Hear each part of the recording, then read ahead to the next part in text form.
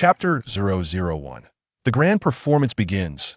In the realm of thought, amidst the lofty heights of the heavens, the sun hangs suspended, surrounded by myriad stars. The gazes of countless powerful beings across the celestial realms converge upon the highest reaches of the sky. There, enshrouded by 8 formidable auras of chaos, stands a man of striking features, his brows like swords, his eyes like stars, exuding an unparalleled majesty that transcends all ages, a true sovereign of heaven and earth. Today, the 9 live celestial sovereign shall ascend to enlightenment, taking his rightful place above the heavens. It is indeed a fortuitous event for humanity.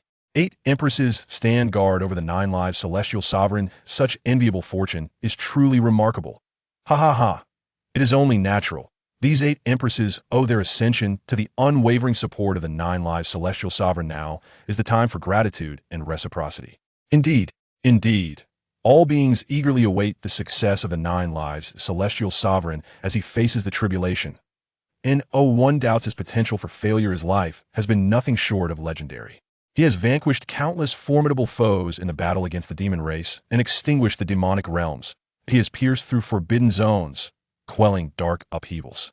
Time and again, he has triumphed over the heavens and the earth, leaving countless prodigies in his wake. He has proven himself invincible among his peers, frequently defeating adversaries far beyond his level. Moreover, he has cultivated the 9 lives undying sutra to a degree that surpasses even its originator, granting him 9 lives. The label of invincibility has been indelibly etched upon Liu Yi since the beginning, resonating in the hearts of all.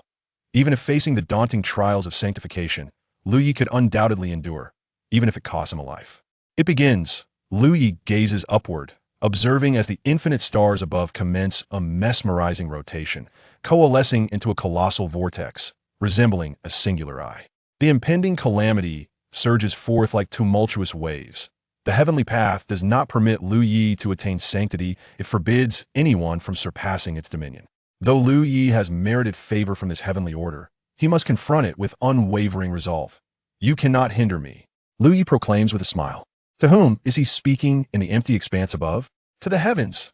Rumbling thunder reverberates. It is the heavens' response to Liu Yi. Ha ha ha. Since you wish to test me, then come forth. Deep down, you know that even if I transcend you, we are still dear friends. In this world, it is only you and I. The calamity clouds gather, amalgamating the entire burden of tribulation from the 9 heavens into a singular great trial. It has begun. It has begun. What kind of great calamity will it be? Let it not be the ancient calamity of ages. The emotions of countless powerful beings swell. The great trial of sanctification is a rare spectacle, one that occurs perhaps once in 10,000 years, a historical moment too. Behold, amidst the clouds of tribulation, a figure materializes, riding a divine dragon and wielding a celestial mirror. It is the ancient celestial sovereign. A gasp of recognition arises. They realize it is the strongest being of the previous era, the ancient celestial sovereign, bearing the ancient mirror, capable of reflecting the past and future, severing the threads of time and causality. Oh no, it truly is the first-ranked ancient calamity. Has the 9 lives celestial sovereign grown so formidable to contend against the imprints of all strong beings who have faced tribulation since time immemorial? What a grand spectacle! The 9 lives celestial sovereign is invincible. Liu Yi, witnessing the manifestation of the ancient celestial sovereign, is momentarily taken aback. Long time no see. Ancient times, the venerable Gutian nodded gently. It has been a long time, my friend.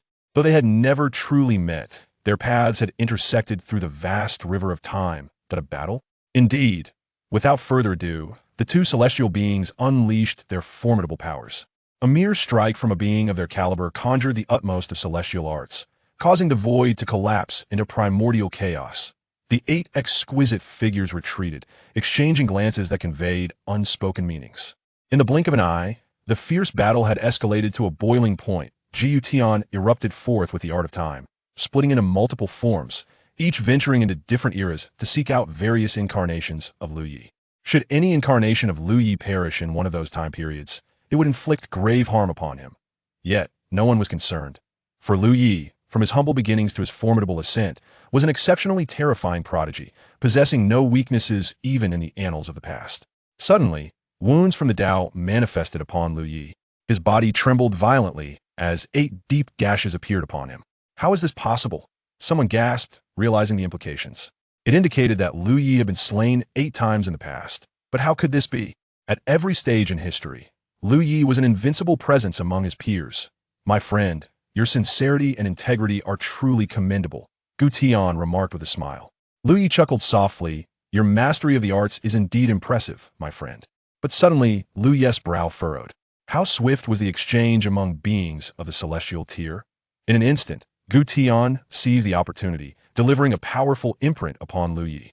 Though Lu Yi's body swayed slightly, he suffered no injury, yet his expression tightened further.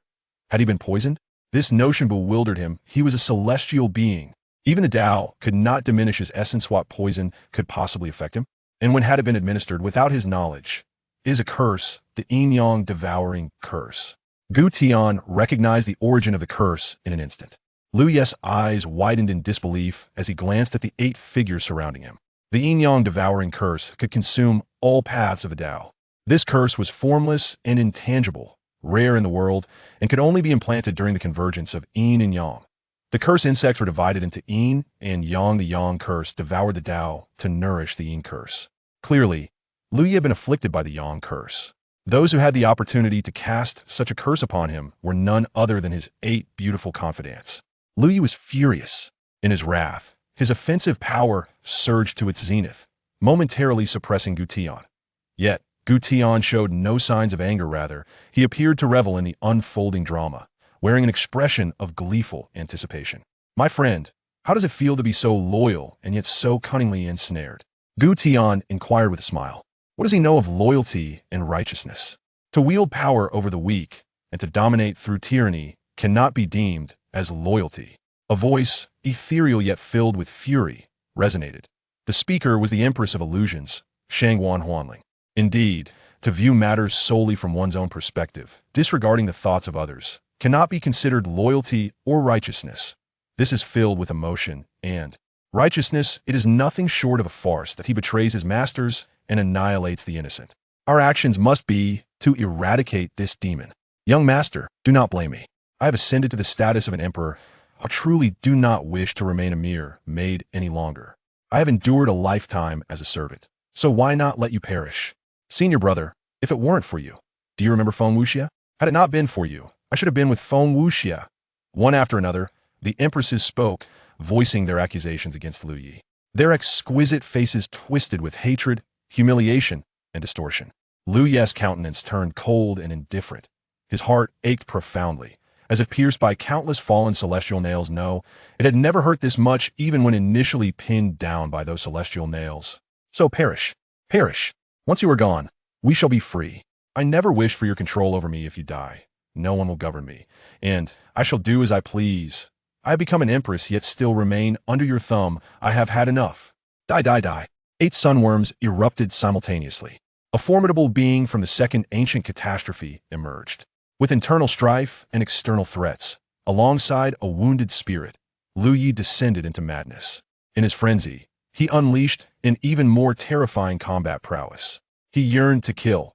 He wished to obliterate these 8 individuals, whose hearts were monstrous and whose minds only harbored malice. He preferred to suffer attacks and injuries rather than refrain from retaliating. Yet, when those 8 women summoned the supreme artifacts he had forged for them, Lu Yi nearly succumbed to rage. Friend, this is not the moment for distraction. Another stunning supreme appeared, unleashing a deadly strike that inflicted grievous wounds upon Lu Yi. His body shattered, and his path was obliterated. Despite Lu Yi's heart being as steadfast as divine iron, the relentless battle proved too ferocious. He fought against all past powerhouses who aspired to attain sanctity. Each was a peak supreme, unparalleled in their era. Moreover, Lu Yi was being incessantly gnawed upon by the yin-yang devouring worms. The surrounding emperors were astonished. How can you 8 treat a supreme in such a manner? They voiced their reproach. Yet, the 8 remained utterly unyielding. One by one, they recounted Lu Yi's malice, each accusation delivered with undeniable conviction. Have you forgotten how the Supreme aided you? Without his assistance, we could have still ascended to emperor. His help was merely to fulfill his own selfish desires. Even with a heart as solid as eternal divine gold, Lu Yi felt a pang of sorrow. It turned out that his kindness was perceived by them as a shackle. He could no longer withstand it. Terrifying supremes descended relentlessly, causing his blood and bones to splatter as his path faded into oblivion. Since survival was no longer an option, he gazed upward at the sky. Old friend, allow me to assist you one last time. His form transformed into a radiant source of light, reaching the pinnacle of sublimation, resonating with all the paths of the universe. Let us perish together. Boundless light pierced through the dark cosmos, hurtling directly toward a shroud of darkness that festered like a malignant tumor upon the barrier of the Nine Heavens. Damn it, 9 lives? Others have harmed you, yet you choose to perish alongside the source of my darkness. Are you out of your mind? Boom. The self-detonation of a celestial being caused a collapse of myriad pathways, shaking the very foundations of the 9 heavens. The shattered silhouette of the ancient celestial sovereign reemerged, yet anyone familiar with him would discern that this was not he. Instead, someone donned his visage. His gaze was indifferent, an indescribable coldness, as if nothing in existence could stir him in the slightest. However, upon witnessing the 9 lives celestial sovereign's self-destruction, dragging along the source of his greatest distress, even his eyes betrayed a flicker of emotion. Old friend, he uttered these 3 words with a voice parched, subtly tinged with sorrow. I shall have them accompany you. With a wave of his hand, the fragmented myriad pathways twisted, and the river of time materialized, coalescing into a vortex. The 8 empresses, devoid of any means to resist, were drawn into the whirlwind together. The grand performance was about to commence. Chapter 2. Rebirth. Countless beams of light converged into 2 lines, entering the eyes of one individual. Liu Ye's body trembled slightly as the world before him transformed into a vivid reality. Master, master, your garments need washing. A little girl, clad in a mint green gown, whimsical yet undeniably a beauty, entered carrying a basin of clothes, her previously joyful voice faltering. Once again, innumerable beams of light coalesced into 2 rays, merging into her eyes. Memories flooded back. They had been reborn many years prior, back when they were still on the first tier of the heavens. Observing the current scene, it was reminiscent of their initial days after entering the Taoist sect. Thud! The washing basin crashed to the ground. Why? How can this be?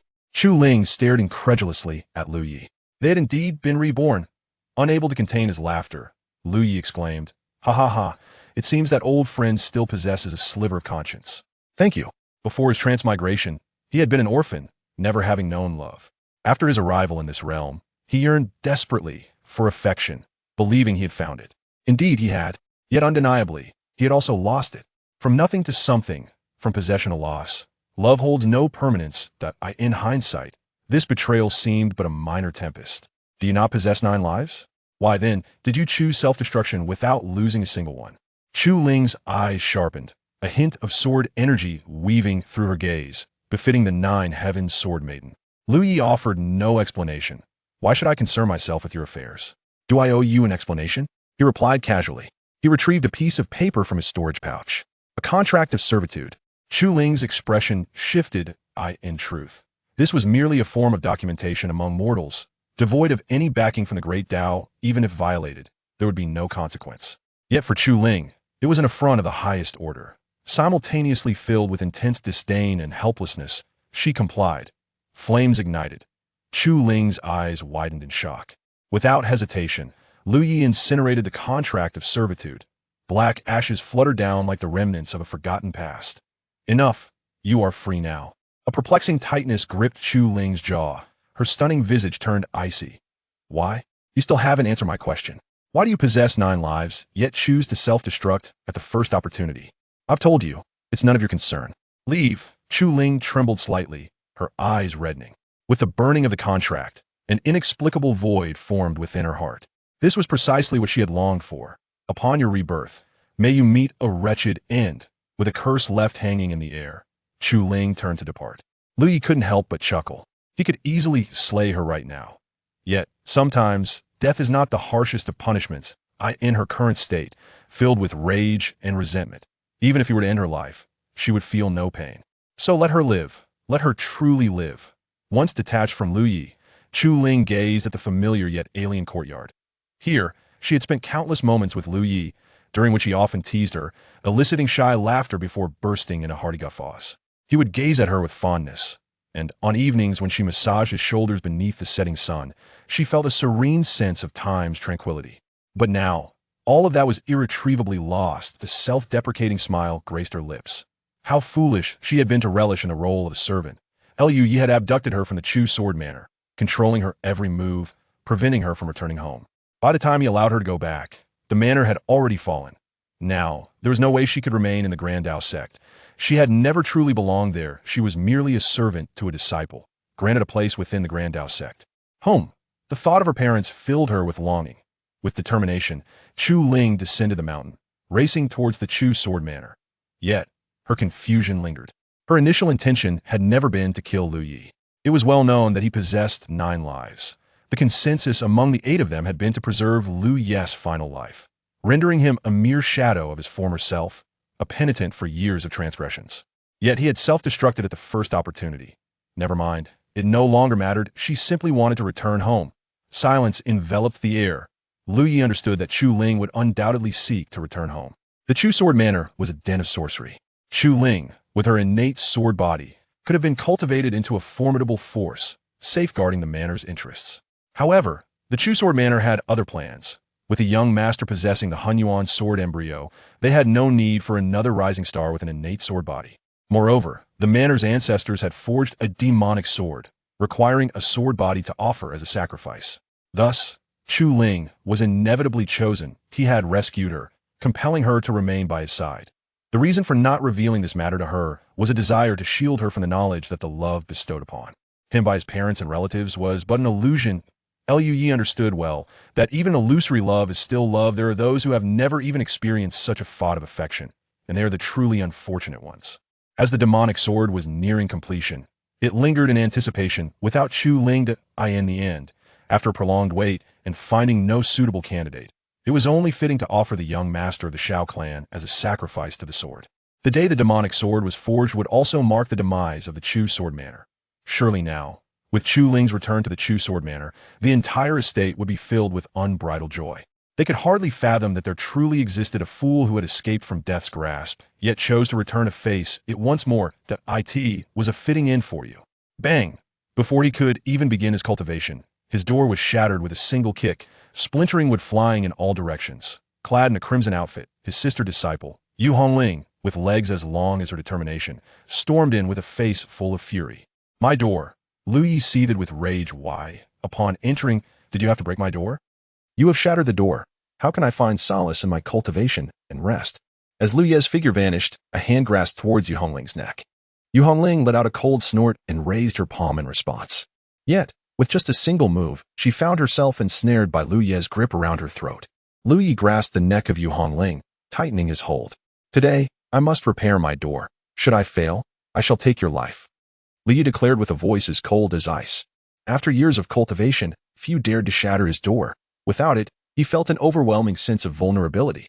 Yu Hongling, with a face full of defiance and her striking oval visage flushed crimson, fixed her gaze firmly upon Liu Yi, displaying no intention of yielding. Liu showed no inclination to release his grip. Strangle her. Strangle the wretched creature. The sensation of suffocation enveloped Yu Hongling, as if her neck were about to snap under Liu Yi's force. The chilling gaze in his eyes invoked a sense of impending death that loomed over her like a relentless nightmare.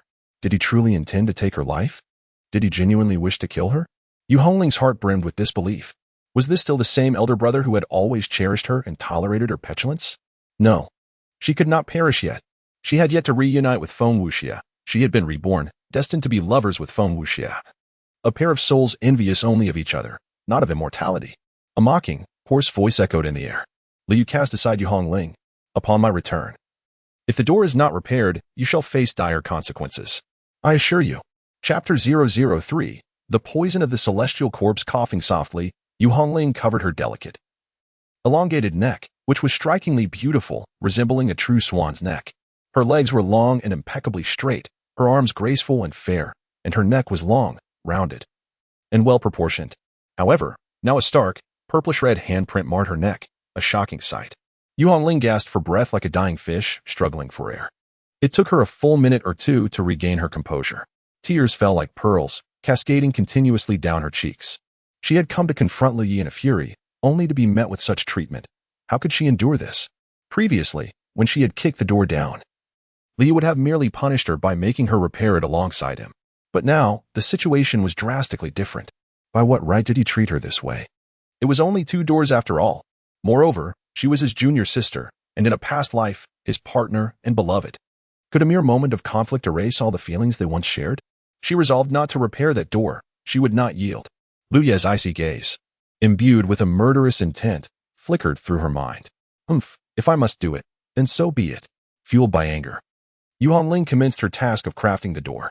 Li sprinted to a secluded location, a place of personal significance where he often practiced his cultivation. On rare occasions, he stumbled upon its breathtaking scenery.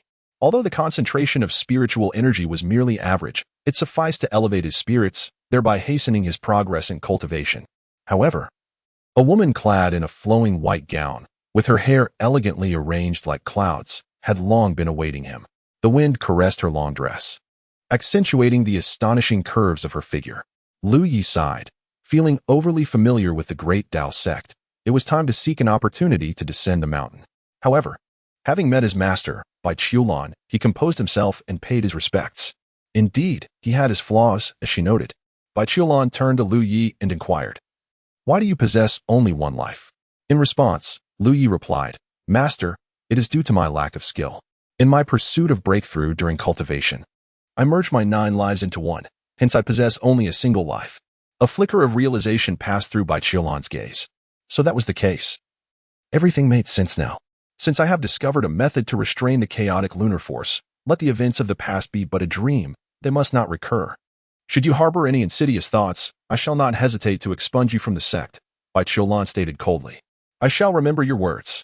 Lu Yi vowed as she departed, her elegance captivating, her skin as fair as snow, with eyes reflecting the autumn waters. The chaotic lunar force, frigid and piercing, birthed a poison that inflicted unbearable suffering.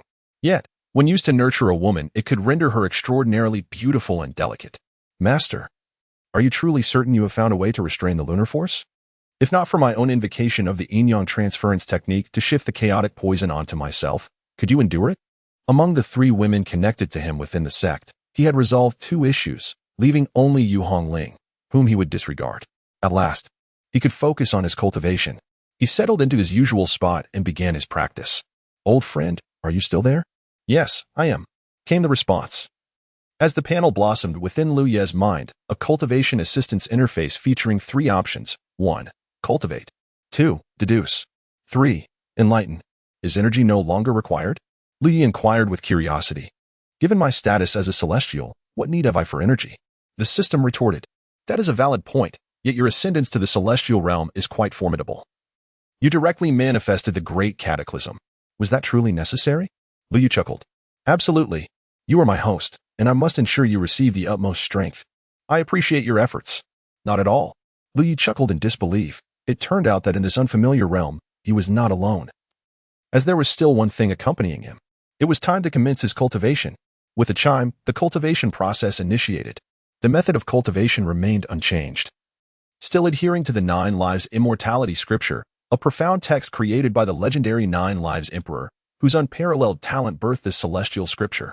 However, Lu Yi surpassed him, extending the scripture to heights beyond its original scope, breaking through the confines of the Emperor's realm to achieve the status of a celestial venerable. The first layer of heaven represents the weakest realm, with its levels delineated as postnatal, innate, chi gathering, essence stand, breaking infancy, refining void, and harmonizing Tao. The first 2 levels are mundane realms, and typically, one begins their journey of cultivation from the chi gathering stage, especially in the esteemed Tao sect of the first layer of heaven. Within the Tao sect, completing the chi gathering stage in 3 months is considered exceptional, while achieving it in 6 months is merely acceptable, given the abundant spiritual energy in the Tao sect. Even a pig placed within its confines for an extended period could potentially evolve into a spiritual pig. As time passed, Lu Yi had recently entered the Tao sect for merely a month, and he had already reached the 5th level of chi gathering. And now, time continued to flow ceaselessly. In 2 days, Lu Yi ascended to the 6th level of chi gathering. In 5 days, he reached the 7th level. On the 11th day, he broke through to the 8th level. By the 15th day, he attained the 9th level. Furthermore, his true chi was abundant and refined, with a foundation more robust than in his previous life. In his last existence, he spent 2 months and 4 days to achieve the completion of chi gathering, astonishing the Tao sect and marking him as a primary candidate for cultivation. He was initially intended to be directly apprenticed to a venerable elder. But Lu Yi declined the offer. Soon, he completed the qi gathering stage. In truth, he could have advanced to the 10th, 11th, or 12th levels. In his previous life, Lu Yi was similarly competitive, breaking through to the 18th level of qi gathering before choosing to utilize a return to origin pill as assistance, ultimately culminating in the formation of a celestial essence dan. The essence dan is categorized from 1 to 9 stars, with 9 stars and above designated as Earth tier. Higher tiers classified as celestial, and above that, the holy tier. This entire classification arises from the relentless competition of various eras. Lu Yi could have condensed the holy origin pill. However, at that time, he was refining the pill alongside Yu Hongling, and since there was only one perfect return pill, Lu Yi graciously offered it to Yu Hongling. Lu Yi did not pause, opting to continue his cultivation. With his innate talent and the wisdom gained from his previous life, he required no medicinal elixirs to assist in the formation of his core. The primordial essence began to take shape within him. Suddenly, a significant portion of his true energy solidified, leaving only half of it to participate in the creation of the core. Lu Yi was taken aback for a moment. Without hesitation, he halted the process of forming his elixir. With a sudden cough, he spat out a mouthful of fresh blood, his breath growing feeble. What could this be? Lu Yi furrowed his brows in confusion. Ding! The poison of the celestial corpse, the system provided the answer. The poison of the celestial corpse. Lu Yi's lips twitched slightly, as if to say, all right, fine, I see how keen you are on my demise. He could hardly fathom the exquisite irony of battling formidable foes while grappling with a sudden paralysis of half of his power during the cataclysmic tribulation. It was indeed the poison concocted by those women. Now, Lu Yi comprehended their curiosity regarding his singular survival despite possessing 9 lives. They sought to extinguish his existence 9 times over. What a profound vendetta this must be. It is often said that a single day of marriage breeds 100 days of affection, and 100 days together is akin to an ocean's depth. Commence the simulation. A chime echoed. Lu Yi recognized that Tian Jiang, a formidable being, was an entity who, despite striving for a second life, had failed and transformed into an immortal corpse. Was this a transient state? A binding rule? A perpetual halving of his energy? While there were methods to unravel this predicament, they were beyond the capabilities of Lu Yi in his current state. Fortunately, he was now in the qi-gathering realm. Half of his true energy could be relinquished. It merely obstructed his meridians, causing considerable discomfort. The simulation must progress towards a feasible solution. Lu Yi gazed at the method, his brow furrowing in contemplation. To transcend the Yuandan realm, one must alter the structure of true qi, transforming it into true essence, thereby dissolving the rules of the toxic stagnation. However, under the current limitation of utilizing only half of his true qi, the Yuandan he could form would barely reach the level of a D-Dan. An idea has emerged. The perfect returning Yuandan. Chapter 004, The Reckless Ghost. The perfect returning Yuandan is exceedingly rare, indeed. Otherwise, he would not have possessed only one such pill, which he had gifted to Yu Hongling. It appears now that he need not offer it to her any longer. Lu Yi rose to his feet, only to hear the auspicious light emanating from within the great Tao sect, accompanied by the ringing of the Tao bell and the resonant cries of spiritual beasts. On the 17th day of the first month, the disciple of the 92nd generation of the great Tao sect, Yu Hongling, achieved perfection in qi gathering, breaking the sect's record. She was awarded a vial of exquisite return to origin elixir, 3 precious artifacts, a quota for true transmission disciples, and the privilege to choose 2 divine abilities. Lu Yi smiled upon hearing the sound. His progress in cultivation was quite remarkable. He had spent a month and 15 days, merely 2 days longer than her. After all, she was a great emperor, and the cultivation of the qi-gathering realm, even with Lu Yi's system and his past life experience as a celestial sovereign, required a significant amount of time. However, the supreme quality returning essence pill? It seemed that Yu Hongling would not find it appealing. He must hasten to acquire that flawless returning essence pill for himself. Moreover, calculating the time, Chu Ling should be returning to the Chu Sword Manor soon. Lu Yi could scarcely fathom the joy that would envelop the members of the Chu Sword Manor upon the return of the long-lost Chu Ling outside the manor. The tattered figure of Chu Ling gazed at the familiar estate in the distance, tears streaming down her face. She was home at last, after countless days and nights spent yearning for her parents and her brother. The warmth of their affection flooded her heart. Since her discovery as a congenital sword body, the lord and lady of the manor had embraced her as their own daughter, showering her with love and care surpassing that of a biological child. Now, she had finally returned. The manor remained as beautiful as it had been when she had departed years ago. a stark contrast to the dilapidated state she had encountered during her previous visit. In this lifetime, she vowed to cultivate diligently, determined to protect the estate and her family. With her heart brimming with excitement, Chu Ling approached the Chu Sword Manor. At that moment, the atmosphere within the manor was tense and solemn. The guards eyed each other warily, their hands firmly gripping their sword hilts, prepared for any sudden betrayal. The discord within the manor escalated with each passing day, all stemming from the vexatious disappearance of a certain maid. This absence had drawn the ancestral gaze of the elder towards the young master, and with only one son to the lord and lady, they could not permit the elder to forge a sword. Thus, a conflict between the lord and the elder began to unfold. As the sword forging reached a critical juncture, the discord intensified further. The guards, divided between the elder's faction and the lord's, sensed that a great battle was imminent. The storm was brewing. At that moment, the ragged Chu Ling stood outside the gates. What beggar dares to approach the Chu Sword Manor? Leave at once, barked a guard named Chu Si, whose kind heart compelled him to shield others from the brewing strife. I am no beggar. I am the young lady, Chu Ling, she exclaimed with excitement. The 4 guards at the entrance were taken aback. Who are you? I am Chu Ling. You. The guard's eyes widened in disbelief. No, you escaped from the den of evil. How can you return with such a radiant smile? Are you out of your mind?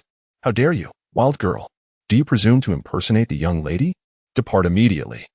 Or face my wrath. Chu Si drew his sword, his voice booming with anger. The 3 guards turned their gazes towards Chu Si, their expression shifting to one of danger. Chu Si, do you not remember me? I am Chu Ling. You used to carry me when I was a child and treat me to delicious food. Have you forgotten? I have only just left. Look at my face. Chu Ling has returned. Suddenly, a guard dashed into the Chu Sword Manor, summoning all his strength to shout. Chu Ling has returned. The congenital sword body, Chu Ling, has returned. Ancestor, Chu Ling has returned. Instantly, a surge of energy erupted from the Chu Sword Manor, and the countenances of all who heard the news changed dramatically as they hurriedly rushed over. Chu Si looked at Chu Ling, his face brimming with joy. Yet he could not help but close his eyes in a moment of pained reflection. This person. Boom. A figure clad in a brocade robe left deep footprints upon the bluestone ground with each step, and as he approached the entrance, he stumbled slightly, almost falling to the ground. Chu Ling gasped in surprise. However, the figure steadied himself and swiftly embraced Chu Ling. Linger, you have returned. How I have longed for you. His joy was palpable, causing his body to tremble, and his fierce eyes glistened with tears. This was Chu Xiong Tian, the lord of Chu Sword Manor. Linger. Another exclamation came forth as the lady of the manor, Xing Shuiyu, rushed out to join in the embrace. You wretched girl, where have you been all this time? Not a word from you. Do you have any idea how worried we have been? I'm so sorry. I was taken to the Grand Dao sect, and they forbade me from contacting you. I have now managed to escape. And I promise I will never leave you again, father and mother. Chu Ling's emotions were equally intense. In the warmth of her parents' embrace, she felt an unprecedented sense of comfort. Chu Shifei, the young master of Chu Sword Manor, gazed at the returning Chu Ling, his expression one of disbelief. Unable to contain himself, he slapped his own face. It hurt. At that moment, his legs felt weak. She has returned. How wonderful it is that the scapegoat has come back. He had nearly met his end. Outside the Grand Dao sect, after receiving words of commendation from the Grand Dao sect, Liu chose to depart. His destination was an ancient tomb situated over 1,000 kilometers to the west of the Grand Dao sect. The tomb had yet to be revealed to the world, anticipated to emerge after a month when a fortuitous battle would trigger the array guarding it, allowing it to be unveiled. Within lay the burial site of a formidable void refinement expert, steeped in antiquity. The most precious relics contained therein were the fragments of the 9 lives immortal scripture and the perfect return pill. All other artifacts had succumbed to the ravages of time, leaving only these 2 treasures preserved. With unwavering resolve, Liu traversed the distance in 2 days. The tomb was protected by an array, albeit a dilapidated one. Even if it had been intact, it would pose no barrier to Liu Yi. With measured steps, he advanced, and his figure vanished. Almost 10 minutes later, the silhouette of Yu Hongling appeared, solitary and resolute. She dared not divulge the news of the perfect return pill to anyone else. For many, such a pill might not hold great value, even deemed useless. Yet for her family, with a younger generation on the cusp of forming their cores, its worth was incalculable. She too effortlessly penetrated the array. However, upon entry, her expression shifted. Had someone entered before her? Who could it be? She hastened deeper into the tomb, For someone of her past life, a sovereign of the Emperor realm, there was little that could withstand the traps laid by a void refinement expert, especially after the erosion of time. Suddenly, her progress faltered. She found herself ensnared. With a swift strike of her palm, she aimed at the void ahead, causing it to shudder slightly.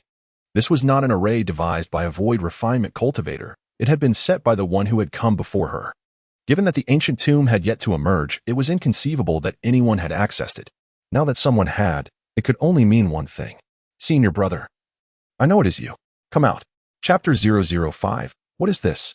Silence reigned. No one responded to Yu Hongling. 3 days later, she returned to the Grand Dao sect in a flurry, heading straight for Lu Ye's residence. At this moment, Liu was preparing to condense his elixir. Yu Hongling, lifting her foot, was poised to kick the door open. However, upon gazing at the door she had painstakingly crafted, she ultimately refrained from doing so. Nevertheless, it was evident that she lacked decorum, as she did not knock but instead pushed the door open. Bang! As Yu Hongling forcefully opened the door, a fist came hurtling towards her. She responded with remarkable swiftness, hastily raising her guard. Yet, her body was still sent flying backward, her internal energy surging violently, and her complexion flushed. The door closed behind her. Lu Yi. In her fury, Yu Hongling abandoned the honorifics and called out Lu Ye's name directly. Lu Yi chose to ignore her. This habit of entering without seeking permission had always annoyed him in the past, yet he chose to tolerate it. There were times when, in the midst of a profound exchange with others, she would barge in uninvited, compelling everyone to engage with her. This flaw of hers had never been rectified. And now, who do you think you are? Yu Hongling took a deep breath, reminding herself to remain calm. One must teach others what they do not know. Matters should be addressed promptly.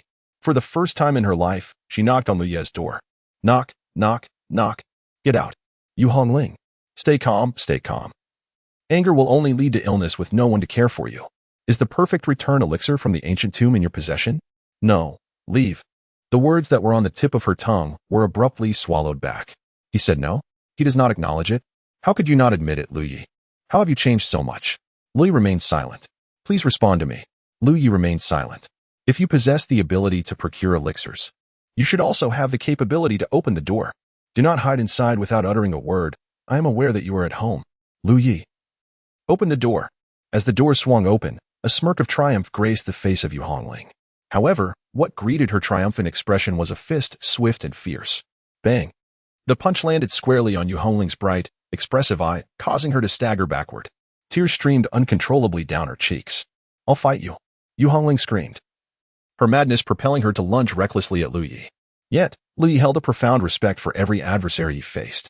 Come, attack me, and then meet your demise. A white figure gracefully descended, intercepting Yu Hongling's reckless charge.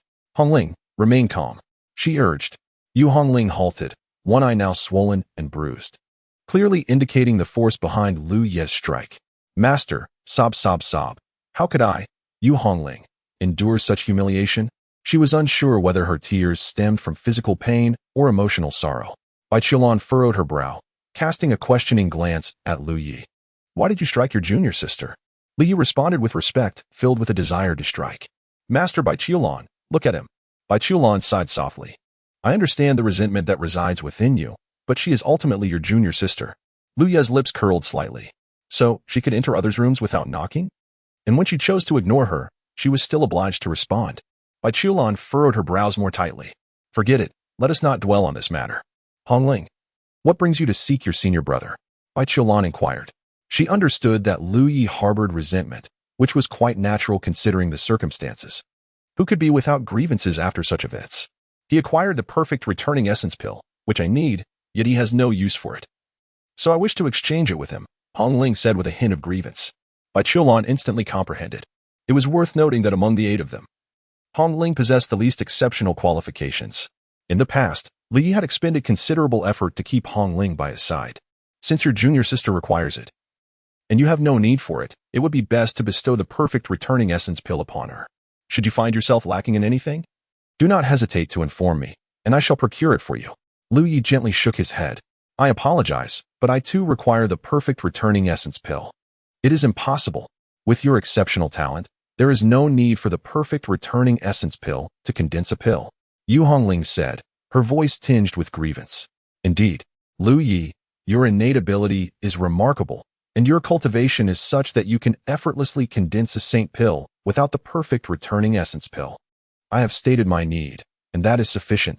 Do not bother me with trivialities. Lu Yi replied impatiently, turning to leave. Lu Yi, do you truly believe that without the perfect returning essence pill, I cannot refine a saint-grade pill? Yu Hongling was on the verge of exploding. Lu Yi paused momentarily before turning around. In his hand appeared the perfect return pill. Both Yu Hongling and Bai Qiulan were taken aback, particularly Bai Qiulan, who felt a sense of teachability in him. Then, Lu Yu opened his mouth and, in the presence of both, directly consumed the perfect return pill. He turned and departed. What on earth? Both Bai Qiulan and Yu Hongling were left in stunned silence. Bang! The door slammed shut with a resounding thud. The two remained silent. It turned out he was not as they had perceived. Bai Qiulan attempted to comprehend Lu Yi, for they had indeed wronged him. But it was also true that he had erred first. Now, with a chance to start anew, wouldn't it be better to set everything back on track? Was it truly necessary to be so heartless? Yu Hongling nearly bit down hard enough to shatter her pristine white teeth. I refuse to believe that without the perfect return pill, I cannot condense the holy pill. I shall indeed condense the holy pill and strike your face hard. Yu Hongling shouted towards Lu Ye's room. Li paid her no mind, for he had already begun to refine his elixir. Bai Qiulan watched as Yu Hongling stormed away in a huff, suddenly feeling an icy chill envelop her. Had the temperature dropped? She looked up at the sky, where the sun shone brilliantly. The breakthrough was successful. Indeed, a saint-grade elixir. This indicated that he was rectifying the flaw of not having reached the peak in his initial step. Cultivation is akin to constructing a towering edifice. Every step is of utmost significance. Any defect at this stage would be magnified as the structure ascends. In his previous path of cultivation, he had endured countless hardships due to this initial flaw, and despite trying myriad methods, he could not rectify it. This was why Liu now possessed such confidence in his elixir refinement. He had truly simulated the process countless times. Following the breakthrough, he continued his rigorous training, and his strength began to soar. In 4 days, he advanced to the second layer of the elixir. In 16 days, he reached the third layer.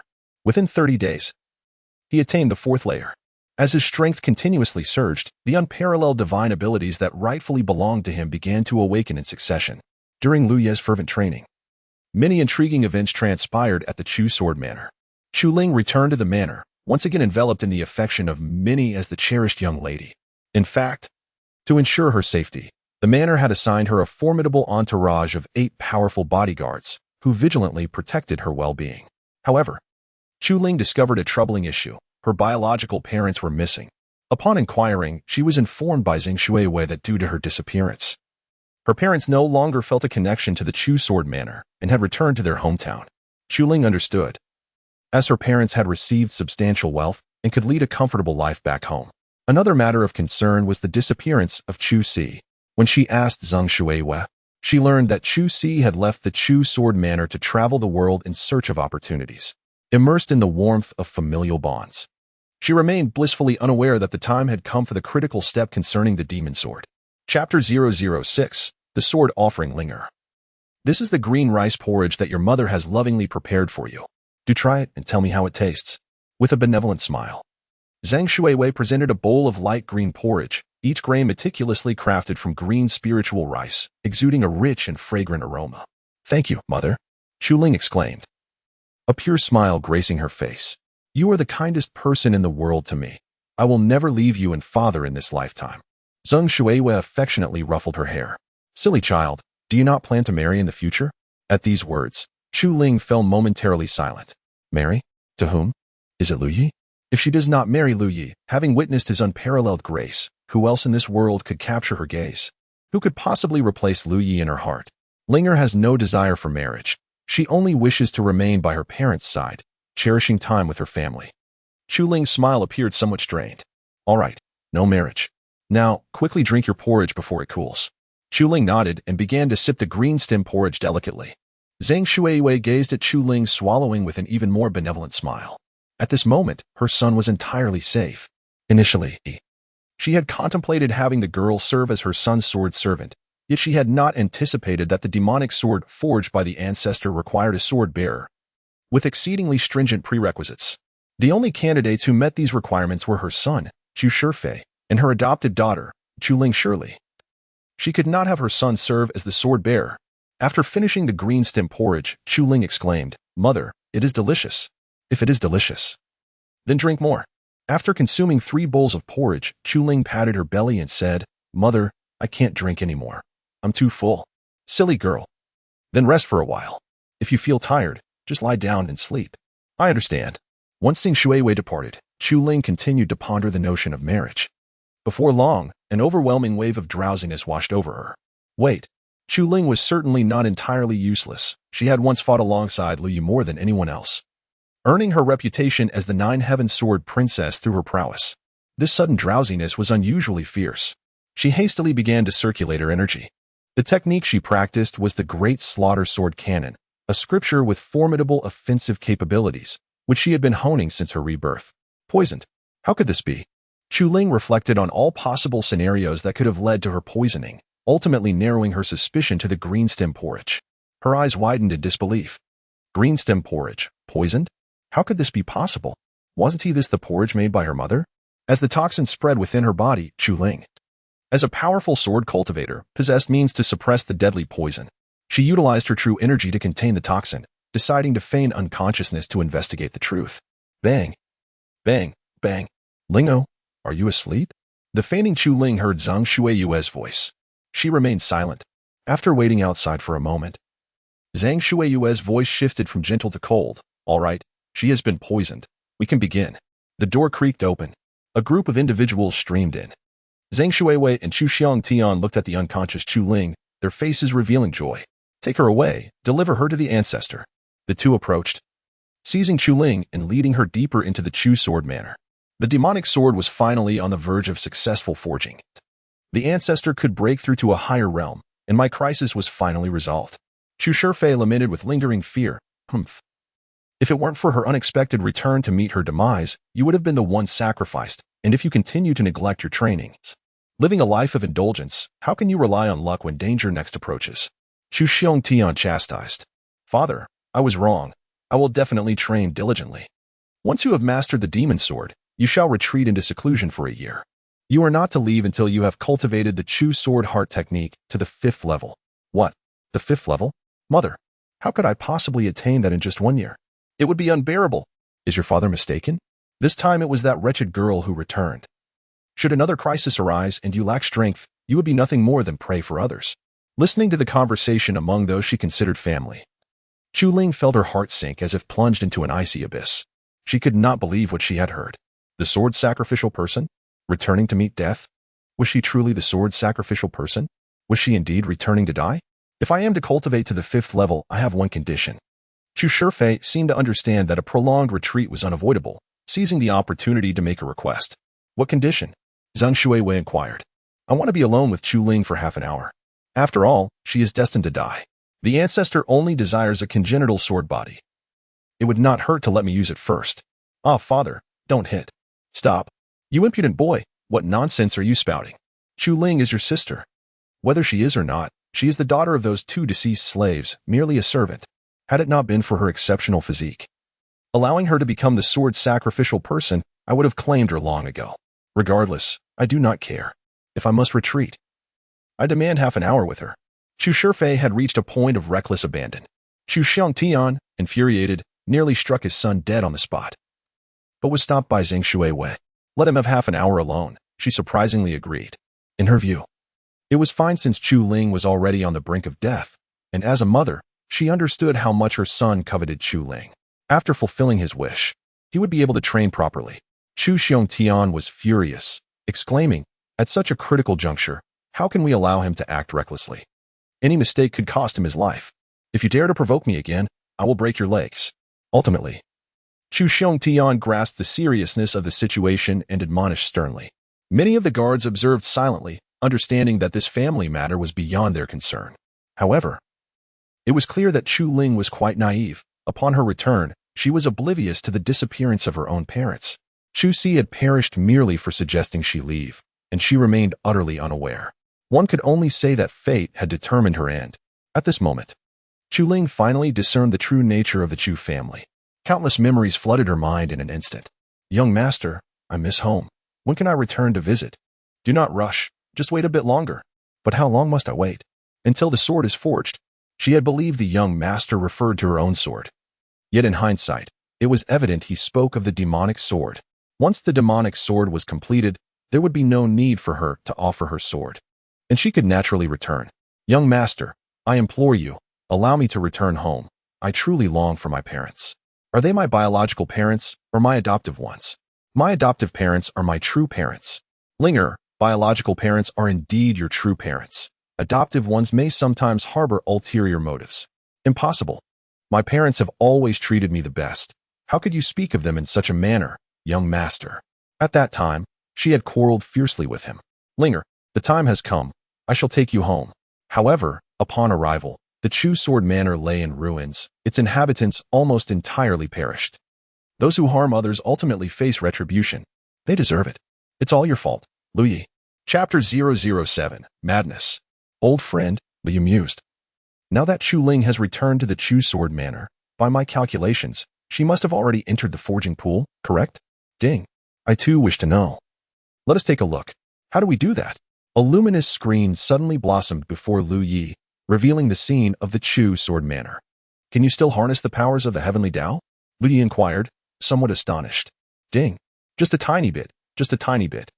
As Lu Yi gazed upon the scene within the luminous screen, he witnessed Chu Ling being escorted towards the back mountain. This shimmering display not only presented images but also conveyed sounds.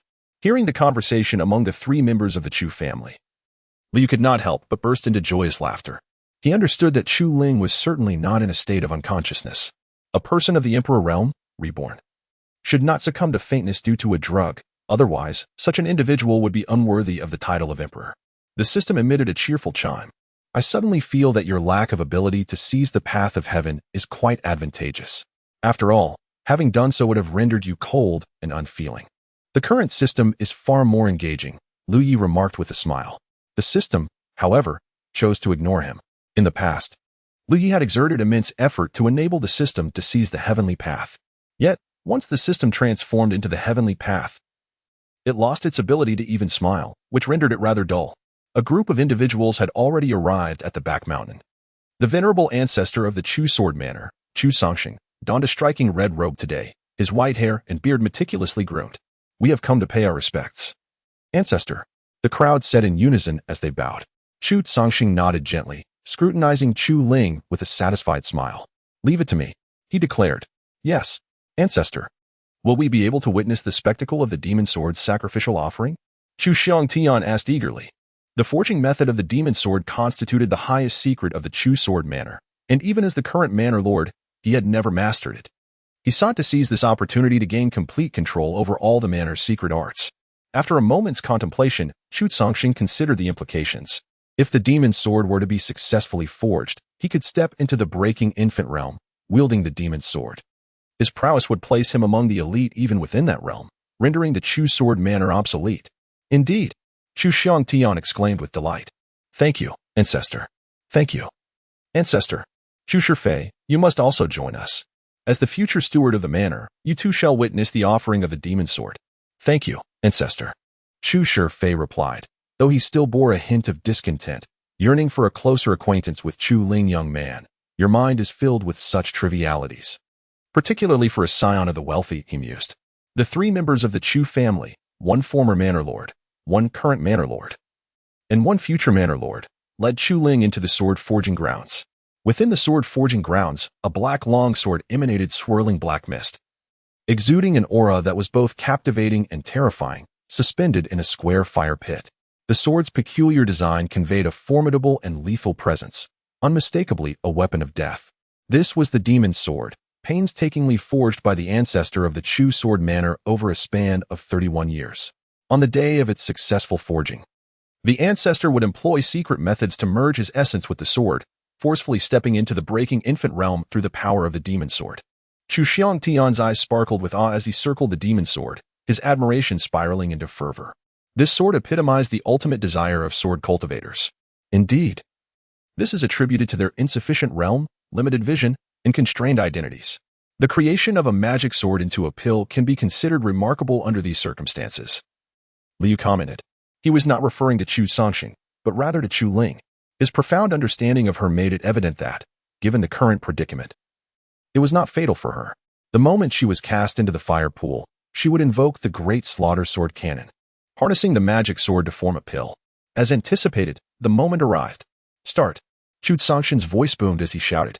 With his hands forming seals, countless resonant sounds erupted, and 1,000 bloodied long swords that had been prepared surged into the air, transforming into a torrent, plunging into the fire pool in succession.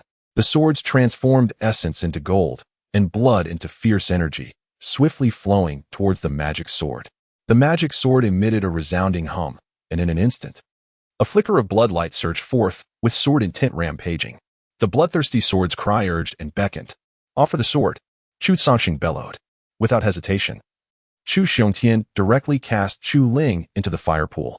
In that fleeting moment, Chu Ling opened her eyes, her hands forming seals, her sword heart illuminated. She spat out a mouthful of essence blood, which fell upon the magic sword. The sword's cry abruptly ceased as Chu Ling became enveloped in charred blackness, her body marred by severe burns, presenting an almost unrecognizable visage. Yet, she traversed the fire pool, grasping the magic sword firmly. Form a pill. Kill. The sword intent erupted, and Chu Ling let out an enraged and hoarse shout. With a single strike, her sword aimed to take a life. The sword light exploded, transforming into a cataclysmic strike ensconced in flames and hatred, directed towards Chu Songshan. He was taken aback in shock. How is this possible? He yelled, producing a golden jade sword, and immediately clashed the two swords together. Clang! The golden jade sword shattered. Chu Songshan's body was instantly pierced by the sword light. Another flash of sword light passed, and a severed head rolled away. Chu Ling, charred and almost indistinguishable as a person, bore a terrifying layer of black scabs. She turned back, her eyes filled with deep resentment as she fixed her gaze upon the Chu family father and son. Why? I regarded you as my closest kin. One my father, the other my brother. Why have you treated me this way? Chu Ling's voice rang out sharply. At that moment, both were rendered speechless. How could it be so swift? A being they considered a waste material, Chu Ling, had actually slain the ancestor with a single sword strike? That was the pinnacle of the Yuandan realm. Chu Ling, how could you possibly be this powerful?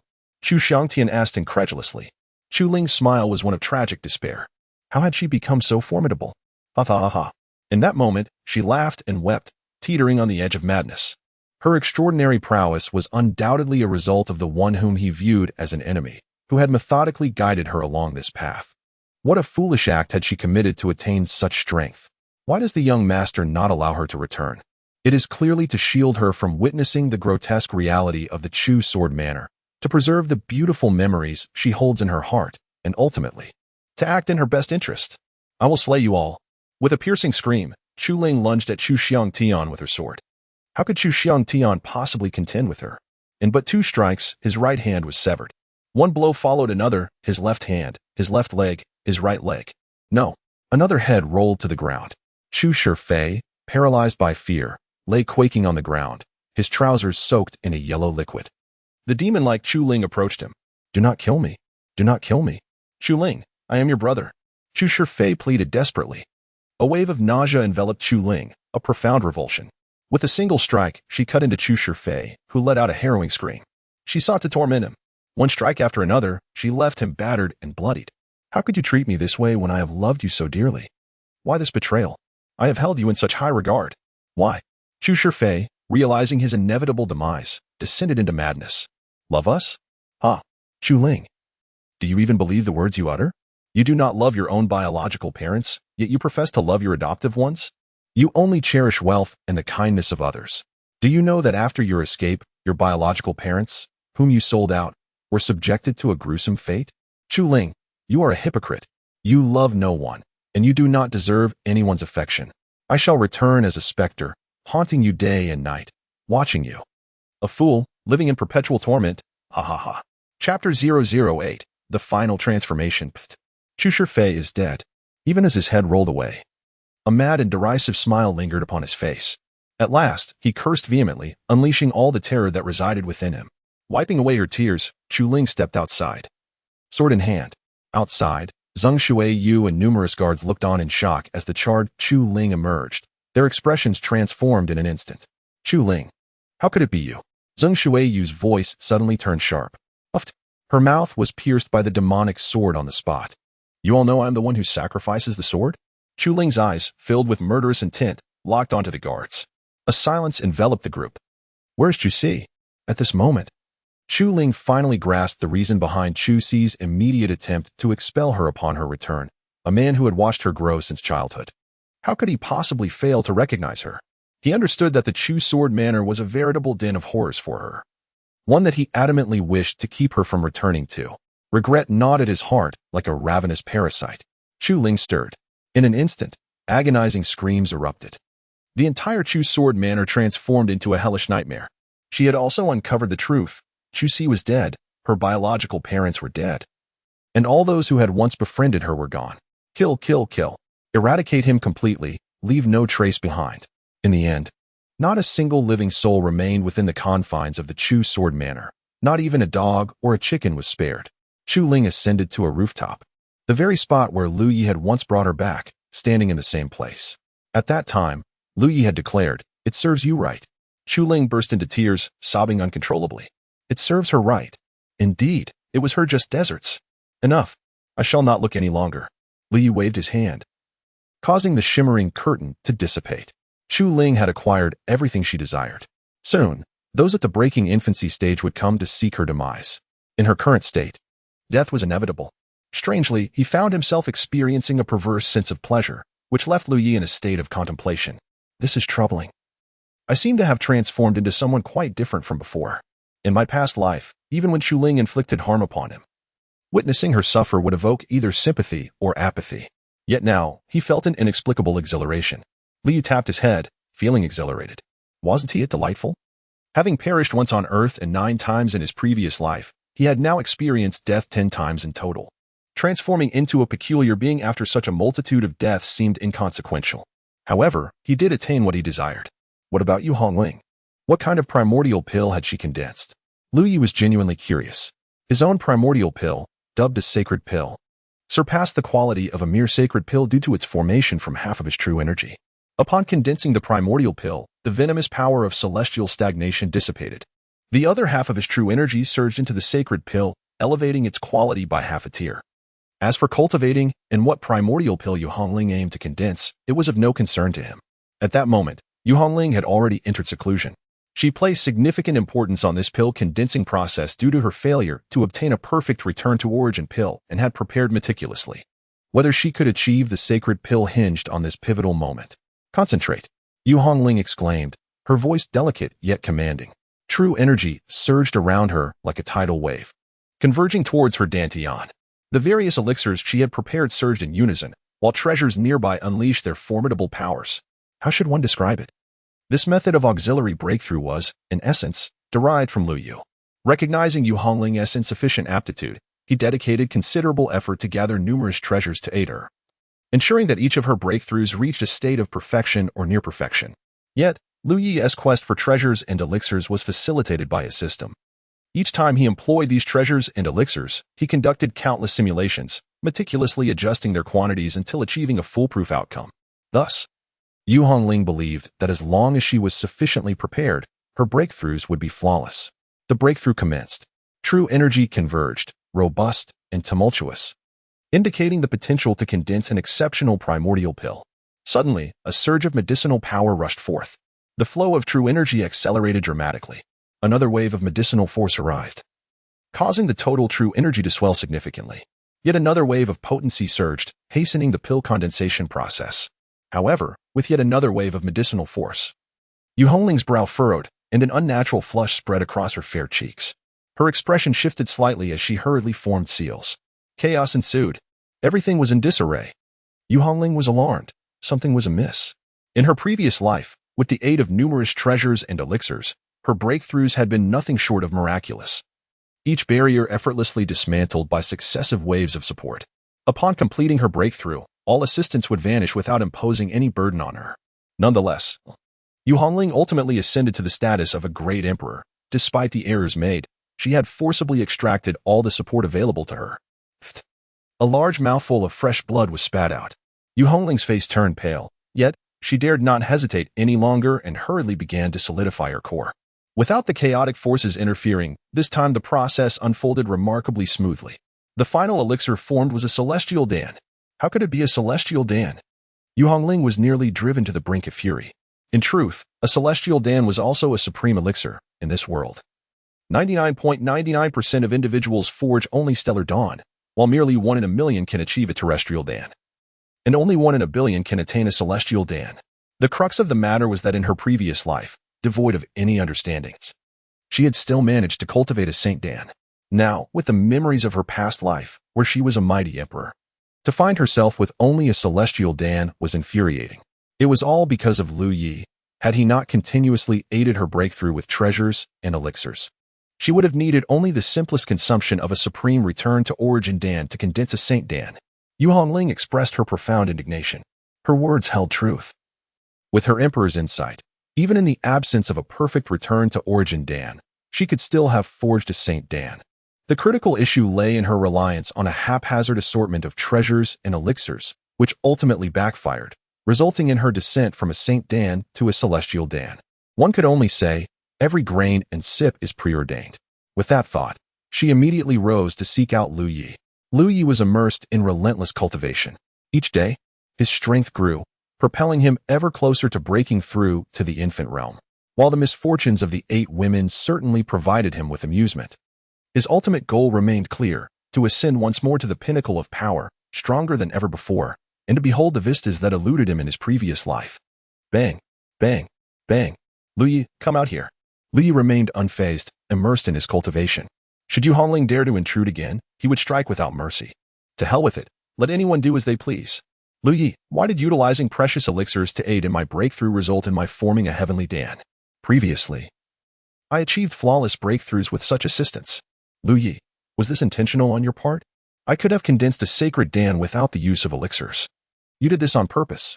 You are truly a petty individual, a thoroughly despicable one. I once was. Chapter 009. Do you recognize me? Lu Yi understands Yu Hongling very well. The greatest source of her anguish has never been the physical blows or harsh words directed at her, whether struck or scolded. Her resilient nature refuses to succumb to defeat. Of course, it is also possible that the strikes have not been severe enough. However, Lu Yi has come to realize that ignoring Yu Hongling only exacerbates her distress. The feeling of having pent-up fury without an outlet is sufficient to drive her to the brink of despair.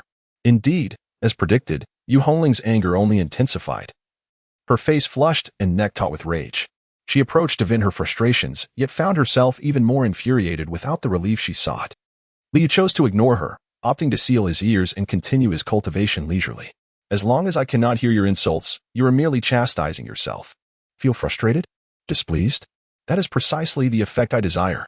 Bai Qiulan hurried over, observing the near exasperation of Yu Hongling, her brows furrowing once more. Hongling, cease your tirade. Bai Qiulan implored.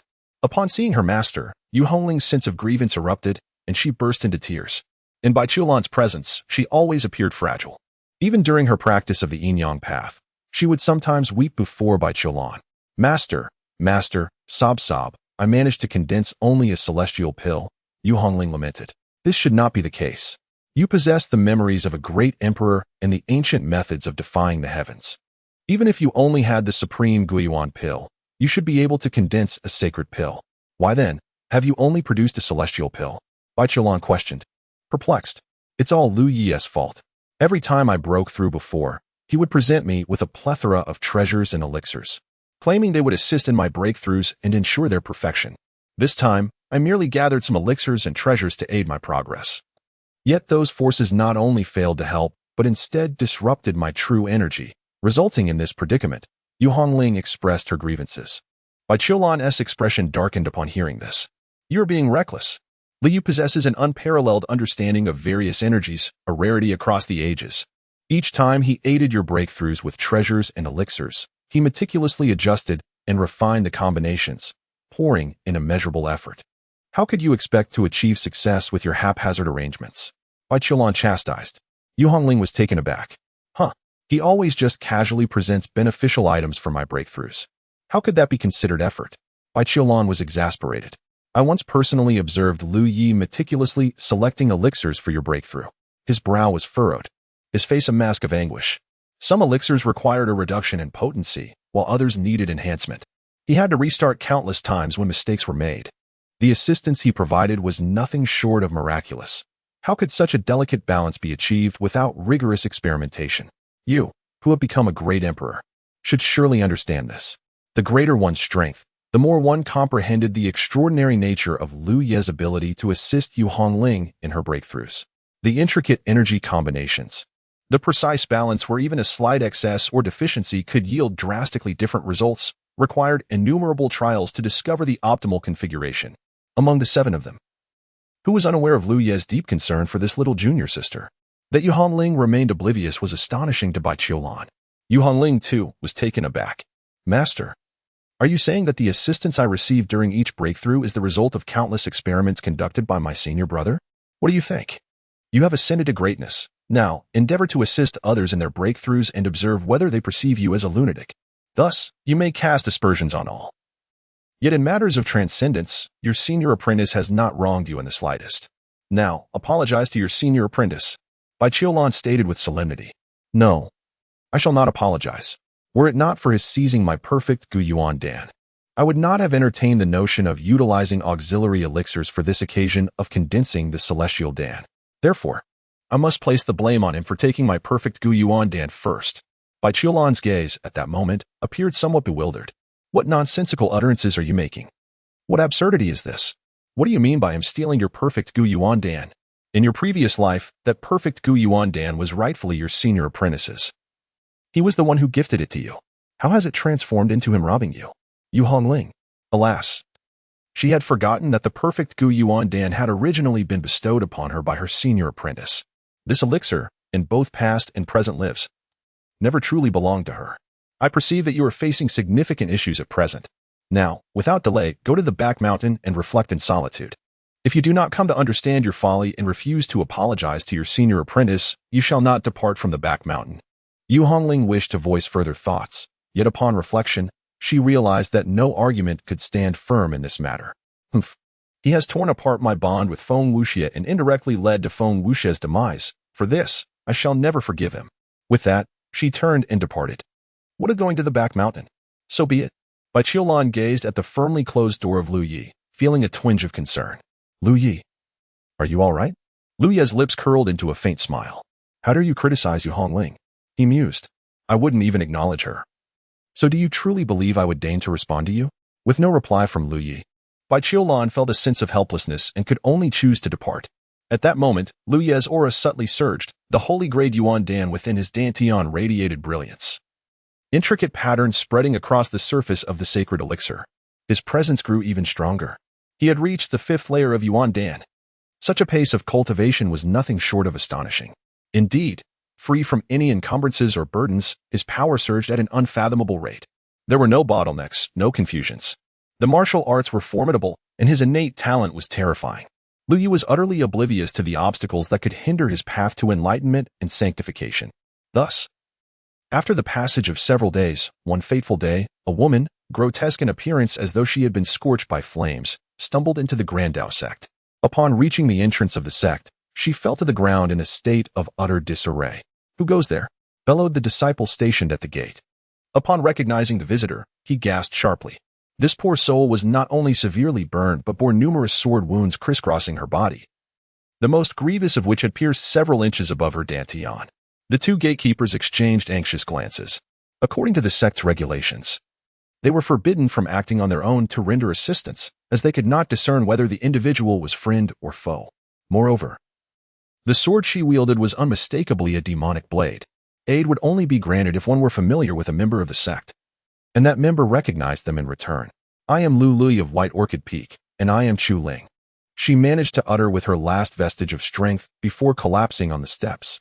At that moment, a figure soared into view, garbed in flowing robes, exuding an extraordinary aura. However, he too bore traces of blood, and his gaze was filled with a chilling intensity. Upon sighting the entrance of the Grandao sect, a flicker of trepidation crossed his eyes, yet he was not entirely daunted. Fellow cultivator, I have pursued this wretch here, and it is not my intention to offend the majesty of the Grandao sect. I demand you allow me to take her away. Boomed the formidable figure known as Master Li Jian. With that proclamation, he reached for Chu Ling Clang. A sword was thrust into the ground 3 meters before Master Li Jian. Not so fast. She has invoked the name of our sect. I must inquire with our members. Should they not recognize her, only then may you take her away," spoke the disciple of the Grand Tao sect. Chapter 010. Unfamiliar faces. The mountain winds whisked away the drifting clouds. Master Li Jian was consumed by impatience. He deemed the woman to be utterly deranged. He had long been aware that the Chu sword manor was forging demonic swords, and such blades were of paramount importance to him. Yet, on the day the demonic sword was completed, he had been momentarily delayed by other matters. However, given his prowess, he believed that a brief postponement would be inconsequential. For in his eyes, the entire Chu sword manor was no more significant than ants. To his astonishment, upon arriving at Chu sword manor, he was greeted by a scene of carnage. A woman stood atop the roof, clutching a demonic sword, alternating between laughter and tears. Behaving as if she had lost her sanity, she repeatedly lamented, I was wrong, as though she were not merely mad. He struck her with a sword. She did not flinch or evade. He struck again, yet still, she remained unyielding. It seemed this wretched creature was intent on courting death. The esteemed Master Li Jian found himself rather bored and contemplated ending the life of the woman before him, intending to depart with the enchanted sword. This sword seemed to exist in a peculiar state. It was both refined and yet diverged from the records of the Chu sword manor. However, it mattered little. For as long as it was a demonic sword, that sufficed. He never anticipated that the woman, who had seemingly resigned herself to death, would suddenly ignite with a fierce will to live, unleashing an explosive surge of power. This eruption startled Master Li Jian greatly. The sheer ferocity of her sword intent and the mastery of her technique were formidable. How could a mere novice at the Dan formation stage contend with him using such terrifying swordsmanship? This revelation filled him with unexpected delight. Could it be that the infinite celestial lord had bestowed upon him a fortuitous discovery? This woman, merely at the Yuan Dan realm, possessed such extraordinary sword skills, undoubtedly. She harbored monumental secrets. Yet, before he could ponder further, the woman fled, muttering to herself about seeking atonement as she dashed away at an astonishing speed. In pursuit, Master Li Jian found himself at the gates of the Grand Tao sect. Fellow Taoists, he called, this fiend has ruthlessly slaughtered 193 souls from the mortal realm, including both chickens and dogs, all in the name of forging a demonic sword. How can such a villain be allowed to roam free in the presence of the Grand Tao sect, a paragon of righteousness? Should I take her into custody? He proposed with a smile. The gatekeeping disciples chuckled lightly. There is no need to drape the Grand Tao sect in your flattering rhetoric. We are neither wholly righteous nor entirely wicked, and it is not for a mere practitioner of the infant realm to judge us. Wait here. If those within do not recognize her, you may take her. If they do, you can depart on your own. This was the unwavering confidence of the Grand Tao sect. Though the two gatekeepers were merely at the Yuan dance stage, even a practitioner of the infant realm had to stand respectfully before the gates. Master Li Jian, reprimanded, dared not show his displeasure. He could only smile and silently hope that those inside did not recognize the deranged woman. Soon, news reached by Lon Peak. Knock, knock, knock. Is Junior Brother Li there? A woman has collapsed at the mountain gate, pursued and gravely injured. She claims her name is Chu Ling. Do you know her? If you do, then please save her. If not, let others take her away. Lu Yu was taken aback by the revelation. Chu Ling? She is still alive? Unfamiliar. Understood. Farewell. The disciple hurriedly departed. Suddenly, Bai Qiulan appeared, her eyes wide with disbelief as she gazed towards Lu Ye's room. To witness her demise and remain indifferent? It was none other than Chu Ling. This was indeed Chu Ling. No, he would not save her, but she could not stand idly by and watch her perish. Despite being rivals in love, in light of their past intimacy, she could not allow such a fate to befall her. In an instant, Bai Qiulan vanished from sight. The disciple moved with remarkable speed, departing while simultaneously utilizing a communication stone. Senior brother, it has been confirmed that junior brother Lu Yi does not recognize her. The gatekeeper disciple nodded in acknowledgement, understanding the implication. Since there was no familiarity, there was no value in offering protection. He turned his gaze towards the master of the sword, Li Jian. Take her away. Do not tarnish the sanctity of the Dao sect. The master of the sword beamed with delight, a smile spreading across his face as he nodded repeatedly. Rest assured, I shall promptly escort her away. My apologies for the disturbance. He reached out to seize Chu Ling, but just as his hand was mere inches away, a blast of icy blue energy surged forth, striking directly at the master of the sword. The master reacted swiftly, hastily defending himself. He then froze in his defensive posture. This was no jest. Bai Qiulan possessed the strength of the void refinement realm, coupled with her tying power and her rebirth, against a mere rogue cultivator. Even a fellow practitioner of the same rank would likely be dispatched in an instant. I have encountered Bai Shu. The gatekeeper disciple promptly saluted upon seeing Bai Qiulan. Bai Qiulan nodded gently, instructing, "You may handle the body, but I intend to take this person back to the sect." The gatekeeper disciple dared not oppose Bai Qiulan and hastily acquiesced. Observing Chu Ling's current state, Bai Qiulan could not help but gasp in shock.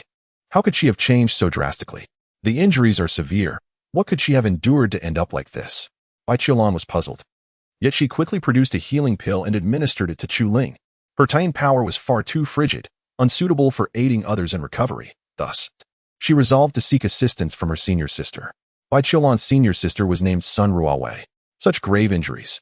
Sun Ruowei was equally taken aback, promptly beginning her examination, her expressions shifting with astonishment.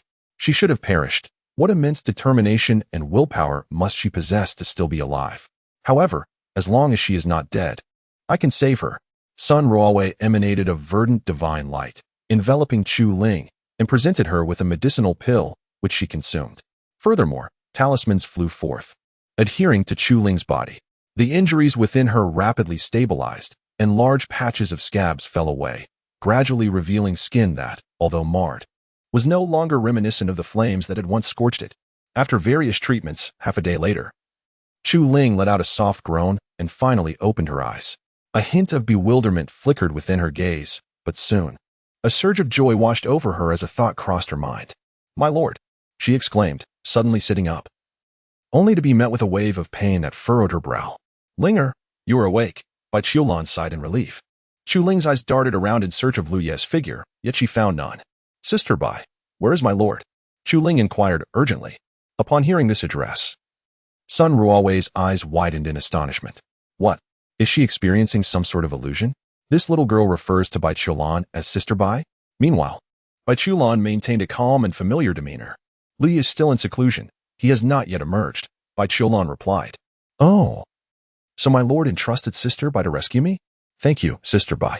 I must find my lord," Chu Ling declared, attempting to rise from the bed. Bai Qiulan stopped her, stating, "I have already told you, he is in seclusion. Your priority now is to recuperate. Once your injuries have healed, you may seek him out. Perhaps he will have emerged by then." Chu Ling gently bit her lip. Then, could Sister Bai perhaps convey my apologies to my lord?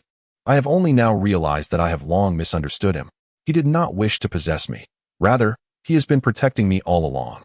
Perhaps others have misjudged him as well. He truly is not that kind of person. At this, Sun Ruowei appeared to be struck by a profound shock. Retreating step by step, her eyes wide with disbelief. Good heavens! What frightful revelation have I just heard? What do you mean by we? Who does we refer to? Chapter 011. The intrigue in the melon field. Bai Qiulan noticed the horror reflected in Sun Ruowei's eyes and felt a tinge of embarrassment within herself. Logically speaking, a maid like Chu Ling should never be able to address Bai Qiulan as sister. However, under certain circumstances, titles can take on peculiar forms. Terms of endearment such as good husband, good brother, my lady, and sister are not uncommon. Chu Ling's use of sister for Bai Qiulan arose from an instance when they found themselves together, leading to a spontaneous exchange of sisterly titles. Given that they were now in close quarters and their strengths were relatively comparable, as they both sailed on the same treacherous ship of Lu Yi, Bai Qiulan chose not to correct this form of address. Yet, at this very moment, it was entirely inappropriate for Chu Ling to call her sister. Their statuses were worlds apart. One was the youngest and most gifted elder of the Dao sect, poised to compete for the position of sect leader were it not for her disinterest, while the other was a wandering cultivator, nearly at the initial stage of forming a core. To hear her referred to as a servant was simply unacceptable. At that moment, Sun Ruowei felt as though she was overwhelmed by an intoxicating fragrance of melons, sweet and crisp. It was well known that Bai Qiulan was the renowned ice-cold beauty of the Dao sect, and during her initiation, suitors flocked to her like fish crossing a river. Among these admirers was even the sect leader, who had publicly declared that if one were to seek a partner, it should be someone as extraordinary and independent as Bai Qiulan. "Ruowei, please step outside. I have a few words to exchange with her," Bai Qiulan said, casting a glance at Sun Ruowei. "What? This is my Dao Academy." Sun Ruowei was reluctant to leave. Her ears were perked up, akin to antennas, and being asked to depart was more distressing than a death sentence. Bai Qiulan shot her a sidelong glance. With a sigh, Sun Ruawei acknowledged her senior's lingering authority and reluctantly left the room, turning back several times. The door remained ajar. She did not close it. Bai Qiulan gently shook her head and waved her hand to shut the door. Sun Ruawei pressed her body against the door, straining to catch the thrilling conversation within. A soundproof barrier erupted into existence.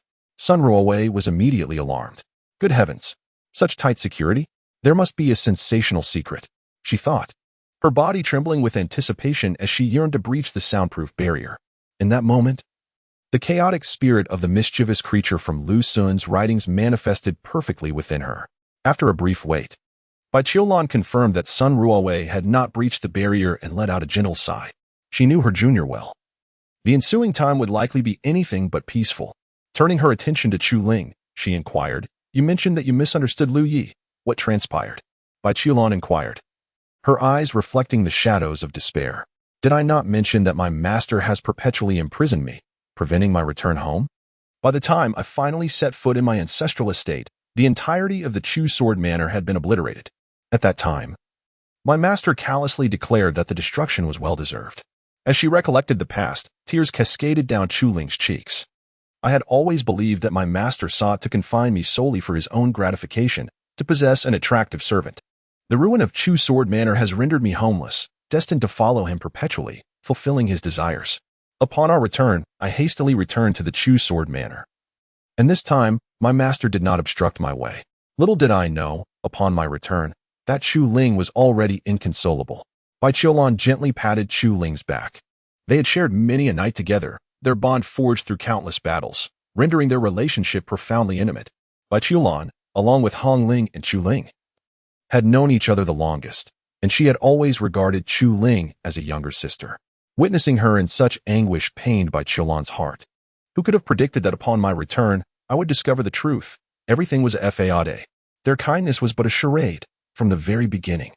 They intended to use me as a vessel for the forging of the demon sword. I was the chosen sacrifice, a pawn for my sworn brother. After my departure, they brutally murdered my biological parents in their wrath. A once kind guard, who had treated me well in my childhood, warned me to flee upon seeing me return, only to meet his demise the very next day. It was my master who, in his desire to shield me from their grotesque reality and to preserve my cherished memories, had prevented my return all along. My master has never betrayed me. He has been my unwavering protector." Chu Ling sobbed uncontrollably. What had she done? How could she have inflicted such cruel poison upon her master? Upon learning the truth, Chu Ling felt devoid of any will to live. She perceived herself as a mere jest. After longing for so long to return to a home that turned out to be a den of demons. When the master of the Sword of Li confronted her at the Chu Sword Manor, she did not flinch or evade, resembling a mere shell of her former self. It was only when the master of the sword remarked with a TSK, "How pitiable. It appears you have no one left to cherish in this world. Allow me to send you on your way," that Chu Ling awoke to the realization. No, there are still those I hold dear in this world. My master. She was certain she had wounded him deeply, and she yearned to atone, to seek his forgiveness, to mend the wounds she had inflicted upon him. With desperation, she raced to the great Dao sect, managing to survive against all odds. Bai Qiulan, upon hearing Chu Ling's words, was profoundly shaken. So this is how it truly is. In truth, Chu Ling was aware of her own predicament. She had even reprimanded Lu Yi for it in the past. Lu Yi, in response to his reprimand, wore a playful smile and refrained from retorting. Upon reflection, it seemed he wished to keep this matter hidden from others, fearing it would cause harm to Chu Ling. In his previous life, he had meticulously safeguarded her. Just moments ago, upon hearing that Chu Ling had sustained grave injuries outside the sect, he realized that a mere acknowledgement of their acquaintance from him could have saved her. Yet, he chose to deny knowing her. Bai Qiulan sighed inwardly, casting a sympathetic glance towards Chu Ling. It appeared that gaining Lu Ye's forgiveness would be a formidable challenge. Do not dwell on such thoughts for now. Your immediate concern should be to heal properly. Once you recover, dedicate yourself to cultivation and strive to assist Lu Yi, becoming the sharpest sword in his arsenal. Those wounds can ultimately be soothed by the passage of time. Lu Yi possesses a tender heart. If you remain steadfast, he will inevitably be moved and forgive you. Bai Qiulan advised Chu Ling earnestly. Chu Ling nodded vigorously, her fists clenched tightly. Deep down, she understood that her master had never regarded her as the mightiest sword by his side. Rather, he cherished her attentive care. She was determined to win his understanding. There was another matter she wished to address. Bai Qiulan, she said from now on, Please refrain from calling me Sister Bai. Simply refer to me as Senior Bai. When I was afflicted by chaotic yin poison, Liu acted out of necessity to save me. Mistakes compounded after that, but now that I have regained control over the chaotic supreme yin power, such incidents will not recur. Henceforth, there is no possibility for me in Lu Yi. Chapter 012. Waste not cultivate. Cultivate. I shall cultivate with fervor. Lu Yi was indifferent to Chu Ling's fate. Whether she lived or died mattered little to him. His current obsession was to immerse himself in cultivation, disregarding everything else, striving to surpass all. Reaching heights unattainable by those women. This way, he would be free from their incessant troubles. Time would obliterate all entanglements, and greatness would bury all regrets. The sacred pill grew ever more resplendent with each passing moment, expanding continuously. He compressed and refined his essence, determined to solidify his foundation. A single misstep would lead to weakness. Thus, he aimed for strength in every stride. At that moment, he sensed a figure appearing outside the room. He paid it no mind. Without even looking, he knew it was Chu Ling. Surprisingly, she had not perished. Fortune seemed to favor her. Chu Ling had already healed from her injuries and sat cross-legged at the entrance of Lu Yi's abode, practicing her cultivation. The Qixia Peak. Alongside the Bailan Peak, stood as one of the prominent summits of the Dao sect, which boasted a total of 9 main peaks and 72 subsidiary peaks. To occupy a subsidiary peak, one must at least possess the strength of the void refinement stage, indicating the formidable power of the Dao sect in the first heaven. As Qixia Peak was situated behind Bailan Peak, some individuals could catch a glimpse of Yu Hongling, who was confined to the back mountain. Frustration bubbled within her.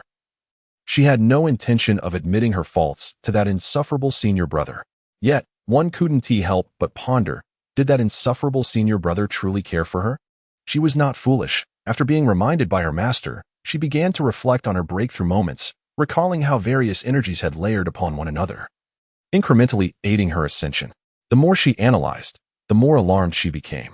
It was tremendously challenging. Unlike Lu Yi, who could perfectly aid her breakthrough, she realized that achieving such precision in calculations was utterly daunting. It involved not only the properties of elixirs and treasures, but also the fluctuations in her own circumstances. What an immense volume of calculations! She had never paid heed to this before. Even if he treated her well, Yu Hongling's expression suddenly turned melancholic. Had Feng Wuxia not perished, perhaps she and he might have forged a bond, and her senior brother wasn't entirely unappealing, albeit a tad flirtatious. The crux of the matter was Feng Wuxia's demise, which was a direct consequence of her senior brother preventing her from rescuing him. The death of Feng Wuxia had become an everlasting thorn in her heart. As time progressed, this thorn burrowed deeper, ultimately evolving into an affliction of the soul. General MacArthur once remarked that the true essence of a white moonlight lies in the departed. Similarly, Lu Sun articulated in the water margin that the unattainable in youth would forever haunt one's life. Such was her predicament. The more Yu Hongling pondered, the more distress she felt, prompting her to immerse herself in her practice. The technique she cultivated was known as the eternal reversal scripture, created by the fearless emperor. As she assumed her stance, the fearless fist unfolded with grand vigor. Clad in red, her martial art resonated with the essence of nature. As if dancing amidst the verdant mountains and trees, at Qixia Peak, a youthful figure, radiating with vigor and brilliance, beheld this enchanting scene, his heart racing with admiration. How beautiful! How impressive! The Dao sect indeed harbored such extraordinary women. With a sudden leap, he soared into the air, a long sword descending at his feet. Gliding toward Yu Hongling. Yu Hongling? She paused her cultivation and glanced at the young man. I am Linghu Wushuang, the newly initiated disciple of Qixia Peak. I have witnessed the exquisite finesse of your fist technique. Might I seek your guidance? Linghu Wushuang inquired, while Yu Hongling pondered for a moment. Linghu Wushuang, a name from long ago, seemed to echo the tale of a senior brother who, after declining the position of the Holy Son, ascended to become the Holy Son of the great Dao sect. Eventually, he cultivated to a formidable level. Yet he met his demise in the chaos of darkness at the 8th heaven. Indeed, he was a remarkable figure, yet Yu Hongling had encountered countless such prodigies. Even knowing several emperors personally, little brat, you still can't defeat me, so why bother? Yu Hongling remarked with a slight pout. You don't seem older than me. In my presence, you are merely a child. Noticing that Yu Hongling had no intention of engaging in a scuffle, Linghu Wushuang refrained from pressing the matter, recognizing that initiating a fight upon their first meeting would be rather inappropriate. What brings you to the back mountain? It's the area with the weakest spiritual energy. Unsuitable for cultivation, Linghu Wushuang queried. I was punished by my master, Yu Hongling replied with a hint of boredom. Oh, what transgression did you commit? In Linghu Wushuang's eyes, it was quite serious for them to be punished so soon after entering the sect. If their master truly bore anger and refused to impart teachings, the path of cultivation would become exponentially more arduous. I did nothing wrong. It's my master who cannot discern right from wrong, favoring that wretched senior brother of mine. Once my confinement is lifted, I shall certainly tickle her until she admits her fault. Yu Hongling exclaimed, her voice tinged with indignation. Linghu Wushuang? Really? You're quite bold for a newcomer. You think you can tickle the master? No wonder you were punished. However, Linghu Wushuang had approached with the intent of getting to know Yu Hongling. Initially captivated by her beauty, he now discovered her to be not only stunning but also remarkably lively and charming. What do you mean by favoritism towards your senior brother? Since it's dull in the back mountain, why not share your story with me? He suggested with a smile. Fine, I shall regale you with my tale. Recently, I broke the door of that insufferable senior brother, and he actually had the audacity to choke me until I agreed to fix it. When I refused, he threatened to strangle me, actually strangle me. Yu Hongling lamented. Linghu Wushuang was taken aback. How can such a person exist? To resort to violence over a mere door, especially against his own junior sister? A surge of indignation ignited within him. This is utterly absurd. This is the great Tao sect, not some nefarious cult. Even they prohibit internal strife. Exactly. Furthermore, after I repaired the door, I needed to speak with him, so I knocked. Without any warning, he punched me right in the eye, and I ended up with a black eye. The remnants of it are still evident. Linghu Wushuang hastily took the opportunity to gaze into a pair of exquisitely beautiful eyes, which seemed to contain the vastness of a starry sky and the brilliance of a full moon. However, it was evident that one eye bore faint traces of violet marks. Linghu Wushuang was consumed by rage. How could such a magnificent pair of eyes be subjected to such treatment? It was a travesty against nature. Unforgivable. Moreover, how could they perpetrate such bullying so soon after entering the sect? A girl of such beauty should never endure such indignities. He claimed to bestow a gift upon me, only to retract it, and when I sought to confront him, he dared to raise his hand against me. This is utterly outrageous. It infuriates me. What is his name? Linghu Wushuang shouted in fury. Lu Yi. What a scoundrel, Lu Yi. Junior sister, wait for me. I shall avenge you and defeat Lu Yi, compelling him to apologize. Linghu Wushuang bellowed.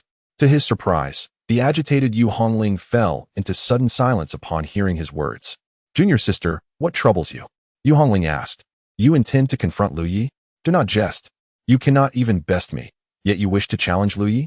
In the past, there were those who questioned Lu Yi's character, doubted his temperament, and even speculated whether he had been possessed. Yet one thing remained indisputable, Lu Yi's strength. He is formidable. Truly formidable. Perhaps it is best to abandon this notion. You cannot even match a single finger of his. Chapter 013. A shift in perspectives. Knock, knock, knock. The sound of someone rapping at the door echoed. Lu Yi opened his eyes, unable to suppress a soft gasp. Linghu Wushuang. What brings this young man here? According to the trajectory of time, he and Linghu Wushuang had yet to cross paths. Their first intersection would occur during the Grand Sect Disciples competition, where he emerged as the champion, while Linghu Wushuang claimed the title of the runner-up. It had been nearly 4 millennia since he last beheld this young man, following the chaos of the dark upheaval that led to Linghu Wushuang's demise. Yet, such is the nature of cultivation, a powerful practitioner may retreat for mere moments, only to find that centuries have passed. In his previous life, Lu Yi often mused that on Earth, individuals in their 50s or 60s often seemed wise. Yet those in the cultivation realm could live for hundreds or even thousands of years. What heights of wisdom might they attain? In truth, it often turns out to be quite mundane. Many formidable beings possess less wisdom than the ordinary individuals who navigate the struggles of the mortal realm. A cultivator's life revolves around relentless practice, seeking out ancient tombs and desolate mountains and uninhabited areas, searching for relics and spiritual treasures. They devote themselves to cultivation, leaving little time for schemes or machinations. Strength is the essence of a cultivator's truth. As Lu Yi opened the door, he regarded Linghu Wushuang. Senior brother, what brings you to seek me? He inquired with a smile. You are Lu Yi? Linghu Wushuang scrutinized him, noting his azure attire, youthful and handsome visage, radiating vigor, and a warm smile.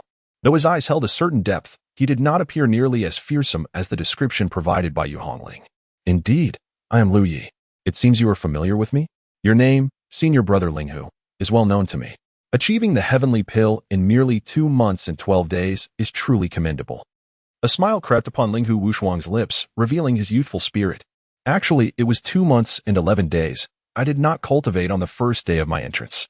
Even more impressive. Wait. Linghu Wushuang's expression shifted as realization dawned upon him. I have come to challenge you. Spare me your frivolous demeanor. Liu was momentarily taken aback. Challenge. Such an unfamiliar term. It had indeed been an exceedingly long time since anyone had dared to challenge him. Very well. Liu did not mind guiding Linghu Wushuang, for he too was a valiant individual. Yet, Linghu Wushuang felt an inexplicable oddity. What was amiss? It was Liu Ye's overly amicable demeanor. Never mind, he thought. Let us commence the battle. A long sword materialized in Linghu Wushuang's hand as they stepped into the courtyard, maintaining a respectful distance. What is your realm? Linghu Wushuang inquired. Unable to discern Liu Ye's true level. Yuan Dan, do not hesitate to come. Very well, I shall not hold back. In an instant, the long sword shimmered with a radiant light, striking forth with remarkable speed. Liu Yi raised his hand to gently deflect the long sword, swiftly closing the distance. He unleashed a punch, prompting Linghu Wushuang to spread his hands in an attempt to intercept, while the sword spun in the air. Before the blade could reach him, Liu had already delivered a kick to Linghu Wushuang's calf, simultaneously transforming his fist into an open palm to execute a reverse grab, seizing Linghu Wushuang's wrist. With a forceful twist of his body, Linghu Wushuang was sent flying. He hurriedly steadied himself and turned to strike back with his sword, only to find that he had pierced through empty air. Liu did not pursue the victory further. Linghu Wushuang narrowed his eyes. This was merely a sparring session, and he considered it a display of integrity. A sharp pain shot through his calf. The opponent's speed was astonishing. Once more, the Scarlet Twilight sword technique. The white light transformed into a crimson radiance, arriving in an instant. Liu Yi swiftly dodged, his long sword slicing through the air.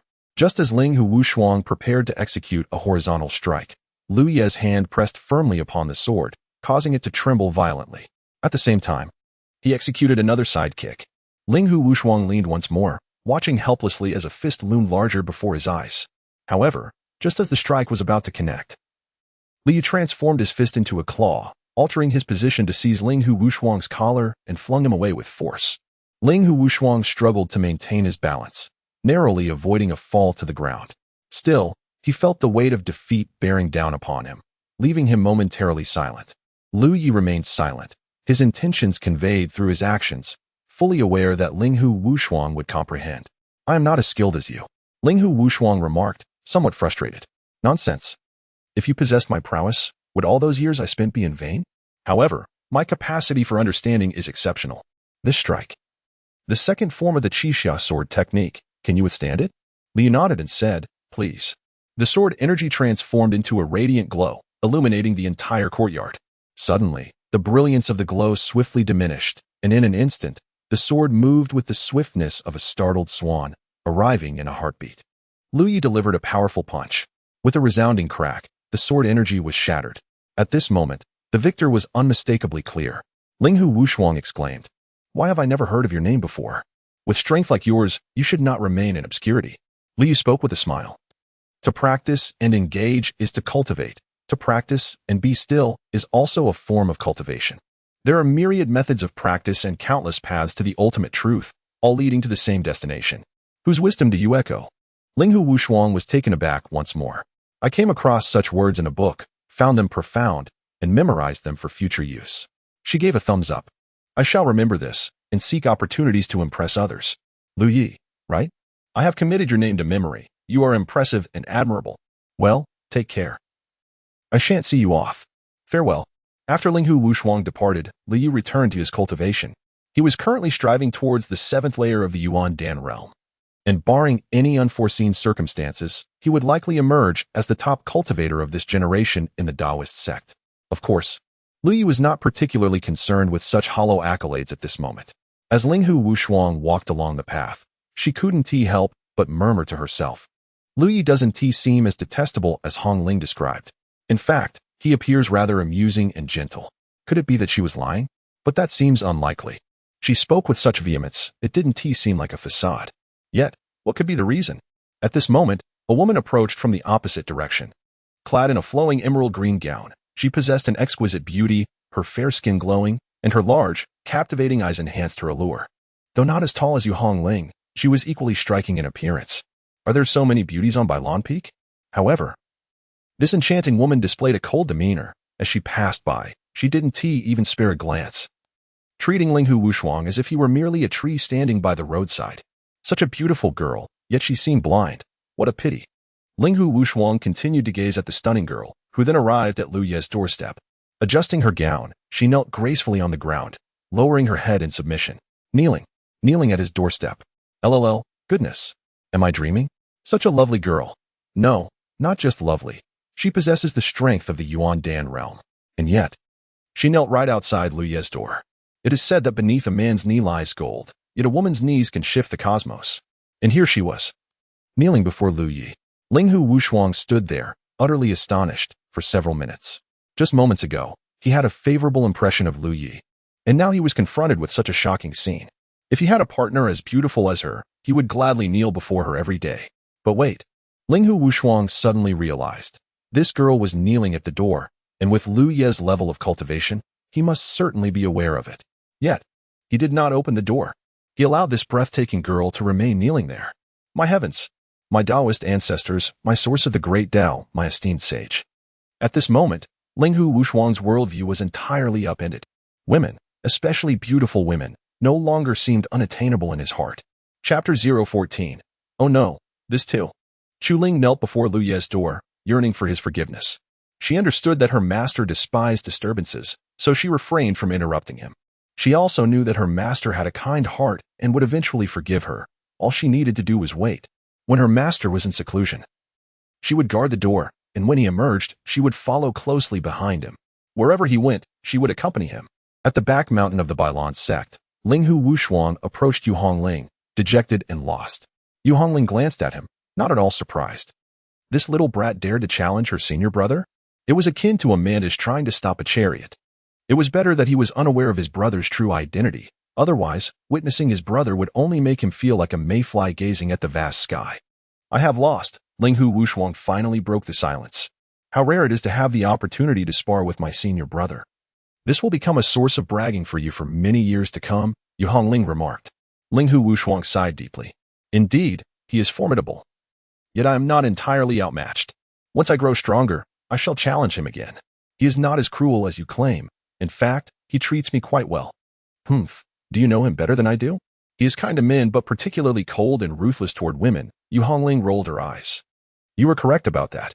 After our spar, I should have left, but I had barely taken a few steps when a remarkably beautiful girl knelt at Lu Ye's door. He hadn't even come out to help her up. He is indeed harsh with women. The reason for her kneeling remains a mystery, Linghu Wushuang reflected. Upon hearing this, Yu Hongling's expression shifted. What does she look like?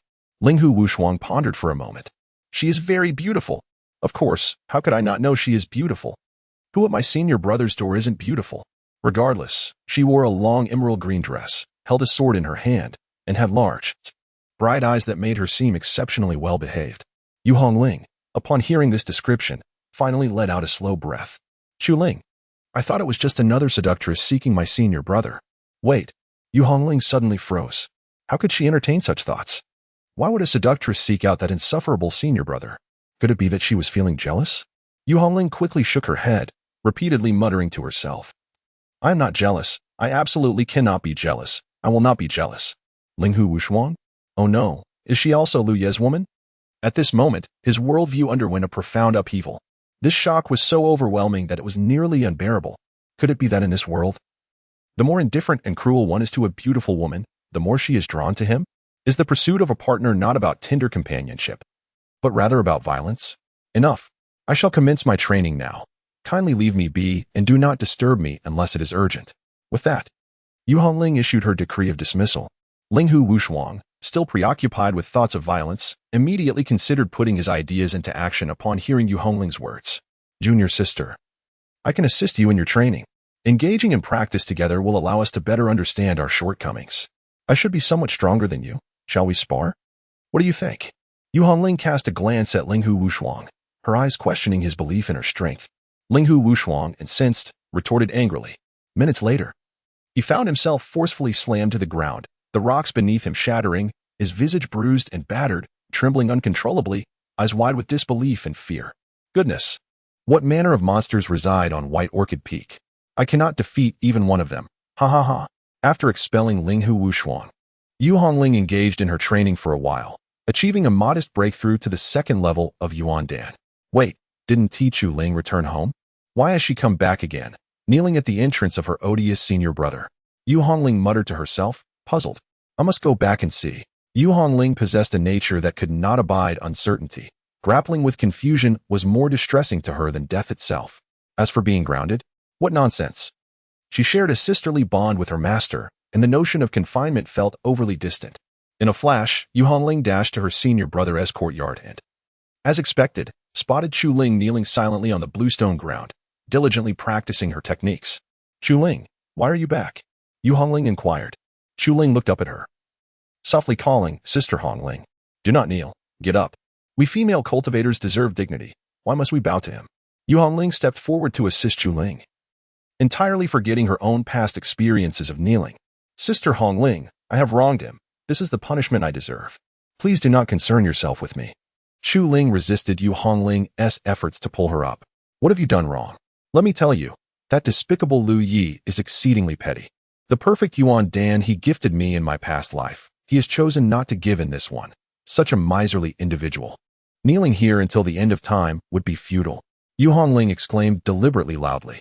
At that moment, Bai Qilan appeared, her gaze fixed with disapproval upon Yu Hongling. Chu Ling then interjected, I have erred. I failed to recognize the kindness he bestowed upon me and even harbored grievances against him.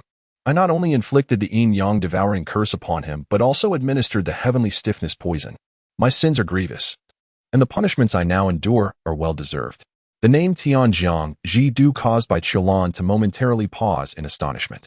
This toxin, classified under rules, is exceedingly rare in its effectiveness against celestial sovereigns. Furthermore, the 8 of them had diligently sought out such a poison, having thoroughly researched its properties. They were well acquainted with Tianjiang Ji Dua. That matter is in the past, and moreover, your Tianjiang Ji Du did not take effect before it self-detonated. Therefore, strictly speaking, you did not harm him at all, so there is no need for you to feel guilty, Yu Hongling advised.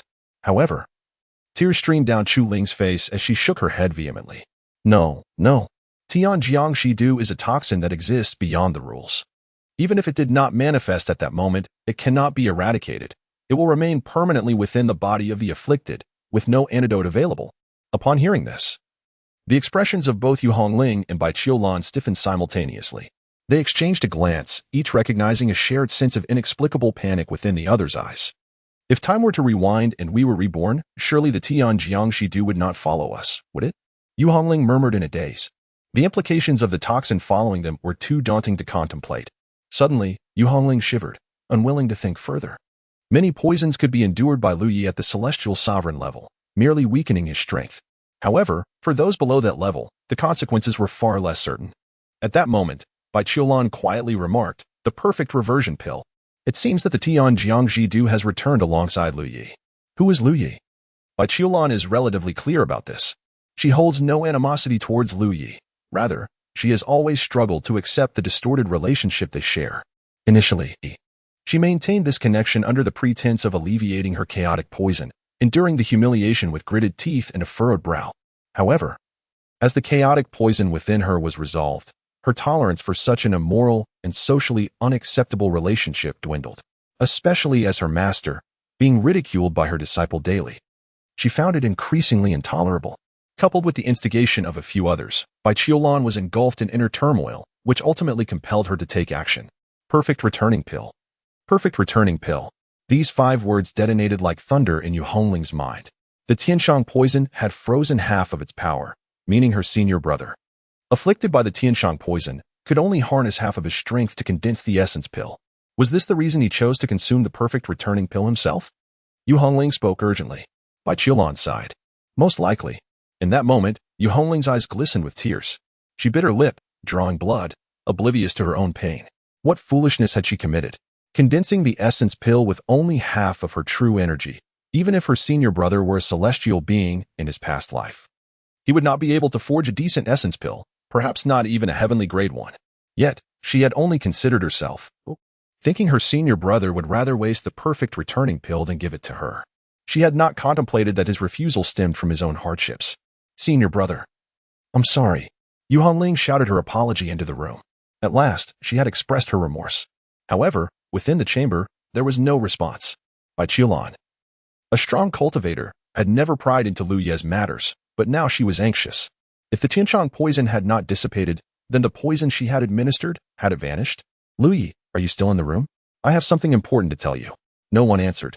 Bai Qiulan clenched her teeth and finally used her divine sense to probe the room. To her dismay, the chamber was already devoid of anyone.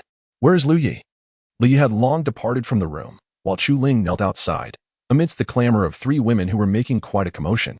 In Lu Ye's eyes, every woman in the world was but a stumbling block on his path to greatness. Thus, he sought a tranquil place to engage in solitary cultivation. At this moment, his cultivation was surging towards the 8th level of the Yuandan realm, progressing at an astonishing speed. However, mere arduous practice was insufficient. He still needed to acquire essential treasures. For instance, within the Dao sect lay an ancient key, its purpose unknown to outsiders. Yet Lu Yu understood its significance as a vital token to unlock the resting place of the fallen ancient deity, the burial of gods rich. Buried within this sacred site was the remains of an ancient god. While the treasures associated with the ancient god were not particularly valuable, the corpse had given rise to a rare bloom known as the divine blood flower. This flower, though scarce, was crucial for him to solidify his first life. The divine blood flower, the wood spirit pearl, and the profound Yin soul fruit, each of these 3 heavenly materials was indispensable for those in the harmonization or refining void realms. These treasures might not be deemed exceptionally precious. However, for someone in the Yuandan realm, the worth of these 3 items was beyond measure.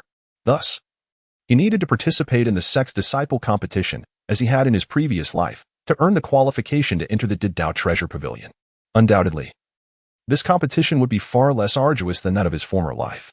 As the days passed, September arrived, and the mountain air turned crisp early on. With the maple trees ablaze in fiery hues across the landscape, Lu Ye's cultivation has reached the 9th layer of the Yuandan realm. Should he wish to break through, the opportunity to transcend and transform his Dan into an infant is at hand. However, the nascent soul represents his first life, thus, he must proceed with caution. Since he cannot yet advance, Li contemplates the possibility of refining his skills further, aspiring to attain the 13th layer of Yuandan. Though the outcome is of little consequence. Suddenly, a resounding chime resonates through the air, echoing with grandeur. Ethereal lights shimmer across the heavens. A commanding voice reverberates, summoning the masters of each peak along with their 92 generations of disciples to convene at the Grand Dao platform. In an instant, beams of sword light soar from the 72 peaks, gracefully traversing the sky, converging magnificently upon the main peak. Liu sought no one. A seemingly ordinary sword of law lay at his feet. He soared into the wind, ascending towards the main peak, where crowds gathered from various summits. Lu Yi beheld the majestic Bailan Peak, yet showed no inclination to approach. Intriguingly, Chu Ling had also arrived. He remained stationary, while the individuals from Bailan Peak took the initiative to approach him. Brother, my apologies. Young master, I beg your pardon. Bai Qiulan, nearly compelled to join in their apologies, caught herself just in time, a cold sweat breaking out upon her brow. If she were to utter the words husband, I apologize under the bright daylight, it would likely stir an unprecedented uproar. Chu Ling and Yu Hongling were both breathtakingly beautiful, and with Bai Qiulan among them. Their every gesture captivated the attention of many. Observing 2 stunning women apologizing simultaneously, the crowd could not help but feel perplexed. What was happening? Lu Yi had no interest in apologizing to them. If apologies were of any value, what purpose would swords and blades serve? He took a step and departed. With each stride he took, the 3 followed suit, mirroring his movements with unwavering persistence. Lu Yi sighed, deciding that it would inevitably attract everyone's attention shortly. So he would not hold back any longer. Get lost. The 3 of them halted their steps in unison. Lu Yi was indifferent to leaving once more. Countless gazes were fixed upon the few of them, and upon hearing Lu Ye's rebuke, many widened their eyes in astonishment. What did I just hear? Faced with the 3 enchanting women's obedient following and apologies, he actually uttered a dismissive get lost? Had they committed some grave offense against his lineage? Chu Ling maintained her composure, a smile gracing her lips, seemingly unconcerned by Lu Ye's reprimand, and continued to follow. Yu Hongling's complexion fluctuated between shades of green and red. She was a person of pride, and being scolded so publicly by Lu Yu was utterly humiliating. If you want me to leave, then I shall, she huffed. Turning away in a huff, Bai Qiulan sighed heavily, feeling utterly drained, and followed Yu Hongling away. Lu Yi initially believed that his reprimand would cause all three women to depart, yet to his surprise, Chu Ling chose to follow him nonetheless. However, he regarded her presence as inconsequential. The deputy master of the Grand Dao sect commenced his discourse. The grandeur of the great Dao resonates, humanity shines brightly. The heavens embrace the four seasons, and humanity adheres to moral principles. Spirits and phantoms wander aimlessly, and demons and monsters lurk. Yet, to the ears of the gathered crowd, these words bore the essence of a splendid autumn in September, crisp and invigorating, as the season of vibrant red maples heralded the commencement of the 90th Sect Disciples competition. The rules were read aloud, along with the rewards. The deputy master then proclaimed the official start of the Disciples competition. In this contest, participation was mandatory for all. No one was permitted to falter before the battle, and each individual was expected to exert their utmost effort. The competition followed a knockout format. Lu Yi comprehended the situation clearly. It bore no distinction from his past life. Thus, he could proceed with normalcy. Chapter 016, Like Artistry. The competition commenced. This generation of disciples had been in the sect for half a year and had generally attained the realm of Yuan Dan. After all, the great Dao sect ranked among the foremost sects in the first heaven, and naturally, the disciples' talents were exceptional. Those who completed Qi gathering in 3 months were considered prodigies, while those who achieved it in 6 months were regarded as ordinary geniuses. The vast majority of disciples from the great Dao sect perfected their Qi gathering within 3 to 5 months before embarking on their breakthroughs. On the arena, the disciples displayed their skills with considerable finesse. After all, they were already at the Yuan Dan realm, which positioned them as formidable figures among the wandering cultivators in the mundane world. In truth, disciples from large sects might not initially overpower those who had honed their skills through hardship, yet as time progressed, the disciples from the large sects would only grow stronger. The Yuan Dan realm served as a starting point for major sects, while for many wandering cultivators, it might represent the culmination of their cultivation journey. Some disciples exhibited remarkable performances, eliciting waves of astonished gasps from the crowd. Before long, Yu Hongling took the stage. By now, Yu Hongling had garnered a certain degree of renown within the great Dao sect. Having perfected her Qi gathering in just 17 days, she shattered the sect's previous records. She even came perilously close to breaking the Qi gathering record for the entire first heaven. Coupled with her stunning beauty and her exceptionally long legs that seemed to defy fate, she left an indelible impression on everyone present. Indeed, as Yu Hongling appeared, the audience erupted in cheers and admiration. However, some gazes were inevitably drawn to Lu Yi, for he had audaciously instructed Yu Hongling to leave the arena. Yu Hongling felt a surge of indignation. She was currently at the 5th level of Yuan Dan and cultivated rapidly, while her opponent had just recently ascended to Yuan Dan. With a single swift kick, she moved so quickly that her opponent scarcely had time to react. They merely perceived a flash of crimson before she soared off the arena. It was astonishingly swift. Many observing elders nodded in approval, recognizing her potential. Previously, several had underestimated Yu Hongling's capabilities, believing her talent to be mediocre. Moments later, the name Chu Ling indeed appeared. She had truly joined the great Dao sect. "Young master, I am leaving," Chu Ling said softly. Lu Yu gazed ahead, indifferent and unhearing. A hint of bitterness flickered in Chu Ling's eyes, her heart aching uncontrollably. The demeanor Lu Yu exhibited at that moment made her increasingly nostalgic for the kindness he once showed her. Of course, it also highlighted her own foolishness. This scene, witnessed by all, incited many male disciples to grit their teeth in frustration. What was he pretending to be? Moreover, what was the story behind this girl? Resembling a lotus emerging from water? Such a beautiful maiden, yet reduced to a mere sycophant? Chu Ling ascended the arena, facing a fellow female disciple as her opponent. Just as she prepared to strike, the other girl spoke. "Junior sister, what is the matter with you? He has already humiliated you. Why do you still rush to cling to him? We, as cultivators, though female, are not in the slightest inferior to men. I see your strength is formidable. Your appearance exquisite, and you are a practitioner of the sword. Such behavior only tarnishes the reputation of female cultivators and sword practitioners alike. If he oppresses or threatens you, do not hesitate to tell me, and I shall ensure justice is served." Listening to her words, Chu Ling gently shook her head. "Everything is of my own volition. To me, he is more significant than the sword itself. Thank you for your kind intentions, senior sister. The senior sister's eyes widened in disbelief. Do you realize the absurdity of what you're saying? As a practitioner of the sword, is it not the highest pursuit? Every word from Chu Ling came from the depths of her heart. Very well, if you remain obstinate, today I shall awaken you. Not far away, Sunruawei. Having overheard Chu Ling's words, could not help but glance at Bai Cholan, then at Lu Yi. Lu Yi's appearance is strikingly handsome, akin to the refreshing breeze of the mountains and the luminous moon in the sky. Yet, such looks are common. There are at least 80,000 individuals across the realm who possess similar charm, and among the disciples of the Grand Dao sect, there are but a handful who surpass him in beauty. What, then, could possibly captivate Chu Ling so utterly? And that terrifying moniker, Sister Bai? No. I must delve deeper to uncover the truth. Lu Yi remained indifferent to the multitude of gazes directed at him, casually observing as he pleased. His resolve was being reforged, becoming even more steadfast than in his previous life. The mere scrutiny of others was trivial and insignificant. The senior sister, undeterred, lunged forth, wielding her long sword, transforming into a breeze as three figures encircled Chu Ling to launch their assault. Chu Ling sprang into action. Ethereal light danced like a swift fish, akin to a thunderbolt. Sparks erupted as blades clashed. The tip of the dark magic sword hovered ominously at the throat of the female disciple, whose hand trembled uncontrollably, eyes wide with terror. She was not alone. Many others shared her astonishment.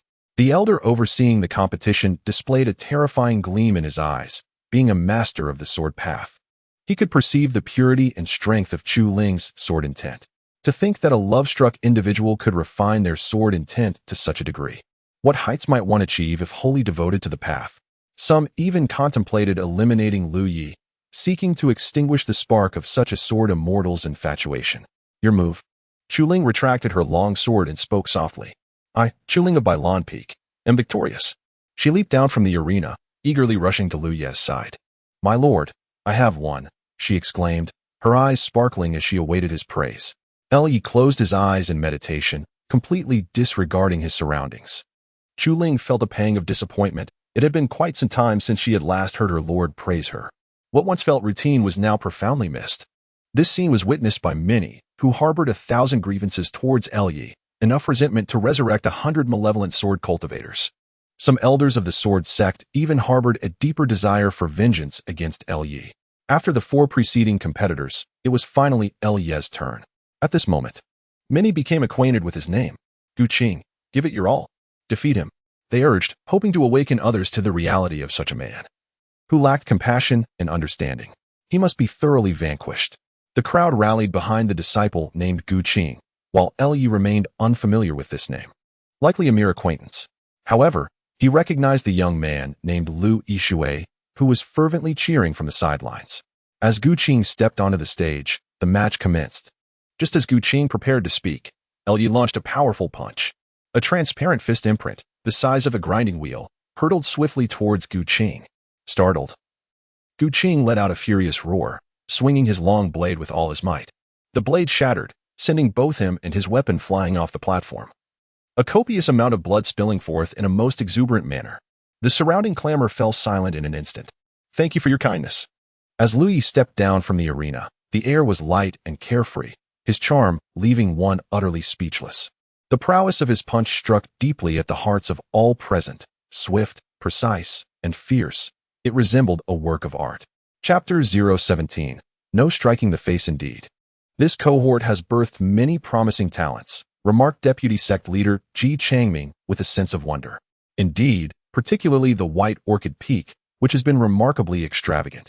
In just a month, we have seen the emergence of Hong Ling, Chu Ling, and Lu Yi. It is astonishing that not only does junior sister Bai excel in cultivation, but her ability to mentor her disciples is equally formidable. It seems that the competition for the first position will undoubtedly be a fierce battle. Not necessarily. Oh, what do you mean? While their strength is undeniable, their emotions seem excessively abundant. Look at Chu Ling. Her heart and eyes are filled with Lu Yi. Were it not for Lu Yi's aloofness, I would not be surprised if she had already nestled into his embrace. And what of Hong Ling? In such a short span, she has covertly gazed at Lu Yi no less than 30 times. And junior sister Bai, although she has not directed her gaze at Lu Yi, her head perpetually inclines towards him, and each time she nearly turns, she forcibly redirects it.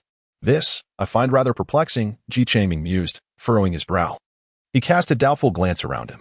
Senior brother Ji, what are you observing? Ji Changming replied with a frown. I am contemplating whether I currently find myself in the Great Tao sect or in the Harmony sect. It must be said, it is indeed peculiar, very peculiar. As one round of combat concluded, half the participants were eliminated. Without pause, the second round commenced. The three continued to take the stage one by one, each defeating their opponents with a single move, their strength unfathomable. Those who were originally favored to win the championship faded into insignificance under their prowess, internally exclaiming the names of prodigies. It is unavoidable. After all, they are emperors. Reborn with their experiences and divine abilities intact, utterly overwhelming the contemporary individuals. The second round concluded, and the third began. The clashes among the prodigies grew increasingly exhilarating, eliciting waves of cheers.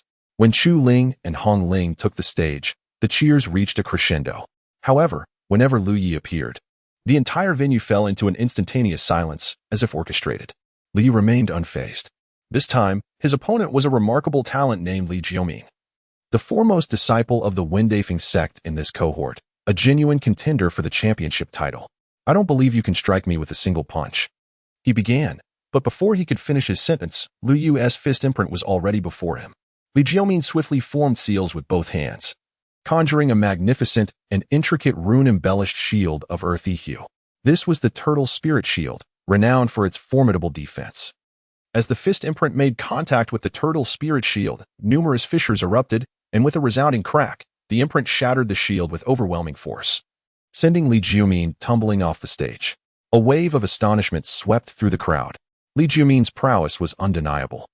He had already reached the fourth level of the Yuan Dan realm and was a disciple meticulously nurtured by Wendafeng. Yet, he was vanquished with a single punch. How could Li Yu possess such strength? Truly monstrous, utterly extraordinary. I suddenly find myself understanding why Chu Ling regarded Lu Yi with such humility. Lu Yi is indeed strikingly handsome. Among this generation of disciples, it seems there is no one who can rival him.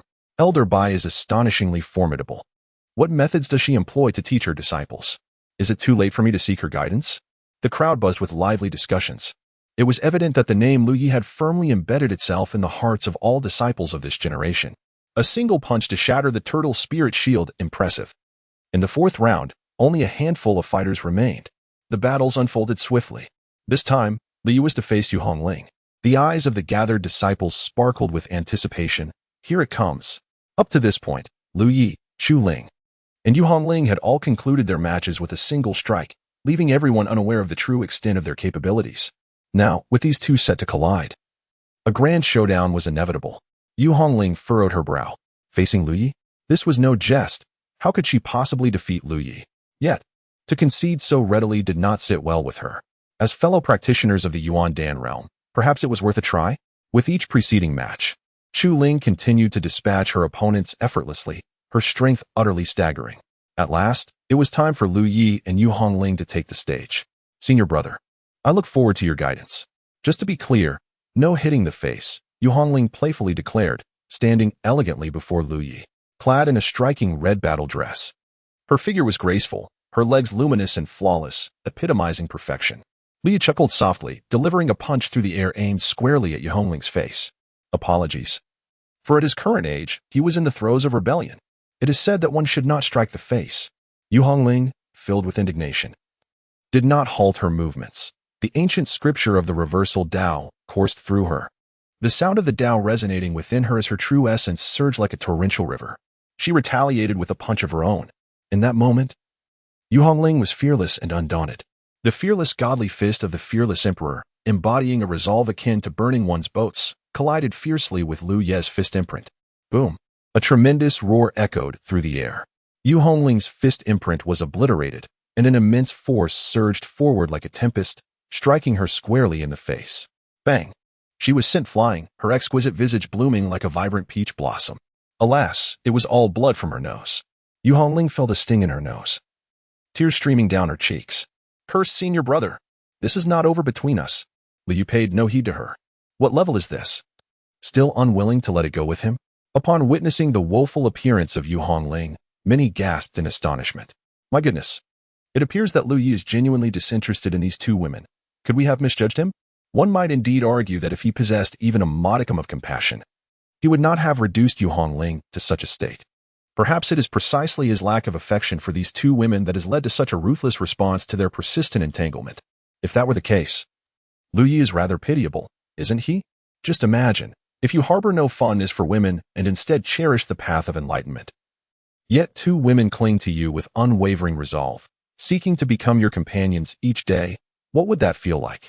Who are these two women, you ask? Let us refer to them as Yu Hongling and Chu Ling. I find this rather amusing. What do you mean by amusing? I am speaking under the premise that you have no interest in women, but only in the grand path.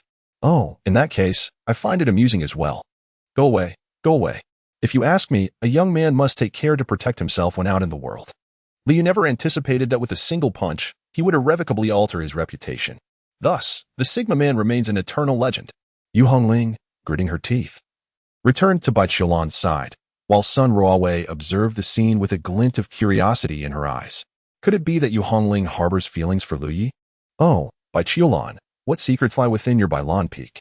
At this moment, it appears that Yu Hongling is the most naive. It seems prudent to leverage her vulnerability. I must seize an opportunity to glean information from her.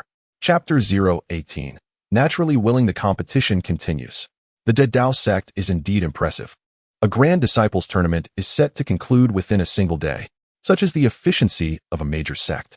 In contrast, other sects often see their tournaments extend over 3 to 5 days, and it is not uncommon for them to last 10 days or even half a month. Perhaps this reflects the very essence of the Dead Dao sect. Instead of spending time watching this group of fledgling disciples squabble, one might as well utilize that time for personal cultivation. It is worth noting that the sect leader did not even make an appearance at such an event. Ji Changming suspects that the reason for appointing a vice sect leader is precisely because the sect leader wishes to avoid lengthy distractions from managing sect affairs. 5th round. Liu faced Linghu Wushuang. Having been defeated by Lu Yi before, Linghu Wushuang was well aware of his prowess. I have addressed my shortcomings. Yet it appears I am still no match for you, Linghu Wushuang remarked.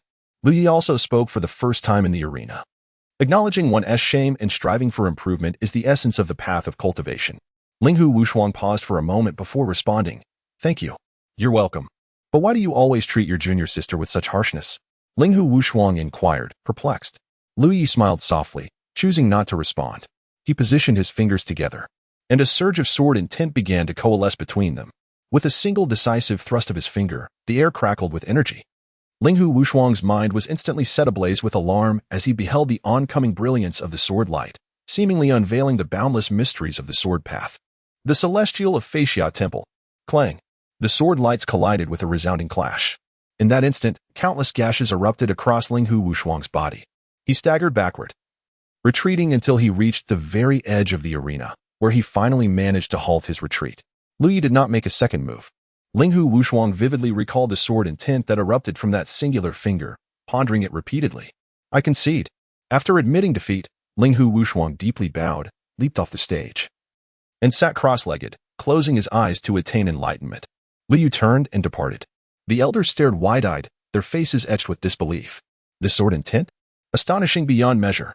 Unimaginable. Previously, Li had demonstrated his prowess through sheer brute force, resolving battles with a single punch, embodying the principle of overwhelming strength. Yet now, with just 2 fingers wielding the sword, he unveiled a mastery of the sword path that was nothing short of terrifying. A disciple of Bai Qiulan? I must approach Sister Qiulan for him, as she is not solely a sword cultivator. Such a prodigious talent in the sword path deserves to be guided by me. Nonsense. You cannot even best me. It is my right to mentor him. This strand of sword energy is remarkably formidable. I feel unworthy to instruct him. No. I must seek out my master. Surely, he will be elated. The assembly of sword-wielding elders immediately became bustling with activity. Some ventured to find Bai Qiulan, while others sought their own masters. If Lu Yi had previously only exhibited immense strength, that was somewhat expected. After all, it is not unusual for a sect like the Dao to produce 1 or 2 formidable prodigies. However, the swordsmanship Lu Yi just displayed transcended the realm of mere might. It was the rare seed of swordsmanship, scarcely seen throughout history. Having cultivated for merely half a year, to reach such a pinnacle is truly beyond words. Bai Qiulan was swiftly encircled. Sister Bai, did you witness? Lu Ye's true affinity lies in the sword path. As you are not particularly versed in swordsmanship, why not allow him to become my disciple? Should you agree, I, from the solitary Sword Peak, am willing to allocate all resources for the next 3 years to Bailon Peak. I offer 5 years. Sister Bai, you know my struggles. Finding a successor for my hidden sword tradition is exceedingly challenging. Now, a promising talent has emerged if I do not secure him for the hidden Sword Peak. Our lineage shall face extinction. Sister Bai, I am prepared to provide you with resources for 20 years. Bai Qiulan gazed at the multitude clamoring for Lu Yi, feeling somewhat helpless. What do you possess that is worthy of teaching him? Lu Ye's mastery of the sword is not merely formidable. His prowess in various paths of cultivation is equally astonishing. It is not an exaggeration to state that he is capable of surpassing even the most esteemed masters, including those who are the ancestors of your own mentors. Esteemed brothers, I must apologize, but Lu Yi belongs to the Bailon Peak, and he cannot be relinquished to any of you. Bai Qiulan firmly declared her refusal. Oh dear sister, having Lu Yi at Bailon Peak, where the focus is on the cultivation of magical arts, is truly a waste of his potential. Moreover, you already possess Chu Ling, surely. Lu Yi could be entrusted to us.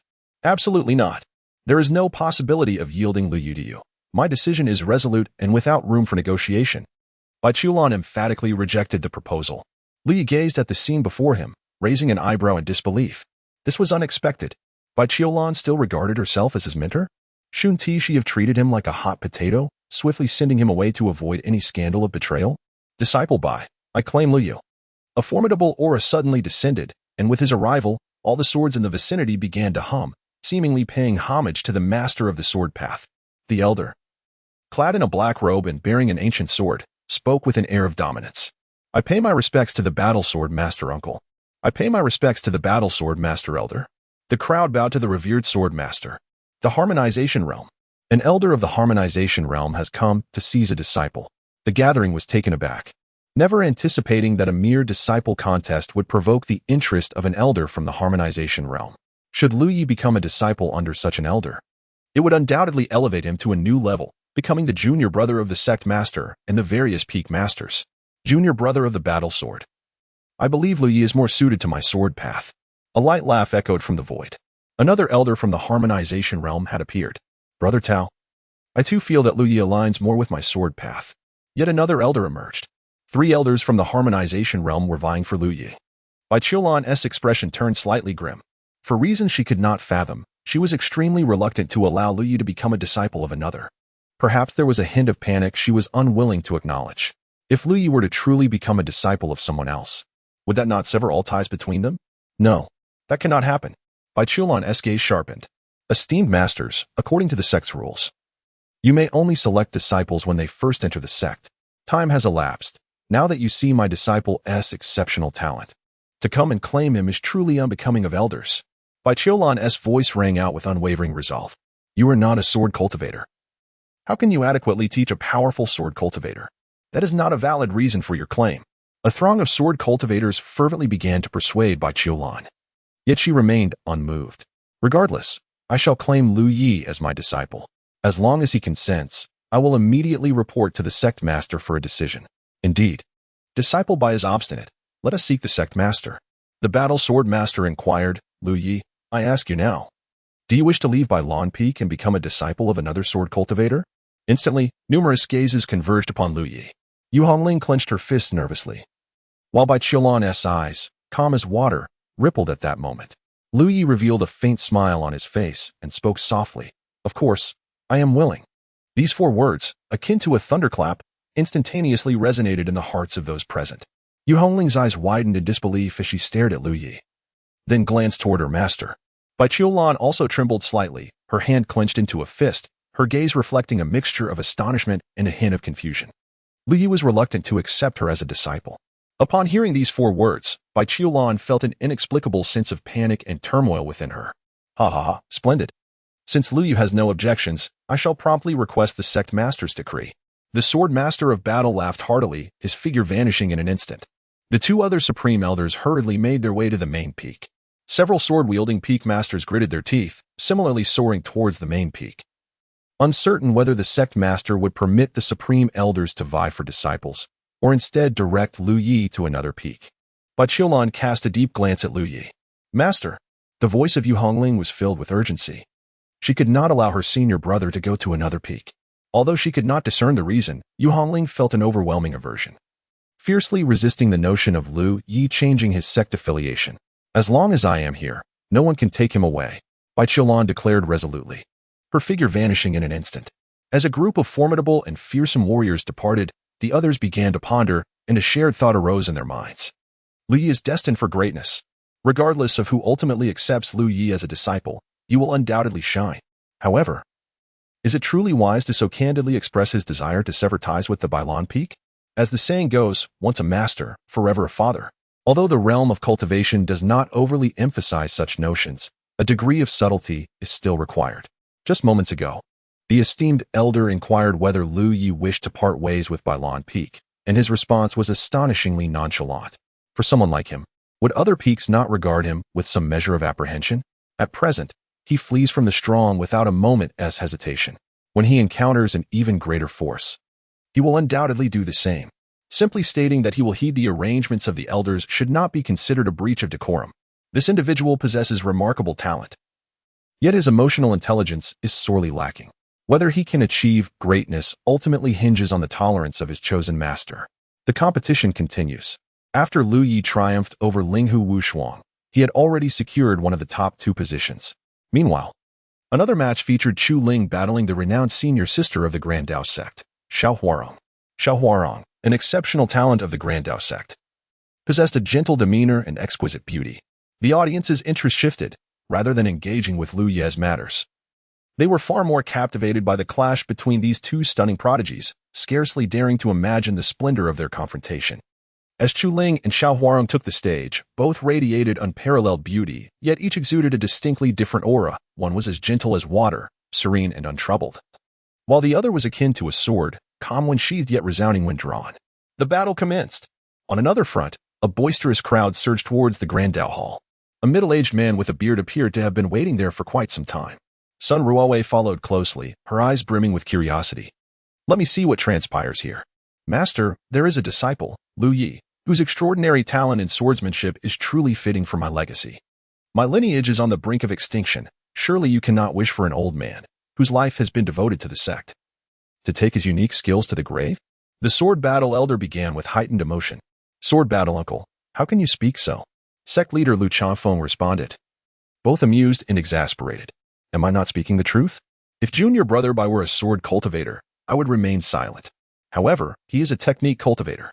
Though I have not witnessed the sword strike Lu Yi demonstrated with his 2 fingers, my disciple has shown me. Such a strike is unparalleled among the prodigies of the great wilderness. This cannot be. He must come under my tutelage. Your swordsmanship revolves solely around combat. I see that Lu Yi is not a person driven by mere aggression. He should cultivate my hidden sword, concealing it within himself, striking to resound throughout the world. That is the path he ought to pursue. Utter nonsense. With a mere finger, he rendered his opponent a fool. And you claim he is not aggressive? I beg to differ. Enough. Let us speak reasonably. Lu Yi must join my solitary sword sect. The path of battle swordsmanship is not yet extinguished, but there are countless who practice hidden sword. My solitary sword sect truly faces extinction. Sect leader Lu Changfeng's head throbbed from the clamor, his brow furrowed. Enough. Silence. He bellowed. The hall fell silent. Lu Changfeng's gaze turned to Bai Qiulan, and for a fleeting moment, a look of distraction crossed his eyes. It was undeniable that he harbored feelings for Bai Qiulan, yet she did not reciprocate. Unbeknownst to him, it had already been over a year since he last saw her, and she seemed even more beautiful. More beautiful? Lu Changfeng momentarily lost himself in thought, contrasting the Bai Qiulan of his memories with the present-day Bai Qiulan. The former Bai Qiulan was as cold as ice, proud as a snow plum, and elusive, untouchable ice lotus atop the snow. Yet the current Bai Qiulan, though still aloof, emanated an air of approachability, as if the ice lotus had stepped into the bustling world of mortals. Perhaps it was merely his imagination, but he even sensed a hint of allure in her demeanor. No, it must be an illusion. How could his junior sister ever exhibit such charm? His tone softened as he gently addressed her, junior sister. A collective gasp resonated among the 3 esteemed elders and the group of peak leaders. Was the revered master truly becoming so gentle? This spells trouble. Sun Ruowei couldn't help but stifle a laugh within, thinking, oh dear, did you come to seek the master? You're clearly miles off the mark. The master is undoubtedly Bai Shiji's most ardent admirer. Whatever Bai Shiji says, the master would nod so vigorously that he might snap his own neck. Bai Qiulan had indeed encountered the master. Her voice remained serene as she replied. Lu Changfeng, with a smile gracing his features, reiterated, I have said before. You may call me senior brother. There is no need to address me as master. The rules of the sect must not be disregarded, and the laws of propriety cannot be neglected. Yet, Bai Qiulan felt no stirrings of affection for Lu Changfeng whatsoever. Very well, addressing you as master is acceptable. Now, junior sister, what are your thoughts on this matter? Lu Changfeng inquired with a smile. Bai Qiulan had now regained her composure, and the impact of Lu Yu's desire to distance himself from Bai Lan Peak began to settle within her. Although she was reluctant to admit it, her heart vehemently protested against Lu Yu's separation from Bai Lan Peak. She conjured a splendid rationale for herself. In her previous life, Lu Yu became the most formidable bulwark of the human race under her guidance. Now, reborn with a heart full of resentment, she harbors grave concerns that Lu Yu may stray from the righteous path, compelling her to constantly correct his course. Indeed, in her past existence, she was always his mentor. And in this life, it is her solemn duty to remain so. Chapter 20. Refining the void to converge with the Tao. Bai Qiulan spoke, first and foremost. I categorically refuse to permit Lu Yu to depart from Bai Lan Peak. Such an action contravenes our sect's regulations and traditions. Bai Qiulan was indeed a person of unwavering principles. One can only imagine the torment she endured alongside Lu Yu in her previous life, often shedding tears in despair. Secondly, the three masters believe that I am adept in techniques rather than swordsmanship, and thus incapable of adequately instructing Lu Yu, a swordsman. In truth, the masters are mistaken. I can impart knowledge of both techniques and swordplay. Should they doubt my capabilities, let the sect leader arrange a duel with the three masters. If I emerge victorious, Lu Yu shall be recognized as one of Bai Lan Peak. If I lose, Bai Qiulan's expression remained icy, her white gown fluttering gently in the breeze. There is no possibility of defeat. Lu Changfeng and the three esteemed elders, along with numerous peak masters, were taken aback. Your confidence is truly astounding. Very well, I shall not impose on you. If you claim proficiency in swordsmanship, I shall seal my own cultivation and challenge you at the refining void stage. The sword sovereign declared solemnly. Bai Qiulan raised her gaze to the three esteemed elders. There is no need for you to suppress your cultivation. A collective gasp escaped the assembled crowd, incredulous at her words. No need to suppress your cultivation? These three esteemed elders are at the convergence stage, wielding swords. Are you out of your mind? Junior sister, I acknowledge your formidable lean body. Yet the three masters are unrivaled warriors. What are you attempting to accomplish? Lu Changfeng urged her to reconsider. The expressions of the three esteemed elders fluctuated between green and red. What did this imply? Were they being accused of bullying the less powerful?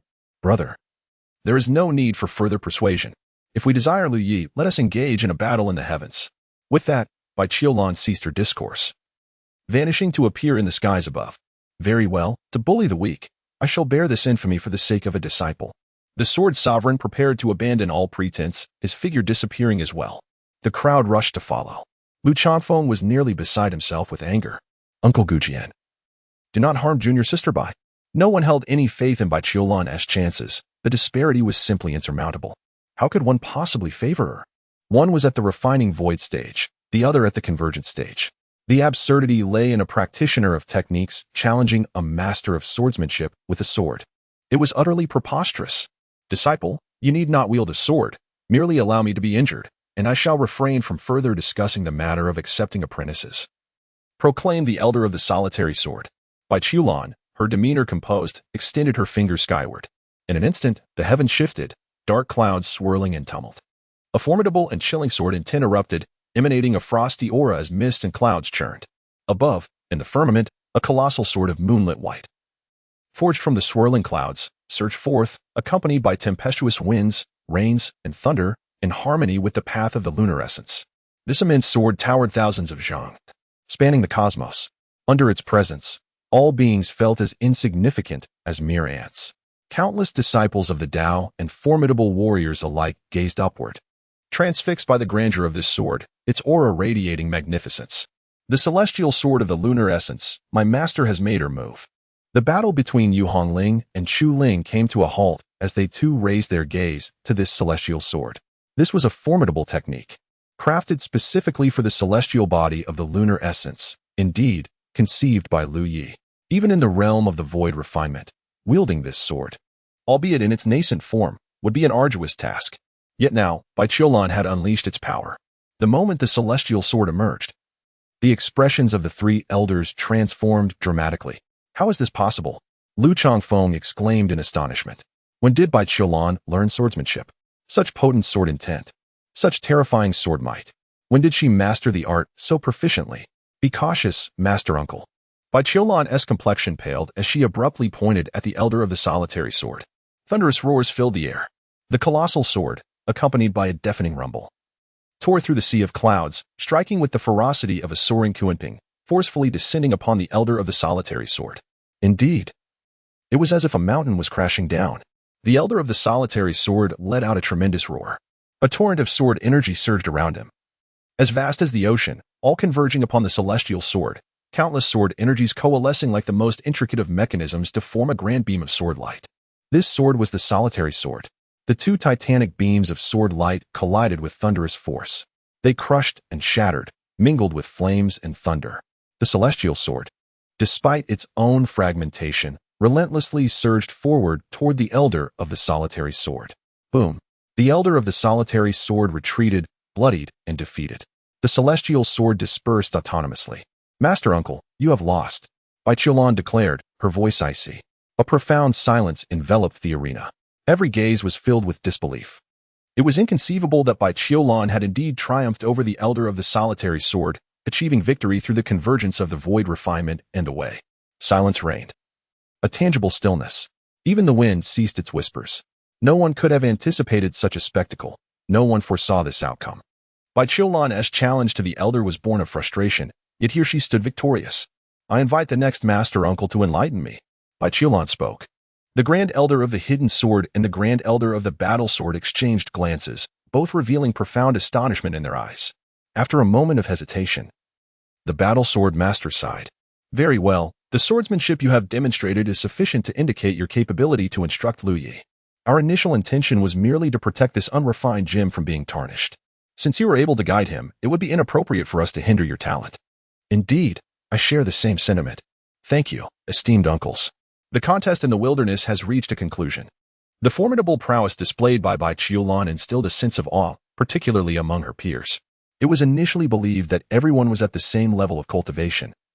Yet within a blink, she was able to surpass those at the harmony stage. Is such an extraordinary feat even conceivable? Sister Bai, your swordsmanship does not belong to the Taoist school, does it? Inquired Lu Changfeng with curiosity. In response to the sect leader. It is not the sword technique of the Taoist school. It is something I stumbled upon by chance. I observe that you possess an exceptional talent for the sword.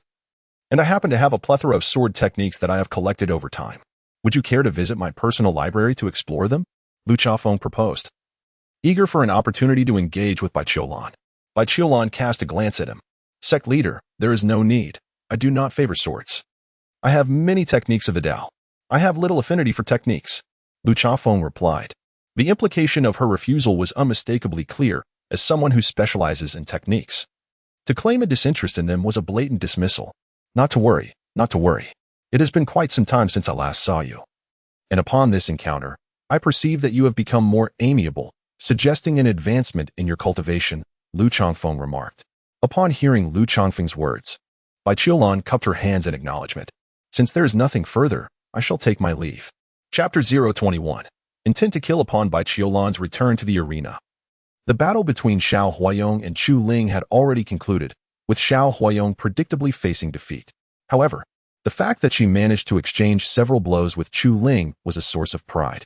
Consequently, Chu Ling and Lu Yi were now vying for the top position. Chu Ling joyfully ascended the platform, awaiting Lu Ye's arrival. To be candid, had it not been for Lu Ye's need for items from the Taoist treasury, he might have simply turned and departed at this moment. A murderous intent began to stir within her. In Lu Ye's heart, a thought emerged.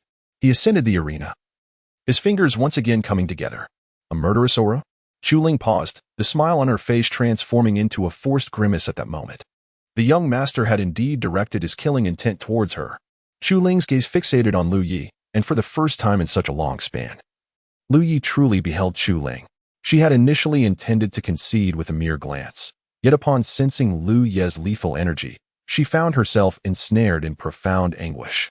Suddenly, she collapsed onto the arena floor, closing her eyes. Come, strike me down. I have taken your life. Today I shall return it to you. After all, her existence had become devoid of meaning, and it would be better to perish. To die by Lu Ye's hand would be her ultimate fate. This spectacle left all present utterly bewildered. Why did such a scene unfold? What debt did Chu Ling owe Lu Yi that compelled her to act in such a manner? Had this woman lost her sanity? My goodness, what was the nature of their relationship? The crowd buzzed with speculation, utterly incredulous at Chu Ling's actions. Who would willingly seek death in such a manner? Upon witnessing the scene, Liu furrowed his brow and finally spoke. We have no affection left between us. I shall not take your life, but will you kindly distance yourself from me? Damn it, why can't I kill her?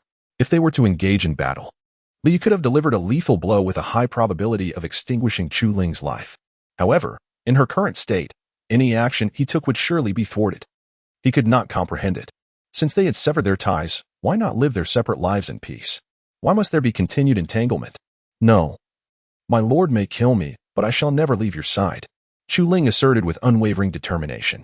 Damn it, what a lunatic. He suddenly swung his hand, sending Chu Ling flying away with a forceful gust, causing her to spit blood as she left the arena. Victory was his, yet Lu Ye's mood was far from delightful. The victor is Lu Yi. The deputy sect master announced the outcome of the match. It was clear that Lu Yi could no longer remain in this Grand Dao sect. He resolved to collect his belongings and seek a different place for seclusion. A bunch of lunatics. If I cannot confront them, can I not merely evade them? Bai Qiulan returned, with Sun Ruowei chattering animatedly beside her. When did you become so powerful? You can defeat those at the Harmonious Path realm? I sense you have concealed many things from me. Are we still good sisters? Speak up. Following the sect master's remarks, I too have noticed that you have changed. You possess a certain allure now, Sun Ruowei observed, scrutinizing Bai Qiulan closely. You have indeed gained a hint of charm. What have you been up to behind my back? Sun Ruowei's eyes widened in surprise. Charm.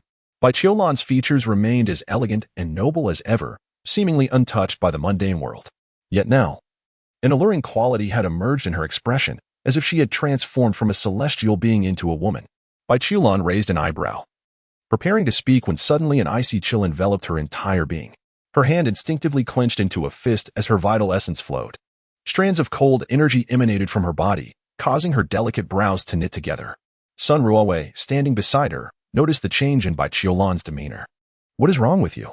The mere strands of cold energy evoked a sensation in Sun Ruowei, as though her own primordial spirit was frozen. How could such a phenomenon arise from Bai Qiulan? It is nothing. Bai Qiulan suppressed the chill, yet unease settled within her heart. At that moment, before her primordial spirit, a drop of gray-blue liquid coalesced, exuding an extreme coldness that made her tiny primordial spirit furrow its brow incessantly. I have matters to attend to. I must take my leave. Bai Qiulan, feeling a sense of urgency, realized that the malevolent chaos toxin had manifested prematurely. Its initial appearance was expected to occur only at the Dao integration realm. Nevertheless, it should not pose a significant issue. She had already discovered a method to counteract the chaos toxin. Upon her return, she merely needed to invoke the Tying transformation scripture to disperse it. With haste, Bai Qiulan departed. Hey, wait for me. Lu Yi received his reward, having accurately captured the chilling aura that emanated from Bai Qiulan moments prior. A smile graced his face. The presence of the chaotic poison at this juncture was indeed fortuitous. Bai Qiulan's rebirth had evidently propelled her cultivation to unprecedented heights. Her ability to conquer the void refinement stage and triumph over the harmonization stage signifies that she stands merely a step away from true harmonization. My dear master, the chaotic poison. I hope that in this lifetime, you may achieve even greater breakthroughs than in your past. Ideally, harnessing your own strength to transmute the chaotic poison into nothingness, thereby claiming the top position in the sect competition. Liu was bestowed with the esteemed title of a true disciple. A true disciple holds a higher status than an intersect disciple, and as of now, he is the first to attain such a distinction. Even if others were to become true disciples in the future, they would still address him as senior brother. However, Lu Yi was indifferent to these accolades. He promptly made his way to the Grand Dao Treasure Pavilion, presenting his token. He was permitted to select 3 treasures from below the 7th tier, and with his identity token affixed to the prohibitive scroll, he could claim what he desired. The elder guarding the pavilion smiled and said, Indeed, Lu Yi was quite familiar with the Grand Dao Treasure Pavilion. which housed a considerable array of treasures across its 9 levels, with those on higher tiers being increasingly rare and valuable.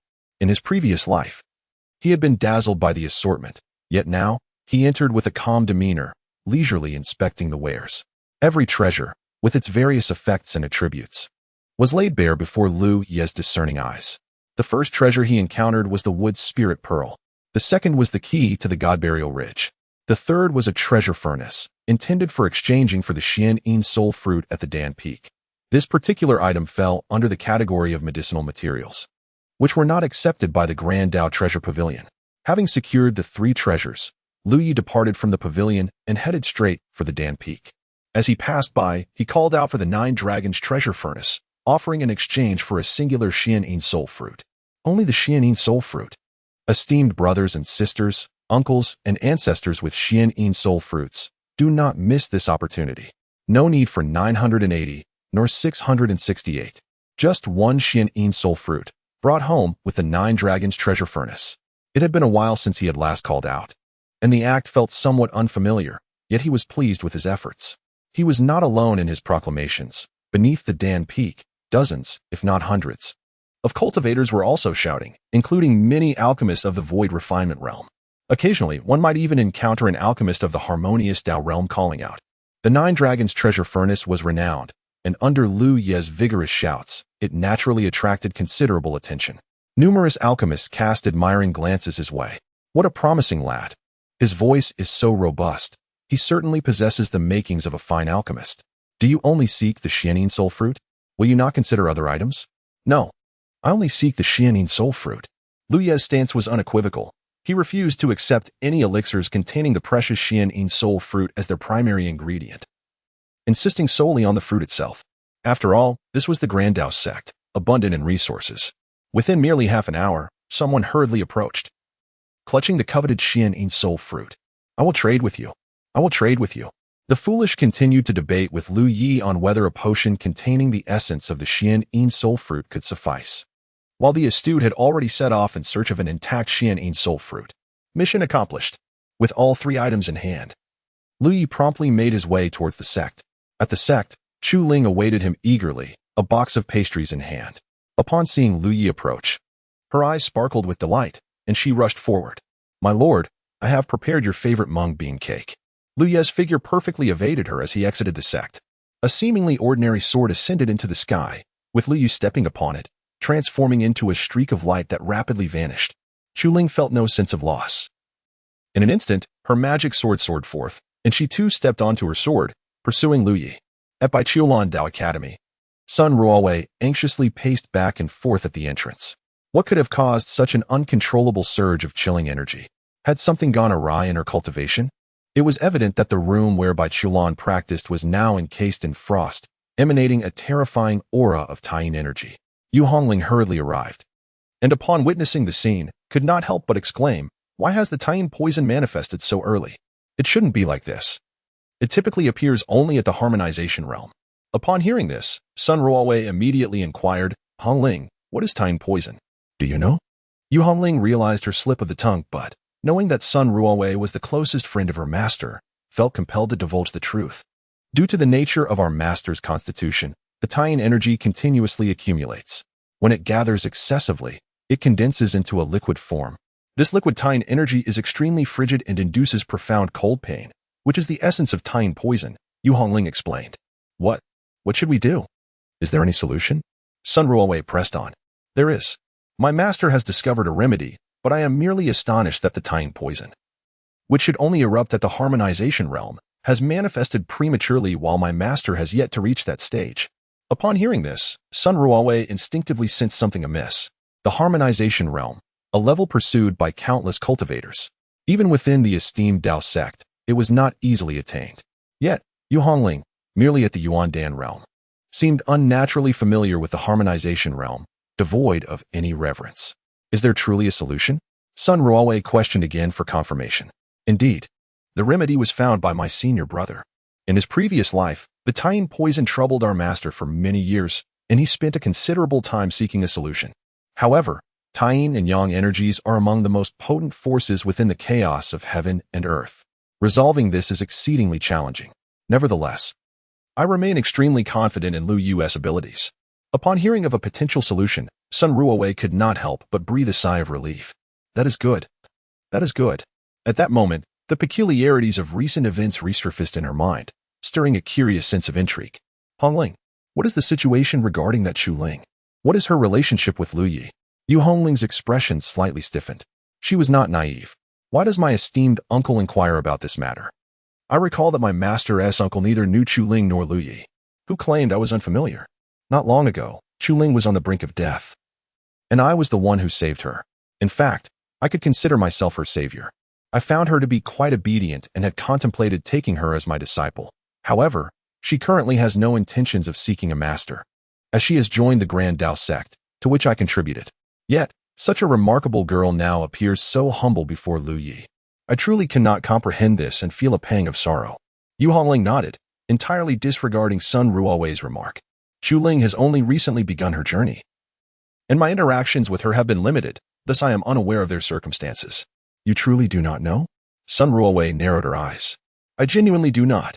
The two exchanged a glance, and Yu Hongling's gaze was strikingly sincere and candid. Unable to find any inconsistency, Sun Ruowei could only set her questions aside for the moment. At this time, within Bai Qiulan's chamber, a powerful aura erupted. Bai Qiulan, already at the pinnacle of the void refinement stage, began her breakthrough today to the harmonious path realm. She has broken through? Sun Ruowei exclaimed in shock and delight. Yu Hongling looked toward the room. Her expression held little joy, instead shadowed by concern. The harmonious path realm marks a critical juncture for the true manifestation of the Tine divine body's power. Once Bai Qiulan breaks through to this realm, the terrifying aspects of the Tine divine body will finally reveal themselves. In the past, whenever she assisted her master with the Tine poison, it was her senior brother who lent a hand. Now, however, they have fallen out, and he will no longer offer assistance. Moreover, their master would never permit him to aid her again. What then shall be done about the Tine poison? Within the room, Bai Qiulan was advancing toward the harmonious path realm. For other practitioners, this breakthrough is akin to climbing the heavens, but for her, it posed no significant challenge. The only matter weighing heavily on her was that single drop of chaotic Yin poison. Why is this happening? Bai Qiulan's expression darkened. Next to her nascent soul, a drop of chaotic Yin poison transformed into a potent Tine energy under the operation of the Tine transformation scripture. The Tine energy circulated through her limbs and meridians, with a considerable amount entering her nascent soul, augmenting her aura. Bai Qiulan halted her cultivation. The remaining Tine energy congealed once more, reverting to a drop of chaotic Yin poison. Unyielding, Bai Qiulan once again activated her technique. The chaotic Yin poison dispersed anew. Her aura increased again. Yet when she ceased her cultivation, the Tine power coalesced once more, still manifesting as a drop of chaotic Yin poison. Why is this the case? Bai Qiulan opened her eyes, panic and disbelief evident within her gaze. How could this be? In her previous life, she initially required Lu Ye's assistance. The two practiced a secret technique, harmonizing her yin and yang energies. The chaotic yin poison dissipated without any sign of reconsolidation.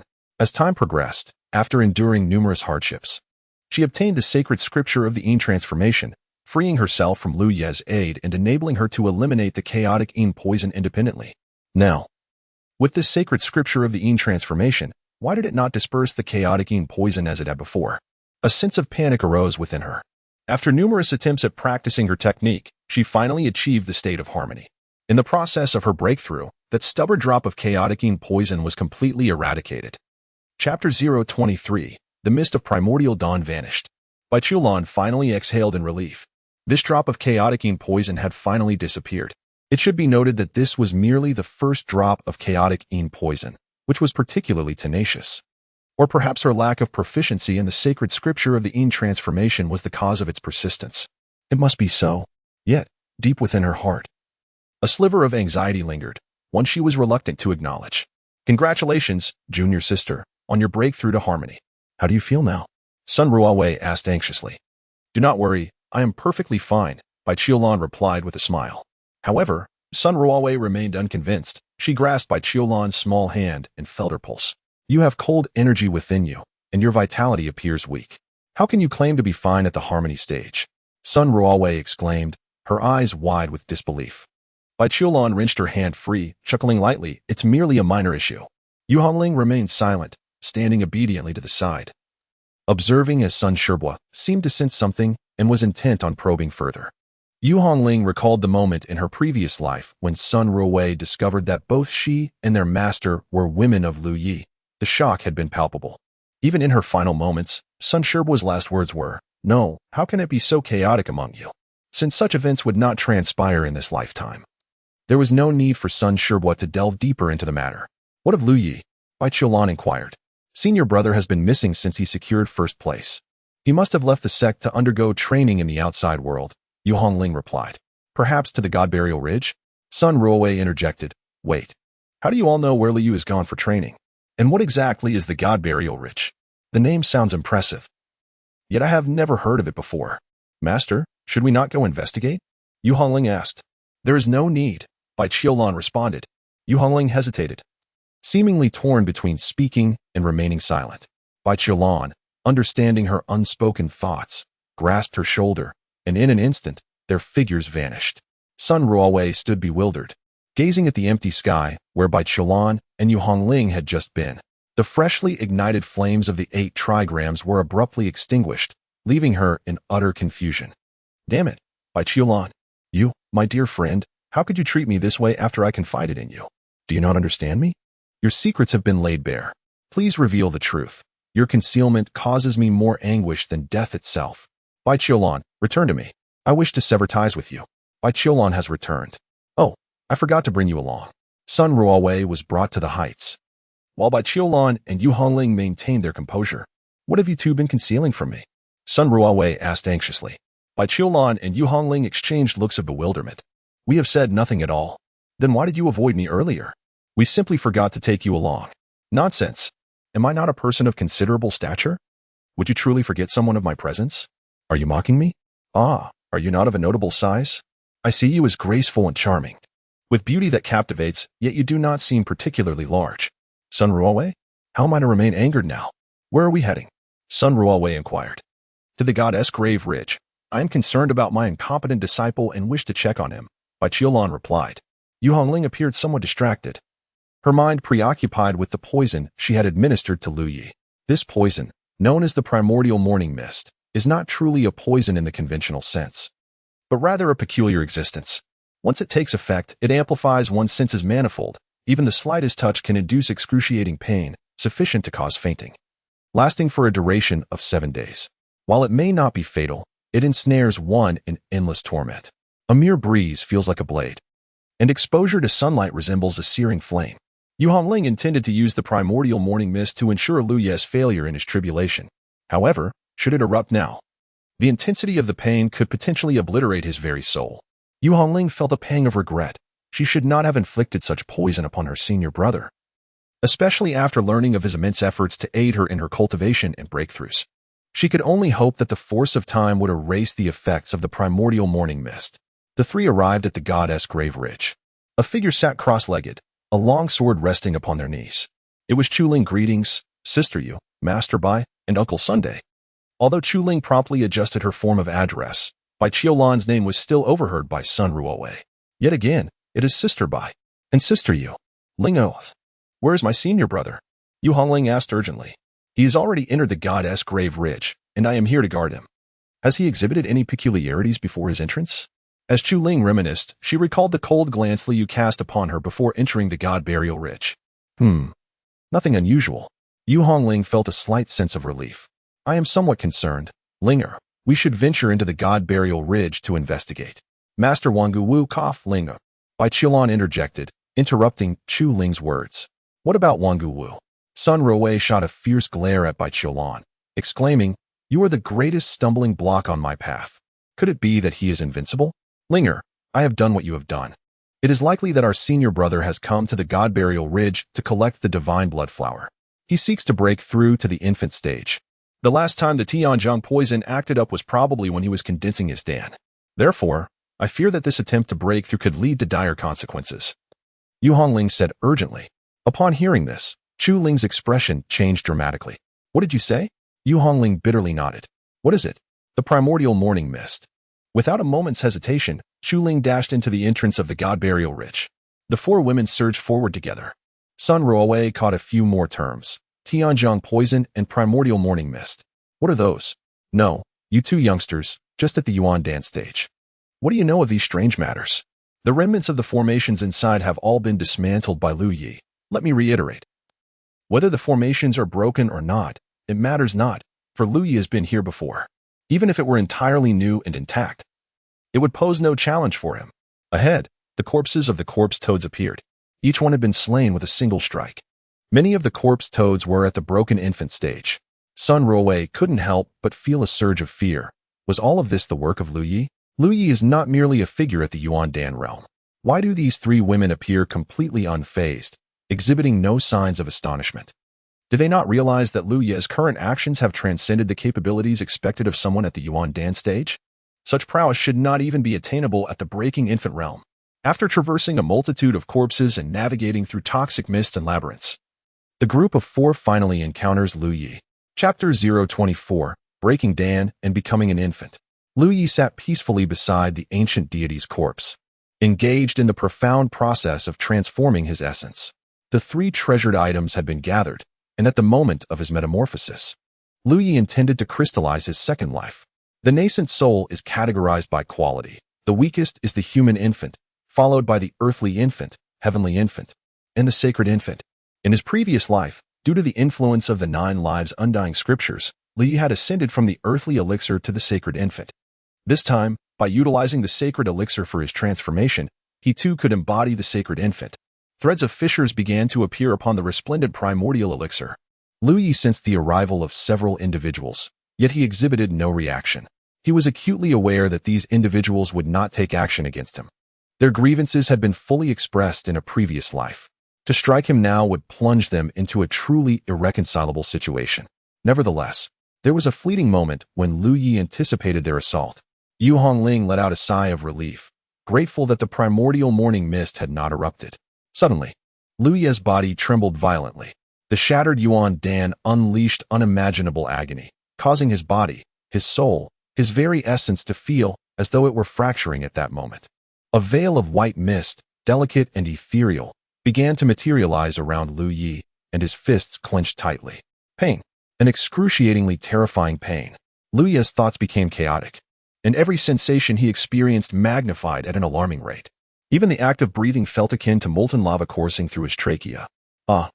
Yu Hongling let out a piercing scream. The primordial morning mist, Master, the primordial morning mist has truly followed us. What should we do? What are we to do? Panic and urgency filled Yu Hongling's eyes. No one understood the effects of the primordial morning mist better than she, for it could inflict unparalleled agony upon a person. Lu Yi was unable to bear it any longer. No one could endure such torment. One could be driven to death by pain. Master, what should we do? Please, save him. Save our senior brother. Young master. The anguish in Chu Ling's eyes was palpable as she beheld Lu Ye's veins bulging, his body trembling with every passing moment. She knew well Lu Ye's capacity for suffering. What kind of agony could inflict such a state upon him? Bai Qilan also felt a deep sense of distress. Just as she was about to step forward, Li opened his blood-red eyes and bellowed, "Get out. Senior brother, this is the primordial morning mist. You cannot withstand it. Let master assist you. Allow her to freeze you momentarily with the power of the lunar essence. Get out."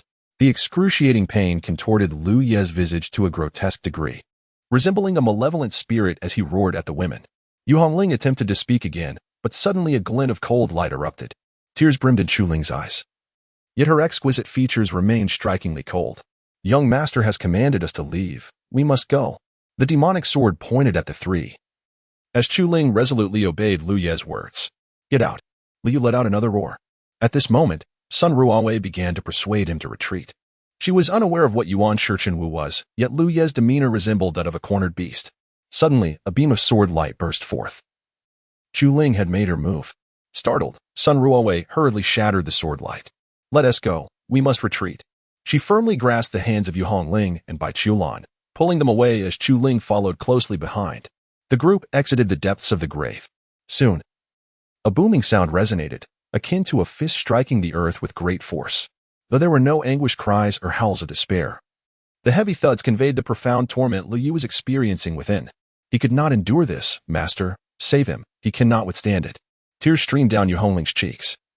Ordinarily, one could not withstand the pain inflicted by Yuan Shichinwu without taking action, let alone Lu Yi in his current state. It must be understood what Lu Yi was undergoing at that moment. He was breaking through to the nascent soul. The peril inherent in such a transition was unimaginable to Yu Hongling. She could hardly fathom the depth of Lu Yi's suffering. Master, I have killed Lu Yi. I have taken his life once more. It should not have been this way. She did not wish to slay him. Her hatred had dissipated. He possessed 9 lives. Why? Yu Hongling's emotions crumbled. She could hardly comprehend that after all the twists and turns, Lu Yi had perished at her hands alone. She did not want him to die. She could not bear to lose him. Bai Qiulan gently waved her hand, and Yu Hongling immediately succumbed to unconsciousness. Cradled in Bai Qiulan's embrace. Listening to the thunderous sounds from within, Bai Qiulan's expression reflected deep discomfort. It was unfathomable to her how much suffering could lead Lu Yu to this state. She was acutely aware of the severity of pain. When the chaotic venom had erupted within her, she had contemplated self-destruction countless times to end it all. Such agony was truly beyond human endurance. Until later, when Lu Yi had come to her aid. As Lu Yi grows increasingly powerful, her assistance to others expands correspondingly. Yet, with the enhancement of her abilities, the chaotic malevolence becomes ever more terrifying, until she commences her cultivation of the Taiyin transformation scripture, at which point the torment is finally subdued. I hope he is unharmed. I fervently wish for his well-being. Time passes, second by second. The thunderous roars from within eventually cease, and Bai Qiulan's figure swiftly enters the fray. Deep within the tomb, devastation reigns, rendering it unrecognizable. The ancient deity's corpse lies shattered, reduced to mere fragments. Lu Yi regained his composure, each breath imbued with a powerful essence akin to that of a dragon. Lu Yi, how are you? Bai Qiulan inquired anxiously. Lu Yi opened his eyes, exuding an aura characteristic of the breaking infancy realm, yet it was far more profound than that of an ordinary practitioner at the same stage, radiating with a potency 5 to 10 times greater. No worries, master, he inquired. May I ask what kind of poison you have administered to me? A faint smile graced Lu Yi's face as he earnestly inquired. Please, I implore you. Tell me, I have been reborn to ascend to greater heights, not to endure calamities. With each breakthrough, a terrifying toxin emerges. Even during my time as a celestial sovereign, I had never encountered such a plethora of poisons capable of affecting a celestial sovereign. Where on earth did you all discover these? If I cannot confront them, at the very least, I can evade them. Bai Qiulan displayed a hint of embarrassment on her face. The poison I have administered to you is called the lunar marrow worm. It possesses the ability to. Lu Yi raised his hand. Which number were you to submit? I am not quite certain either. Lu Yi. Oh, how noble you are. How remarkable. You are utterly unaware of your own position among those who have resorted to poison. He has heard of the Taiyin soul worm, even encountered it, yet never anticipated it would infiltrate his own body. The thought of why he would come across the Taiyin soul worm brings a smile to Lu Yi's face. In the past, he ventured to the very depths of the Taiyin's essence, where he comprehended the sacred scripture of Taiyins. And it was there that he encountered the Taiyin soul worm. How utterly foolish of him. Ah, indeed, he has been increasingly ruthless towards himself. Observing that Bai Qiulan has broken through to the harmonization realm, the chaotic and poisonous energies are beginning to coalesce. He is keen to witness the torment she is about to endure. Damn. Chapter 25, 7 Days of Torment, Breaking the Infant. Lu Yu successfully broke through to the infant stage and immediately returned to the Bailan peak of the Dedao sect, entering into seclusion. He appeared to be untroubled. In reality, however, Lu Yu grinned widely, the pain overwhelming yet exhilarating. However, in this state of normalcy, the sensory amplification brought about by the primordial morning mist was less intense than the agony he once endured from the chaotic venom. It was bearable. He would not perish. Lu Yu sat cross-legged, his body trembling and contorting. Chu Ling sat at Lu Ye's door, guarding him, though her presence seemed futile. Yu Hongling awoke, initially in a state of confusion, but then suddenly alert, sitting up in bed. Master, how's my senior brother? Yu Hongling asked urgently. Bai Qiulan responded gently, Hongling, do not worry too much, he is fine now. Has 7 days passed? Yu Hongling inquired. It has only been a little over a day, not yet 7 days. That cannot be right. Yu Hongling's face turned pale. The Yuanshi morning mist typically lasts at least 7 days to dissipate, implying that the heightened sensory experience would endure for that duration. Sun Ruowei quietly retreated, straining her ears to listen. Lasting 7 days. It is true he experienced pain during his breakthrough to the infant stage, but now that he has successfully transcended, there should be no suffering. What issue could arise from a 7-day duration? Bai Qiulan questioned, perplexed. The Yuan-Shi morning mist is exceedingly domineering. Even in the absence of pain, its presence can evoke intense discomfort. A single breath feels like molten lava cascading around the neck, and each practice session resembles being pierced by 1,000 needles. Even a gentle breeze can feel like skin being flayed. Master, consider this. The poisons capable of affecting my senior brother are exceedingly rare. It cannot be that simple. Bai Qiulan fell silent. Indeed, how many substances could influence someone of Lu Ye's caliber? Yet, your senior brother appears remarkably unfazed, Bai Qiulan remarked. Yu Hongling furrowed her brow tightly. Why is this happening? Master, does my senior brother frequently endure suffering? She asked. How could that be? He is so strong. Who could inflict pain upon him? Bai Qiulan's first instinct was to dismiss the possibility entirely. Li Yu was invincible throughout his life, battling against the heavens and the earth, with countless prodigies and strong contenders kneeling at his feet. Even the most intense of battles did not evoke the utmost pain within him. But why was he able to endure such suffering? Yu Hongling exclaimed in despair. Is this not a good thing? If he can withstand such agony, it is indeed a blessing. At the very least, it is not Yu Hongling who has harmed Lu Yu. At this moment, it became evident to her that she had long since fallen deeply in love with him. Before her rebirth, she was infatuated with Feng Wuxie, yet now, after her rebirth, he scarcely crossed her mind. Her heart and thoughts were entirely consumed by Lu Yi. Bai Qiulan dared not ponder the agony Yu Hongling would endure if Lu Yi were to perish because of her. Is my senior brother truly unharmed? Indeed, he is unharmed. Yu Hongling hastily rose, exclaiming, I must guard my senior brother. She rushed to Lu Ye's door, and upon noticing the commotion, Chu Ling glanced up, only to see Yu Hongling plopping down beside her. Chu Ling, I will keep watch over my senior brother with you. Bai Qiulan observed these two foolish girls and couldn't help but shake her head in exasperation. It was over. Yu Hongling was indeed doomed. Sun Ruowei's eyes sparkled as she fixated on the back of Bai Qiulan's head. What had she just heard? Were there only a few types of poison that could affect Lu Yi? How formidable is Lu Yi that none can inflict upon him suffering? Is it not true that Lu Yu has merely broken through to the infant realm? Yet, from the words exchanged between the two of you, it seems he is already on par with the harmonious realm. What could possibly account for this? Bai Qiulan felt the intense gaze upon the back of her head and could not help but rub her temples. In an instant, her figure vanished. Hey, don't run. Sun Ruowei's figure also disappeared, evidently unable to keep pace with Bai Qiulan. After evading Sun Ruowei, Bai Qiulan found herself at a familiar location, a place where Lu Yi often practiced.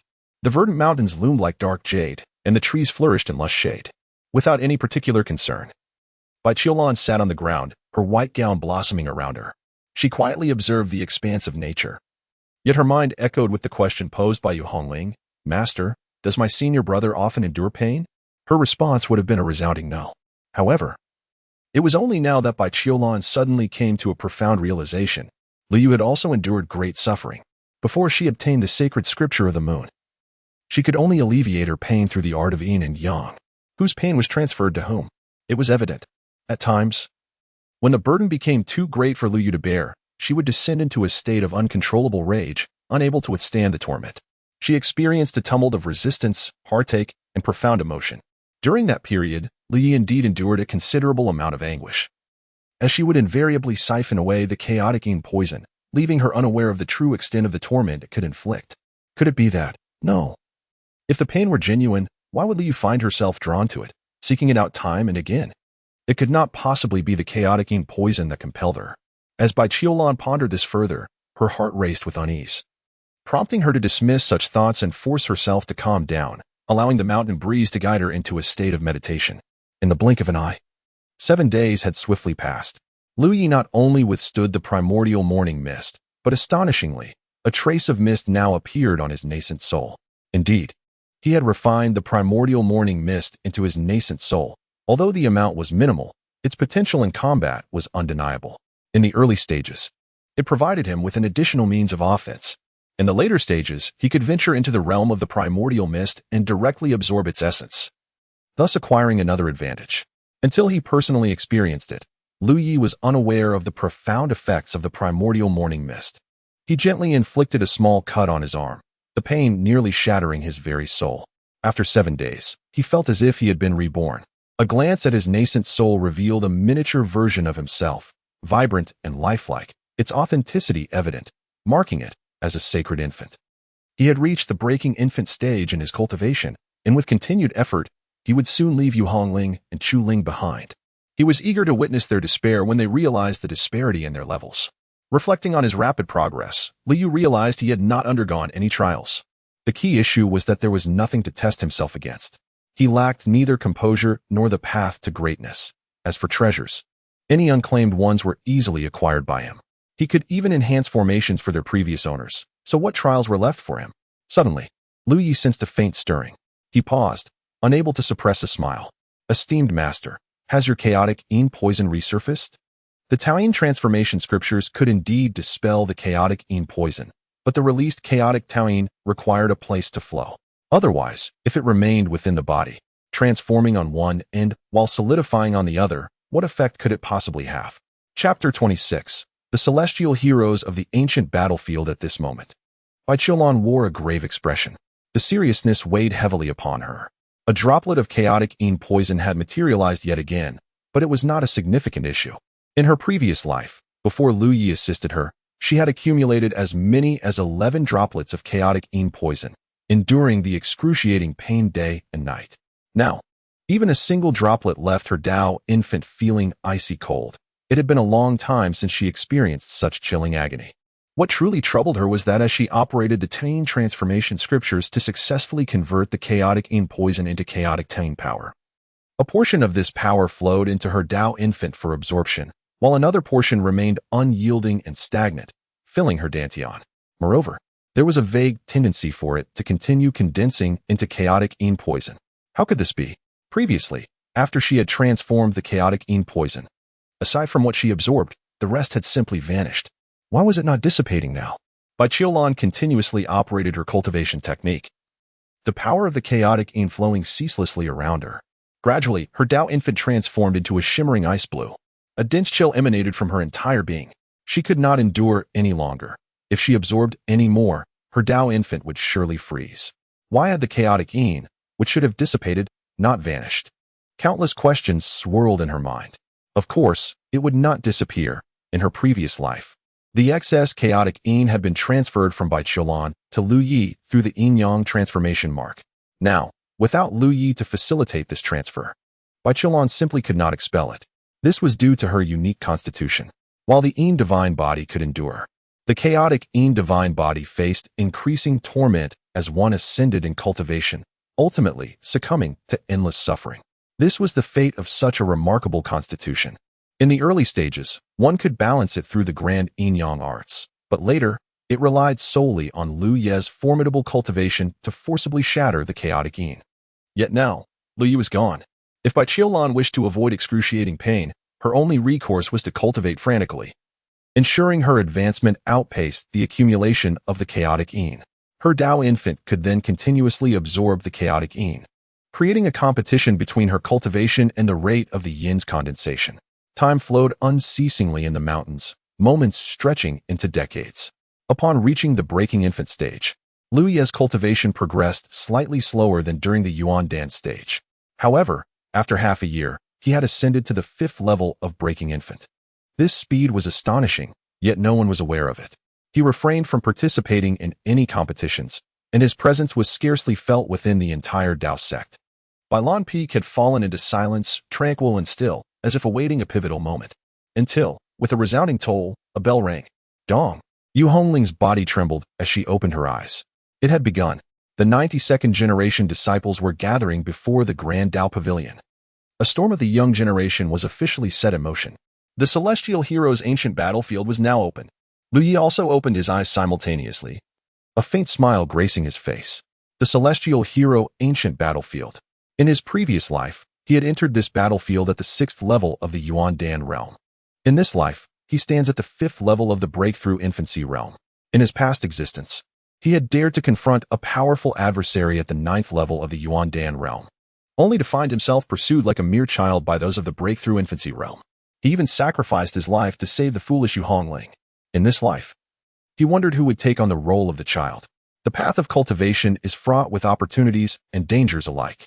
The Celestial Hero ancient battlefield is a unique space where countless prodigies from various eras have clashed, concealing boundless treasures and divine artifacts.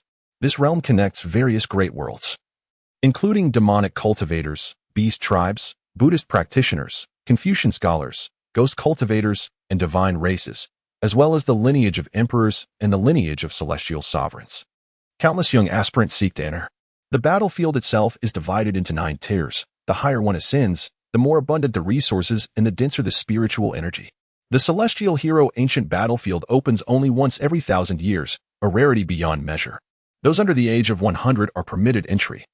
And within it lies the Ancient Prodigy ranking, where those who achieve recognition are rewarded with vast bounties, their names forever etched in the memories of future generations of prodigies. In his previous life, it was here that he encountered Zhu Ke and Shangguan Huanling. Reflecting on the moments of their first meeting, an involuntary cold smile appeared on Lu Ye's face. In his past life, the young Zhu Ke was pursued by the prodigies of the beast tribes, and Lu Yi had intervened to assist her. Shangguan Huanling, stunningly beautiful, was a match for Lu Yi at that time, but was ultimately betrayed by her own brother. Thrust into a dire situation, Lu Yi is also aware that upon their rebirth, both individuals will experience a surge in strength, accompanied by an enhancement of their astuteness. However, such a situation cannot be easily reversed merely through an increase in power. Let us await the unfolding events with anticipation. Lu Ye's figure soared towards the Great Dao Pavilion, with Chu Ling hastily in pursuit. The Great Dao Pavilion was a gathering place for the masses. Linghu Wushuang, Xiao Huayong, and Li Jiamin had ascended to become the new generation leaders of the Great Dao sect, all reaching the pinnacle of the Yuandan realm. Similarly, Chu Ling and Yu Hongling had also attained the zenith of the Yuandan realm. It was evident that their combat prowess surpassed that of the three by several magnitudes. Having not seen Liu for half a year, Yu Hongling gazed at him with unwavering eyes. Lu Yi appeared oblivious to his surroundings. Yu Hongling longed to approach him, to engage in conversation, yet the thought of soon meeting Feng Wuxia compelled her to suppress her impulsive desires. Feng Wuxia, the radiant moonlight in her heart. Reflecting on their shared battles, though merely spanning 2 short days, the sweetness of those moments was undeniable. Was this the sensation of a fluttering heart? Yu Hongling felt she needed one more glimpse of Feng Wuxia to ascertain her feelings. The Celestial Hero's ancient battlefield was stirring, soon to be unveiled in the 9-Dragon Valley of Central State. This battlefield, awakened once every millennium, is rich in resources, open to all under a century of age, making it an ideal arena for you all. Yet, it is fraught with peril and lethal threats. The spirits of ancient heroes wander within, alongside the formidable beings of the demon and ghost clans. Furthermore, other sects may engage in ruthless acts of murder and treasure theft. Contemplate this carefully. You have the time of an incense stick to decide. Those willing to enter the Celestial Hero's ancient battlefield for the chance to seize opportunities, board the Pathway vessel. In such a prosperous age, powerful guardians from the Pathway sect will undoubtedly escort you. For the treasures within the Celestial Hero's ancient battlefield, even the most seasoned ghosts would covet. Should you survive the battlefield yet perish on your return to the sect, that would indeed be a tragic loss. I reiterate, the Celestial Hero's ancient battlefield is exceedingly perilous. Of those who venture forth, perhaps only 2 or 3 shall return. Think wisely, reflect deeply. Lu Yi was the first to stride towards the grand vessel. Upon boarding, he sought a vantage point with a splendid view. Chu Ling hastily settled beside him, while Yu Hongling pouted and took a seat behind Lu Yi. One by one, disciples boarded the ship, though some chose to remain ashore. It would be unjust to label them as lacking ambition. Rather, it reflected their divergent pursuits or perhaps a profound self-awareness. Clearly, they could not compete within the Dao sect, let alone in the illustrious ancient battlefield where countless powers rivaling the sect congregated. As the incense burned down, the 92nd generation of disciples numbered 147, of whom 112 embarked upon the journey. In the end, how many would return? Yet, is not cultivation often marked by such uncertainties? Chapter 27. The various sects' cackles reverberated through the air as dark mist billowed, suffused with malevolent energy. Eerie laughter shook the mountains and rivers, reducing countless skulls to dust. The ancient battlefield of the prodigies had finally commenced. We had long awaited this day. A grotesque black banner swayed in the void, while countless ghastly spirits emitted silent howls, sending shivers down one's spine. A colossal throne of bones loomed over a sea of corpses and blood. Your task is clear. Annihilate those righteous prodigies. Make them tremble beneath the weight of darkness. As commanded, beams of demonic light ascended into the sky, plunging into the vast vortex. In the demon realm, a titanic figure shattered mountains and rivers, its massive wings obscuring the sun. This immense being, reminiscent of both dragon and phoenix, possessed 8 limbs and 4 wings, embodying the amalgamation of myriad spirits. Having witnessed the demon emperor, the multitude of spirits bowed in reverence. The ancient battlefield had commenced. I required the blood of the strongest human prodigies. Those who bring it to me shall ascend to demon kings, and I shall personally impart unparalleled demon arts. At your service. Thousands of demons soared into the sky. A diminutive sparrow, its wings dull and lifeless, gazed upward. In this lifetime, I vow to slay the myriad spirit demon emperor and restore peace to the demon race. In the realm of Buddhism, ancient Buddhas manifest in the world of spirits, where the ghost monarch awakens. The ancient battlefield of heroes witnesses the clash of the younger generation's prodigies, yet beneath the surface lies a contest of grand proportions. Those who emerge victorious shall earn the favor of the great world, achieving immortal feats. Nestled within the central state lies the Nine Dragons Valley, encircled by 9 majestic mountains, where the scenery is breathtaking, resembling a gathering of dragons vying for pearls within the central valley, an extraordinary sight.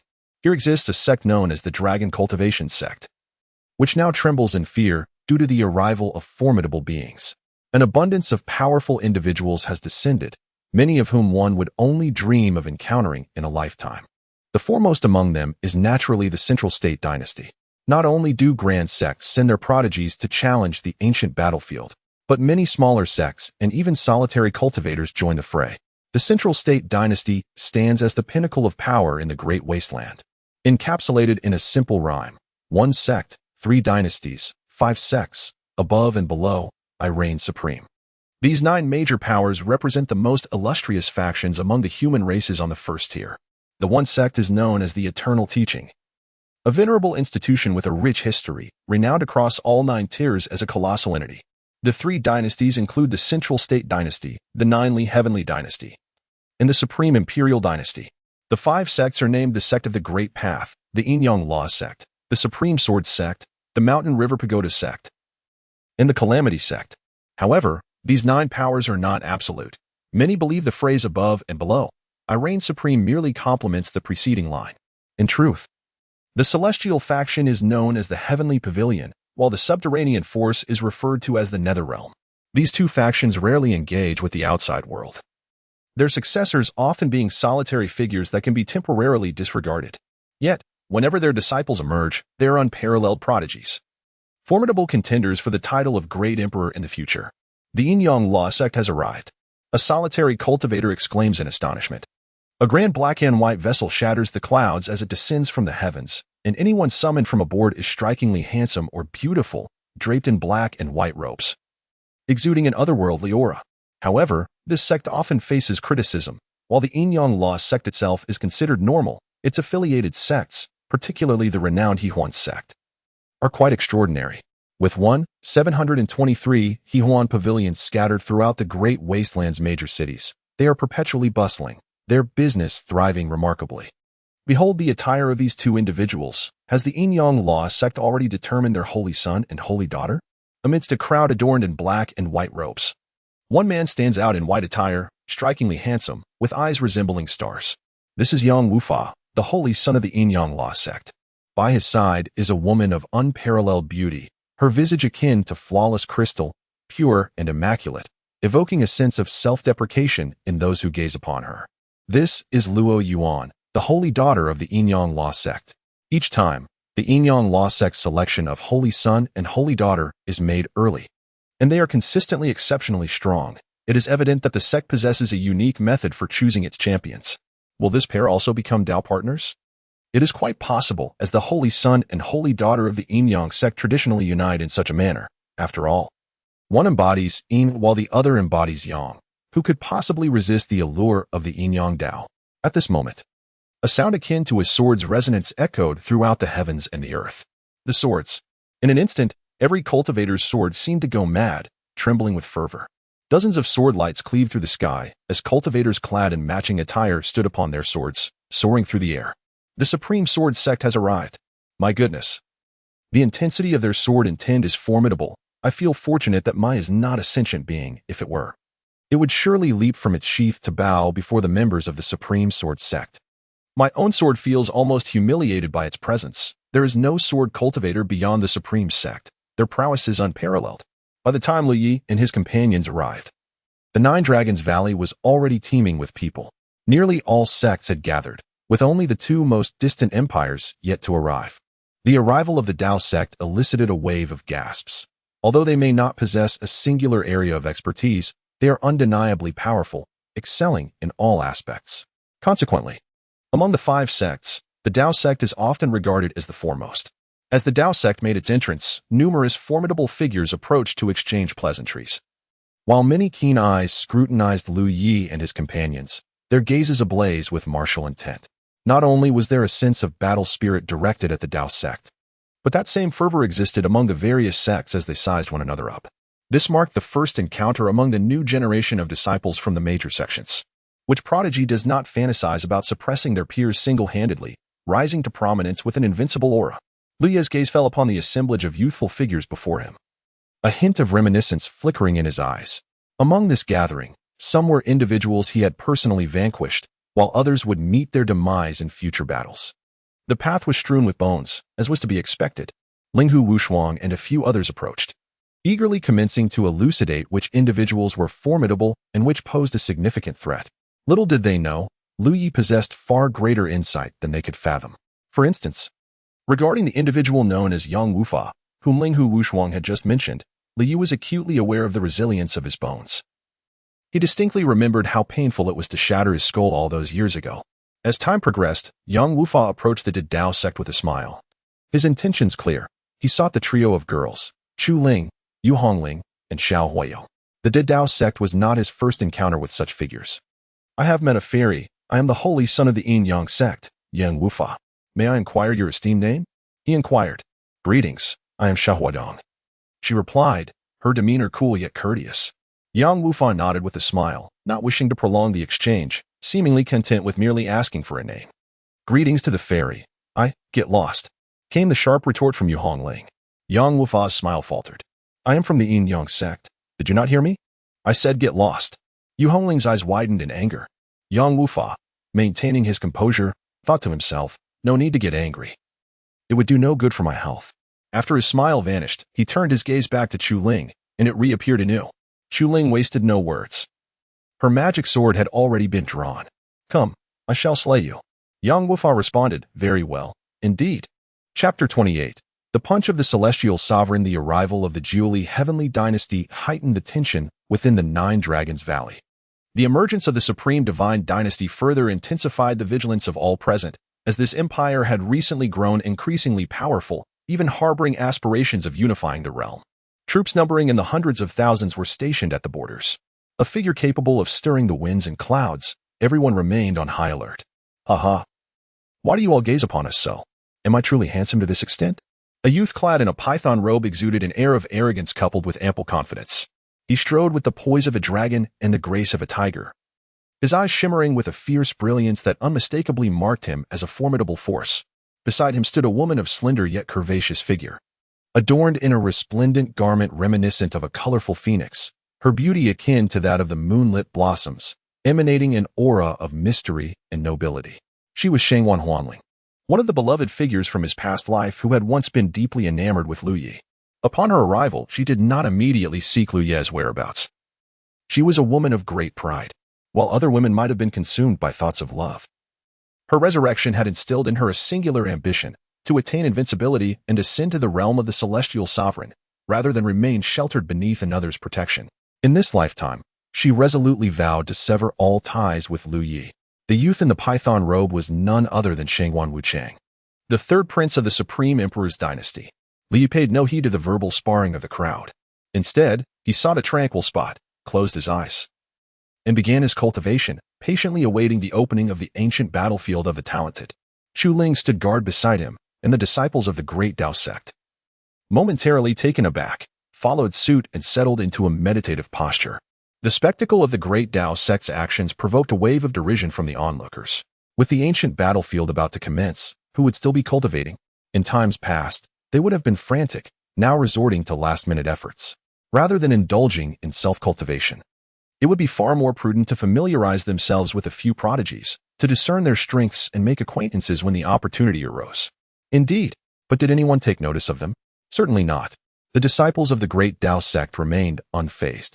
Meanwhile, Shangwan Huanling's gaze finally shifted towards the great Tao sect's position, where she observed Chu Ling standing protectively by Lu Yi, while Yu Hongling was uncomfortably close to him.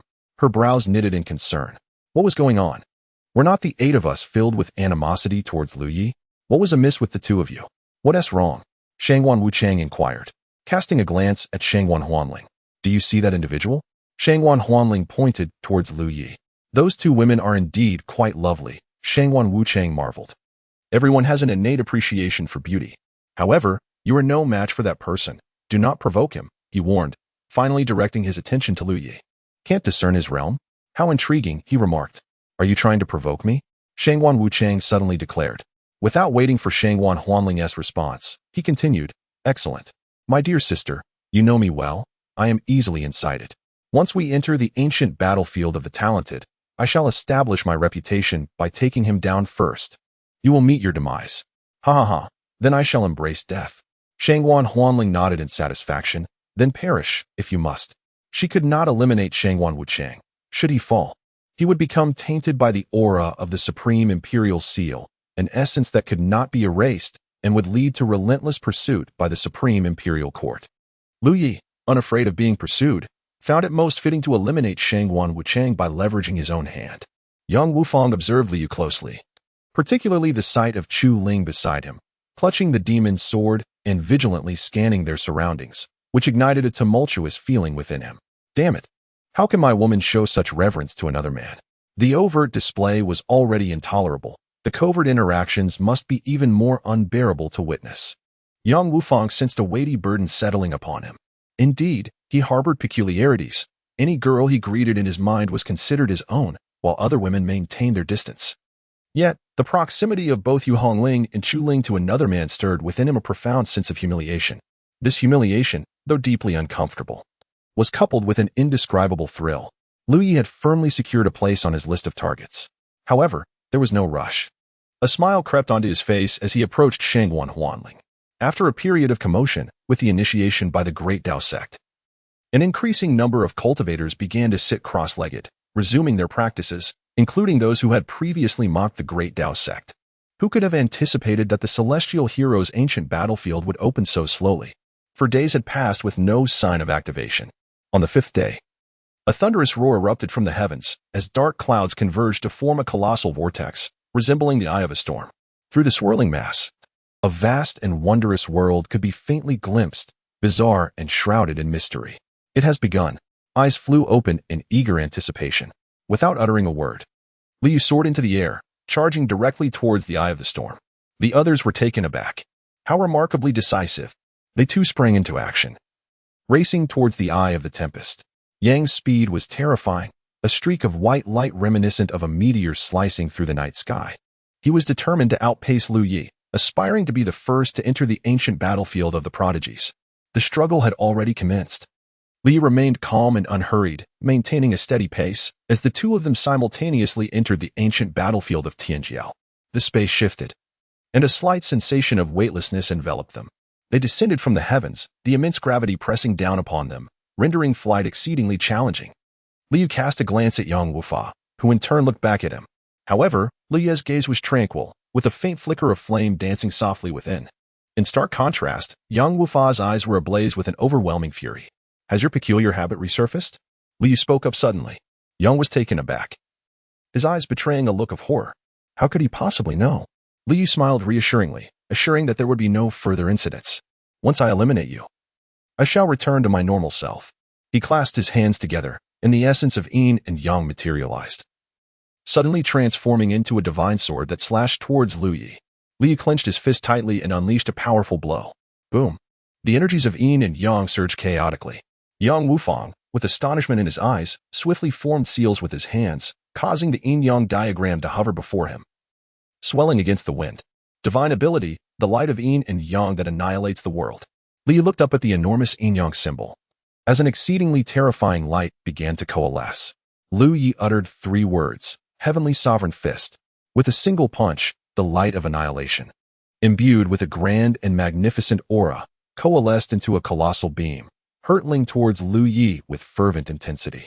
This attack resembled a laser unleashed from beyond the realms, capable of piercing through the very fabric of heaven and earth. Liu unleashed a powerful punch.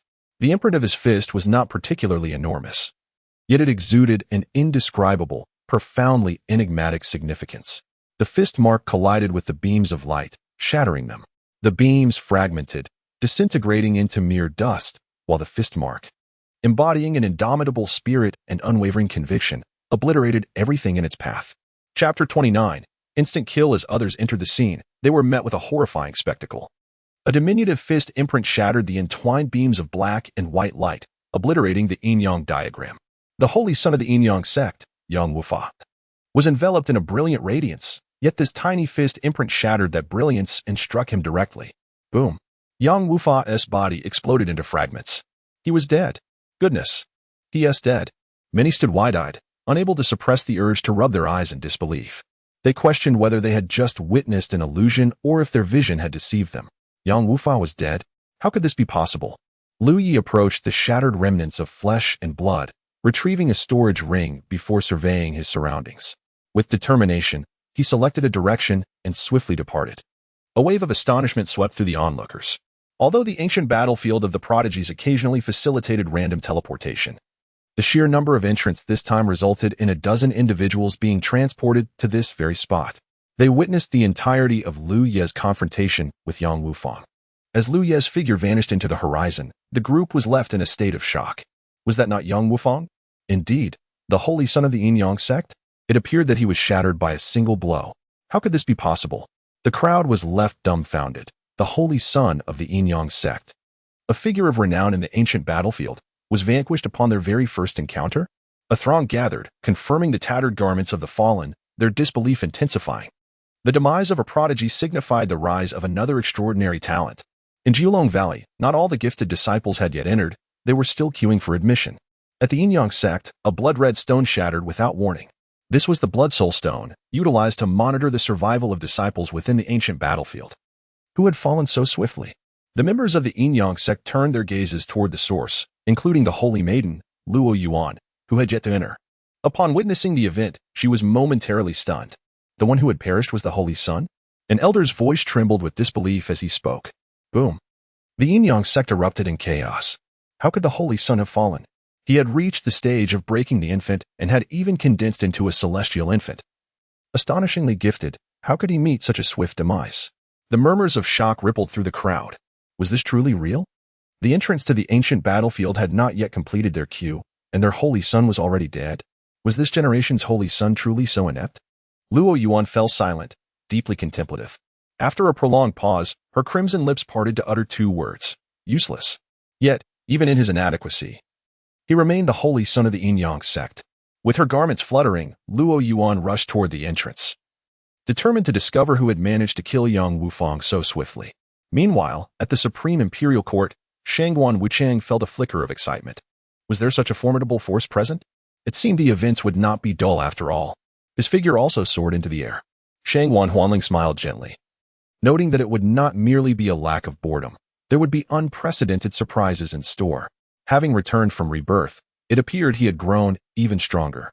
After Liu Yi eliminated Yang Wufa, his heart remained utterly unperturbed, for in his previous life, Yang Wufa had also met his demise at his hands. The two had once engaged in a fierce battle that reverberated among countless prodigies, employing an array of techniques in a relentless confrontation that lasted an entire day and night. Liu Yi, sustaining grave injuries, ultimately forced Yang's defeat. Yet now, a mere punch sufficed. His intentions were unequivocal. He sought the stone sword cliff. The stone sword was the imperial weapon of his past life, not a divine artifact, but rather an imperial weapon forged for ascendance. However, during the tumultuous era of darkness, the stone sword was shattered, and its sword's spirit perished in battle. Subsequently, he chose to forego the use of weapons entirely.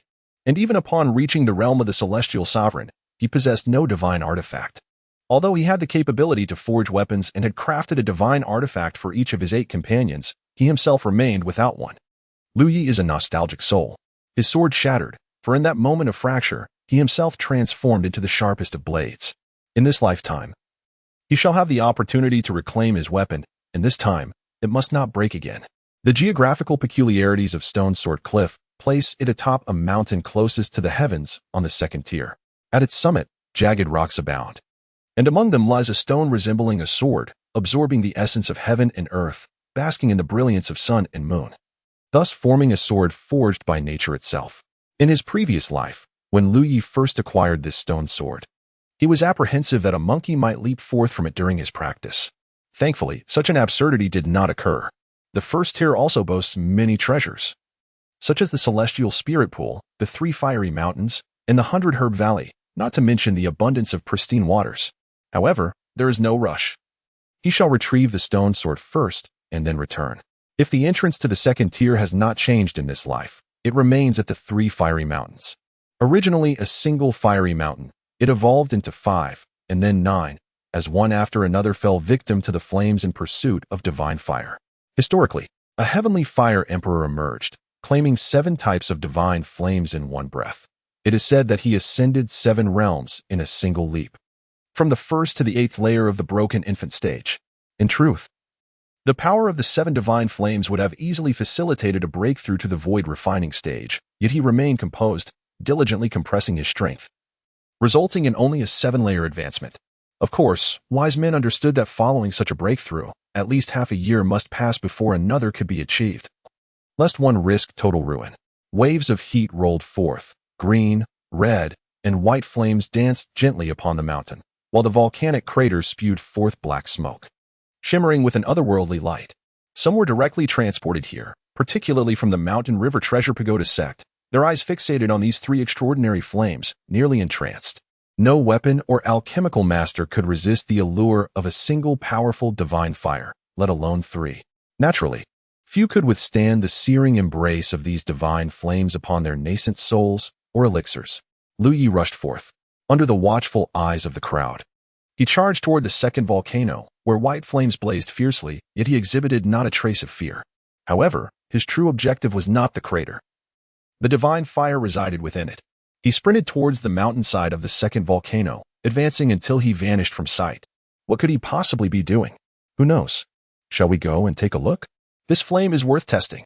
The flames on the mountain's surface are merely the residual might of the true divine fire, and their temperature is rather moderate. A celestial being, ablaze with flames, arrived at the place where Lu Yi had disappeared and was astonished to discover an eye of the storm capable of transporting one. Chapter 030. The reacquisition of the stone sword. The second layer of space is adorned with breathtaking scenery, mountains and rivers, a tapestry of blooming flowers. Li savored the exquisite scenery for 20 seconds, feeling a sense of elation, before making his way towards the stone sword cliff. According to the passage of time, it would be approximately 2 hours before various demons and monsters would make their appearance, heralding the onset of relentless battles. Countless prodigies of the human race would meet their demise. Yet it mattered little. Those who perished could never truly be regarded as prodigies. He dashed forward with fervor, and after half an hour, he arrived at the stone sword cliff. Beneath the cliff, countless broken swords lay scattered, some on the ground, others embedded within the rocky outcrops, with a rough estimate suggesting there were likely over 1,000. Each sword symbolized a sword cultivator who had fallen in this very place. With a single step forward, Liu set forth. A resonant hum filled the air as all the broken swords began to vibrate.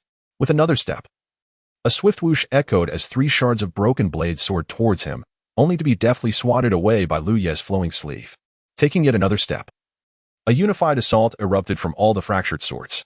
Liu delivered a powerful punch, sending numerous broken swords flying, only to trace a circular arc and launch another assault. The sword energy whistled through the air. Lu Ye's figure was entirely enveloped by the shattered swords as he unleashed powerful punches and palm strikes, sending the fragments of blades scattering in all directions, gradually advancing deeper within. At this point, not a single sword had managed to inflict harm upon him. This was not to imply that these broken swords were lacking in strength. In truth, each sword here, with merely a flicker of its sword aura, possessed the potential to reach the level of breaking the infant realm, showcasing formidable power. The simultaneous eruption of dozens, if not hundreds, of sword lights could easily annihilate a typical cultivator of the void refinement stage. However, Lu Yi was exceedingly formidable. After 10 minutes, he broke through the area filled with the shattered swords. With his legs bent, he leapt with remarkable force.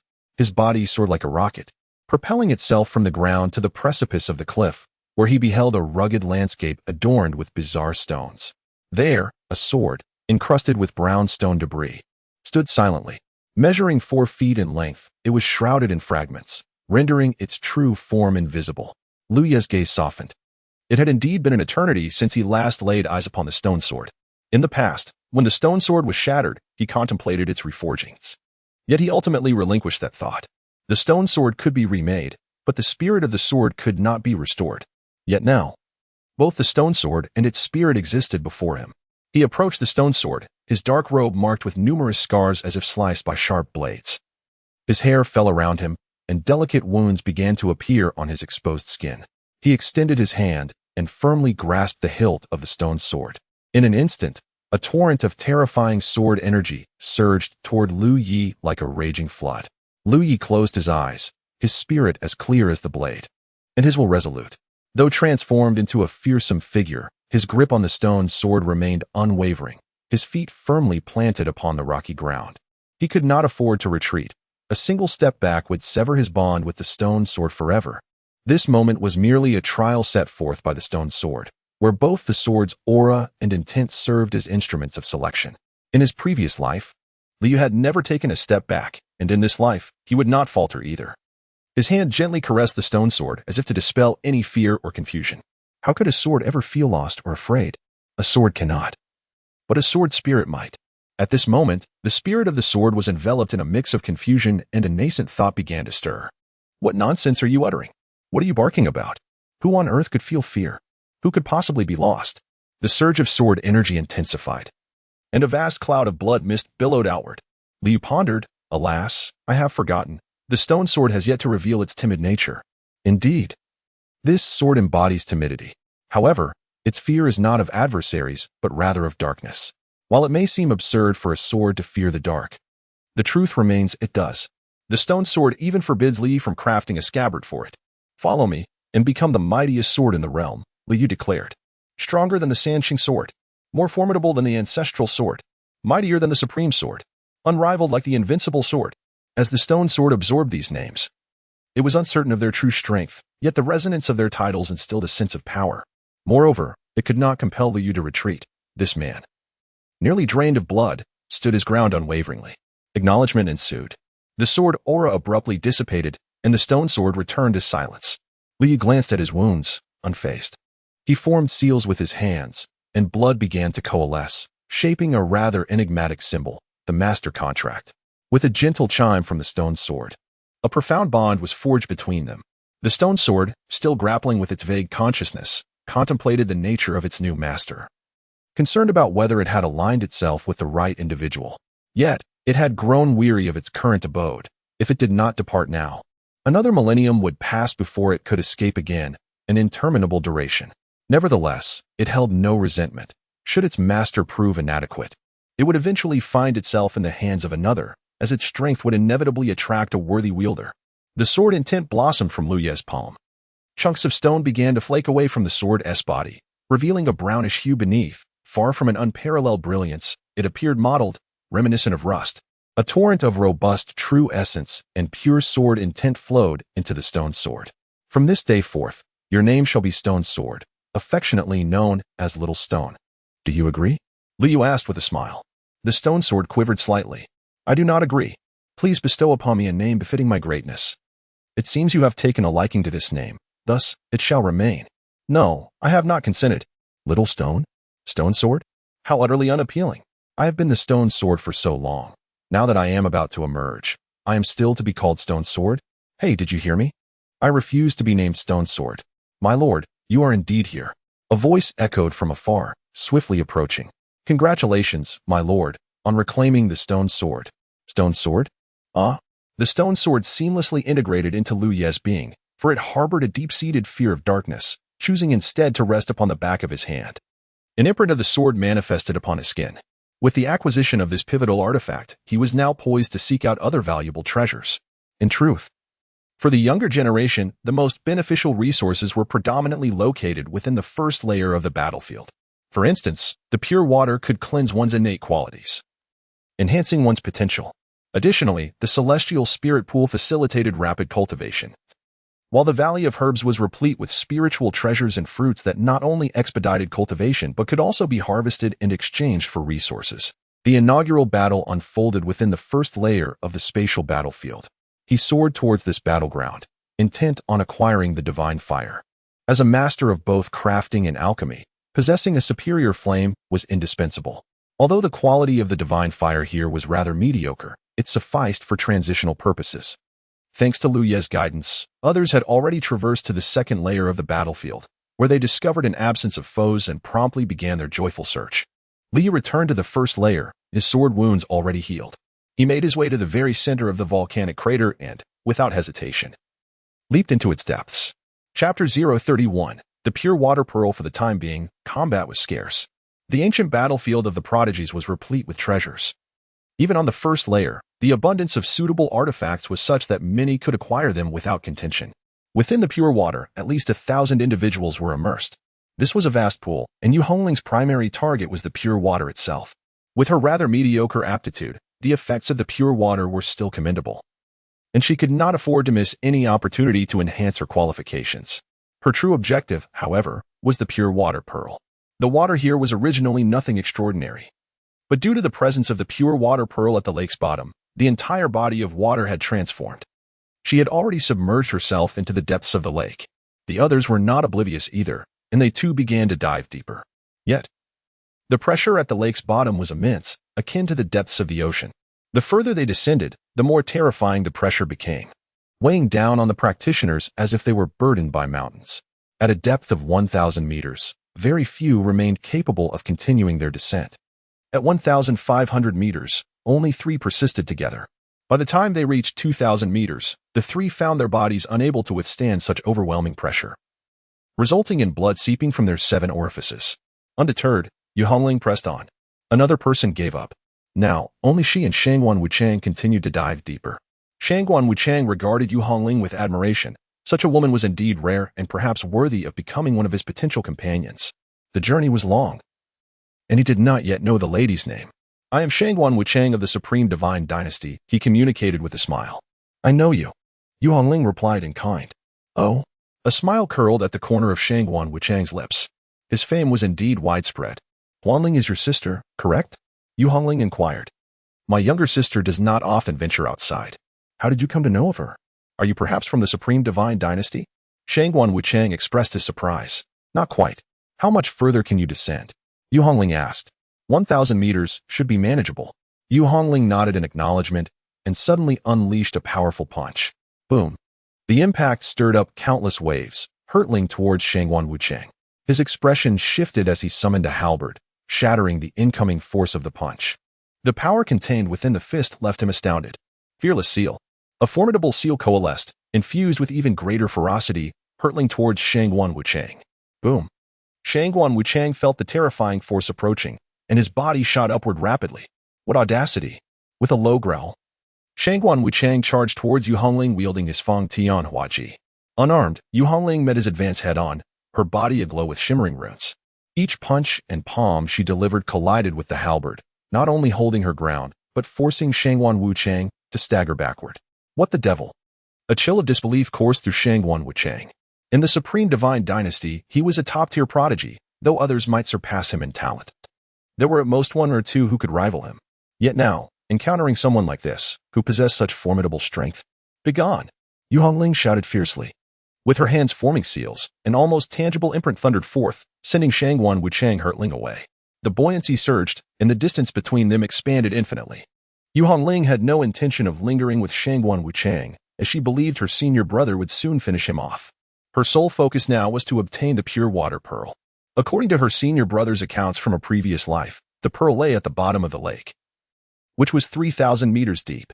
Regardless of whether Shangguan Wuchang had exaggerated, she resolved to strike him away and descend further. Yu Hongling continued her descent, reaching 2,500 meters. At this depth, an overwhelming sense of suffocation enveloped her, a result of the immense pressure. The quality of the pure water rendered the pressure far greater than that of ordinary lake water, surpassing 1,000-fold. A burden even the breaking infant realm would struggle to withstand. Nevertheless, Yu Hongling felt that her limits were still far from being reached. 4,000 meters posed no real challenge. After all, Her senior brother had retrieved the pure water pearl without undue difficulty, yet it had left him in a near-death state, compelling her to care for him tirelessly, all while he had taken advantage of her. Her cheeks flushed, whether from the pressure or memories of past events. She could not tell. Upon reaching 3,000 meters, the water transformed into a deep, oppressive shade of black-blue. Yu Hongling paused, certain she had descended 3,000 meters. Gazing down, she was met with an abyss of darkness, unable to discern the lake's bottom, leaving her momentarily bewildered. Was it not established that the depth was 3,000 meters? Could there have been unforeseen changes? Gritting her teeth, she assessed her endurance and steeled herself to plunge deeper. For 1,000 meters. At this point, although Yu Hongling was indeed powerful, she felt an overwhelming pressure that seemed to halt her heartbeat. Still, the lake's bottom remained elusive. Gritting her teeth once more, she pressed on. 5,000 meters. Upon reaching this juncture, a portion of Yu Hongling's bones lay shattered, her flesh beginning to exhibit a grotesque decay. Her eyes were bloodshot, and disbelief etched across her face. In a daze, she surveyed her own form and recalled the moment when Lu Yi had emerged from the crystal-clear water lake. Was it not 3,000 meters? The location of the clear water pearl was not 3,000 meters, nor was the distance from the lake bed to the surface. A profound sense of dread and suffocation enveloped Yu Hongling. Though she was fearless, tears of liquid dread began to trickle from the corners of her eyes. She was indeed fearless, fortified by her formidable cultivation and the memories of her past life as an emperor, having faced countless harrowing scenarios. Yet, what of Lu Yi, who had once retrieved the clear water pearl for her? In those days, he had merely been a novice, freshly emerged from his sect. Who would hesitate even to take a life? How could such a fledgling practitioner, devoid of obsession and unwavering conviction, muster the courage to descend further into the terrifying, suffocating, and seemingly hopeless depths of the lake?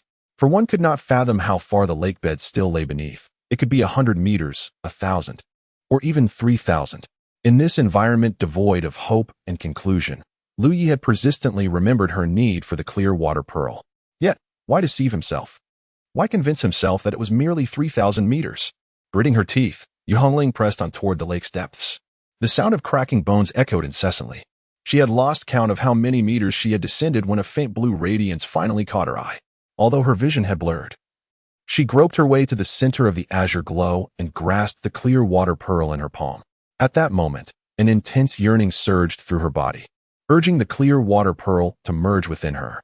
If it could just integrate, her nearly shattered form would instantly be restored, and her potential would flourish. Merge. Merge.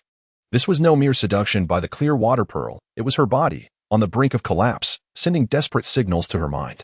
Chapter 032. That was not love. Yu Hongling chose not to merge. She restrained her body as primal desire, suppressing the instinct for survival inherent in all living beings. Endless agony coursed through her mind as her brain incessantly issued commands to absorb the clear water pearl, demanding immediate action. It became clear that her senior brother had endured such torment. To enhance his own potential, he had quelled the instinct to survive. No wonder he bore such grievous wounds. No wonder. The pain was unbearable. Yu Hongling deeply empathized with the anguish that Lu Yi had once endured. A profound sense of regret gnawed at her heart like countless venomous insects. Her senior brother had shown her exceptional kindness. In this world, who else could possibly care for her more than he cherished his own life? Feng Wuxia could not achieve such devotion. Although she had never shared a life with Feng Wuxia, she was certain that he would be incapable of such selflessness. Yet, dear brother, that is not love. No matter how benevolent you are towards me, in the absence of that fleeting moment of exhilaration, my feelings for you can only be gratitude, not love. It was only in the presence of Feng Wuxia that Yu Hongling experienced that exhilarating rush of a quickened heartbeat and warmth coursing through her body. Brother, in this lifetime, aside from being with you, I would agree to anything else, even if it meant sacrificing my life for you. Yu Hongling silently vowed. She began to swim upwards, her strength waning. No, I really cannot hold on any longer. After much hesitation, she chose to refine the pure water pearl. It would serve no purpose for her brother. Had it been of any use to him, she would have willingly bestowed it upon him. Since it was of no utility to him, she resolved to seek out a truly precious treasure for him after improving her own constitution. As she consumed the pure water pearl, her injuries began to heal rapidly, and the pearl was energetically transforming her constitution, expelling countless impurities. Yu Hongling's cultivation began to ascend.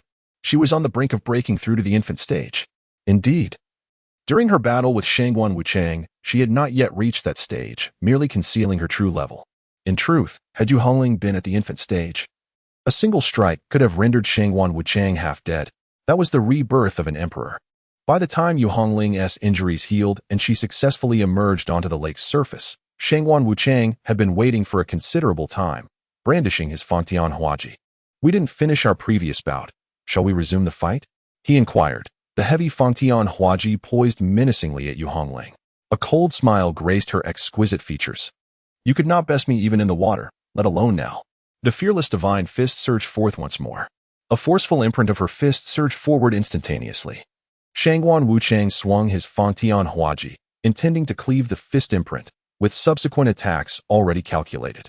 However, at the moment of collision between the Fangtian Huaji and the fist imprint, Shangguan Wuchang sensed an overwhelming force emanating from the imprint, unstoppable and colossal. Boom! The Fangtian Huaji was raised high.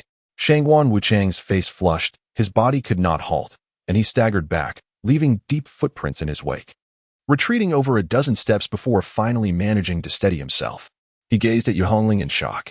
How could this be possible? Yet, Yu Hongling paid him no further heed. She had no intention of killing this man, leaving him for Shangguan Huanling. Lu Yi emerged from the volcano. A flame entwined around his primordial spirit like a silken ribbon. One of the three flames within the volcano extinguished, signifying that a divine fire had been claimed.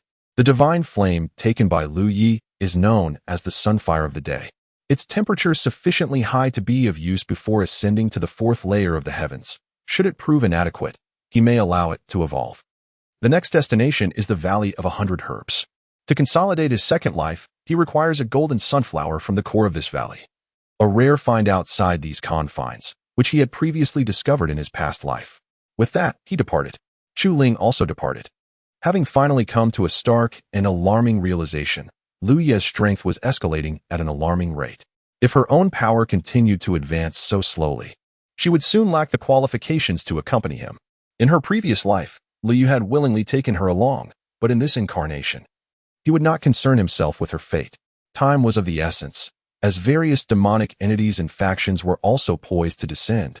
These beings, being situated far from the ancient battlefield of the prodigies, would arrive a bit later. Lu Yu looked up and beheld the sky above, where either purple or black whirlpools manifested. Multicolored vortices emerged almost without a minute's pause, followed closely by malevolent energies, ghostly auras, and demonic presences. The air was filled with bizarre cries, maniacal laughter, and roars. Lu Yu cast a fleeting glance and soon lost interest, even feeling a tinge of disdain for the cacophony of this group. His figure arrived at the 100 Herb Valley, a place adorned with a myriad of formations, rumored to be the ancient and formidable herb garden of a long-lost sect. Lu Yi, however, was acutely aware that the rumor was unfounded. The intricate formations of the 100 Herbs Valley had been established by a single individual, a remarkable figure who aspired to challenge the unparalleled talents of the ages through his formations. Even in death, he had achieved great renown through his art, his legacy enduring through the annals of time. Of course, he was not dead yet. The scholars of the 100 Herbs Valley were diligently studying the formations. For to the formation masters, these herbs might not hold the same value as the intricate designs themselves. When the formations were originally crafted, the formation master was merely in his 20s, his insights particularly resonant with the younger generation of disciples. One individual among them was constantly vanishing and reappearing, as he tirelessly unraveled the formations only to encounter new ones. Observing the speed at which he dismantled the formations, Lu Ye's eyes glimmered with astonishment. How had he not recognized such an exceptionally gifted formation master before? Given the rapidity of his work, he should not have remained obscure, yet he was indeed uncelebrated, which could only imply one possibility. This individual had met an untimely demise along the way. Lu Yu is not only a connoisseur of talent. It is truly lamentable that such a promising formation master met his demise before he could fully blossom. I might lend him a hand in due course. Lu Yu stepped into the formation, which shimmered slightly, causing his figure to vanish completely. He did not attempt to break the formation, but chose to traverse through it instead. Soon, he found himself standing before the one who was dismantling the array. The array breaker, deeply engrossed in his task, was startled by the sudden appearance of another. "Are you human or a ghost?" The youth, with rosy lips and white teeth, asked in a tone laced with trepidation. "Lu Yi, have you ever encountered a ghost?" "No, I haven't." "Then, have you ever seen a person?" "Yes, I have." What distinguishes me from others? The youth finally regained his composure, feeling somewhat embarrassed. The sudden appearance of Lu Yi had indeed startled him. I apologize. You are more handsome than anyone else. Lu Yi couldn't help but chuckle softly. What a clever lad. If one were to label him as foolish, it would be misleading, for he possesses a certain emotional intelligence. Conversely, should one regard him as emotionally astute, it would also hold some truth. What is your name? I am Li Huayu. Very well, let us proceed to unravel this formation and comprehend it thoroughly. Upon finishing his words, Lu Ye's figure vanished. Li Huayu's eyes widened in disbelief as he gazed at the direction from which Lu Yi had disappeared, then glanced at the formation that remained unscathed. How on earth did he accomplish that? Chapter 033, Slaughter. Lu Yi delved deeper, transforming the previously established formations into an entirely new system, which comprised more than one type. Among these were two particular formations. One was the Blinding Light formation, which possessed no lethal capability but could dazzle the eyes of others. The other was a short-distance teleportation formation, capable of transporting individuals over distances ranging approximately from 10 to 30 kilometers. Although this range was not extensive, it sufficed for a swift escape. He continued to modify the formations. As he progressed, he found himself before the golden sunflower, from which he extracted a jade box to seal it. He also gathered a dozen or so precious herbs that might prove useful before departing from the 100 Herbs Valley. Meanwhile, Li Huayu was tirelessly deciphering the formations, his eyes brimming with an insatiable curiosity and satisfaction for knowledge. He succeeded in dismantling several formations, but upon encountering a new one, his expression shifted dramatically. He had unwittingly fallen into a trap. Before him stood a series of robust, chiseled young men, each with 8-pack abs, beckoning him with their fingers. Has the formation changed?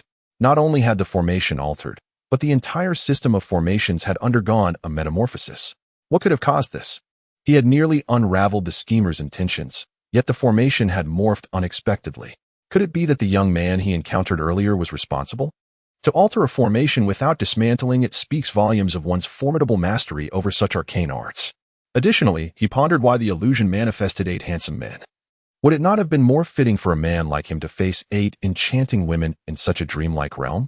Having departed from the 100 Herbs Valley, Lu Yi set his sights on the next destination, the Heavenly Spirit Pool. As its name suggests, the pool is rich in spiritual energy, greatly aiding one's cultivation. With the assistance of his system, Lu Yi was already accelerating his progress, and at the Heavenly Spirit Pool, he could enhance his training even further. Upon exiting the 100 Herbs Valley, a thunderous roar echoed from afar. Battle had commenced. The human race, empowered, was driving the otherworldly races out of the most spiritually vibrant expanse of the great wilderness. With numerous grievances among various factions, the convergence of the younger generation promised nothing short of utter chaos. Lu Yi did not pay particularly close attention to such matters. The strong are forged through battle. In this realm, conflicts are inevitable. Everyone is of a similar age and possesses comparable cultivation levels. If a fight is to occur, so be it. Who fears whom? It is only in instances of bullying the weak and wanton slaughter that Lu Yi would take a stand. Among peers, death is simply part of the equation. Boom. A figure crashed heavily before Lu Yi. Fellow Taoist, save me, cried a disciple from a minor sect, blood spurting from his mouth, his breaths growing shallow. Ha! You shall die too, cackled a black bat, ferociously charging towards Lu Yi. Lu Yi had initially intended to take a detour and leave. However, since the black bat had taken action against him, a beam of sword light gracefully sliced through, cleaving the bat in two. Lu Yi discovered the opponent's storage ring, igniting it with a spark that reduced it to ashes. With a graceful flick of his sleeve, the remains danced through the air. Suddenly, a mournful cry echoed as a dozen black bats swiftly charged forth. They initially cast a glance at the severed bat, yet before they could utter a word, Lu Ye's sword swept through the air. Whoosh, whoosh, whoosh. Under the sunlight, the light became distorted. A myriad of sword lights crisscrossed, and all the bats were cleaved in two. Blood cascading onto the ground, the metallic scent overwhelming the senses. Lu Yi beckoned with a flick of his finger, and one by one, storage rings fell into his hand as he stepped away. My friend, I hope to learn your esteemed name. The favor you have bestowed upon me today will surely be repaid by Ji Liang of the Qian Kuan sect in the days to come. Lu Ye's footsteps did not falter as he vanished at the edge of the earth. Indeed, the Great War had commenced, with the road littered by the corpses of both demons and humans. Some bodies were so mangled they were barely recognizable, while others, particularly those of female cultivators, lay stripped and marked with bite wounds. The brutality of the cultivation world was starkly evident in this moment. Two disheveled figures fled toward Lu Yi, exclaiming, "Fellow Taoist, we must leave at once. The demon clan has seized the Tianling pool ahead, claiming many lives. In these dire times, our human race has chosen to forge alliances to combat the monstrous fiends. Let us proceed together to the rendezvous point and unite against the demons." Lu Yi felt a flicker of interest. Such a circumstance had not arisen in his previous life. Had the human race formed alliances? Who initiated this alliance? Lu Yi inquired. It was Yu Hongling of the Dao sect who took the lead, prompting many powerful factions to respond. That place not only offers safety, but also provides us the opportunity to launch a counterattack against the demons, preventing us from being overwhelmed individually. Friend, we must depart swiftly. So it is Yu Hongling. No wonder circumstances have shifted. There is no need for that. I still wish to visit the Tianling pool. Friend, the Tianling pool has now been occupied by the demon race. If you go there now, are you not merely courting death? Lu Yi remained unperturbed, so I decided to take a look. If danger arose, I would retreat promptly. I advise you against going. I am the type who never gives up until I reach the Yellow River. Lu Yu has always exhibited a remarkable tolerance towards kind-hearted individuals. These two, after all, merely sought to guide themselves to a place of safety. Safe travels, my friend. The fleeting encounter draws to a close as Lu Ye's silhouette approaches the Tianling pool with increasing proximity. A pungent scent of blood wafts through the air. The Tianling pool, though not particularly vast, boasts a diameter of merely 10 zhang, its emerald waters resembling a jewel set upon the earth. A thick, ethereal spirit energy envelopes the area, manifesting as a fine mist. Surrounding the pool, numerous bodies lie in a grotesque state, while formidable beasts feast upon the remains. Others of their kind have entered the Tianling pool, indulging in their cultivation, the sound of their gnawing particularly crisp and resonant. Lu Ye's figure emerged in the distance. Pairs of eyes opened, almost simultaneously turning their gaze towards him, an aura of menace enveloping the air. Lu Yi appeared to be oblivious, continuing his approach towards a group of demon creatures. How intriguing! A leopard demon suddenly smirked, leaping from the heavenly spirit pool, causing all the moisture to evaporate, and its fur began to shimmer with strands of light. Such a confident human, he likely believes he can annihilate us all. The leopard demon remarked to the assembly of demons. Yet, what is the reality? He will beg for mercy. The demons immediately erupted in derisive laughter. He will wail in despair. Ha ha! The scoffing transformed into hearty guffaws. He will weep, pleading for us to grant him a swift end. Roar, cackle, howl. The leopard demon, with a mocking gaze fixed on Lu Yi, suddenly transformed into a streak of golden light. Wail away. Thud. The bisected corpse of the leopard demon soared through the air. Blood painted a V-shaped mark upon the ground. Such excessive prattling, they all deserve to perish. Lu Yi advanced steadily, his figure flickering as if frames of a film had been extracted, traversing 10 zhang in an instant. He continued to flicker, plunging into the midst of the demonic horde. With a single sweep of his sword, 7 or 8 demon bodies in a straight line exploded. The massacre commenced. Chapter 034. In search of true love, a piercing cry of a phoenix echoed through the air. A demon ignited its bloodline, transforming into the shape of a blazing phoenix, spiraling toward Lu Yi with lethal intent. The sword light flashed, cleaving through the phoenix, shattering trees, while the sword's aura dissipated into the thicket, its reach unknown. The demons occupying the heavenly spirit pool transitioned from initial cruelty to bewilderment, then horror, ultimately succumbing to despair. Clad in dark robes, Lu Yi wielded his sword with effortless precision. No demon could withstand the force of his blade. The ground was strewn with severed limbs, blood flowed freely, and the once pristine heavenly spirit pool was tinged a faint crimson. A few demons, utterly shattered, let out anguished cries as they fled in terror. Lu Yi did not pursue the hunt, primarily deeming it a waste of time. Earlier, while vanquishing the demons, he encountered several familiar faces, such as the little golden leopard king, the iron-eating beast, and a descendant possessing the bloodline of the white tiger. These adversaries were previously faced in his past life. Yet in this incarnation, a single sword stroke suffices. Lu Yu stepped into the heavenly spirit pool, embarking on his cultivation journey. The water of the pool rippled gently, as immense and pure spiritual energy continuously flowed into Lu Ye's body, a satisfied expression inevitably appearing on his face. King Tianwu, a formidable human has emerged in the heavenly spirit pool. He single-handedly slaughtered numerous demon clans here. We implore you to take action and avenge our fallen brethren," cried a demon, scrambling back to the main troop in a state of utter disarray, urgency etched in its voice. At this moment, King Tianwu manifested in human form. As any demon could transform into a human upon reaching the breaking infancy realm, facilitating their cultivation speed. While the human physique was frail compared to the formidable strength of demons and fiends, humanity possessed a singular advantage that surpassed all other races: wisdom. Wisdom, which can be described as intelligence or enlightenment, has enabled generations of humanity over millions of years to evolve into beings most suited for cultivation within the cosmos. Previously, human cultivation aimed at evolving towards the traits of demons and fiends, adorned with strange patterns, worshipped by myriad beings, striving for immense physical prowess, and even developing limbs reminiscent of fierce beasts. However, in the present day, both demons and fiends have taken to transforming into humans, seeking to comprehend the human methods of cultivation. King Tianwu was one such example, though he retained many sharp, blade-like appendages on either side of his body. "Are you saying that a single human has left all the demons in the heavenly spirit pool dead?" King Tianwu inquired. "Indeed, that human is immensely powerful. None could withstand his sword light. With a single stroke, he could slay a dozen demons, truly terrifying. So fearsome." Suddenly, the reporting demon was ensnared by purple threads, which constricted around its throat.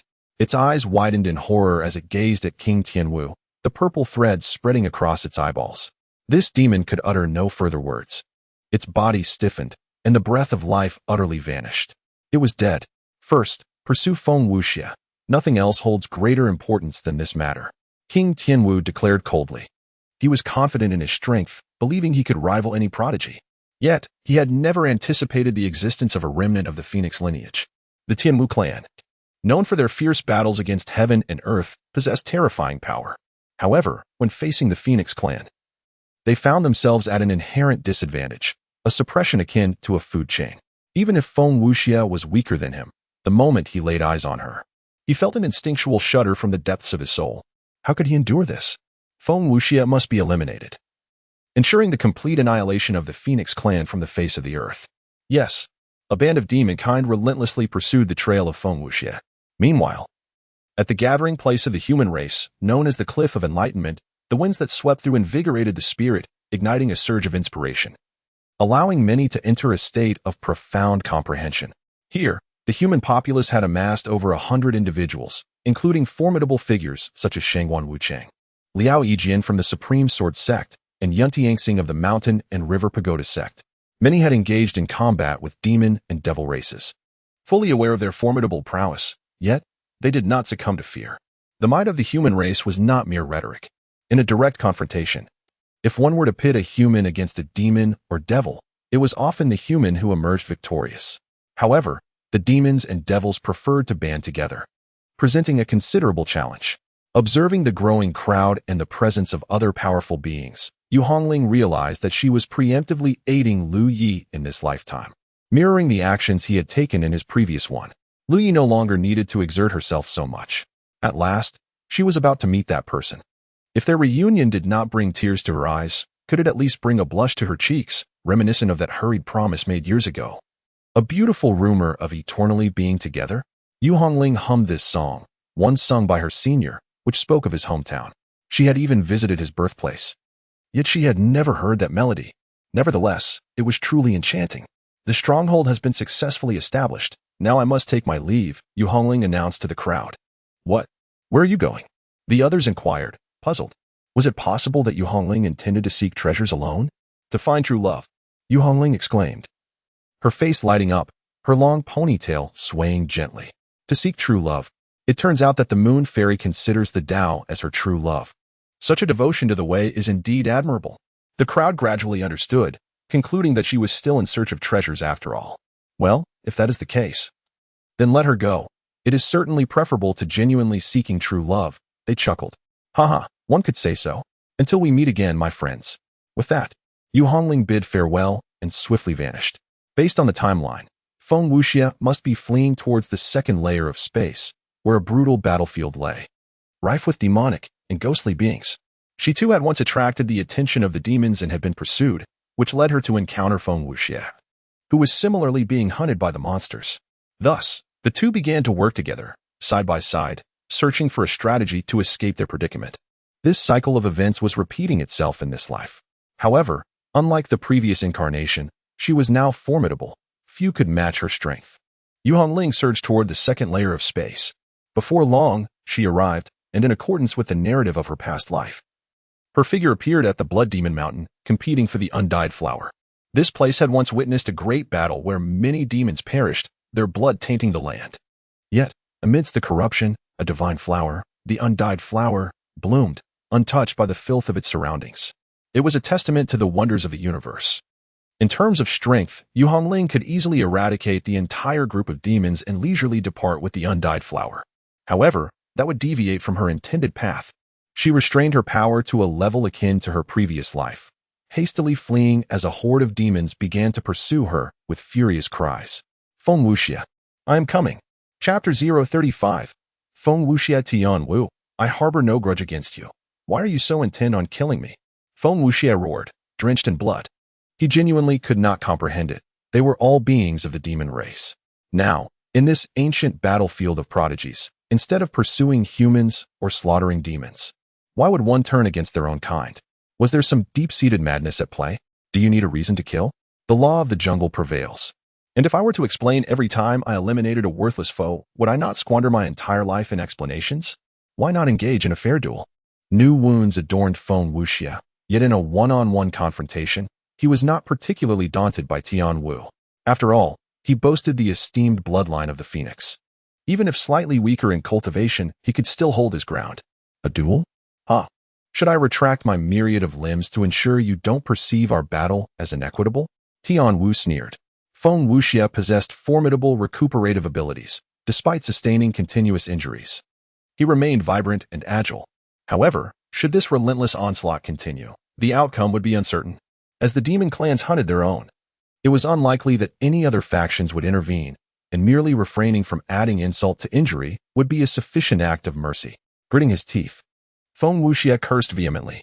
This Tian Wu was truly a lunatic, and once he matured, he vowed to eradicate this repugnant race. Suddenly, a resounding roar erupted ahead. Was there an unexpected turn of events? Feng Wuxia's gaze fell upon a figure clad in red, and as he drew closer, he was struck by her stunning beauty. Yet, as enchanting as she was followed by a throng of demonic cultivators, a dark cloud of malice surging forth in pursuit of the crimson-clad maiden. The two approached one another. Yu Hongling beheld the youth who had appeared countless times in her dreams. His body stained with blood, yet his eyes shining with an extraordinary brilliance. Tears welled in her eyes. So many years had passed since Feng Wuxia's demise, and he had resided in her heart for far too long. Finally, they met. In the instant they converged, with hardly a word exchanged, they both darted to the side. The demons and the Fae drew nearer, both sides alert, for these races were not known for their amicable nature. We Fae harbor no intention of becoming enemies with the demon clan. Shall we unite to vanquish these two? Tian Wu proclaimed loudly. The demon clan, too, exhaled a sigh of relief. Agreed. Thus, the Fae and demons converged, yet remained distinctly separate, collectively pursuing Yu Hongling and Feng Wuxia. What have you done to incite such a pursuit from so many demons? Feng Wuxia inquired, gazing at Yu Hongling, who was undeniably striking. And what have you done to provoke such a chase from the Fae? Feng Wuxia smirked. I suspect it is this grotesque clan of Fae, envious of my handsome visage, that has set their sights on me. Yu Hongling? It is not that Feng Wuxia spoke incorrectly, but rather that upon uttering those words, her mind instinctively wandered to Lu Yi. For Lu Yi, at times, also embodies an air of self-admiration, proclaiming himself by another name, Lu Yinzu, or yet another, Lu Pannin. Yu Hongling is aware that Yinzu and Pannin are renowned handsome figures from Lu Ye's hometown. Noticing Yu Hongling's dazed gaze, though her speed remained unyielding, her expression unmistakably reflected infatuation. Feng Wuxia could not help but muse upon his wretched charm. Such a beautiful human woman, merely by witnessing him once, had succumbed to his allure. However, this was not the opportune moment for romantic pursuits. Do you possess any means to escape this pursuit? Feng Wuxia inquired. None. Yu Hongling regained her senses, a pang of distress enveloping her. How could she think of Lu Yi while in the company of Feng Wuxia? Was she truly a disloyal woman? To think of another while with one, and vice versa? No. Her affections had always been for Feng Wuxia. It was merely that the time spent with her senior had been extensive, so long that he had permeated every facet of her existence, every inch, both physically and spiritually. Such a predicament would surely fade in due time. Then it seems we are destined for demise. One pursuer is already arduous enough, and now we face two. We shall not perish. Let us seek my senior. Once he arrives, these foes will be as frail as dust. Your senior is that formidable? Indeed. My senior is unrivaled among his peers. How splendid. Where is your senior located? In that direction. The two altered their course as relentless projectiles rained down upon them. They united their efforts to shatter the onslaught. What is your senior's stance on the demon race? I mean, the benevolent demons who have never consumed humans and harbor no interest in doing so. Feng Wuxia queried. Rest assured, my senior never resorts to the indiscriminate slaughter of innocents. Yu Hongling discreetly observed Feng Wuxia from the corner of her eye. Judging solely by his appearance, Feng Wuxia was undeniably striking, even in his current disheveled state. He possessed a certain fragmented beauty. The continuous ranged attacks hampered their speed, and the distance between the two parties dwindled ominously. This is the end. Feng Wuxia's eyes brimmed with despair. This time, it seemed he was truly doomed. Suddenly, Yu Hongling formed a hand seal, conjuring a magical spear above her head, and propelled it towards the pursuing demons. The spear had considerable range, and a demon, careless enough, could be pierced by the spell. Yet, the spear's formation was too sluggish, and the sheer number of demons rendered it ineffective against their relentless chase. Single-target attacks are futile. We require area attacks. Feng Wuxia exclaimed. I possess no area attacks. Feng Wuxia gritted his teeth. I have it, but after I unleash my attack, you must run with me. In truth, Feng Wuxia could hardly place his trust in Yu Hongling. However, the situation had escalated to a critical juncture. If he unleashed the celestial phoenix's inferno, he would undoubtedly exhaust his energy, leaving him devoid of the strength to flee. If he did nothing, he would surely be surrounded and slaughtered. There was no other choice. Very well. Yu Hongling provided a definitive response. A sudden cry of the phoenix reverberated through the air as Feng Wuxia ignited all his energy, manifesting a magnificent fiery phoenix above his head. It was an arduous endeavor for him to unleash this attack, and afterward, he felt utterly drained. Go. The splendid fire phoenix soared forward, its tail trailing behind it as it charged towards the demons.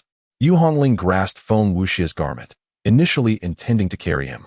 Yet by some twist of fate, she refrained from doing so. Boom. The fire phoenix erupted in a blaze. A torrential rain of flames obstructed the path of a group of demons, creating distance between the two parties once more. A subtle smile graced Yu Hongling's lips. After the demons broke through the fiery downpour, they resumed their pursuit. Where is your senior brother? Feng Wuxia weakly inquired. I apologize. It seems I have lost my way. Feng Wuxia? Chapter 36. Fighting side by side, damn it. Lost your way. Despair flickered in Feng Wuxia's eyes. He longed to berate Yu Hongling, yet feared she might abandon him at this very moment. Never mind. It's not your fault. Feng Wuxia could only placate her and began to recuperate his strength. The smile on Yu Hongling's face grew more pronounced as the demons drew near, and suddenly, a massive chasm appeared ahead. This chasm seemed to have been cleaved open by a single stroke, with charred earth lining its edges, appearing quite formidable. Without hesitation, Yu Hongling dashed into the chasm. Here. One man can hold the fort against 1,000. You must regain your strength quickly. I will hold the demons at bay. If I can't withstand them, you must take my place. Can you manage? Feng Wuxia asked weakly. I can. She tossed 3 bottles of elixir to him and turned her gaze forward. In her previous life, it was also here that they had united their efforts, consistently repelling the demons' relentless assaults until Lu Ye's arrival. In this life, Yu Hongling could have easily dispatched the demons herself, yet she still yearned to experience that exhilarating moment from before. Kill. The rift was narrow, surrounded by soil as solid as iron, presenting an exceptionally advantageous terrain. 2 demons surged forth from above and below, only to be repelled simultaneously by powerful seals.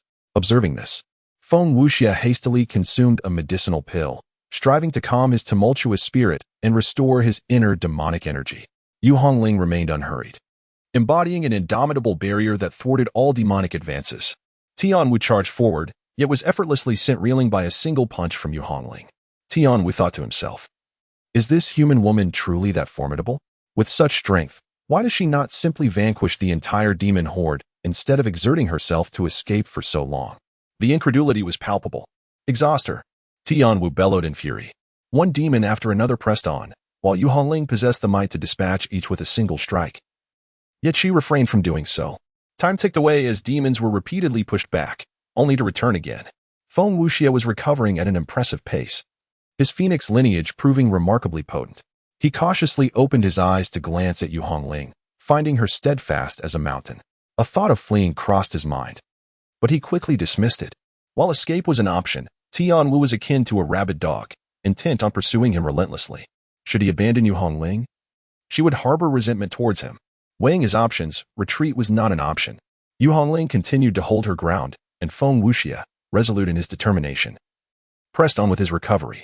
After another 10 minutes, it seemed that Yu Hongling had reached her limits, swaying precariously. Feng Wuxia recognized that it was time for him to take action. His own strength was not to be underestimated. In a one-on-one confrontation, he feared no foe. As Yu Hongling took a step back, Feng Wuxia surged forward, positioning himself before her. "It's my turn now. You focus on regaining your strength," he shouted. Yu Hongling hesitated momentarily, a subtle smile gracing her lips in a place unseen by Feng Wuxia. Yet, an unsettling thought crossed her mind. Why did this sensation feel different from before, lacking the same thrill? What was amiss? Yu Hongling was perplexed. Could it be that her own strength had engendered a sense of complacency, dulling her instinct for danger? In the past, she had endured to the utmost in this very place. The moment Feng Wuxia appeared before her, her heart experienced an unprecedented flutter. An overwhelming sense of security enveloped her. Yet now, that sensation had dissipated. Furrowing her brows, Yu Hongling swallowed a medicinal pill, striving to replenish her depleting true essence. Feng Wuxia indeed possessed formidable power. Yet in the face of relentless assaults, he continued to sustain injuries. He could not possibly endure for as long as Yu Hongling had. As his wounds grew increasingly severe, Yu Hongling struck him down with a swift chop, dragging him to safety. Tian Wu's expression contorted with rage. "Surrender, Feng Wuxia, and our demon clan shall not interfere in your grievances." Yu Hongling's countenance remained serene. She positioned Feng Wuxia carefully and gazed defiantly at the throng of demons. "Fearless," she proclaimed, her voice resounding as she unleashed her fists. Boom! A tempest of true essence transformed into 2 luminous runes, surging into the ranks of the demons. In an instant, several demon bodies erupted, staining the scorched earth with blood. "Tian Wu, those demons." Without uttering a single word, Yu Hongling pressed forward, her footsteps leaving distinct imprints upon the ground. Arcane inscriptions flickered around her, embodying a force of annihilation as the demons before her crumbled to dust.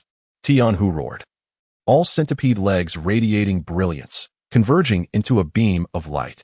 Yet, Yu Hongling effortlessly shattered it with a single punch. Tian Wu was taken aback. "What? You are this powerful? Why did you engage us for so long if you possess such strength? Why allow a horde of demons to pursue you? Do they truly deserve to hunt you down? What game are you playing, masquerading as the weak?" The demons were obliterated by Yu Hongling's ferocity.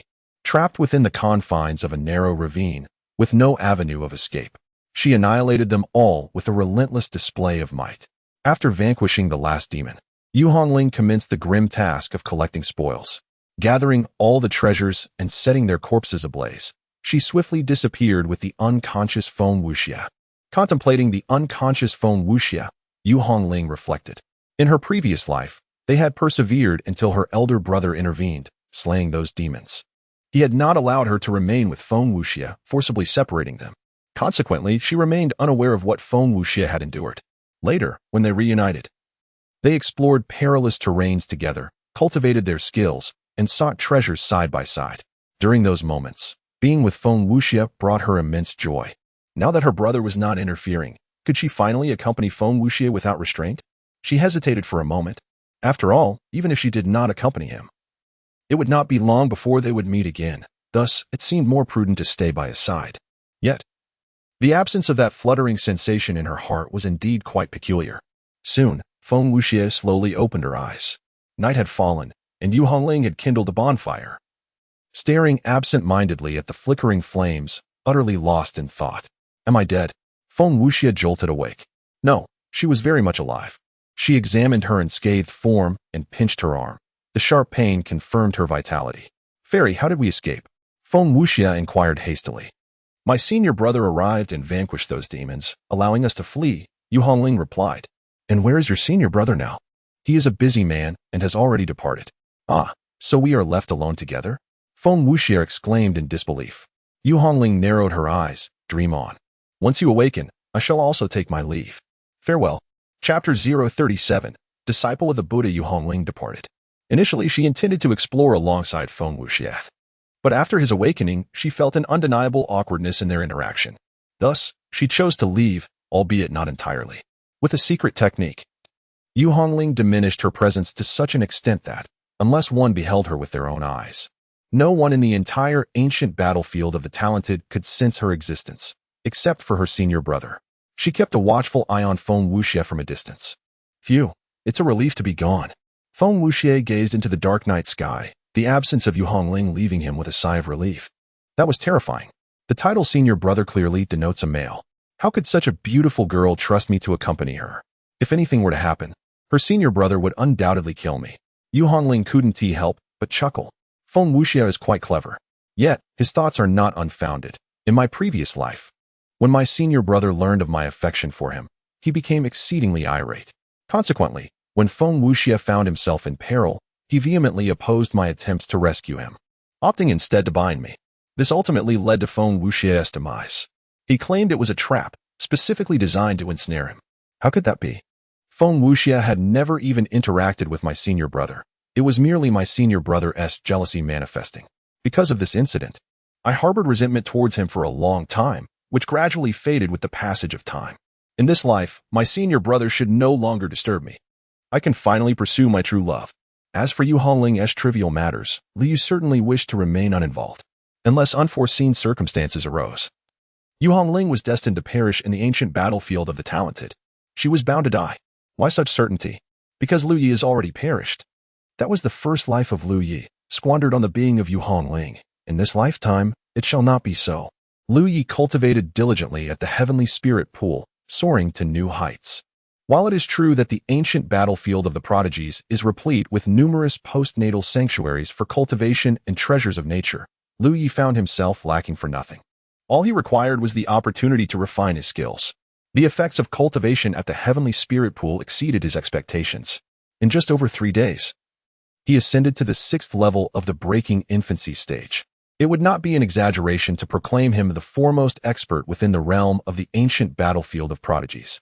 As for his combat prowess, it is beyond compare. He harbored little interest in slaying others, whether they be monsters or the deranged deities of the divine race. His focus was solely on his own cultivation. Yet, his disinterest in provoking others did not imply that he would be free from trouble, as the heavenly spirit pool, being an exceptional place, naturally attracted much attention. Amitabha. Upon hearing the utterance of the Buddhist chant, Liu Yi was momentarily taken aback. Buddhism?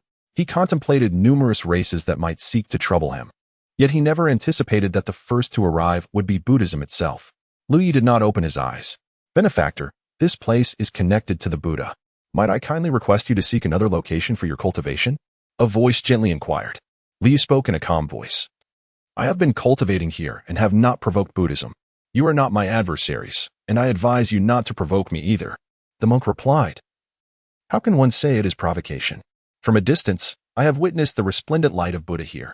This pool of spiritual water is likely transformed by relics. Perhaps, esteemed benefactor, it would be wise for you to change your position. Liu opened his eyes. A bald head, 2 bald heads. 3 bald heads. There were 7 Buddhist disciples in total. If you must drive someone away, why insist on invoking a connection with the Buddha? Your sect consistently transforms the unreasonable into the reasonable, which can only be deemed shameless. You speak foolishly. We Buddhists are compassionate at heart. If other demons were to arrive and you were left alone, you would have surely been struck down without hesitation. Do not remain obstinately ignorant. How noisy! How audacious! In Liu Ye's hand, a stone sword materialized. With a swift stroke, the cerulean sword light surged dramatically in the wind, causing the Tianling pool to ripple gently. 7 disciples of Buddhism simultaneously radiated golden light, yet they beheld the cerulean sword light piercing through the golden glow, akin to a sharp blade slicing through tofu. Blood stained the waters of the Tianling pool, as severed bodies fell one after another into the depths of the pool. Liu Yi closed his eyes once more. Enveloped in a tranquil world, the cultivation continued. Meanwhile, a group of monks had just finished tending to the battlefield. Amitabha, they intoned, embodying compassion in the face of the chaos wrought by demons upon the world. It is our duty to guide them towards liberation, thus aligning with the great path. Indeed, Did not Brother Duwu journey to Tianling Pond? The leading monk, with ruby-red lips and pearly white teeth, bore a golden mark upon his brow, exuding a sacred and gentle aura. Were it not for the blood trickling from his Zen staff, one would hardly suspect him of being anything but a benevolent monk. Within the Buddhist order, not everyone is deemed worthy to wield a staff. Common monks carry simple staves, while higher-ranking monks wield pestles. Those capable of bearing a staff at such a young age must surely be of the Buddha's lineage. Other monks carry bells, cymbals, and trays, each serving a distinct purpose. In reply to Brother Dushing, it was confirmed that Brother Duwu had indeed gone to Tianling Pond. This sacred site is conducive to the study of Buddhist scriptures, a favorable destination for ordinary disciples. Duni, you shall lead those disciples below the 9th layer of Yuan Dan there. This bell is known as the bell of cause and effect. Should any unforeseen circumstances arise, shatter this bell, and I shall come forth. Very well. The others shall accompany me elsewhere to seek the relics of Buddhism. As Duni watched a dozen monks depart, he turned his gaze towards the direction of Tianling Pond. Brothers, follow me, he called, as dozens of monks hastened towards the sacred site. Lu Yi continued his ascetic practices. Before long, Duneng arrived with a group of monks. Upon their arrival, they beheld Lu Yu suspended above the Tianling pool, where wisps of vapor continually flowed into his 5 hearts. The bodies of 7 Buddhist disciples lay severed in twain, hovering above the pool, alongside numerous corpses of demons and humans. What was once a scene of exquisite beauty at the Tianling pool now resembled a den of darkness. Duwu, my junior brother, Duneng cried out in anguish, his eyes wide with fury, resembling a demon-slaying Vajra. Did you slay Duwu and the others? Duneng bellowed in reprimand. Lu Yi was once again disturbed. Without opening his eyes, he sensed the presence of dozens of Buddhist auras. It appears that the disciples of Buddhism are destined to perish at my hands today. Having dealt with one wave, another arrives, each stronger than the last, yet all are ultimately doomed to meet their demise. To interrupt my secluded cultivation is a grave offense, and thus they are not worthy of pity. Liu uttered 8 words, his eyes turning crimson. How amusing. Merely disturbing your meditation, and you resort to violence. How are you different from a demon? Today, I shall vanquish evil and exorcise demons. Disciples, heed my command. Yes, the 18 Arhats demon-subduing formation. Yes, 18 monks simultaneously soared into the air, stepping upon the surface of the heavenly spirit pond. Their energies united, striking as one, akin to confronting 18 foes. This formation is indeed a formidable enigma within Buddhism. Liu opened his eyes. Why persist in courting death? The 18 Arhats glared with fury, their bodies radiating a resplendent golden light, as if adorned in gold leaf. To be vanquished. Chapter 038. Does she harbor feelings for me? A devil. He is a devil. Even the Buddha cannot subdue him, nor can he be salvaged. Duneng, drenched in blood, found his once immaculate monk's robe now sullied. As he stumbled and fell to the ground in his frantic flight, a mere infant stage monk, reduced to such a state of panic that he collapsed. This was truly inconceivable. Duneng continued to flee, desperately and madly, his mind absent of the karmic bell bestowed upon him by the Buddha's son. In this moment, deep within his subconscious, he believed that even the Buddha's son, confronted with such a devil, would meet only a tragic end. Lu Yi eliminated the final adversary and, gazing at the fleeing Duneng, found himself momentarily speechless. After all, he was merely at the infant realm. His mental fortitude seemed exceptionally lacking. It was perhaps the sheer volume of kills he had executed this time that rendered him reminiscent of the relentless slaughter from his past life. In that previous existence, Lu Yi lost count of the formidable foes he had vanquished. Thus, when their eyes met, it was akin to a fleeting glance exchanged with the Lu Yi of his former life during a massacre, an encounter that inevitably led to Duneng's collapse. Lu Yi did not pursue. He found no interest in the chase. Henceforth, if Duneng were to survive in this world, he would undoubtedly transform into a mad monk. The metallic scent of blood lingered in the air, somewhat pungent, and it soured his mood. Lu Yi pondered for a moment, extending his palm as a multitude of corpses soared towards him, including those that had perished previously, all accumulating together. A single flame consumed them, reducing them to ashes, leaving not even the remnants of bones. With a gentle flick of his sleeve, a refreshing breeze swept through the realm, bringing a sense of clarity to the world. Lu Yi was in high spirits as he returned to the Tianling pool to resume his cultivation. Unlike the Jiqing water, the depths of the Tianling pool held no treasures. Its formation was intricately linked to the topography of the land. If this area were not a water pool, but rather solid earth, it would likely give rise to a spirit stone mine over time. The scale of such a mine would probably be considerable. As time passed slowly, another 5 days went by. Lu Ye's cultivation has reached the 7th layer of the breaking embryo stage, advancing at an astonishing pace that is not only rapid but also remarkably stable. His essence is so robust that it far surpasses that of a typical 9th layer practitioner.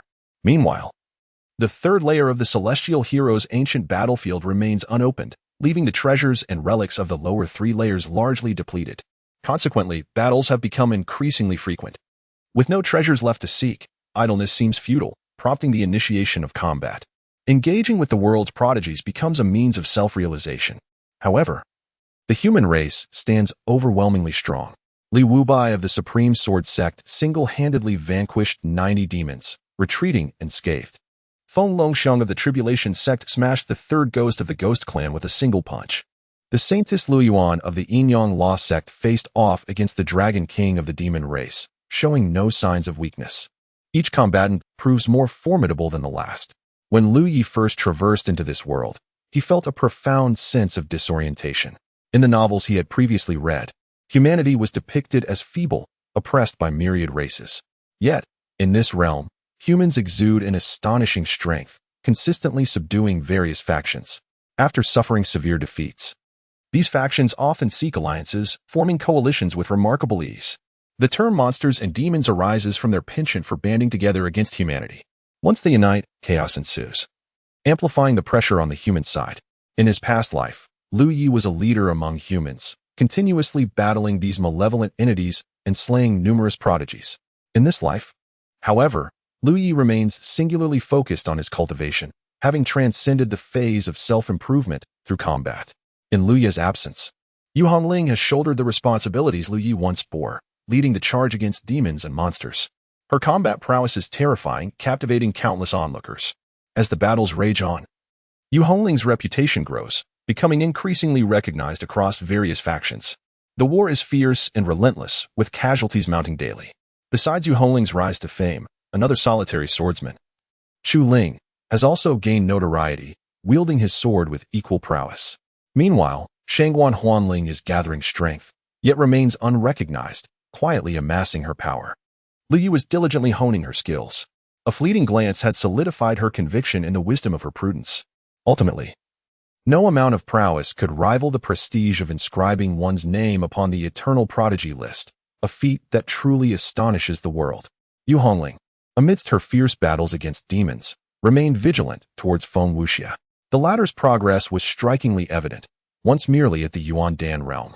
He had relied on the phoenix blood coursing through his veins to contend with those of the breaking infancy realm.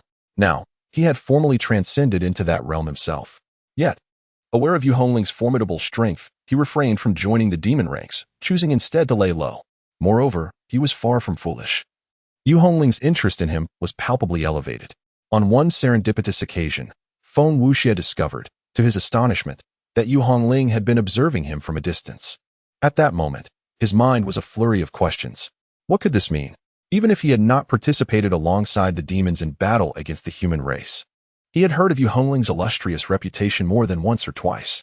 The notion that she was now fixated on him was perplexing.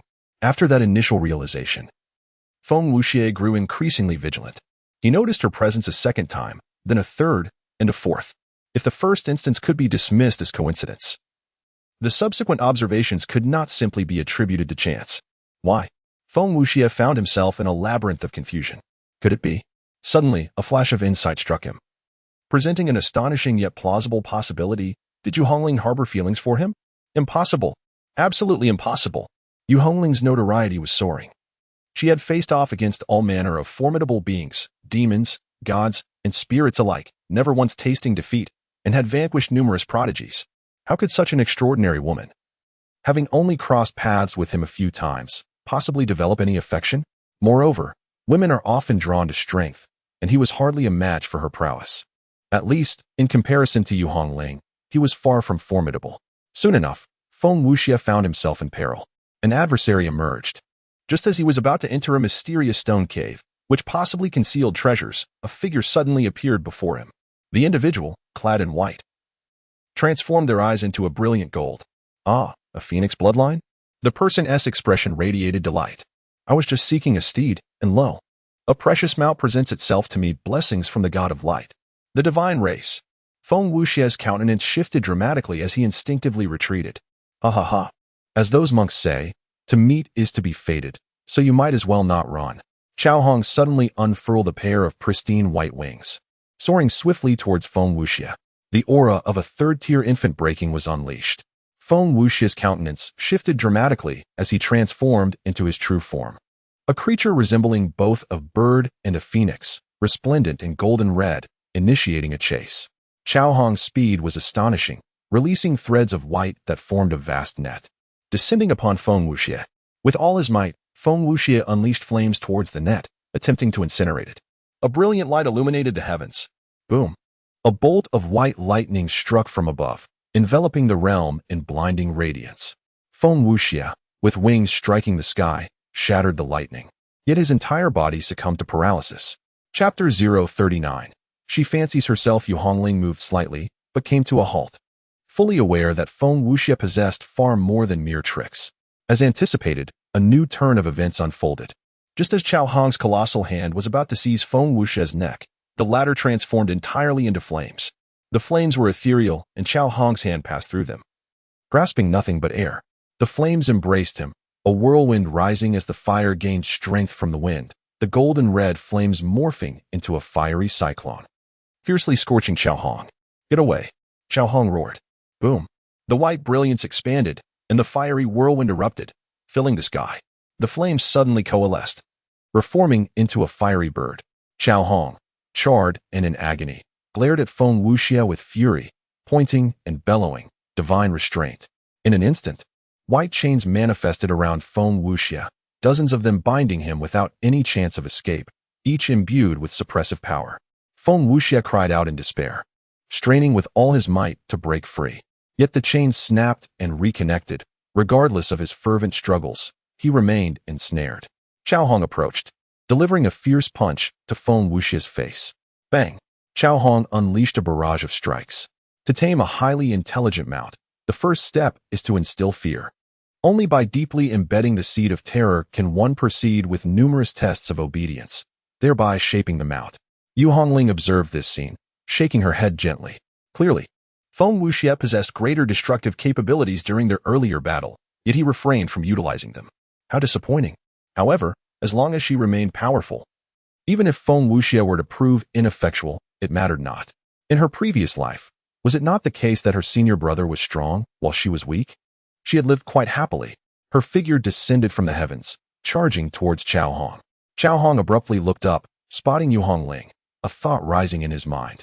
A beautiful woman, unknown to him, with nefarious intentions, she could be eliminated. A sacred light appeared in his hand, twisting and condensing. As he struck towards Yu Hongling with a palm. Fearless Seal. The Fearless Seal is not merely a single technique, but rather a comprehensive system comprising 81 unique seals, each possessing its own distinctive effect. As Yu Hongling grows stronger, the array of seals at her disposal expands, consequently amplifying her explosive power. With a resounding crash, a massive roar erupted. The white orb was forcefully shattered by the Grand Seal, crashing down upon Chao Hong's face with an irresistible force. The impact was so fierce that it left Chao Hong's visage bruised and sent his body sliding violently across the ground for several meters, shattering a stone beneath him. What a resilient head! Yu Hongling exclaimed, lifting the Grand Seal and charging forward once more. Why do you, a mere human, seek to save a creature of the demon race? Chao Hong bellowed, brandishing a large shield in a desperate attempt to withstand Yu Hongling's relentless onslaught. Feng Wuxie gazed at Yu Hongling's retreating figure, her eyes glistening with emotion. She has come to rescue me. As anticipated, she harbors feelings for me. Surely, she must like me. Otherwise, why would a solitary demon of such formidable strength choose to follow someone as weak as I? It is because I like her. Yu Hongling retorted, once again sending Chao Hong flying. Chao Hong coughed up blood, fear creeping into his eyes. This woman is too powerful. What seemed like a mere seal struck down with the force of a mountain. You wish to tame him as your mount, do you not? I relinquish him to you. We harbor no enmity. Let me go? Feng Wuxie's smile faltered slightly at the mention of a mount. She wishes to treat me as her steed? Yu Hongling responded with a gentle smile, offering no rebuttal or further words, and proceeded to smash down the seal once more. "You insane lunatic," Chao Hong roared, utterly baffled by this woman's intentions. Blood poured from his mouth, his insides shaken to the core. With 3 more strikes, his body would be obliterated. Having dealt with Chao Hong, Yu Hongling turned her attention to Feng Wuxia. "Are you unharmed?" Feng Wuxia's mind echoed with the term mount. "She too wishes to subjugate me as a steed?" "I'm fine," she replied. "If you're well, I shall take my leave. Farewell." Yu Hongling prepared to depart. "Wait," Feng Wuxia called out, halting Yu Hongling. Feng Wuxia took a deep breath, sensing something amiss.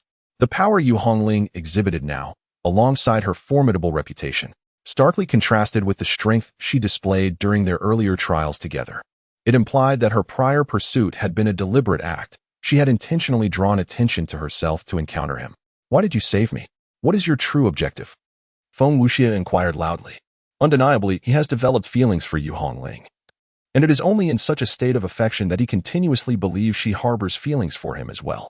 Upon hearing the question, Yu Hongling paused momentarily, her gaze fixated on Feng Wuxia. In that instant, she discerned the anticipation gleaming in his eyes. He was yearning for her to confess her affection. A subtle furrow appeared on her brow. Indeed, she held a genuine fondness for Feng Wuxia, yet she felt that the moment for a definitive relationship had not yet arrived. The familiar flutter in her heart was absent.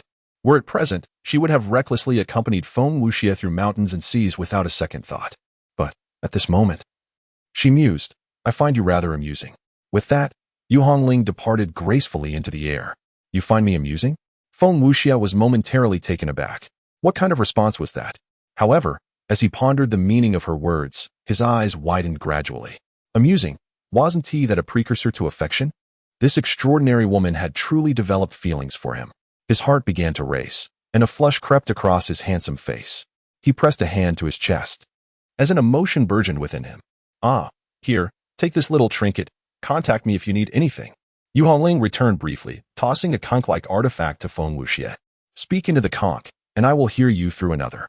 After delivering the item, she prepared to leave once more. "Wait," Feng Wuxia called out again. "Yu Hongling?" He hesitated before asking, "May I accompany you?" The ancient battlefield of the prodigies was fraught with peril, and given Yu Hongling's formidable strength, it would be advantageous for him to follow her. Even if he could merely utilize some of her unused treasures, it would suffice for his cultivation. Yu Hongling frowned. "No, the ancient battlefield is meant for honing one's skills, not for you to reap the rewards without effort. Farewell." With that, she departed decisively. Feng Wuxia clenched his teeth. Reap the rewards without effort. What a notion. He resolved to train diligently, determined that when Yu Hongling next beheld him, she would gaze upon him with astonishment. Chapter 040. Do I deserve it? Hongling, may I call you that? Yu Hongling remained silent. I am currently in the second-level space of the demon swamp, seeking an ideal place to cultivate diligently. Rest assured, I will not lag behind you. How infuriating. The demon swamp has been monopolized by the Blue Crocodile clan, which permits other great clans' demon tribes to practice there, but denies me entry. No matter, I shall seek enlightenment in the Clear Valley. Yet the Clear Valley has also been occupied by a band of monks. Such a place for cultivation should be accessible to all beings in the world. Hongling, are you listening? Today, I engaged in a fierce battle with a demon clan over a demon flame fruit. I emerged victorious, yet the fruit was rendered unfit for consumption. Why, in this world, does the Phoenix tribe no longer exist? Were they still among us, I would not find myself in such a state of desolation. Hongling, may I seek refuge with you? Numerous factions dominate the resource-rich territories, and as an individual, I am utterly incapable of contending with such formidable powers. At last, Yu Hongling responded, No, since you lack a faction, you should observe how the loose cultivators practice their craft. To my astonishment, you can hear me. I had presumed this artifact was malfunctioning. Hongling, might we converse? Yu Hongling was preoccupied. In truth, in my previous life, Yu Hongling recognized that Feng Wuxia had a tendency to cling and was quite the chatterbox. She found this demeanor endearing, as her own nature was assertive. His soft and gentle personality complemented her well. As for my senior brother, he embodied tolerance and optimism, and Feng Wuxia's presence felt refreshingly novel to Yu Hongling. However, perhaps due to her own greater strength in this life, the clinginess and softness of Feng Wuxia were not as pronounced as they had been before. This life is challenging to assess. Yu Hongling was genuinely busy. She had begun to emerge as a prominent figure among the human race. Engaged daily in battles and territorial disputes with demons, monsters, Buddhas, ghosts, and gods. The relentless combat persisted. Only after truly ascending to the role of leader did Yu Hongling grasp the extent of her responsibilities. Each day was filled with countless tasks. And what of Lu Yi in the previous life? His strength was certainly not on par with mine now. The battles he faced were far more brutal, as he vanquished countless formidable foes while sustaining constant injuries. Yet, I still insisted that he accompany me on my journeys, rescue me, and assist me in seeking the treasures I desired. In response to my demands, Lu Yi always wore a fond smile, readily agreeing before plunging into fierce skirmishes, risking grievous wounds to instill fear in the enemy, only to carve out time to be with me afterward. How exhausting it must have been for him. A twinge of sorrow filled Yu Hongling's heart. She had come to realize, particularly after the incident with the pure water pearl, that the burdens her senior brother bore were far from the simplicity she had imagined. A soft sigh escaped her lips. Fortunately, her brother now seemed to have found some respite. Lu Yi found himself in a state of utter tranquility, having claimed the Tianling pool as his own, where the pace of his cultivation accelerated exponentially, drawing all the spiritual energy towards him. At this moment, the Tianling pool had transformed into a forbidden zone. Various beings had attempted to intrude, but any aggression towards Lu Yi was met with certain death. Competing for spiritual essence resulted in a swift expulsion, while any form of resistance also led to demise. Demons, monsters, and deities alike adhered to this unwritten rule, rendering the Tianling pool a place where no faction dared to venture. What was once a sanctuary for cultivation had been turned into a den of malevolence by Lu Ye's hand. With a resounding roar from within, he achieved the 8th layer of the breaking infancy stage. The speed of his cultivation was terrifying, ascending like a rocket. Yet, Lu Yi remained unperturbed. He was acutely aware of his own circumstances. Each step he took was deliberate and steady, leaving profound imprints along his journey. Years later, when he gazed back from the pinnacle of his achievements, he would be able to clearly discern each footprint he had left behind. Nevertheless, the path of cultivation continued. While time here flowed serenely, elsewhere, slaughter raged unabated. Yu Hongling also made remarkable strides in her cultivation, diligently addressing her past shortcomings. The eternal reversal scripture was an unparalleled technique that demanded relentless battle. One must grow braver through adversity to grasp its true essence. In her previous life, Yu Hongling had been shielded by Lu Yi to such an extent that she found it challenging to break through in the later stages. It was only through Lu Yu's resolute decision to cast her into perilous realms for training that she managed to make some progress in the end. The human race was fierce. Yu Hongling ascended to become the foremost among her people, her name echoing in the ears of demons, monsters, and deities alike. However, as humanity grew ever more formidable, the survival conditions for other races, such as the demons, became increasingly dire, making it all the more arduous for a lone demon like Feng Wuxie to endure. He struggled to maintain his composure and tone, yet a hint of desperation inevitably seeped into his voice. Hongling, I have suffered severe injuries today, but do not worry. With my phoenix bloodline, my recovery is swift. Upon hearing this, Yu Hongling felt a slight pang of anxiety, though not as intense as she had anticipated. It was commonplace for practitioners to sustain injuries. Hongling, the situation among the demon clan is growing more bizarre. Each demon seems to have descended into madness, and I sense my situation has become perilous. Hongling, may I seek refuge with you? I truly wish to be by your side. I would do anything you ask. I apologize for my restlessness and loneliness. I have heard your name more than once, and you are undeniably powerful. I am wounded again, and the demon clan is now embroiled in minor conflicts with both the Buddhist and divine factions, causing the territories they occupy to further contract. Yu Hongling had just emerged from a fierce battle. As a divine child of the celestial race, possessing a formidable 5th layer of the broken infant stage and the powerful bloodline of the thunder god, she had expended considerable effort to vanquish her foe. Observing the charred remnants upon her attire, she furrowed her brow slightly. The heavenly elixirs she had consumed were indeed inferior to the sacred pills of her previous life. She retrieved her treasured conch, whispering gently, Hongling, can you utter a word to me? It has been far too long since I last heard your voice. Reflecting on her recent intense focus on combat, Yu Hongling realized she had not visited Feng Wuxie in quite some time. Nor had she exchanged even a single word with him. She lifted the conch, striving to soften her tone.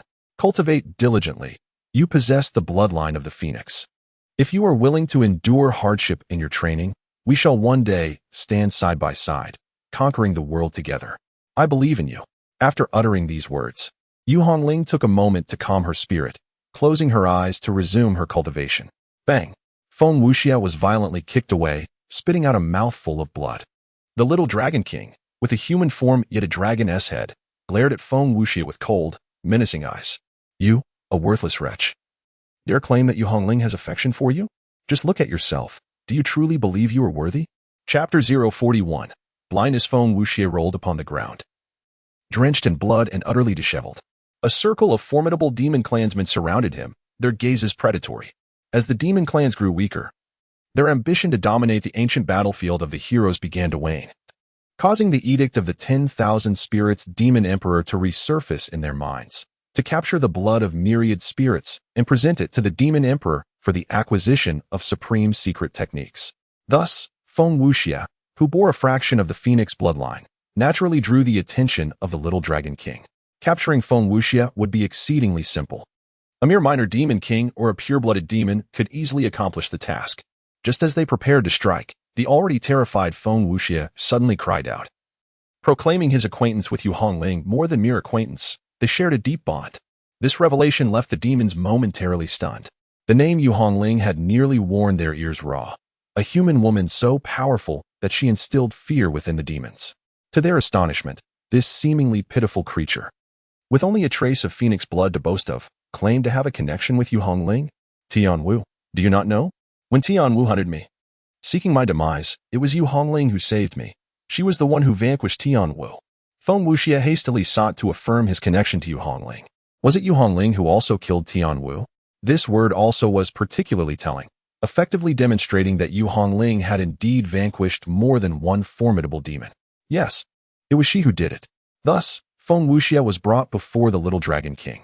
Upon hearing the news, the little Dragon King's expression darkened, resembling coal in its intensity. Although he and Yu Hongling were adversaries due to their differing races, a natural enmity existed between them. However, setting aside their racial discord, he held a profound admiration for Yu Hongling, recognizing her as an exceptionally rare talent of unparalleled strength.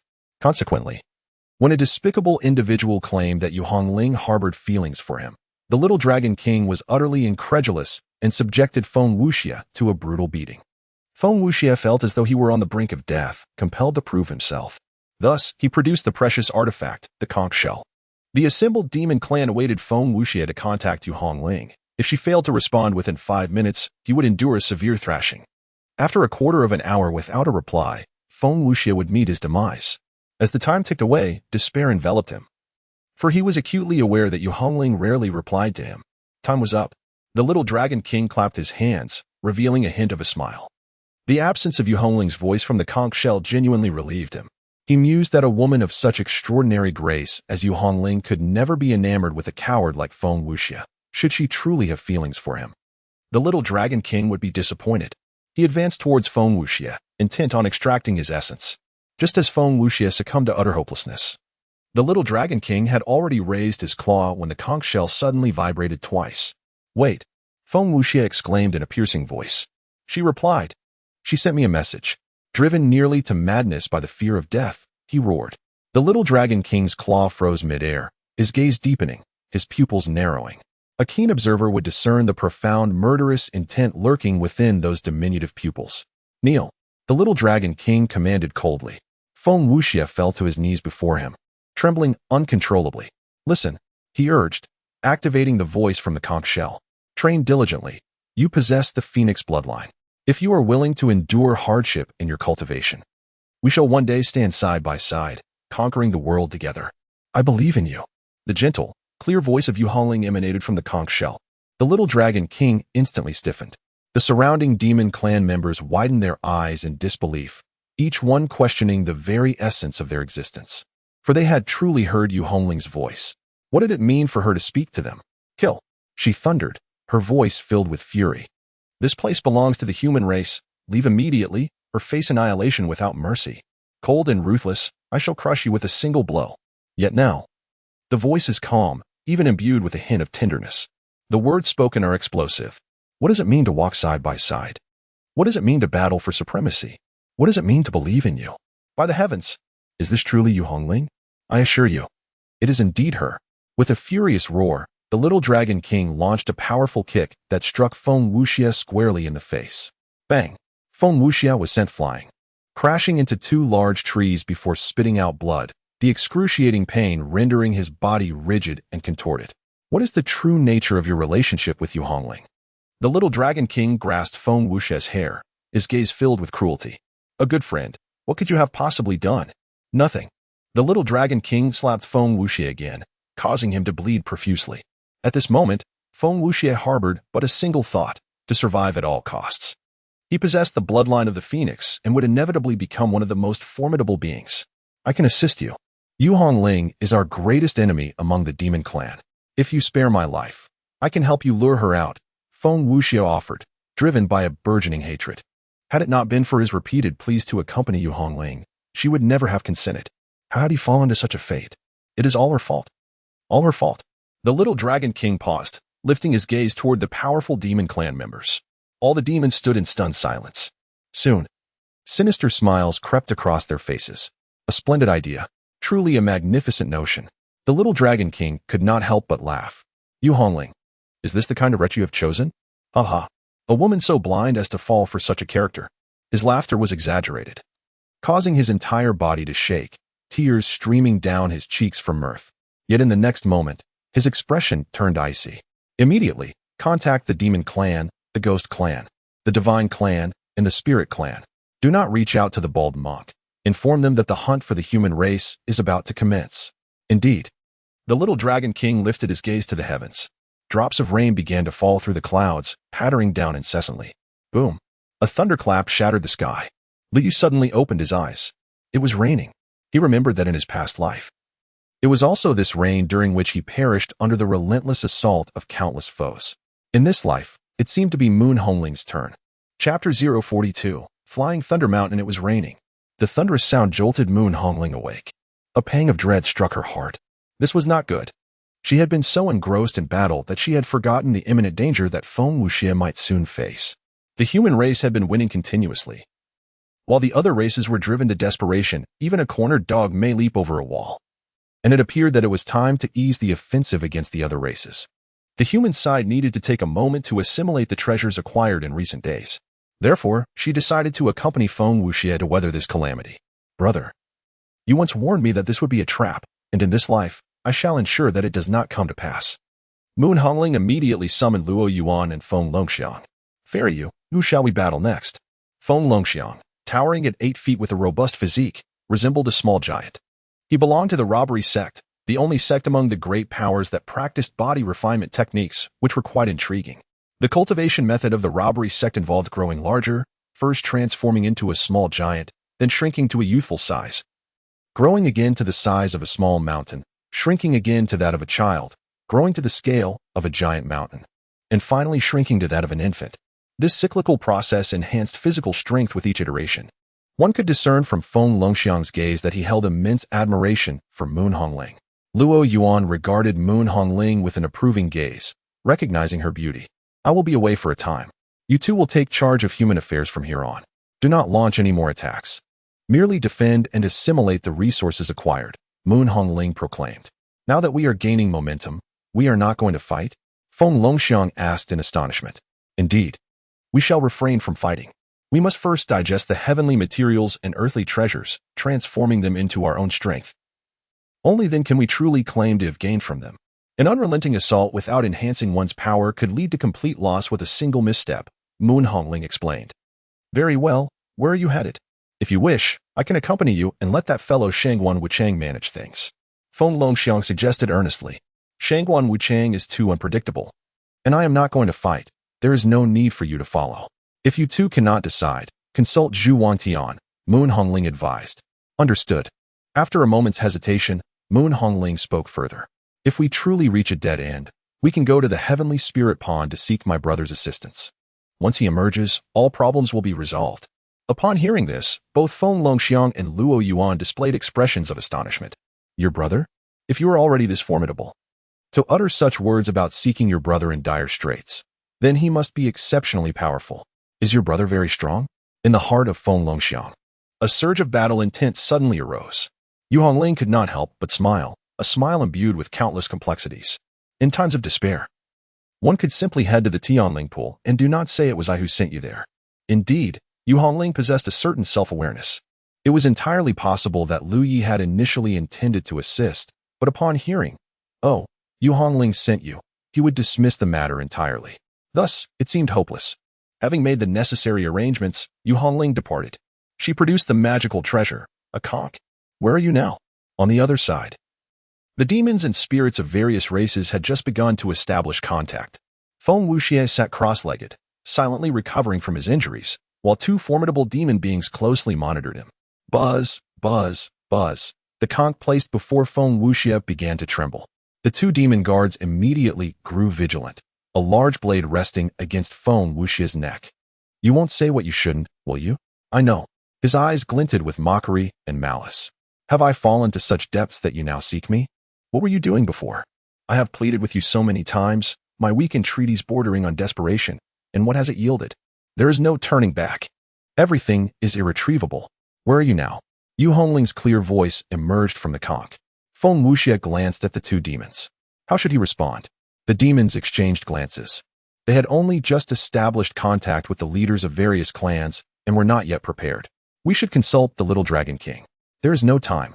If I delay too long, Yu Hongling will inevitably grow suspicious," Feng Wuxie declared firmly. "Yet we must ask the Little Dragon King." "I said there is no time." Feng Wuxie retorted defiantly, even as the blade pressed against his neck, let out a growl of frustration. The two demons. Feng Wuxie brought the conch to his lips. "Do not worry, since I have already devised a plan to eliminate her. I will certainly not allow her any semblance of hope for survival. Only I shall perish. You must trust me now, for you have no other choice." One demon departed, while the other ceased to obstruct Feng Wuxie's communication with Yu Hongling. Feng Wuxie cleared his throat. "Hongling, you have taken the initiative to reach out to me?" His voice brimmed with surprise. The demon holding the blade against Feng Wuxie's neck could not help but reveal a trace of disdain. "What manner of being is this?" "Buzz. Buzz, buzz. Where are you now?" "I will come to find you," Yu Hongling inquired. "Ah, you wish to seek me out? Splendid. Let me ascertain my location and I shall inform you shortly, though there are no notable landmarks in the vicinity." "All right." Feng Wuxie raised her gaze towards the wolf demon, urging the Little Dragon King to hasten. Yu Hongling stood atop a small hill, gazing at the distant waterfall, quietly awaiting something. She was deep in contemplation. Indeed, she had been reborn. However, after this rebirth, the stirring emotion she once felt for Feng Wuxie had faded. Without that spark, could it still be deemed love? How should she interact with Feng Wuxie upon their next encounter? Could this predicament be attributed to her senior brother? A hint of confusion lingered in her eyes, the memories of her past life's emotions vivid in her mind. Yet, having endured so much, she was no longer the innocent girl she once was. She had acquired wisdom akin to that of an emperor. In comparison to the grand truths of existence, matters of love seemed so insignificant. How wonderful it would have been if her senior brother had not obstructed her in her previous life. Frustration began to swell within her. She picked up the magical conch once more, pondering its whereabouts. Had she found the distinctive location yet? "Hongling, do not fret. My urgency surpasses yours. I am close to locating you," came a voice. Taking a deep breath, Yu Hongling quelled her agitation. While waiting, she decided to engage in some cultivation. Time passed slowly. Suddenly, the magical conch vibrated. "Hongling, I have located it. It is at Thunderous Mountain. Come to Thunderous Mountain to find me." Yu Hongling rose, her figure vanishing. Thunderous Mountain, a place rife with demonic activity. How could Feng Wuxie have ventured there? Nevertheless, she dismissed her concerns. The ancient battlefield of the prodigies was a realm she could traverse without hesitation. Chapter 43. The commotion begins. Fei Lei Mountain is situated on the third tier of the ancient battlefield of Tianjiao. This location is characterized by its perilous terrain, often beset by thunderous storms that strike the mountain's peak, forming a profound abyss at its center. The mountain is rich in gold and precious stones, and the relentless thunder manifests within, enveloping the entire peak in a dazzling display of lightning and glimmering gold, earning it the illustrious title of the Mountain of Thunder and Gold. As Yu Hongling journeyed towards Fei Lei Mountain, her thoughts drifted back to her previous life. In that lifetime, Feng Wuxie was relentlessly pursued by the demon clan, who sought to extract the blood of the phoenix to concoct a potion for the demon emperor. Feng Wuxie had implored her for assistance, the place of their meeting being the Silent Forest. Without hesitation, she was prepared to rush to his aid. However, her senior brother forbade her, asserting that it was a trap, a conspiracy designed to ensnare Yu Hongling and subsequently lure Lu Yi to his demise. Determined to go, she dismissed Lu Ye's warnings and acted recklessly, even resorting to self-harm to compel her brother to relent. Yet, her brother's heart was as unyielding as stone. Time and again, Yu Hongling pondered whether her brother was simply consumed by jealousy or if he genuinely wished for Feng Wuxie's demise, unable to tolerate the thought of his junior sister harboring affection for another man. To her dismay, her self-inflicted injuries failed to sway Lu Ye's heart. Instead, her brother rendered her unconscious and imprisoned her. What transpired thereafter remained a mystery to her. When she finally regained consciousness, she found herself weakened, poisoned by her brother, and unable to move. No one attended to her. In that moment, Yu Hongling's heart was tormented to its limits. She felt an intense hatred. She loathed Lu Yi.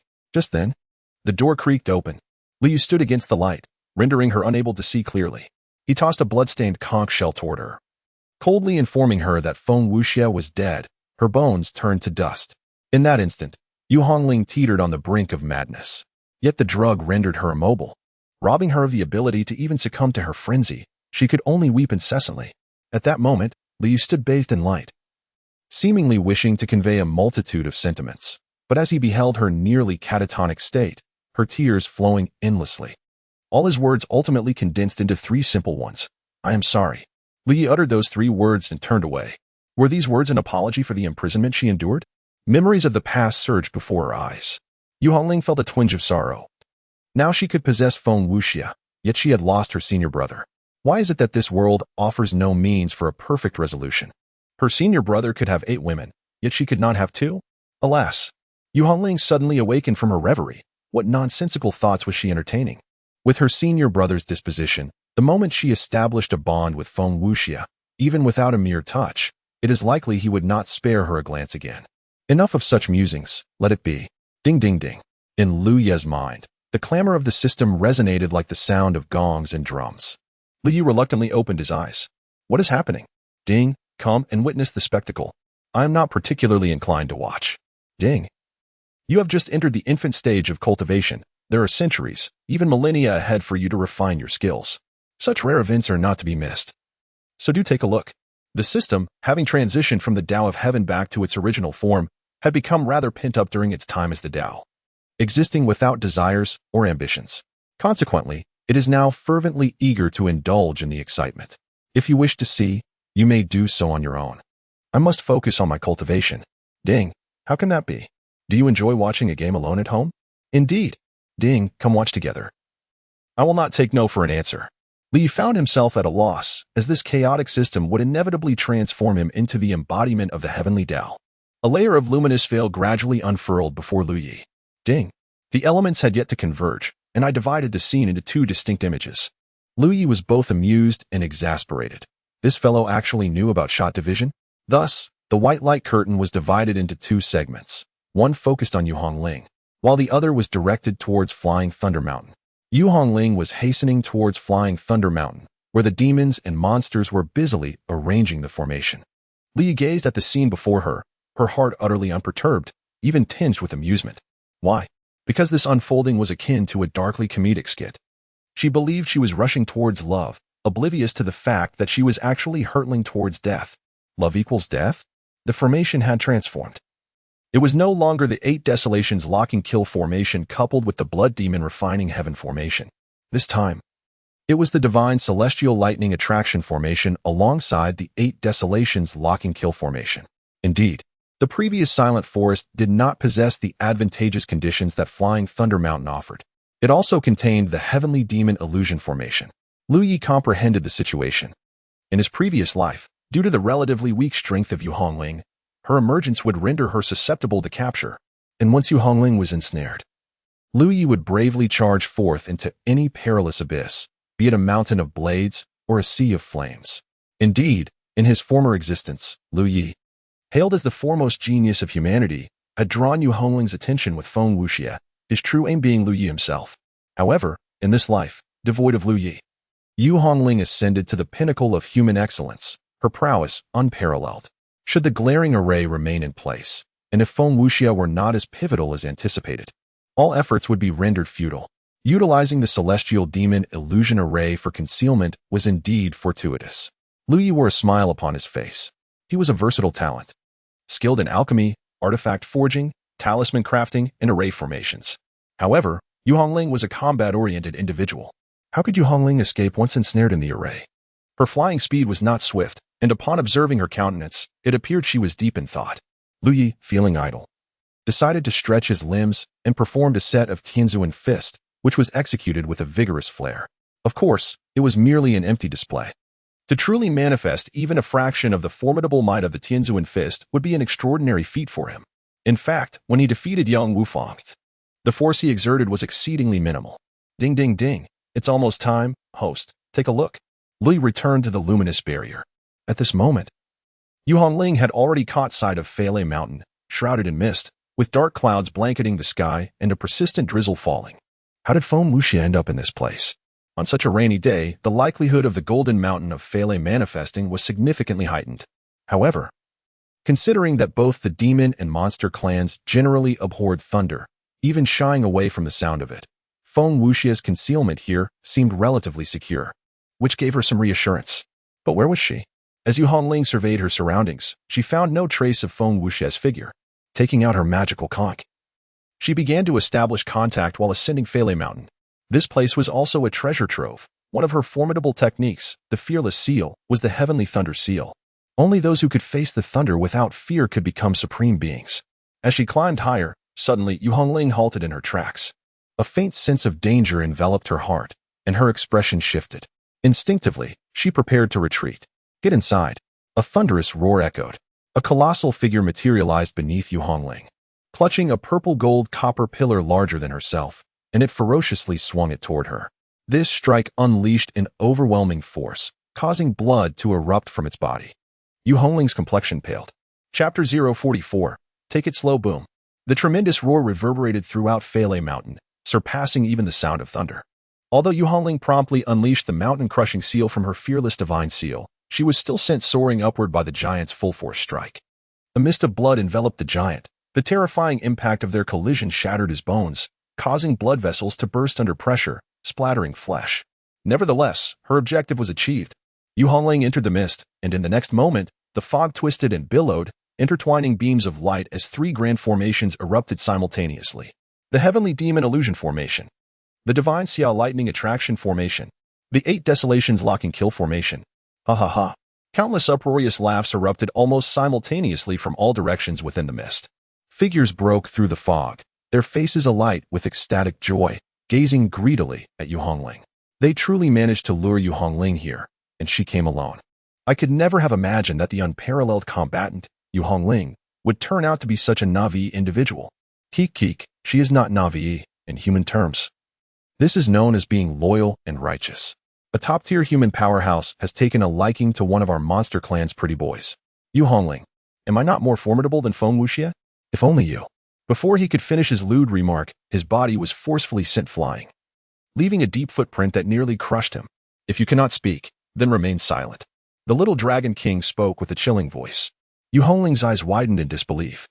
The sudden turn of events plunged her into an indescribable shock. How could this be? How could this happen? Was this a trap? Did Feng Wuxia lure her into this snare? Why would this occur? She found it impossible to accept, impossible to comprehend. She had clearly expressed her feelings to Feng Wuxia, assuring him that if he devoted himself to his cultivation, they could fight the world together in the future. Given her character, such words were akin to a confession. She did not believe Feng Wuxia could misunderstand her. But why would he act in this manner? What was his purpose? What significance did it hold? At that moment, a vivid memory surfaced in Yu Hongling's mind. In the scene, she was embroiled in a heated argument with Lu Yi. Junior sister, you cannot go. Feng Wuxia's invitation is undoubtedly a trap. If you proceed, you will surely fall into the hands of the Demon Clan. How can it possibly be a trap? The Demon Clan is unaware of the feelings I share with Feng Wuxia. How can you be so sure they don't know? Your strength is limited. Why would Feng Wuxia want you to rescue him when he is being hunted? Just because I am not strong, does it mean the Demon Clan would specifically target me? Their ultimate goal is you. Ha. Brother, you are being ridiculous. The Demon Clan could not possibly concoct a scheme where Feng Wuxia leads me into danger. only for me to then lead you into it. That is simply too far-fetched. You are overthinking and misjudging Feng Wuxie. Many alien races have already been driven to the brink by our human race. They are no match for us head-on and must resort to desperate measures. Furthermore, I have learned that the Demon Clan is in close contact with the Ghost Clan, the Demon Clan, and the Divine Clan, which undoubtedly spells great peril. But that peril will not target someone of my modest abilities. You are utterly thick-headed. Regardless, I am going. I must save Feng Wuxie. Absolutely not. You shall not go. I will go. You cannot. I forbid it. Brother, you are merely jealous of Feng Wuxie. You cannot go. If you do not allow me to go, I will die right before your eyes.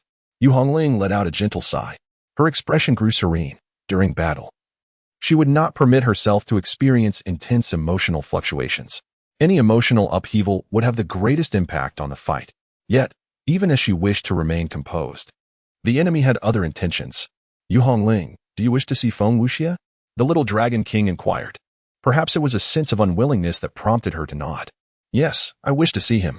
Feng Wuxie was brought forth, his body drenched in blood, his face swollen and bruised, with multiple bones broken. The little Dragon King, increasingly dissatisfied, had seized him and delivered a beating. As Yu Hongling beheld the battered Feng Wuxie, to her surprise, she experienced no emotional turmoil, no sorrow, no hatred, no pain. How could he be reduced to such a state? Yu Hongling struggled to maintain a glimmer of hope. The little Dragon King chuckled, clarifying, do not misunderstand. His current state is not a result of coercing him to lure you here. He voluntarily claimed to know you and offered to assist us in eliminating you. I detest such treacherous behavior, which is why I punished him thus. The little Dragon King's words extinguished any remaining desire in Yu Hongling. It's all your fault. Before she could inquire further, Feng Wuxie erupted in a fit of despair. It's all your fault. How many times have I told you? I said I would come to you, that I would seek your refuge. You are so powerful. You have the ability to protect me, so why did you refuse? Do you have any idea what torment I have endured here? If you had allowed me to follow you sooner, none of this would have happened. If you truly care for me, then let me stay with you, protect me. You neither protect me nor assist me, even when I speak 100 words. You do not respond. What kind of affection is that? You are nothing but a wretched woman. Yu Hongling, taken aback, laughed bitterly. Protect him? The thought was absurd. She had lived for an eternity, always under the protection of her senior brother, seeking his aid whenever difficulties arose, for he was always capable of resolving her troubles. Yet now, someone believed that because she failed to shield him, she deserved condemnation. Feng Wuxie, do not kill him. Leave him to me. Yu Hongling's voice turned icy, her stance resolute. Let us confront them together. Suddenly, a thunderous bolt descended from the heavens, as the Nine Heavens Thunder Array unleashed its might. The blinding lightning, imbued with celestial authority, surged towards Yu Hongling. Wind-summoning seal. As a bolt of lightning struck, formidable figures emerged from 8 directions, their energies intertwined, converging upon Yu Hongling. The battle commenced with great fervor. Ding, ding, ding. Host, why did Yu Hongling, upon uncovering the truth, not react with the same hysterical anguish as Chu Ling? The system echoed with confusion in Lu Ye's mind. Lu Ye fell into a brief silence, offering no reply. This was because she had yet to find herself in a dire predicament. Yu Hongling's emotions had always flowed like water. In the past, I served as the dam. And when it broke, hatred surged forth like a flood. Now, war had become the barrier, and when it crumbled, regret cascaded like a torrent. One should simply observe it gradually. Chapter 045, Bloodshed. Fierce Battle. Indeed, the series of battles had fostered an even deeper harmony between her and the indomitable spirit, proving that the efforts invested in the early stages of cultivation far surpassed any compensatory endeavors made later on by a multitude of times. Lu Ye observed the battle of Yu Hongling and offered his commentary. The system emitted a series of discontented chimes. The purpose of allowing you to witness this combat was to provide you with a gratifying sense of emotional retribution. Yet here you are, reflecting on the significance of early-stage cultivation. Perhaps you should contemplate this further? Just as the system entertained this thought, it noticed Lu Yu closing his eyes. A tremendous force emanating from within him, drawing in all the surrounding spiritual energy. With a resounding roar, the atmosphere shifted. The aura of Lu Yu surged once more, breaking through to the 9th level of the embryonic stage. He had truly attained enlightenment. At this moment, even the system could not help but harbor a deeper disdain for those women. The less Lu Yi seemed to care, the more it indicated the profound wounds he had endured at some point. To take up and to relinquish, such simple phrases belied a depth of suffering and struggle. Kill. Yu Hongling grew ever bolder in battle, her body charred, her garments stained with blood, her eyes ablaze with fierce intent and martial spirit. She deftly wielded various sealing techniques: the fearless seal, the mountain-crushing seal, the wind-calling seal, the spirit-absorbing seal, the rebirth seal, the strength-seeking seal, and the divine light seal. All 81 techniques had been mastered, allowing a cultivator to transform into an impervious monstrosity. Though Yu Hongling's current strength was insufficient to unleash the full might of all 81 fearless seals, indeed, she could not even summon half of them. This was adequate for combat of this caliber. With a thunderous crash, a celestial prodigy was sent flying. Their chest caving in from the impact, agony etched upon their face. Yet, tendrils of light soon enveloped the celestial, swiftly mending the grievous wound within mere seconds. With a roar of fury, the celestial prodigy re-entered the fray.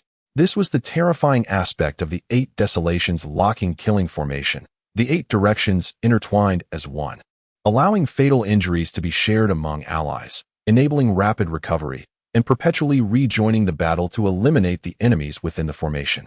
Yu Hongling recognized the unsustainability of this onslaught and resorted to secret techniques. The fearless divine body. In that moment, her aura escalated dramatically. A myriad of golden strands shimmering around her, her hair transforming into a soft golden hue. Destruction seal. Boom.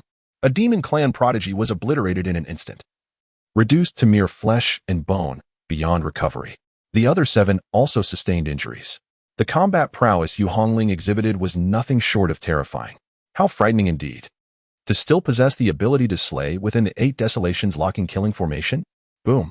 Another bolt of heavenly lightning descended, aimed directly at Yu Hongling. The thunder was the most formidable of assaults. Her body was hurled into the abyss, a chasm forged by relentless ages of lightning. She coughed up a mouthful of blood. The 8 Desolations locking killing formation shifted again, as 8 new combatants surged toward Yu Hongling.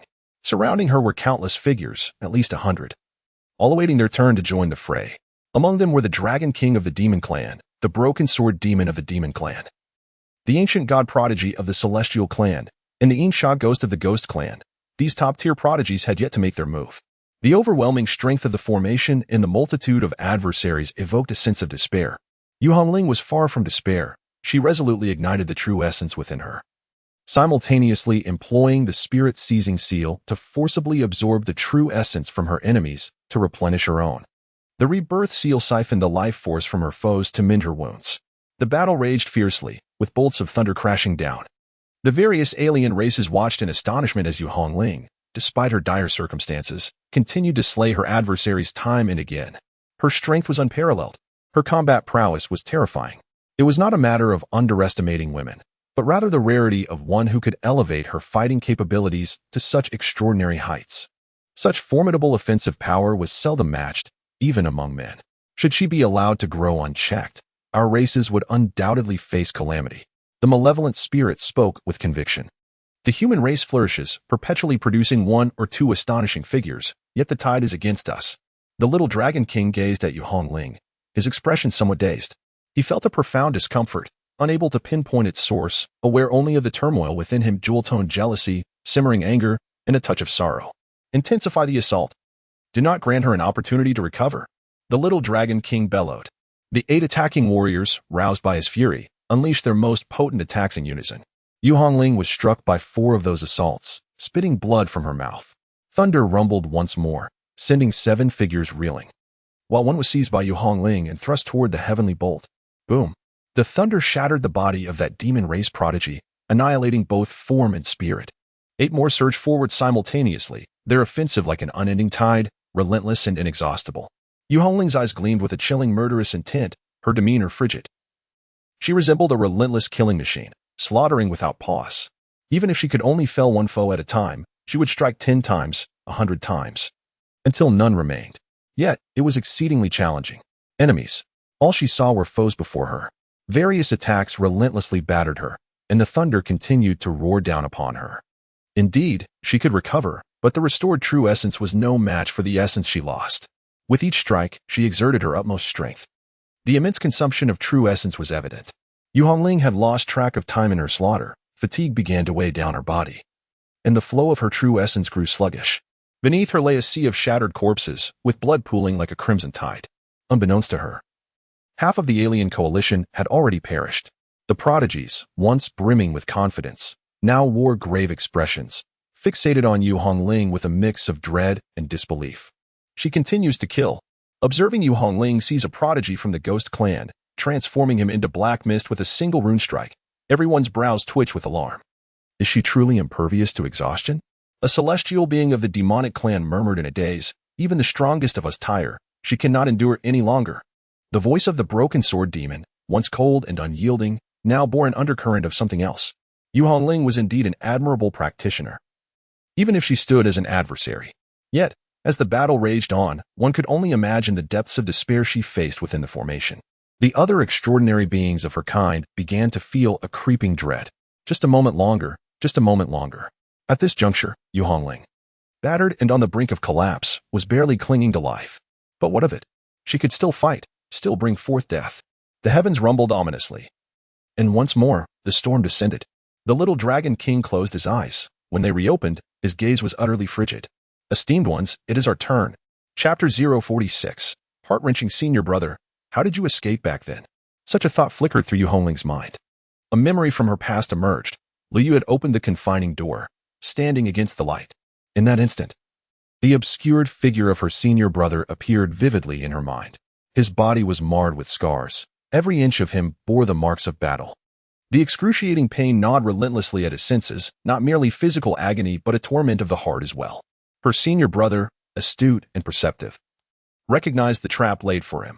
Yet, he had still ventured forth, undeterred. At that time, his strength was far from what she possessed now. Even she, with her current formidable power, felt an overwhelming despair within such a snare. How did you manage it, senior brother? A tear, mingled with blood, slipped from Yu Hongling's eye. Kill. The dragon claw formed into a fist, glimmering with a sanguine light, and struck her abdomen. A resounding boom echoed as Yu Hongling was propelled backward, crashing violently against the stone wall, blood spilling from her mouth.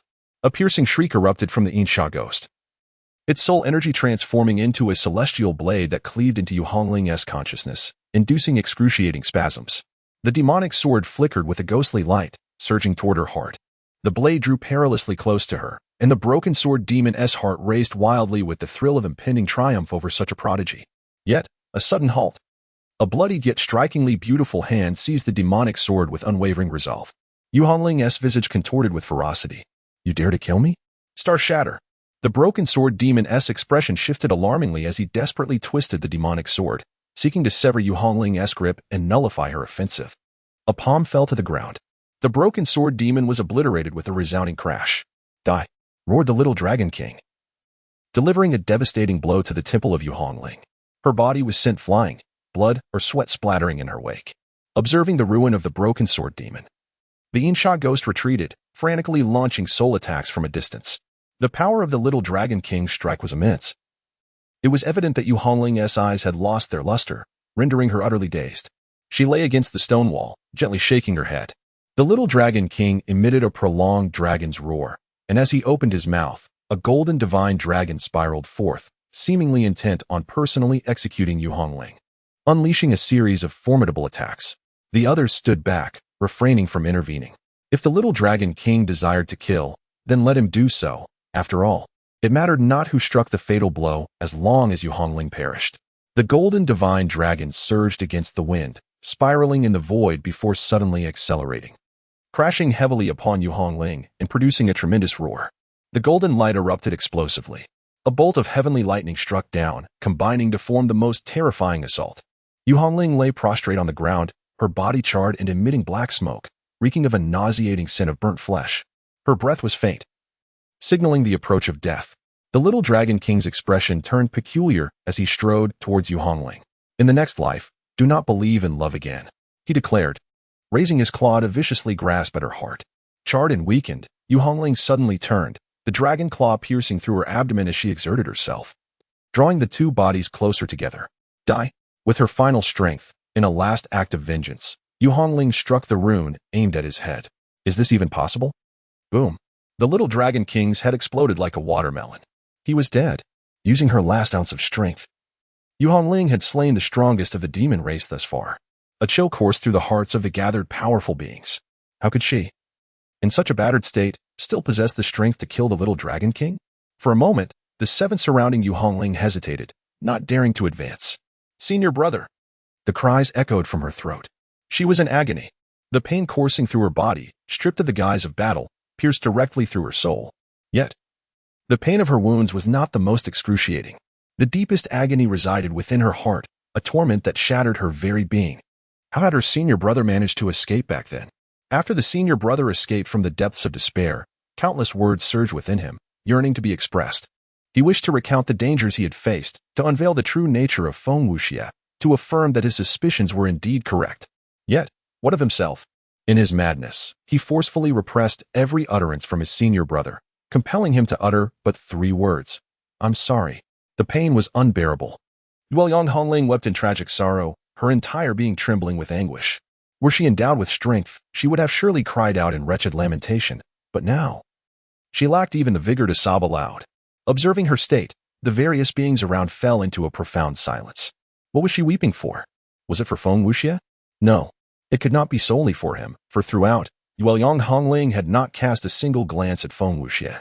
So, for whom did she weep? Meanwhile, within the light curtain, the scene of Yueyang Hongling's current plight was unfolding. Lu Yi gazed at the moment when Yu Hongling's tears flowed, and a smile finally graced his face. He sensed that he had become even more twisted.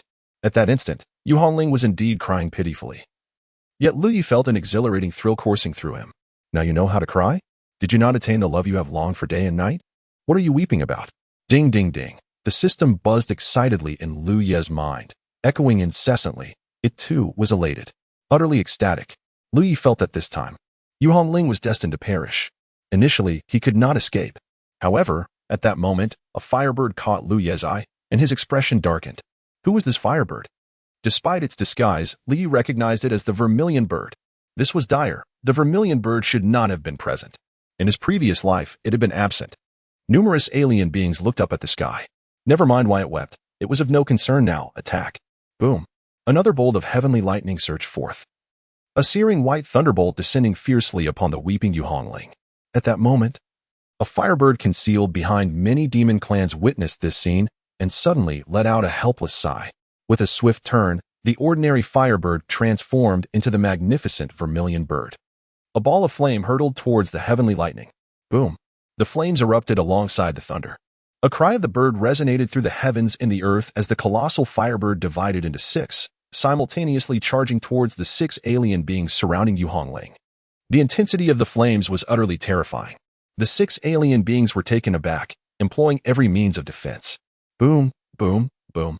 A continuous cacophony of explosions ensued.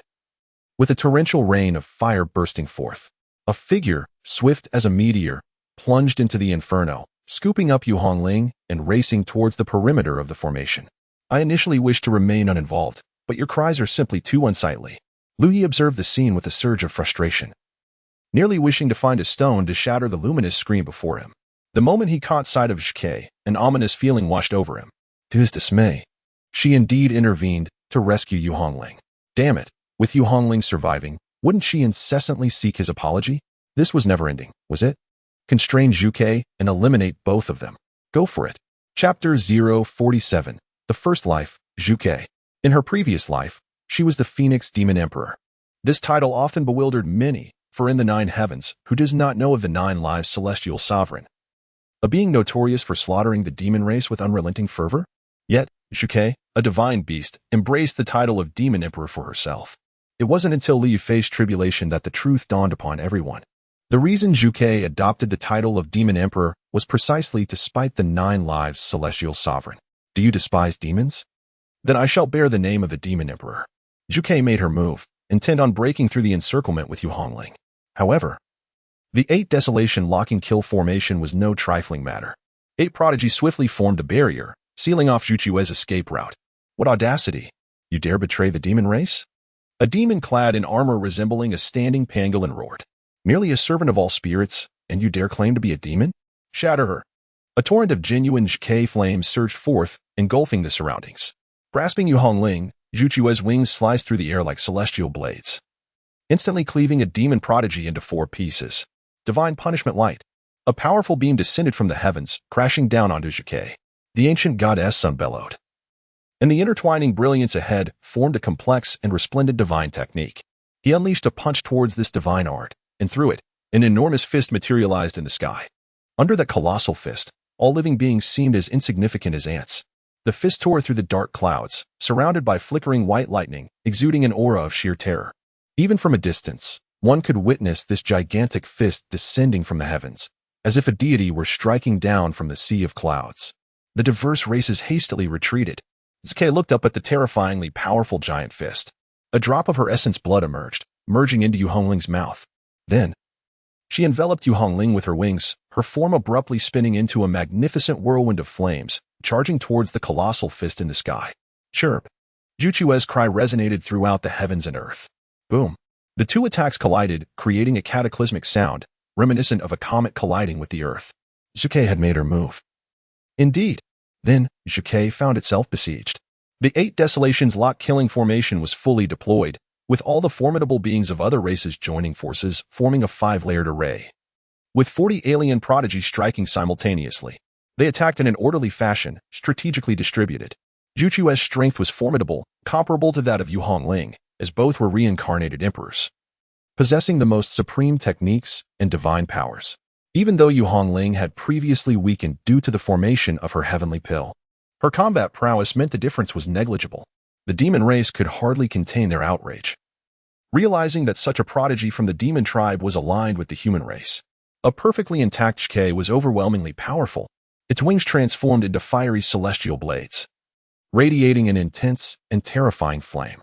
Yu Hongling, protected by Zuke, fought with all her might, determined to slay any foe, even at the cost of her own injuries, deeming it a worthy sacrifice. The besieging prodigies wore grim expressions, the casualties were mounting.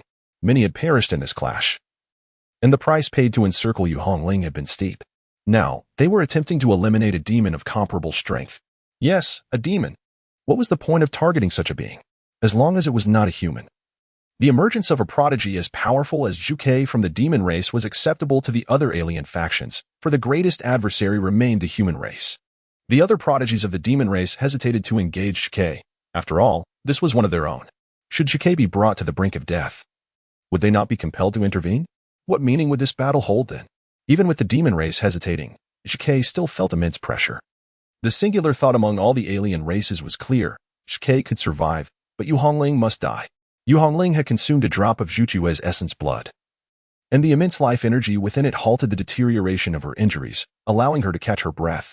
Observing Juchue's inability to break free, tears streamed down her face. She understood now. She knew how her senior brother had escaped death. It was because he had sacrificed a life. In such dire circumstances, with her brother's strength, escape was impossible. He must have perished in battle, exhausting himself before being reborn through a second life, ultimately vanquishing all enemies. The 9 lives celestial sovereign, her brother's first life, coalesced in the nascent soul realm, was bestowed upon his unworthy little sister. Why had he not revealed this? Why had he not confided in her? As she recalled her frantic reaction upon hearing of Feng Wuxia's demise, despair flooded her heart once more. How could he have spoken? Faced with her former self in such a state, even if he had confessed to dying once, what hurtful words would she have uttered in return? Feng Wuxia spoke wisely. I am indeed a wretched woman, devoid of sentiment and selfish in nature. The battle rages on, yet its intensity wanes. Many prodigies of the demon clan are imploring Shike. You cradle a member of the human race, the most formidable of their kind, a great adversary to our demon clan. As a fellow demon, why must you rescue her? Release Yu Hongling, and let us consider this matter as though it never transpired. If you persist in your obstinacy, the demon emperor will surely unleash his wrath upon you. You are not even acquainted with her. Why extend your aid? Zuke fell silent, suddenly seizing an opportunity. With her wings retracted, she transformed into a brilliant conflagration, hurtling towards her kin of the demon clan. The demon prodigies were taken aback. Ultimately, they could not withstand the onslaught and chose to evade. Stop her! Other races shouted urgently. Yet, it was too late. The fireball struck the demons, enduring the force of several potent spells, and finally broke free from the 8 Desolation locking killing formation. Her grand fiery wings unfurled, leaving traces of Juchue's blood as she soared into the heavens. Breaking through the tempestuous clouds, she fled into the distance. Damn it! Damn it! Pursue her! We were so close to eliminating Yu Hongling, demon clan. You must provide us with an explanation. So many powerful beings have perished, yet Yu Hongling has escaped. Cursed demon clan. Are you conspiring with the human race? The formidable beings from other clans glared furiously at the remaining prodigies of the demon clan. At that moment, they even suspected whether this was a trap set by the demon and human clans to annihilate the prodigies of other races. The demon clan, feeling the pressure, hastily explained, "We did not foresee this outcome. Our little dragon king has perished. How could we possibly collude with the humans? We shall report this matter to the demon emperor and ensure that the fiery bird pays the price." Zhuge soared into the sky, carrying Yu Hongling, reclaiming her freedom. Zhuge looked down and heard Yu Hongling's faint murmurs. Every day, the spirit pool, the spirit pool. Zhuchue's gaze turned towards the direction of the spirit pool. Taking flight. The spirit pool could indeed aid in Yu Hongling's recovery. It is a splendid place. Chapter 048. Zhuchue's hatred. Ding, ding, ding. Host, they are coming. The spirit pool, picturesque in its beauty. After a loud announcement, the system promptly shut off the light screen. It was somewhat excited. For observing from afar through a light projection could never compare to the vividness and delight of being present in person. You even partake of my melons? Liu raised an eyebrow and inquired. Ding, yours is the most fragrant and sweetest. Liu pondered the question of whether to meet or not. The arrival of Yu Hongling would likely be accompanied by tears, heartache, and regret for past decisions. She would not differ much from Chu Ling in that regard. Nonetheless, he decided to remain in the Tianling pool, which was indeed conducive to cultivation. As the system suggested, the path of enlightenment is long, and it is not solely about constant practice. Occasionally, one must explore different vistas, as this too can be a form of cultivation. With this thought, Liu closed his eyes. The proximity to the realm of Xuanzhen was increasingly palpable, and the restrictions of the ancient battlefield for the talented would soon be lifted, allowing the second batch of prodigies under 50 to descend. After a few more days, the ancient battlefield would be entirely unshackled, welcoming all prodigies under 100. Heralding a time of great excitement. What rank would he achieve on the eternal prodigy list with a single punch? Before long, the intense heat of flames surged forth. Swiftly approaching from the horizon, the vermilion bird's keen eyes instantly discerned Lu Yi's figure, causing a stir within her heart. It was him. A rush of emotions flooded the vermilion bird's mind. Their initial encounter had been one of salvation. As Lu Yi had rescued her from the clutches of the myriad spirits demon emperor's assassins, who sought to obtain her true blood, Liu saved her. For she was gravely injured and her strength all but extinguished. He kept her by his side as a cherished pet. Eventually, she escaped from Lu Ye's grasp. Although numerous demon clans pursued her, Zhuge steadfastly believed that the root of the demon's plight lay in the ambitions of the demon emperors, particularly the repugnant Wanling demon emperor. There exists a distinction among demons, both virtuous and vile. Had it not been for Wanling demon emperor leading the demon race down a treacherous path, they would not have fallen into such despair. Later, she was again rescued by Lu Yi, who had by then become irrevocably opposed to the demon race.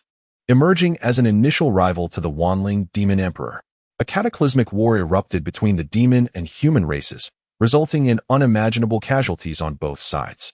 Ultimately, Liu succeeded in slaying the Wanling demon emperor. However, the conflict did not cease, nor could it merely be referred to as a war. It had devolved into a massacre. Liu asserted that the spirit sovereign of all beasts had not perished completely, but rather transformed into countless demon clans, each being both an individual and the spirit sovereign itself. Thus, he commenced a frenzied slaughter, an unrelenting massacre that sent tremors through the heavens. The vermilion bird, overwhelmed by despair, found herself believing in Lu Yi, convinced of his righteousness. Though the path was fraught with anguish, she deemed it a necessary sacrifice when weighed against the peril posed by the spirit sovereign. However, the crux of the matter lay in the fact that she later acquired the complete text of the blood transformation demon scripture. The techniques contained therein revealed a truth starkly contrasting Lu Yu's claims. The spirit sovereign had not divided into countless forms. This revelation was the source of the vermilion bird's deep-seated animosity towards Lu Yi. Lu Yi's words are deemed unreliable. Only what she has personally discovered holds true. The blazing wind stirred by Zhuge gently lowered Yu Hongling.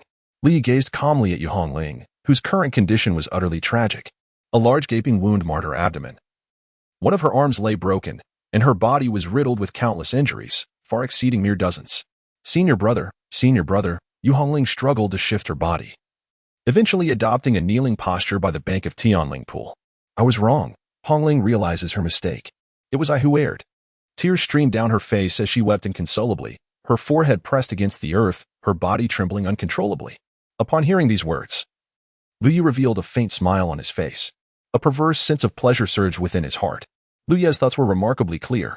In his previous life, he believed he had someone to protect and love by his side, which fueled his ambition to become the strongest. However, after experiencing such profound betrayal, he pondered the consequences of annihilating all 8 women. What would that yield? He would be left utterly alone, devoid of attachments. He questioned whether he truly possessed the resolve to reach the pinnacle and behold its splendor. It was also possible that, on his journey to the summit, he might suddenly feel indifferent and disenchanted, which would be the true tribulation of the heart. Yet, how fortunate was he now? By immersing himself in relentless training, he could leave these women behind while also witnessing their fates. With these 2 motivations as his foundation, Li found the strength to continually elevate himself. Perhaps, at some point, he could experience a moment of release, transcending betrayal to discover a new life and a fresh beginning. At the very least, that was not attainable at present. Senior brother, will you forgive me? She implored. I know you cherish me the most. Just consider it a moment of childishness on my part. I promise I will never err again.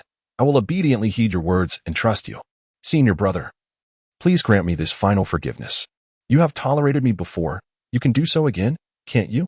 Her voice, tinged with a pitiful charm, revealed her longing for her senior brother to forgive her as he had in times past. Lu Yi had initially intended to tease her, yet he suddenly found it rather dull. Thus, he turned his gaze towards Zhu Quebec instinctively. Zhu Ke took a step back, only to realize immediately that there was no need for retreat. She returned to her previous stance. What poison did you administer to me in your past life? Lu Yi inquired. Zhu Ke was momentarily taken aback. Even after reincarnation, why inquire about past deeds? Did he perhaps wish to rekindle a connection through the affairs of a bygone era? How absurd. The poison I inflicted was exceedingly malevolent. Did you not desire bloodshed? You slaughtered countless beings of my demon clan, so I bestowed upon you the slaughter lotus heart, allowing you to indulge in your carnage. What do you think? Zhu Ke responded with a somewhat sinister expression. Slaughter lotus heart? Lu Ye's expression froze. Indeed, it seems that each individual possesses an unparalleled knack for manipulation. The killing lotus heart is the precious gem of the Azura imperial clan, born from the exquisite killing lotus, an imperial artifact once wielded by the Azura god emperor, endowed with the power to command the very essence of slaughter in the world. This object bears no poison, rather, it is capable of igniting an insatiable thirst for bloodshed, and its potency in inciting such murderous intent is formidable. Thus, once the killing lotus heart begins to exert its influence, one's propensity for violence can ascend to its zenith, reaching a point where self-control becomes an elusive concept. The answer he sought had been attained. Liu spoke. Leave. From this moment on, do not ever appear before me again, and I shall grant you my forgiveness. This was directed at Yu Hongling. Senior brother. Liu looked up, and a surge of sword chi rushed forth in an instant. Zhu Ke was startled and swiftly pulled Yu Hongling away. The sword chi left deep scars upon the ground. Had Zhu Ke not intervened, that strike would have been sufficient to annihilate Yu Hongling. Are you mad? Zhu Ke gazed at Lu Yi in disbelief. Yu Hongling was his most cherished junior sister. He had truly resorted to lethal force. Chapter 049, Absolutely Impossible Get Out. Zhu Ke observed the intertwining streams of sword chi approaching. She attempted to block them, but in an instant, the sword chi extinguished Shuchue's true flame, prompting her to retreat rapidly. Still, one blade of sword chi nearly severed her wing. At this moment, Lu Ye's callous heart rendered Zhu Ke utterly incredulous. What has become of Lu Yi? In his previous life, Lu Yi was undoubtedly bright and cheerful, imbued with a touch of humor. Anyone who encountered him would be captivated by his charm. While he showed no mercy towards the demon and alien races, his treatment of the human race was nothing short of commendable, displaying kindness even towards the weak, embodying an essence of equality. Yet now, he is intent on killing Yu Hongling, even turning against himself. As Li prepares to rise, Zhu Ke, sensing the murderous intent that has arisen, dares not linger any longer. If he allows Yu Hongling to remain here, she is certain to perish. The 2 figures vanish. Li did not pursue the chase. His body, which had not yet fully risen, effortlessly settled back into a cross-legged position. Yu Hongling had also concluded her task. Lu Yi felt an overwhelming sense of ease. The love he had longed for in his dreams had culminated in such a disheartening outcome. His closest senior brother chose not to believe in him, yet placed his trust in a demon he had known for but a fleeting moment. In pursuit of a being intent on his own demise, he was willing to betray his own brother. Now, Yu Hongling should have comprehended everything. Only through such understanding could one profoundly realize the nature of their missteps, while simultaneously experiencing a deeper anguish. Lu Yi has finally vented his anger. Moving forward, Yu Hongling will continue to exist in anguish. Death would be a release. With a clear mind, Lu Yi re-entered his state of cultivation, and this time, his progress accelerated remarkably. His cultivation level has reached the 9th layer of the breaking infancy stage, and he is now striving towards the pinnacle of perfection. For him, breaking through the void refinement stage should not pose a significant challenge, yet caution is still warranted. It is best to accumulate his strength first. Zuke took Yu Hongling away, continuously expressing her profound dissatisfaction with Lu Yi's lethal actions against Yu Hongling. Perhaps her discontent stems from a fear that she, too, might meet a similar fate. It is excessively ruthless, a cruelty that seems uncharacteristic of Lu Yi. How could he resort to such violence against her? Has he no regard for their shared history? In the previous life, she was his beloved. Even in this life, though not a lover, she is still his junior sister. Yu Hongling's eyes were vacant. Did I ever consider, when I acted against him in my past life, that he was my beloved, my senior brother? Yu Hongling murmured to herself. Her words rendered Zhuke momentarily speechless. Why did you not mention this in your past life? Who knows which Feng Wuxie you were referring to back then? Moreover, I was not involved in such battles. Otherwise, I would have perished. Although Lu Yi is notorious for his bloodlust, he is undeniably formidable. At that time, the demon race, the magic race, the Buddhist sect, the ghost race, the divine race, and the spirit race all joined forces to hunt Lu Yi, only to be met with his overwhelming wrath that sent them fleeing in disarray. The battlefield was littered with casualties. Yu Hongling's heart ached even more. She had learned of Feng Wuxie's demise and, consumed by hatred and sorrow, isolated herself for an extended period, never truly grasping the details of the situation. If only she had understood even a fraction of it. How should I act for my senior brother to forgive me? Yu Hongling was inquiring of Zhuke, as well as pondering her own thoughts. Zhuke fell into a contemplative silence.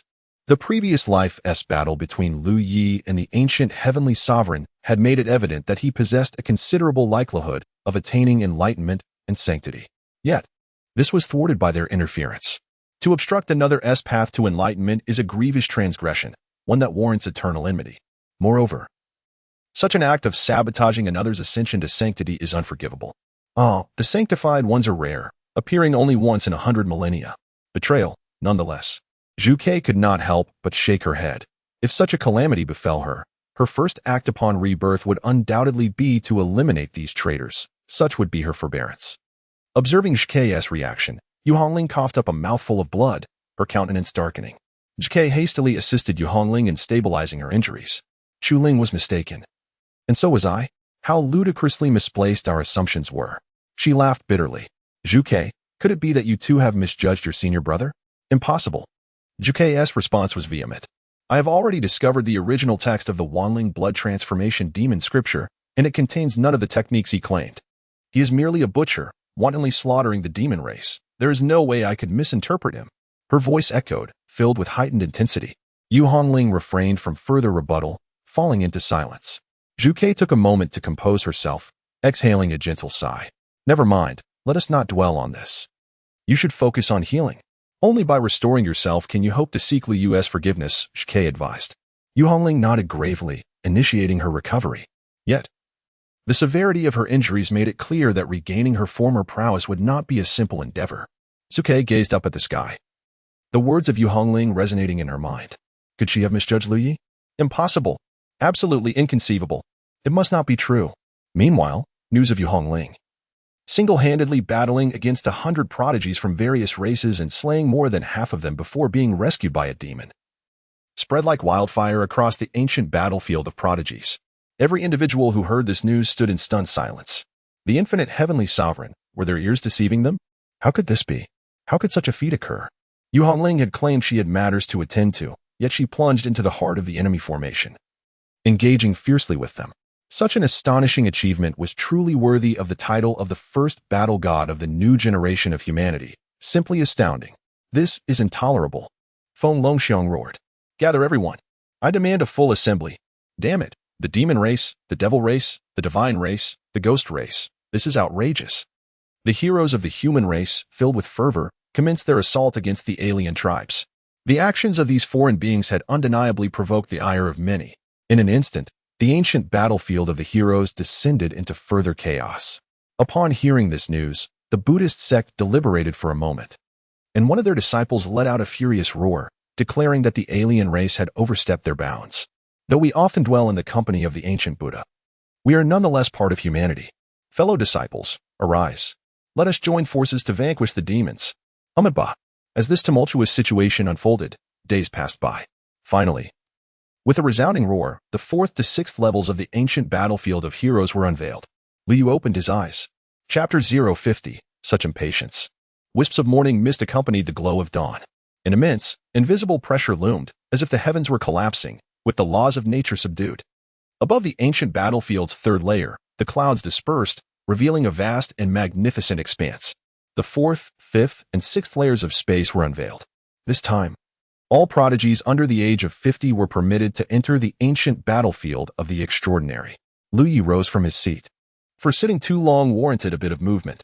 Just like now, he was determined to hunt down a member of the demon clan. This demon, known as Tu Wuing, possessed a rather peculiar cultivation focus, specializing in stealth and assassination. In his previous life, countless human prodigies, at least 100, met their demise at the hands of Tu Wuing, with the Dao sect suffering the most devastating losses. The reason was simple. Lu Yi, Tu Wuing's brother, had perished at Lu Ye's hand, leading to a thirst for vengeance that could hardly be deemed unjustifiable. Though in this lifetime, Liu had not slain Tu Wuing's brother, it mattered little. Lu Ye's singular desire was to eliminate Tu Wuing, and in his eyes, this was entirely justified. Now that the 6th layer of the ancient battlefield had opened, the advantages of the Tianling pool were no longer apparent. To take a life and then retreat to the 6th layer beneath the enlightenment tree for meditation seemed the wisest course of action. The enlightenment tree stood as one of the most precious treasures of the entire ancient battlefield for prodigies. Many years ago, a gifted individual possessing seeds of the enlightenment tree perished here, causing the seeds to germinate and eventually flourish into the tree we see today. Countless individuals have aspired to carry the enlightenment tree away, for if it were brought back to their sects, the joy it would bring could drive them to madness. A single enlightenment tree could elevate a sect to an astonishing level of prosperity. Yet, it was a formidable challenge to seize it. Beneath the enlightenment tree, numerous prodigies were engaged in their own quest for enlightenment, which endowed the tree with the imprints of these exceptional beings, allowing it to evolve mystical powers that could resurrect these prodigies from the annals of time, akin to a minor epical catastrophe. Indeed, the task of removing it became increasingly daunting with each passing moment. The figure of Lu Yi vanished. In the 4th layer of the ancient battlefield, numerous silhouettes emerged. Exuding a formidable aura, their garments fluttered, and a glimmer of divine light danced in their eyes. The powerful beings from other clans also arrived without delay. This time, however, the young prodigies within the ancient battlefield remained unusually silent. Despite having entered for 7 days, very few had perished. Could it be that they coexist with the alien races? One remarked. Coexistence with alien races? The latter have always been insatiable. There exists no rationale for such harmony. I fear the situation for humanity is far from optimistic. Let us not be disappointed. This dialogue arose from the fact that outside the ancient battlefield, the soul stones of the human prodigies had shattered far too infrequently. Unlike previous instances where scarcely 1 in 10 who entered the ancient battlefield survived, such a scenario invokes a sense of unease. It suggests either the emergence of a peerless human prodigy capable of overwhelming all alien prodigies or a retreat of humanity, hesitant to engage in battle. The crowd deliberated. It was conceivable that there were individuals capable of besting the alien prodigies, such as Li Wubai or Feng Longxiang. Yet it seemed implausible that their dominance would be so absolute. Just as these thoughts lingered in the air, a figure gracefully ascended from the 3rd layer, traversing the teleportation passage and materializing in the 4th layer. Lu Ye's appearance is indeed remarkable, yet those present gazed in confusion, uncertain of the name of this young lad. It was not until a senior uncle from the Grand Dao sect finally recalled, Lu Yi, you are Lu Yi, are you not? As Lu Yi heard his name, he cast a fleeting glance towards the crowd nearby, his mind still preoccupied with the urgency of confronting the elusive Tu Wuing. Nevertheless, he deemed it appropriate to extend some courtesy towards those from his own sect. He had encountered senior sister Ding before. Ding Qing was among the first disciples of the 92nd generation, and, by virtue of her age, she was approximately 30 years his senior, yet still within the bounds of 50 years. The disciples of the Dao sect were divided into 3 generations, with a temporal gap of roughly 30 years between each. Such a span of time was sufficient for a new cohort of infants to emerge into the world. Following the 3 generations of disciples, the next generation would inevitably follow. Lu Yi is the second batch of disciples from the 92nd generation. To be honest, had he arrived a bit later, Bai Qiulan could have been his senior sister. Sister Ding. Lu Yi bowed respectfully. Do you still remember me? Ding Yuqing replied, somewhat astonished. Sister, with your unparalleled beauty, is there something you wish to discuss? She nearly succumbed to the habitual flattery of the compliment sect, but in this life, she must refrain from excessive praise that could cause the hearts of countless women to bloom with joy. A hint of a smile graced Ding Yuqing's face, as she assumed Lu Ye's shyness prevented him from articulating further. Indeed, your charm is truly remarkable. There's nothing of great importance, she continued. I merely wish to inquire about the current situation beneath the third layer regarding our human race and the other tribes. In response, Lu Yi expounded, on the human side. Our sect's Moon Red Lotus possesses unparalleled combat prowess, decisively overpowering the other tribes. Consequently, the human race is advancing like a torrent, having claimed the vast majority of territory in the third layer, enjoying a position of absolute advantage. The mention of Moon Red Lotus left everyone in bewilderment. Ding Yuqing recognized Lu Ye's name due to his prior triumph in the sex competition, yet the identity of Moon Red Lotus was a mystery to her. Is Moon Red Lotus truly that formidable? Inquired a prodigious talent from the Supreme Sword Sect. What of Li Wubai? Li Wubai, along with numerous other prodigies such as Feng Longxiang, has been fighting alongside Moon Red Lotus. The collective minds of the senior brothers and sisters were stirred, realizing the undeniable strength of Moon Red Lotus, who had indeed garnered the willing allegiance of a prodigy like Li Wubai. I recall that you were the champion of the sex competition. With Moon Red Lotus being so formidable, does that not elevate your own status? Ding Yuqing asked. Li Yi dismissed the concerns, stating that it was merely a request. Esteemed seniors, I have pressing matters to attend to. May I take my leave? You are venturing to the 4th to 6th levels of space, where the perils far exceed those of the lower tiers. Encountering a foreign race could very well lead to your demise. Perhaps it would be wiser to accompany us? Ding Yuqing suggested kindly. There's no need. I bid you farewell. With those words, he vanished. The crowd murmured, such impatience. He is bound to meet his end, remarked a prodigy from the Mountain River Pagoda sect. Indeed, his fate seems sealed. My friends, I too must depart in search of my own fortune. Should fate allow, we may reunite. If the foreign races conspire against us, we can join forces when the time comes. Farewell, my friends. Farewell. With that, the group dispersed, each embarking on their own quest for opportunity. They would initially venture alone, and as tensions escalated later on, they would unite when the treasures were nearly exhausted. Lu Ye's figure swiftly maneuvered through the shadows. Soon, guided by the currents of demonic energy, he located the position of the demon clan's teleportation point. However, due to the distance, the human prodigies arrived first, while the extraordinary beings of other races would need to wait some time before they could enter. Lu Yi awaited here. Before long, the aura of malevolence began to thicken. In Lu Ye's hand appeared a stone sword, and his eyes narrowed slightly. Chapter 051. The Enlightenment Tree. Useless, utterly useless. Voices of discontent echoed among the demon faction. They too possessed methods to pinpoint the life signs of their kin, only to discover the horrifying extent of their losses. The once hopeful Broken Sword demon had long since perished, and countless other demon prodigies had fallen in droves, a sight both shocking and tragic. However, at last, the tide could be turned for the demon race. For this time, 3 of their most formidable prodigies had arrived. The first was Tu Wuying, a master of lethal strikes and stealth. Next was Xingyi, whose terrifying might bore the weight of annihilation. Lastly, there was Yian, the son of the demon emperor. These 3 most powerful prodigies of the demon race, while they may not unify the battlefield, would certainly instill fear in all other factions. The confidence of the demon race surged, their spirits soared, and demonic energy surged forth. The glory belonging to the demons was destined to arrive. Leading the charge, Yian was the first to emerge from the teleportation portal. Arriving at the ancient battlefield of prodigies, his gaze swept across the landscape, and at first glance, he spotted Lu Yu standing with his sword. He paused momentarily. A human? What does this mean? What is this individual doing here? Then, Tu Wuying appeared as well, just as Yian was about to speak. A brilliant flash of sword light erupted instantaneously. In that moment, to Yian, the world around him vanished, leaving only that singular beam of light. His body trembled slightly, every hair on him standing on end, and the hand that gripped his weapon felt inexplicably heavy. Swift, accurate, ruthless. A gentle breeze caressed Yian's hair. Tu Wuying's form was cleaved in two, his eyes reflecting a bewilderment. Who am I? Where am I? What am I doing? No. The son of the demon emperor is not supposed to be killed. Why must I perish? What enmity exists between us? Have we ever met? Why do you wait specifically to slay me when I have only just returned from the teleportation? Does anyone understand the plight of encountering a lunatic who strikes me down upon arrival?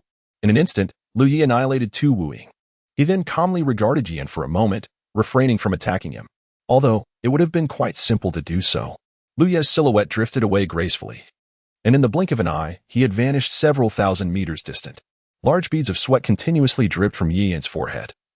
The moment Lu Yi had cast that glance towards him, he felt as if death was ominously close enough to grasp. The third prodigy of the demon clan arrived. His face initially adorned with an eager smile, but the sudden waft of blood filled his nostrils. He glanced around, his expression akin to that of a thunderstruck individual. How could Tu Wuying be dead? Xing Yi uttered a disbelieving exclamation. What nonsense is this? He had been but a step behind Tu Wuying. Less than 5 seconds had passed before he was transported here, only to witness Tu Wuying split in two. Yan's eyes were vacant and dazed, clearly reaching a state of existential doubt. Yan, how did Tu Wuying meet his demise? Could it be that you were the murderer? The scene held no other witnesses. Only Yan remained. The most plausible scenario was that Yan had committed the act. But why? What motive could Yan possibly have to slay Tu Wuying? One by one, the human clan stood aghast. Yan inhaled deeply, forcibly suppressing the terror and shock that surged within him. He was genuinely terrified. Had that sword been aimed at him, his fate would have been sealed.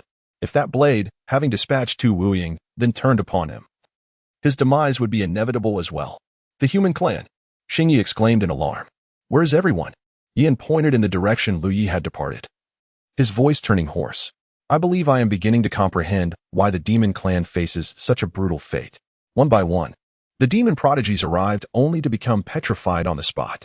Goodness, in such a brief span of time? To have slain Tu Wuying before the son of the heavenly demon emperor?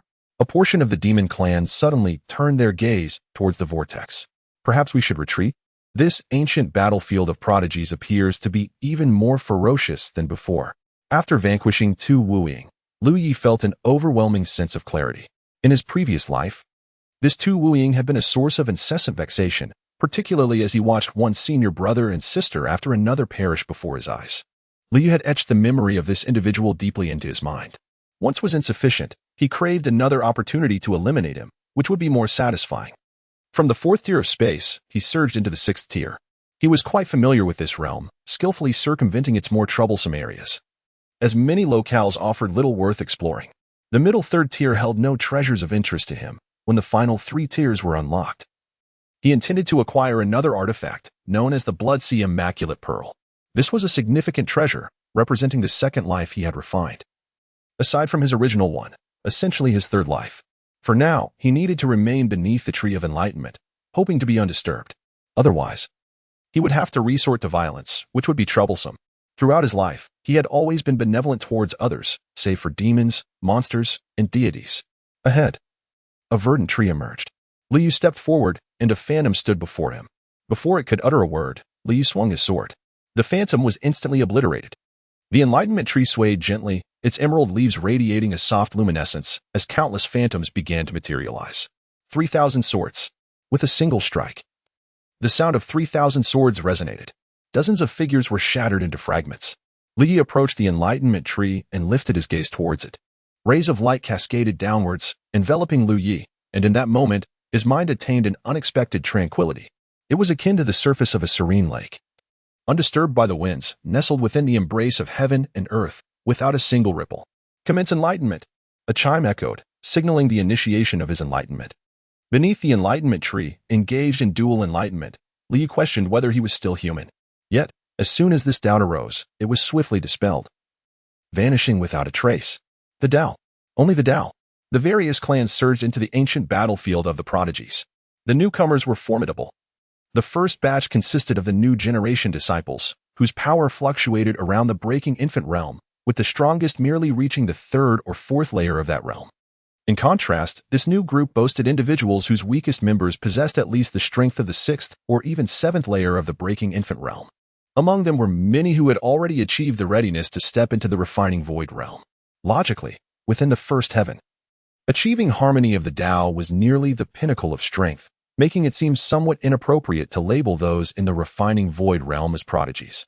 However, considering that there are 9 heavens, the first heaven merely serves as a starting point or a form of protection for the weaker beings. Thus, having those in the refining void realm recognized as prodigies is not particularly outrageous. The 9 heavens allow ascent, but not descent. This rule was established by the holy sovereign of the 9 heavens, who, having felt the struggles of the weak in the world, created the 9 heavens with the specific stipulation that one could ascend but not descend. However, the holy sovereign has since fallen, and powerful factions possess unique means to briefly descend to the lower realms. As the human race gathered, the newcomers were astounded to find that the humans had nearly occupied all the major blessed lands of the lower 3 layers of the battlefield. No way. Are the new generation of youngsters this formidable? Meanwhile, the strong from other clans struggled to locate their own factions, their frustration palpable. Unity is imperative. The monks of the Buddhist sect, observing their disciples, felt a sense of relief. Although not particularly outstanding, they had not suffered grievously either. Realizing that all was well, the Buddhist disciples immediately called out, "The Enlightenment Tree." The Buddhist sect must seize the Enlightenment Tree first and set up formations to protect it. In doing so, our Buddhist teachings will surely advance by leaps and bounds. Chapter 052. Only the Tao in front of the Enlightenment Tree. Dozens of monks hurriedly arrived, witnessing countless beams of light cascading down and enveloping an individual. It was a scene of serenity and harmony, where the person, the Tao, and the tree became one. How swift! The leading monk, Du Xing, remarked in astonishment. Fortunately, there was only one person. Du Xing carefully scrutinized the individual, noting their youth and strikingly handsome features. With red lips and white teeth, if they were to become a novice monk, they would likely possess a profound connection to the Buddha. Fellow Taoist, I perceive a connection between this tree and our Buddhist sect. Senior brother. Unexpectedly, a disciple of the Buddhist sect interrupted Du Xing's words. This individual was formidable. Many disciples of our order had perished at his hands in the Tianling pool.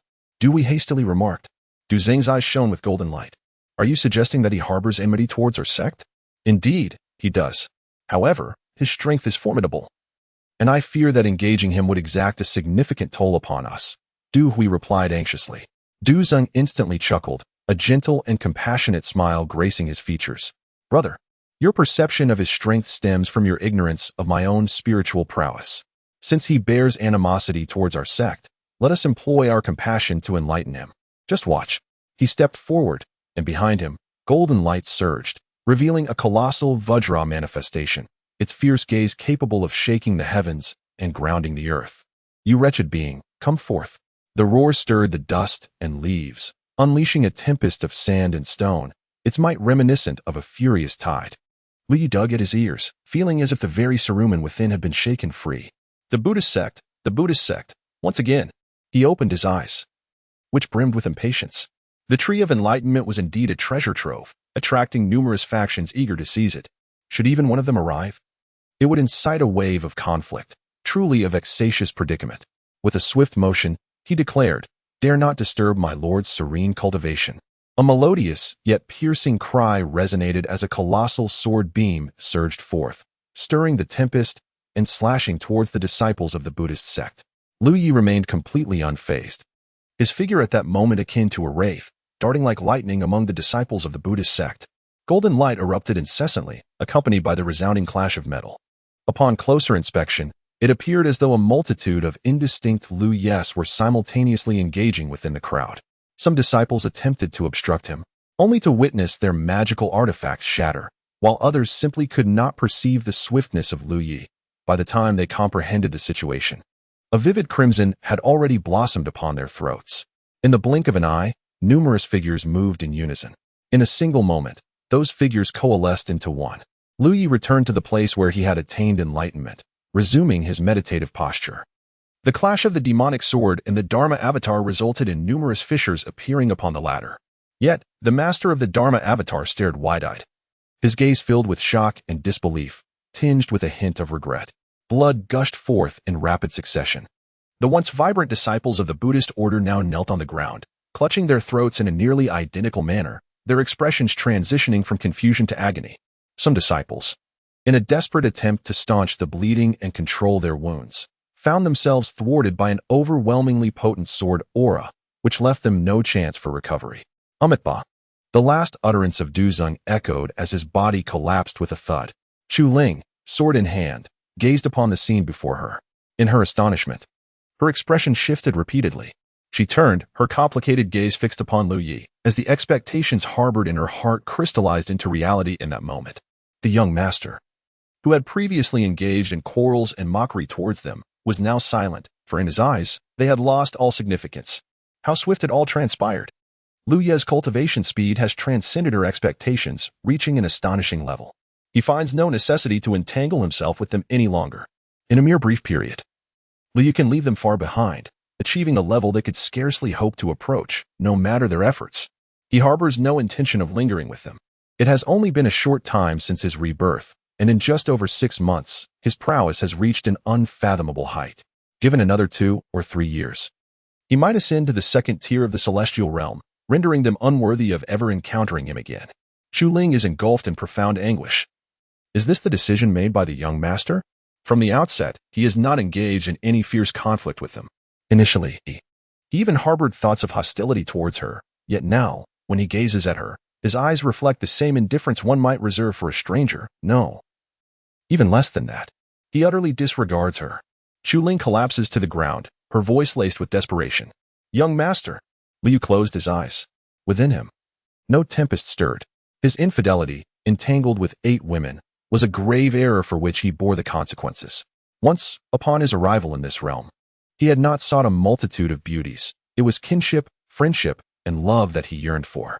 Yet, the path was littered with the bones of the fallen. Brothers perished in battle, and esteemed predecessors had succumbed. He had once possessed it all. In this life, he sought no more. He merely wished to gaze upon the pinnacle of the great Tao, a realm he had yet to explore. To wield power over the world while indulging in the embrace of beauty was but transient smoke and mirrors. Only the Tao mattered. Only the Tao. In Chu Ling's eyes resided both anguish and resilience. It was only after the revelation regarding the Chu sword manor that she truly understood how deeply Lu Yi had cared for her. He affectionately referred to her as his little maid, yet the adoration in his voice was unmistakable. Who in this world would traverse mountains of blades and seas of fire for their maid? Who would safeguard her path to imperial ascension? Who would delight in eliciting laughter from their maid, finding joy in her smiles as if he were a child? That genuine smile, however, could no longer grace the young master's visage. Chu Ling clutched her heart, gasping for breath. The pain was overwhelming, rendering her breathless.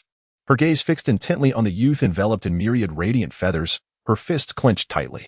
Young master, I shall accompany you. Wherever you go, I shall follow. I will surely catch up to you. With those words, she struck her head against the ground thrice before rising to depart. She must grow stronger.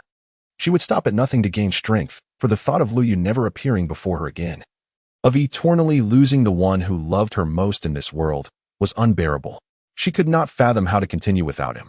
Unlike Lu Yi, who was single-minded in his pursuit of the Tao, she was navigating her emotional turmoil, grappling with her remorse. Lu Yi paid no heed to all that concerned Chu Ling. Instead, he was preoccupied with a rather significant matter. He had reached the pinnacle of the breaking infant stage, yet he did not sense he had reached his limit. Perhaps he could elevate this realm further, say, to the higher tiers of the breaking infant stage. Ascend, it is healthier to strive for more. Chapter 053. Not yet finished in the 4th layer of the ancient battlefield space, Yu Hongling's injuries were healing remarkably quickly. With 81 fearless divine seals at her disposal, she could both attack and defend, as well as recover and unleash explosive power. However, regrowing her severed hand was no simple feat. It mattered not. The vermilion bird had already departed from her side, its whereabouts unknown. She had her own affairs to attend to. Her spirits were notably low. Her once radiant and handsome visage now hung despondently, lacking the vigor that once signified her unmatched prowess in battle. It was over for her. Yu Hongling felt a profound sense of discomfort as she glanced back at the past. She could only perceive herself as an utter fool, so foolish that it bordered on the absurd. How could she have trusted such a creature of the demon clan so deeply after knowing Feng Wuxie for merely a brief time? She was acutely aware of what kind of person her senior brother was and how well he treated her. Yet, despite this clarity, she found herself fixated on a mere illusion, a so-called white moonlight. A bitter laugh escaped her lips. A tainted, thoroughly corrupted white moonlight, and she, now an empress, still pined for it. The more her senior brother cared for her, the more she felt he owed her, hence his kindness. Ha ha. Feng. Wu. Xie. These 3 syllables echoed like a chilling wind blowing from the depths of hell. She had to find Feng Wuxia. She yearned to rend him to pieces and then confess her sins before her senior brother. As long as her brother was willing to forgive her, she would do anything. Even embrace death. Even death did not instill fear in her. Her brother's kindness assured her that continual apologies would suffice. But no, it could not end there. Her brother adored her innocent demeanor. A shimmering water curtain appeared before Yu Hongling, and she gazed at her reflection, a faint smile gracing her lips. No. That smile was not right. She shifted to another smile. Still not right. Where had her innocence gone? Where was her endearing charm? In that moment, Yu Hongling experienced a sudden epiphany. Her innocence had flourished only in the embrace of happiness, manifesting as her charming demeanor. But now, where was that charm? She waved her hand, dispersing the water curtain, her gaze sharpening with a hint of blood-red intensity. Feng Wuxia, wait for me. I shall bring you to your end. Feng Wuxia was utterly flustered. He could hardly fathom how the ambush had unfolded in such a manner. So many prodigies, so many illustrious figures who were, to him, unattainable, had failed to eliminate Yu Hongling. Was it that they were utterly inept, or was there another explanation? How could it be that there were members of the demon race willing to rescue Yu Hongling? There were formidable beings like the Little Dragon King and the Swordbreaker Demon, whose names resonated like thunder. Yet, what transpired? Their demise was nothing short of pathetic and tragic. It was beyond comprehension that such a renowned assembly could be so lacking in substance, merely a facade of glory. Feng Wuxia was on the verge of losing his temper. He was infuriated, and so were the demons and monsters. The demon race had become the target of universal scorn. Why would there be a betrayal from within? Yu Hongling had seemingly reached her dead end, yet out of nowhere emerged a demon of formidable strength who directly rescued her. Moreover, the demon race claimed to have no knowledge of that firebird. The firebird's power surpassed even that of the Little Dragon King. And yet the demons professed ignorance of its existence? Were they attempting to deceive the gullible? Were it not for this united assault, where the demon race suffered the most casualties and exerted the greatest effort, other factions might suspect that this was a trap orchestrated by the demons. Was there a collusion between the demon race and the human race? Unable to vent their frustrations on the demon race, they turned their ire towards Feng Wuxia. The demon race was poised to obliterate him, and the ghost race prepared to extract his soul, but the divine race intervened. Let us remain composed. Feng Wuxia still holds value, spoke one from the divine race, known as Shui Yi. What use is he? Yu Hongling has already discerned the truth of Feng Wuxia's predicament. Can he possibly expect her forgiveness? One of the demon race seethed with rage. While it was true that he could not attain Yu Hongling's forgiveness, he had now become the object of her deepest loathing. It was evident from my observations that Yu Hongling seemed to have missed something of profound importance because of him, only to discover later the true nature of his situation. It was clear that Yu Hongling was in great anguish over this lost opportunity. This meant that she harbored an intense hatred for Feng Wuxia, likely more than any of us could imagine, wishing nothing less than to consume his flesh and wear his skin. Thus, we could leverage this aspect. A glimmer of wisdom sparkled in Shui Ye's eyes. Are you suggesting that, indeed, the so-called love is a trap, and likewise, hatred can serve as a snare? Feng Wuxia felt a surge of exhilaration within. Did this imply that he might yet survive? Unexpectedly, Shui Yu cast a fleeting glance in his direction. Such a wretch as he is, I hold in great disdain. Sparing his life suffices. As for your fury, unleash it to your heart as content. Feng Wuxia's smile abruptly froze on her face. No, you cannot do this. A towering demon advanced, instantly tearing away a substantial piece of Feng Wuxia's flesh to devour. Blood gushed forth, accompanied by piercing screams. The surviving demons unleashed their pent-up fury upon Feng Wuxia, their anguished cries resonating like the most melodious of notes to their ears. Shui Yi exhibited a hint of compassion, releasing strands of blue light to aid in Feng Wuxia's healing.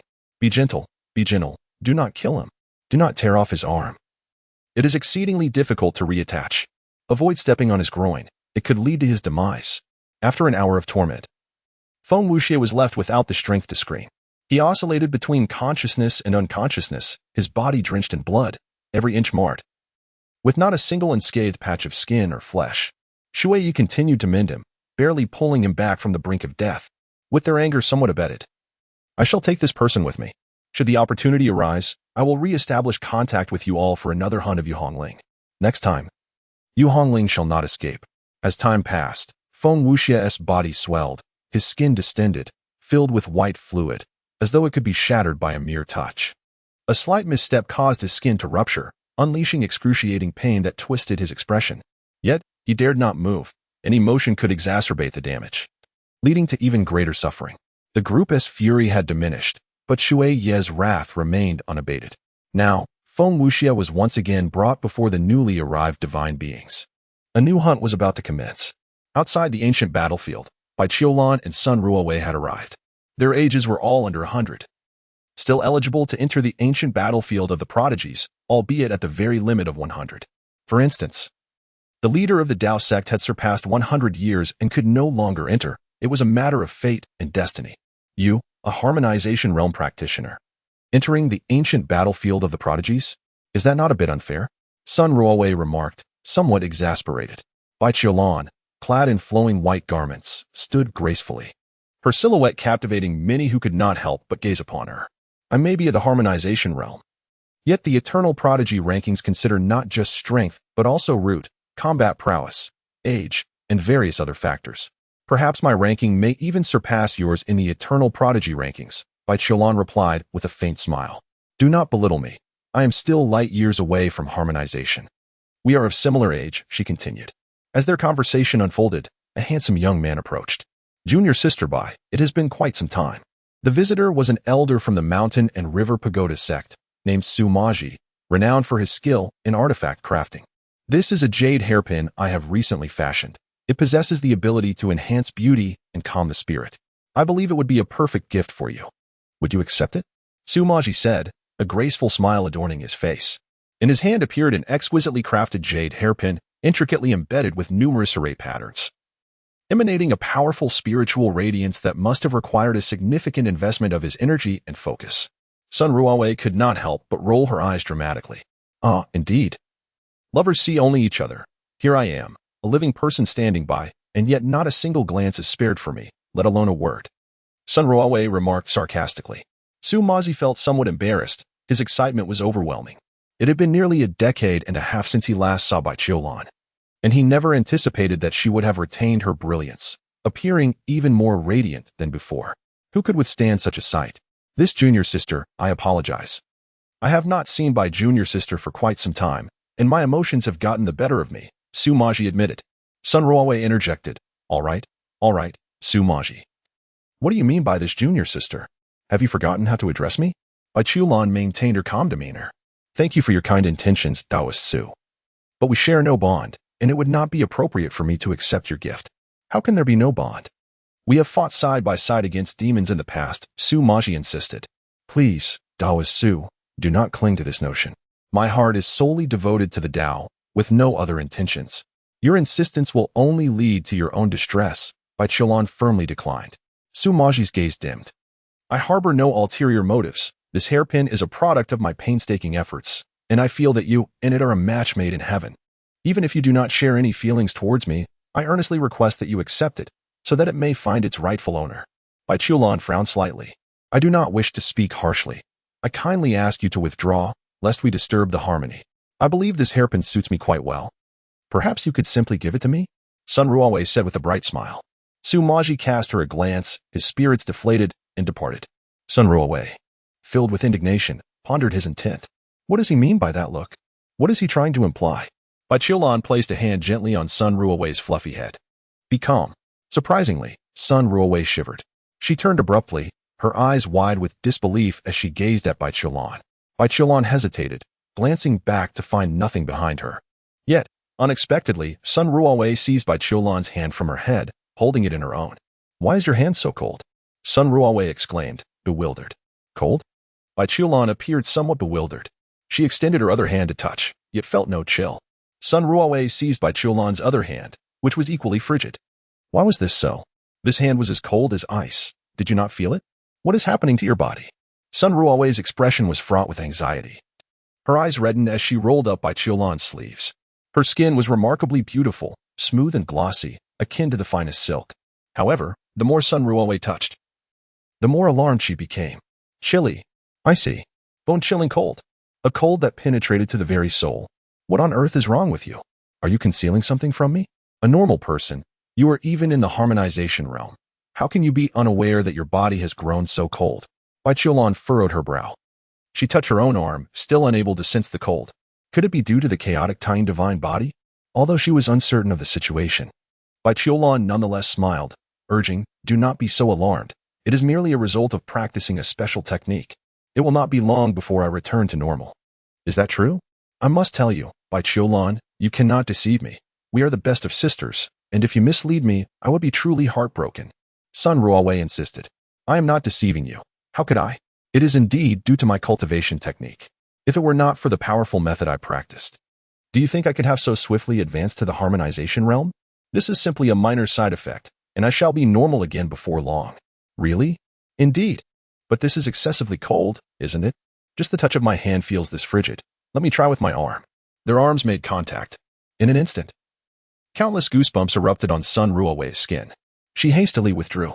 The skin on her hands was thicker, so the sensation was bearable, akin to touching an ancient ice block. Yet the thin skin of her arm could not withstand the contact. "Are you certain you're all right?" Bai Qiulan's face bore a faint smile. "I am truly fine. Do not worry." "All right then, it seems I must frequently check your temperature. If there is an issue, we must address it at once." Bai Qiulan nodded gently, reassuring her. Rest assured.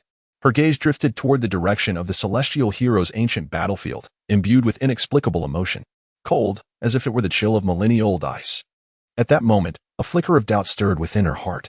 She had previously contemplated whether, during their yin-yang cultivation, if Liu had not felt a modicum of comfort. Could he be deemed to have taken advantage of her? Each time, Liu had endured such an extreme chill. The matter of betraying one's teacher and annihilating one's ancestors, could it truly still hold validity? Bai Qiulan was truly at a loss. Chapter 55, The True Celestial Fist. At last, she had located Feng Wuxie. With considerable effort, Yu Hongling mobilized the forces of the human race and finally discovered Feng Wuxie's whereabouts. As she perused the information in her hands, her brows furrowed. A wry smile escaped her lips. Is this the same old routine? After one foolish act, am I to be forever branded as a fool? Is this orchestrated by the divine clan? Yu Hongling inquired. According to the intel, it appears to be led by the divine clan, Luo Yuan replied. A contemplative expression crossed Yu Hongling's face. For now, let it be. The divine clan is using Feng Wuxie to lure me back into the fray.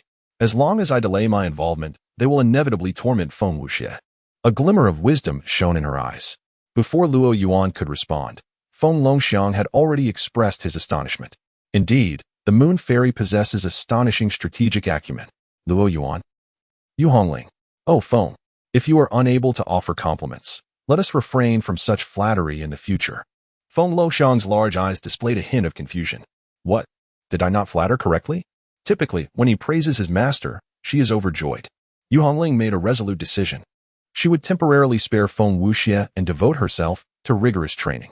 As time ticked away, the divine clan began to grow increasingly agitated upon realizing that Yu Hongling showed no signs of falling for their ruse. What is happening? Once he had said that Yu Hongling lacked intelligence? The news of Feng Wuxie has already been disseminated, yet this individual remains utterly unresponsive. Shui Yu chuckled. What do you think? The lack of response indicates that Feng Wuxie holds no significance in Yu Hongling's heart. It would be better to eliminate him altogether, as his mere presence is irksome. Ha ha ha, precisely. Shui Yu laughed heartily. Yu Hongling seems to be adopting a strategy of indifference, allowing us to harass Feng Wuxie. You, who bear no grudge against him, cannot tolerate his comfortable demeanor. I refuse to believe she can endure it. Henceforth, let us not only refrain from mistreating Feng Wuxie, but also treat him more favorably, providing him with resources for cultivation and beautiful bird demons. Let us see who can outlast whom. Yu Hongling had indeed been monitoring Feng Wuxie's situation. Upon realizing that events were not unfolding as she had anticipated, a surge of anger welled within her. Witnessing Feng Wuxie thriving was more unbearable than death itself. Since you wish to kill me, do not blame me for declaring war upon you. For Yu Hongling, combat was the finest form of cultivation. She departed alone, not to slay Feng Wuxie, but to launch an assault against the divine clan. Anyone from the divine clan she encountered was met with death. After each encounter, she would swiftly retreat. The atmosphere grew increasingly charged with tension. Lu Yi was perpetually absorbed in his cultivation. In the distance, a group of monks gazed upon the corpses of over 20 fellow monks sprawled upon the ground, their faces etched with fury. Yet, the grievous wounds of the fallen instilled a profound sense of trepidation within them. Each had perished with a single strike. All had succumbed to a singular fatal blow. Even those at the threshold of transcendent realms, who had initially condensed their Vajra forms, were annihilated by a mere sword. Such formidable prowess was genuinely chilling. However, the Enlightenment Tree was a treasured gem esteemed by the Buddhist order, and given the enmity that now existed between the two factions, it was both logical and emotional that they must engage in battle. Yet, the depth of the opponent's strength was unfathomable. Should they launch a full-scale assault? It was conceivable that the Buddhist forces might face utter annihilation. Amitabha, this humble monk is willing to take the risk. If I should fall, then the time for the Enlightenment Tree has not yet come. If I can withstand the clash, then the Enlightenment Tree shall surely be destined to align with the Buddhist order. The monks regarded Dushan, each voicing their sentiments. Amitabha, Dushan's defensive power was formidable, possessing the stature of the six-zhang golden body. Should he falter, there would be little purpose in continuing the fight. Yet, the youth amidst the radiant light appeared astonishingly young. How could he possess such extraordinary strength? Dushan sat cross-legged, his monk robe billowing about him. His aura began to surge, transitioning from the 9th level of the breaking baby stage to a new pinnacle. Transcendence. The heavens and earth shifted. Above, boundless golden light cascaded down. An immense influx of spiritual energy roared towards Dushan as the six-zhang golden body materialized behind him, its pure golden form towering to an impressive height of 30 feet. The world was suffused with golden radiance. Dushan chanted the Buddha's name, his hands pressed together in reverence. Amitabha, the 3-story golden body behind him mirrored his own, equally with hands clasped, resonating with the invocation. With a single step forward, the golden form advanced beyond the Enlightenment Tree. This humble monk, Dushan, humbly seeks the guidance of fellow cultivators. The voice of the golden body boomed like thunder, its radiant light dazzling, its immense presence crashing towards Liu Yi like a tempest.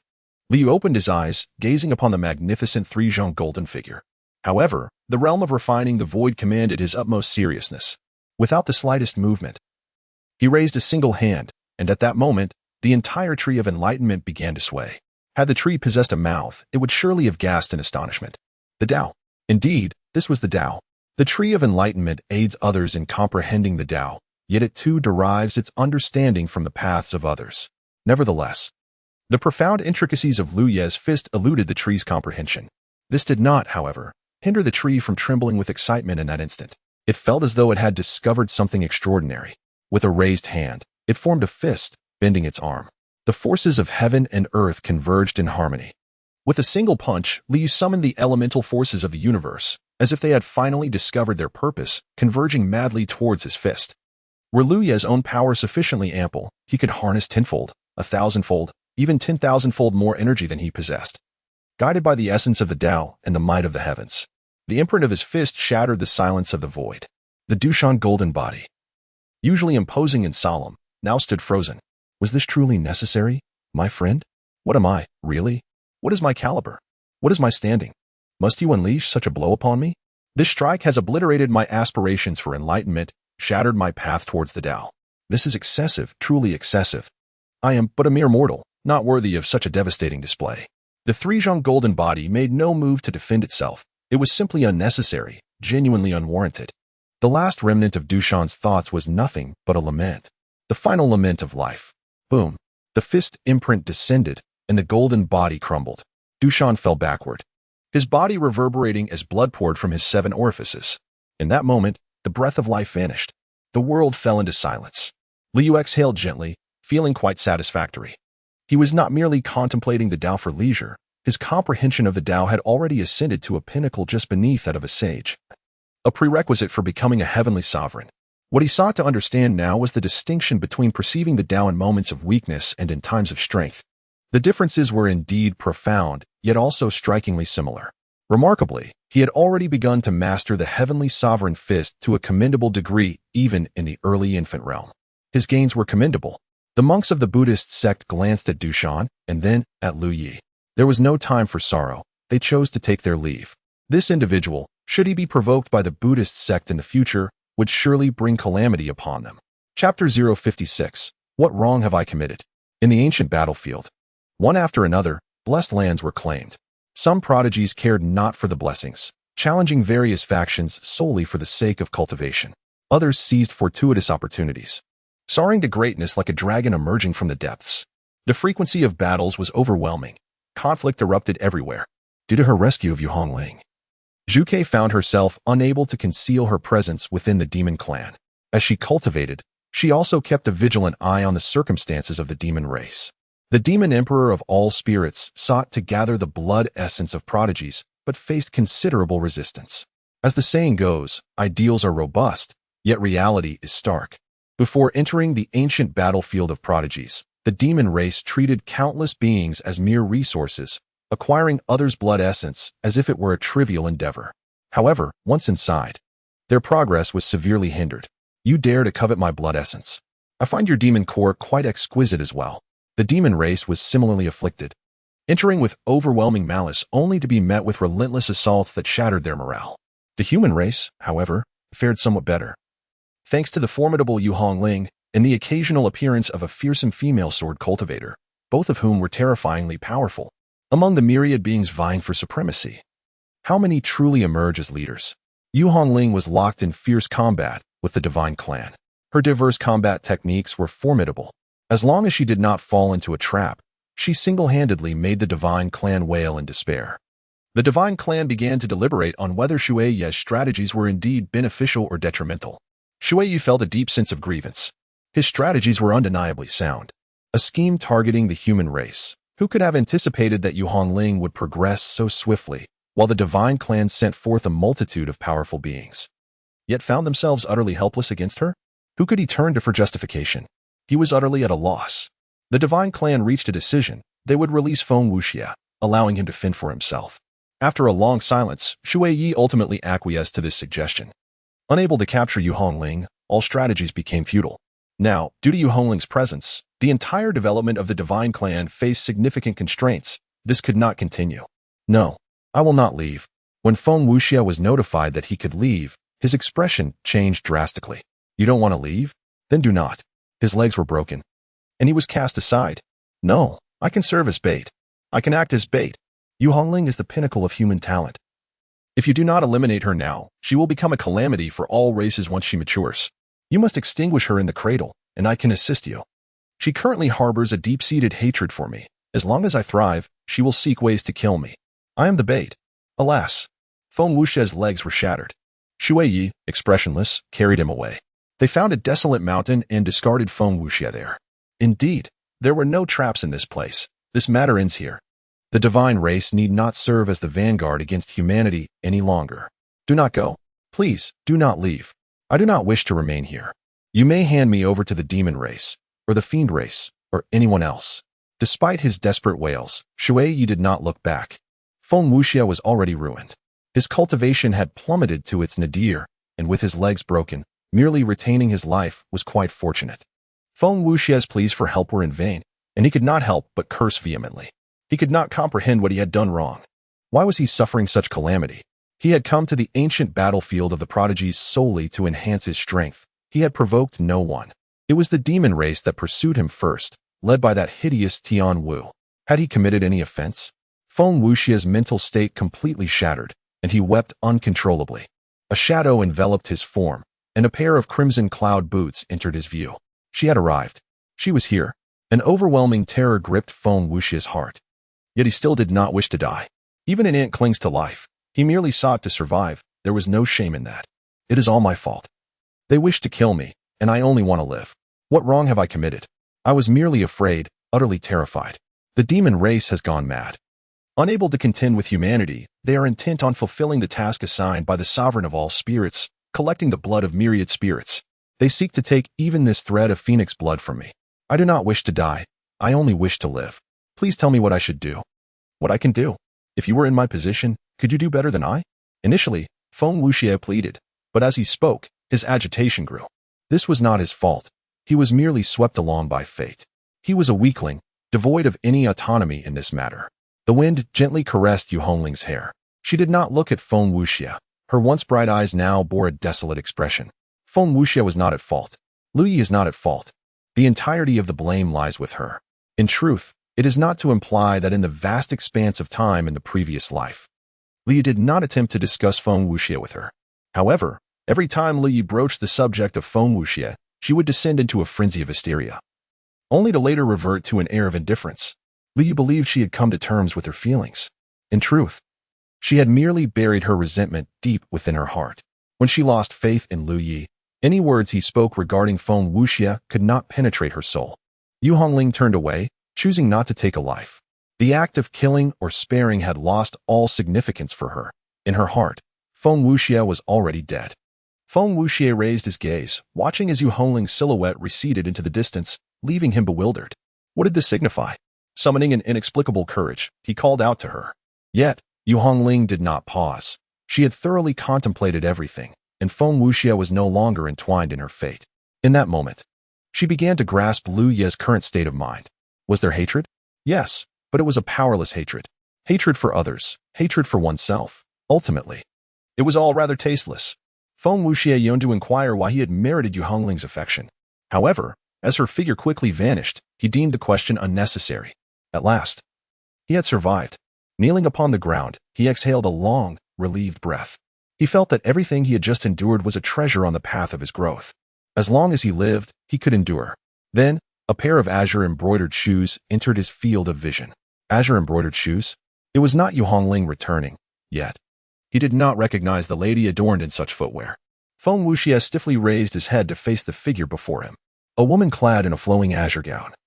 Standing tall and exquisite, held a black-red sword, her gaze fixed upon him. That look filled him with foreboding.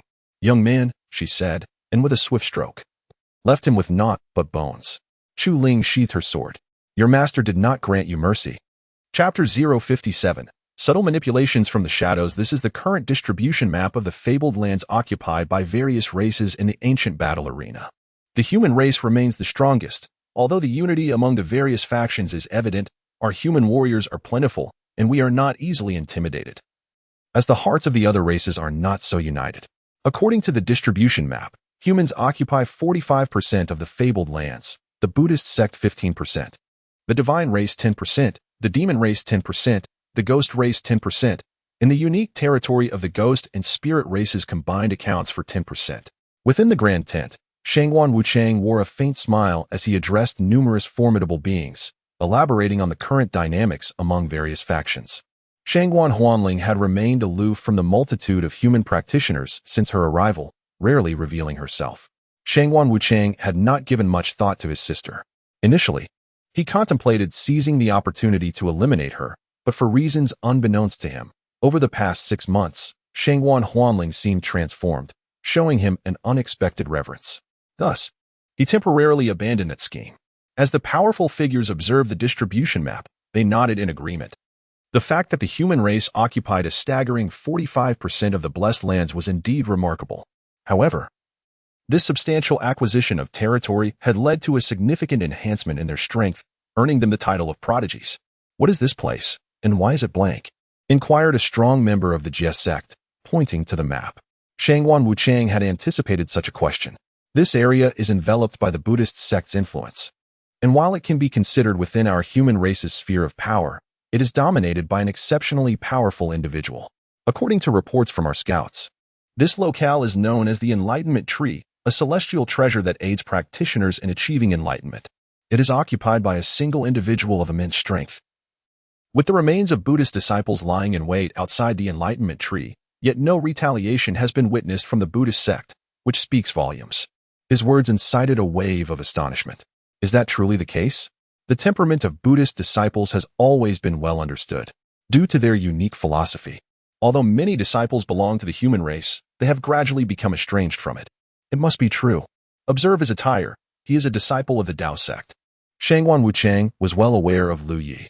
Before Shangguan Huanling entered the ancient battleground of prodigies, she had cautioned him against provoking Lu Yi, warning that he would be met with dire consequences.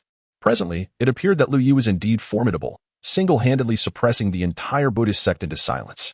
However, cultivation is not solely about battles and bloodshed. The Enlightenment Tree, a treasure of this caliber, surely should not be monopolized by one individual. Is it our sectess? Ding Yuqing of the Tao sect paused momentarily. The name Liu rang a bell. Not only did Ding Yuqing recognize it, but others also recalled encountering him upon their recent arrival. The young lad had seemed rather restless then, and many speculated that his anxious disposition would not allow him to survive long in the ancient battleground. Yet, he single-handedly ventured to the Enlightenment Tree, slaying numerous members of the Buddhist sect while thriving, claiming the enlightenment tree for himself. Indeed, he is a disciple of our Tao sect. That is quite commendable. Ding Yuqing could not help but smile. Since the enlightenment tree is occupied by a human, may it be incorporated into the human race's blessed lands? Shangwan Wuchang inquired. Raising an eyebrow, Ding Yuqing, not one to be easily deceived, quickly grasped the implications of Shangwan Wuchang's words. I don't believe it is necessary. He is cultivating alone beneath the enlightenment tree and has not encroached upon the blessed land we occupy. Thus, there is no reason to compel him to relinquish the tree. Ding Yuqing stated. Shangwan Wuchang's expression remained gentle. I do not suggest he should surrender it. The enlightenment tree is not exclusive to a single individual. It can facilitate the enlightenment of many simultaneously. He may continue his practice while also utilizing other blessed lands occupied by humanity. Wouldn't that be a mutually beneficial arrangement? At this moment, Ding Yuqing exuded an air of authority. You need not ponder convoluted notions. If you desire enlightenment, you may pursue it yourself. It sounds appealing now. But should Lu Yi refuse to share the enlightenment tree, would that not place the onus upon him? Some matters are better undertaken independently rather than dragging others into your schemes. We are not devoid of intelligence, who cannot see through your ideas. I too believe the enlightenment tree should be shared. I intended to seek enlightenment without creating conflict with the Tao sect. If he remains obstinate, should I resort to violence against him? At this juncture, another voice interjected, belonging to a practitioner of the Yin-Yang Law sect. Indeed, the enlightenment tree is precious. A significant opportunity that ought to be shared among humanity to maximize its potential. Another practitioner from the Yin-Yang Law sect voiced his agreement. I find this objectionable. This matter can be negotiated, but cannot be forced, spoke a representative from the Mountain and River Pagoda sect. Although the Jioli Celestial Empire was at odds with the Supreme Divine Empire, they too coveted the wonders of the Enlightenment Tree and expressed agreement with Shangwan Wuchang's sentiments. Some concurred, while others dissented. Let us inquire further.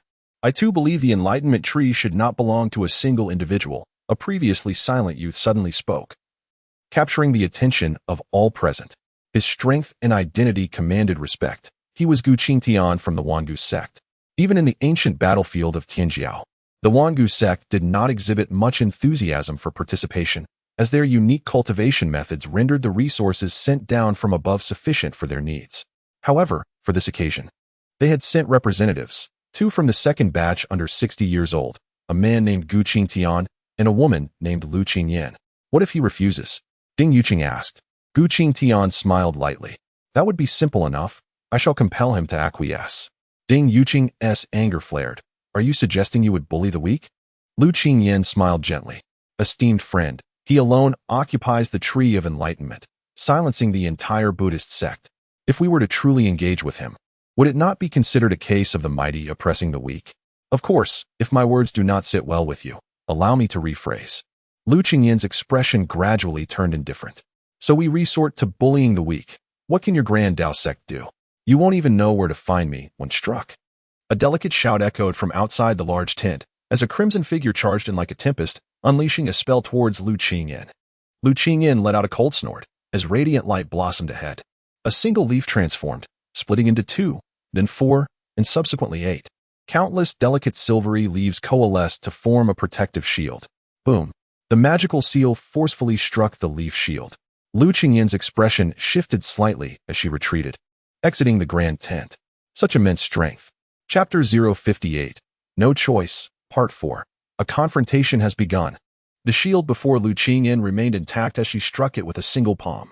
In that instant, countless silver leaves transformed into a whirlwind, surging towards Yu Hongling. Unfazed, Yu Hongling raised her hand to unleash a formidable mountain-smashing imprint, shattering the silver leaves into disarray. The leaves swiftly returned, converging from all directions to assault Yu Hongling. With a graceful pull and clasp of her hands, her true essence surged forth, and the leaves were held in place by an unseen force. Surrounding her form in a tranquil embrace, Lu Qingyan formed hand seals, and the leaves emanated a brilliant light, beginning to tremble. Stop. Do not continue. The crowd within the large tent rushed out in haste. Gu Qingtian furrowed his brow slightly and called out, Junior sister.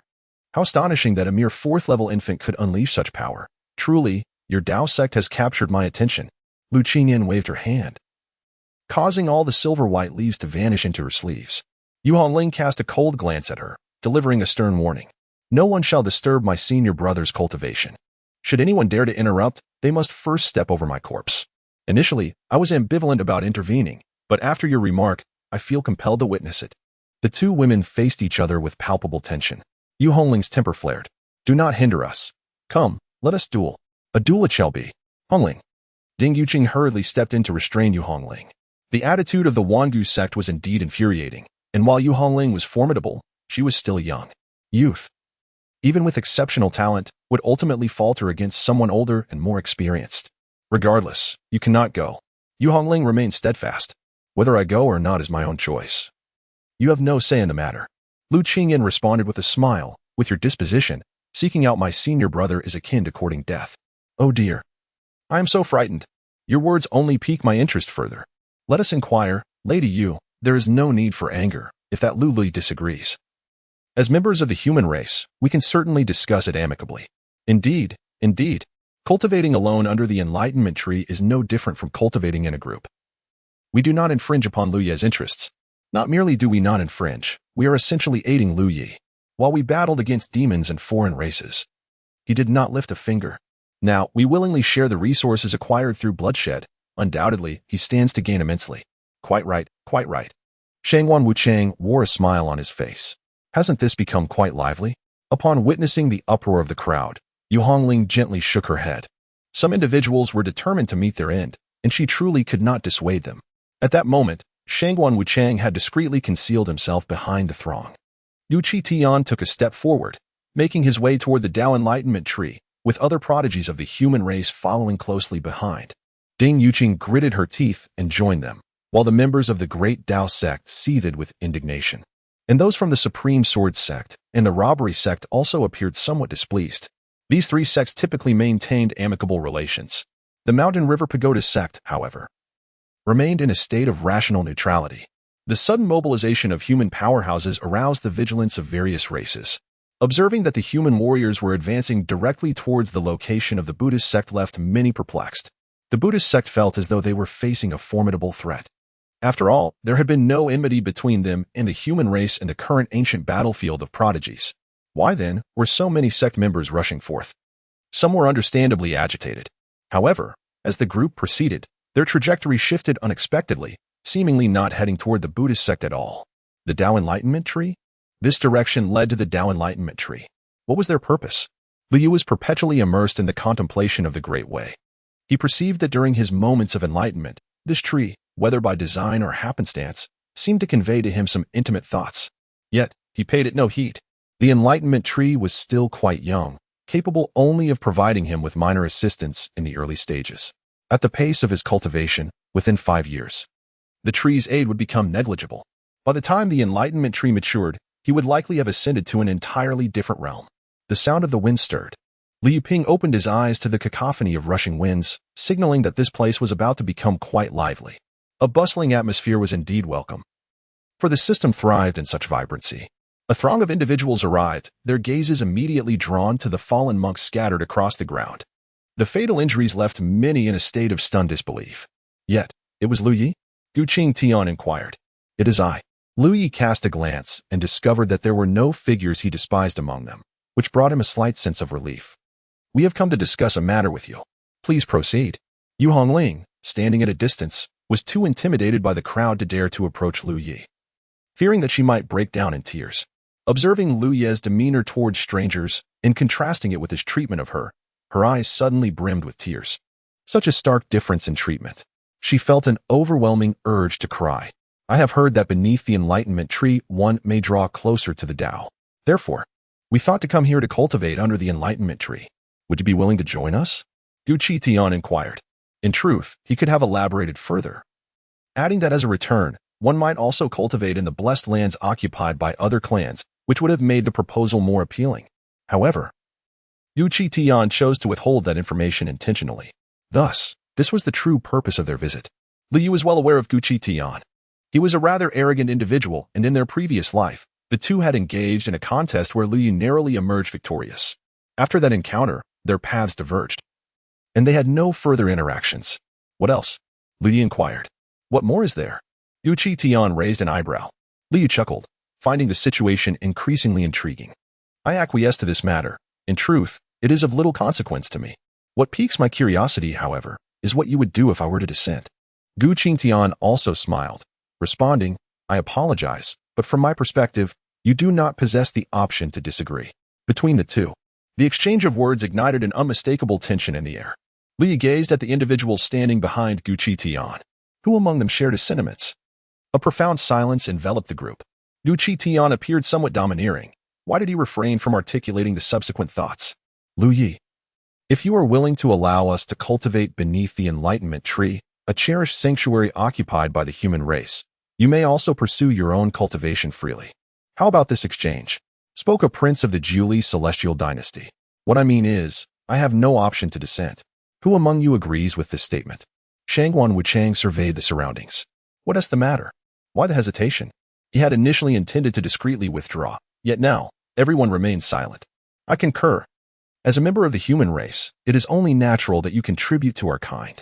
The enlightenment tree ought to be accessible to all the human prodigies, declared Shangguan Wuchang. With someone leading the charge, others began to follow suit. Indeed, I also agree. You should not reject this matter. I concur. For if the human race is weak, even your strength cannot justify monopolizing the enlightenment tree. Therefore, it is only right that the enlightenment tree belongs to the human race as well. Chapter 059. Withering and Decay. Fifth update. Moral coercion? Fishing in troubled waters? A gathering of sparrows and doves? Li gazed at these individuals, identifying his adversaries. He had no intention of opposing the human race, fortunately. This group of fools did not embody humanity. Let the battle commence. Li rose to his feet and took a single step forward. His figure appeared to completely disregard the spatial distance, arriving before Gu Qingtian in an instant, with a stone sword in hand that erupted in a brilliant radiance. The void was pierced by a deafening explosion. Gu Qingtian's expression changed dramatically as an ethereal blue lotus materialized above his head, with myriad beams resembling chaotic essence cascading downwards. Forming an impenetrable shield, the sword light struck against the aura of the blue lotus. Boom! Gu Qingtian was violently propelled backward, shattering a small mountain, leaving a trail of billowing blood mist in his wake. Lu Ye's figure showed no signs of hesitation, disappearing in an instant. Boom, boom, boom. The sword's light, accompanied by a piercing shriek, signified its terrifying speed and power. Swift. Unbelievably swift. Some formidable individuals could not withstand it, perishing on the spot. One person. One sword. This was the retribution for their transgressions. Lu Yi. Ding Yuqing's expression changed dramatically as she cried out. We cannot kill them all. This minor grievance does not warrant such a massacre. If Lu Yi were to eradicate this entire group, upon returning to the vast wilderness, where would he find his place? Lu Yi remained oblivious to his surroundings. His sword became increasingly fierce and terrifying. Typically, sword energy is characterized by its sharpness. However, Lu Yu's sword energy transcended mere sharpness, embodying both ferocity and precision. A single wave of his sword energy resembled a celestial seal, imbued with the power to shatter the heavens. Boom! Explosions of crimson mist erupted. Shangguan Wuchang's expression shifted dramatically. His earlier declaration of readiness to face death upon entering the ancient battlefield of heroes did not signify a genuine desire for demise. Protect me, Shangguan Wuchang bellowed. The formidable warriors of the Supreme Emperor's court surged forward to shield him, various treasures radiating brilliance. Li Yu swiftly sent the person who had just spoken flying, leaving only the followers of the unparalleled deity before him. Lu Yi, I bear the mark of the unparalleled deity. Should you choose to take my life? The unparalleled deity shall not rest until you are utterly destroyed, shouted Shangguan Wuchang in fury. Upon hearing these words, the powerful figures of the unparalleled deity were nearly driven to exclaim in outrage. To utter such a statement is far less effective than begging for mercy. Lu Yi smiled, his sword pointing directly at the formidable warriors of the supreme deity sect. His foot struck the earth with tremendous force. Boom! The ground trembled violently. Countless sword energies swirled around Lu Ye's form, coalescing into a sharp cone. Death! Boom! Boom! Boom! A vast expanse of blood mist erupted as Lu Ye's figure pierced through a group of supreme deity sect's elites, along with Shangguan Wuchang. In his final moments, Shangguan Wuchang's eyes were filled with astonishment. A madman. He truly was a madman. How dare he? Did he not realize that such ferocity and joy in killing would herald his doom once he left the ancient battlefield of the celestial prodigies? With this thought lingering in his mind, Shangguan Wuchang's consciousness faded completely. A radiant orb swiftly surged toward Lu Yi. Lu Yi extended his hand, and the mark of the supreme god fell into his grasp. As he gently rubbed his palm, paths collided and crushed one another, disintegrating into nothingness. Yet, this was not the end. Lu Yi's gaze fell once more upon the numerous wounded figures. Guardians of the human race?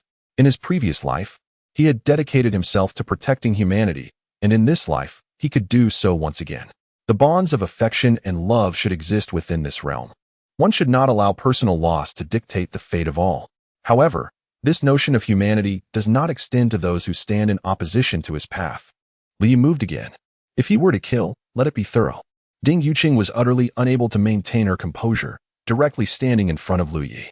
Lu Yi, you must not kill any further. You still need to leave. They have already learned their lesson. If you continue down this path, the Dao sect will be unable to protect you, Ding Yuqing urged anxiously.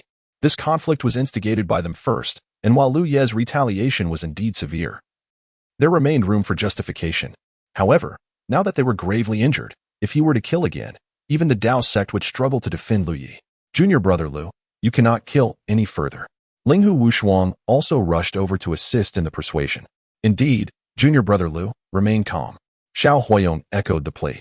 Lu Yi had initially contemplated annihilating them all, yet upon observing the concern reflected in the eyes of the members of the Dao sect, he merely offered a gentle smile. Was there truly someone who cared for him? Alas, just one more to eliminate, the final one. Ding Yuqing clenched her fist. Lu Yi's formidable strength instilled within her a sense of dread. This battle could only be encapsulated in 4 words, utterly devastating. She understood that if Lu Yi wished to act, she would be utterly powerless to impede him. The reason Lu Yi has ceased his actions is entirely out of respect for her. To kill another, you cannot possibly desire such an act. Lu Yi nodded gently, offering her a warm smile as he circumvented her obstruction. His target was Gu Qitian, emerging from the pile of stones. Gu Qitian wore an expression of both astonishment and fury. Indeed, such formidable strength.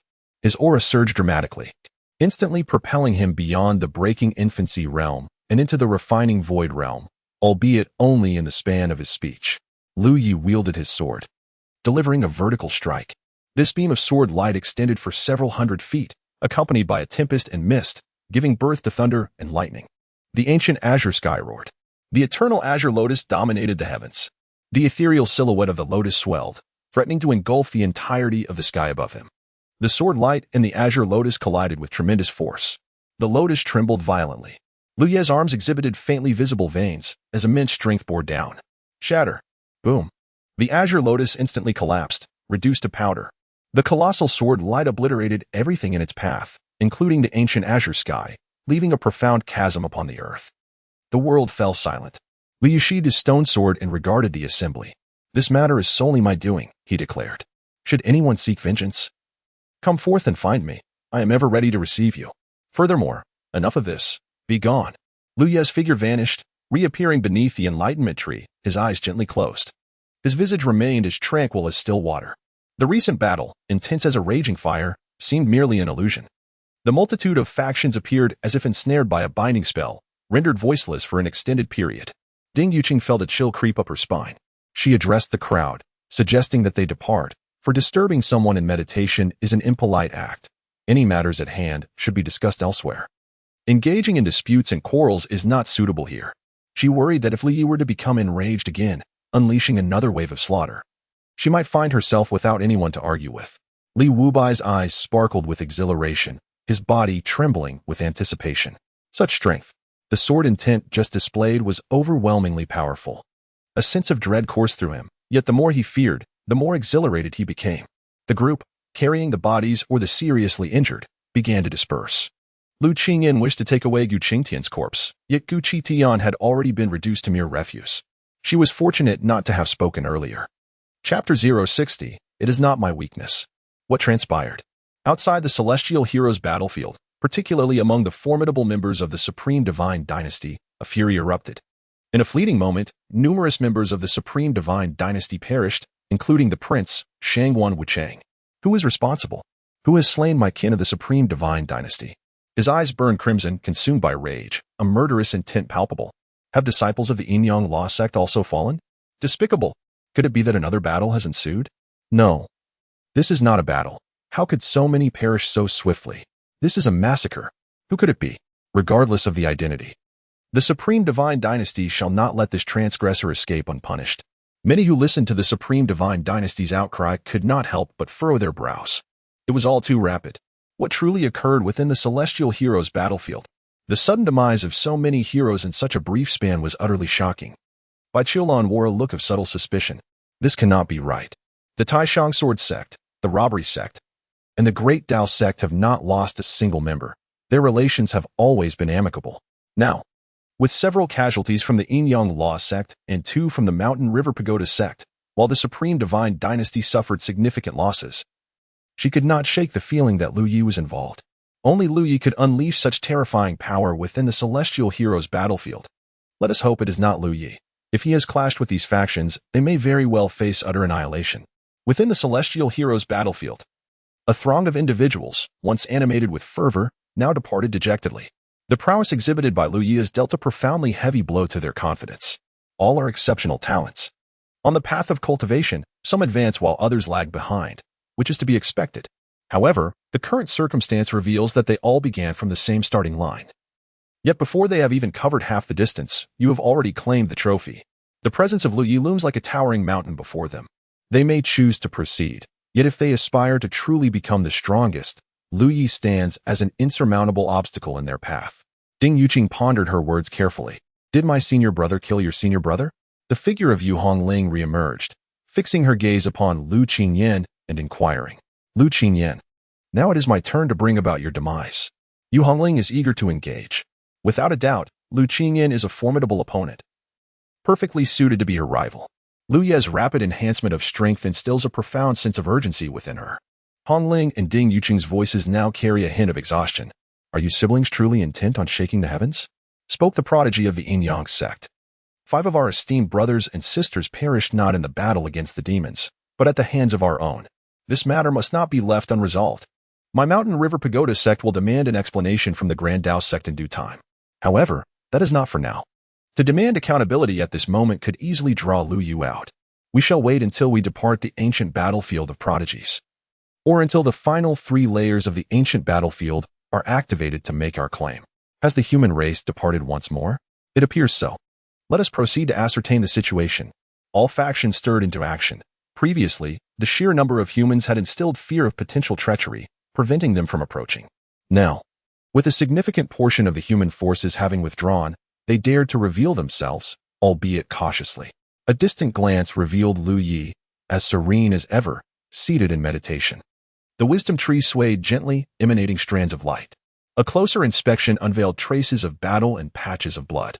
It was evident that a confrontation had indeed transpired, and the outcome was unmistakable. Lu Yi had emerged victorious. The demon, ghost, and divine races were left perplexed. What had transpired?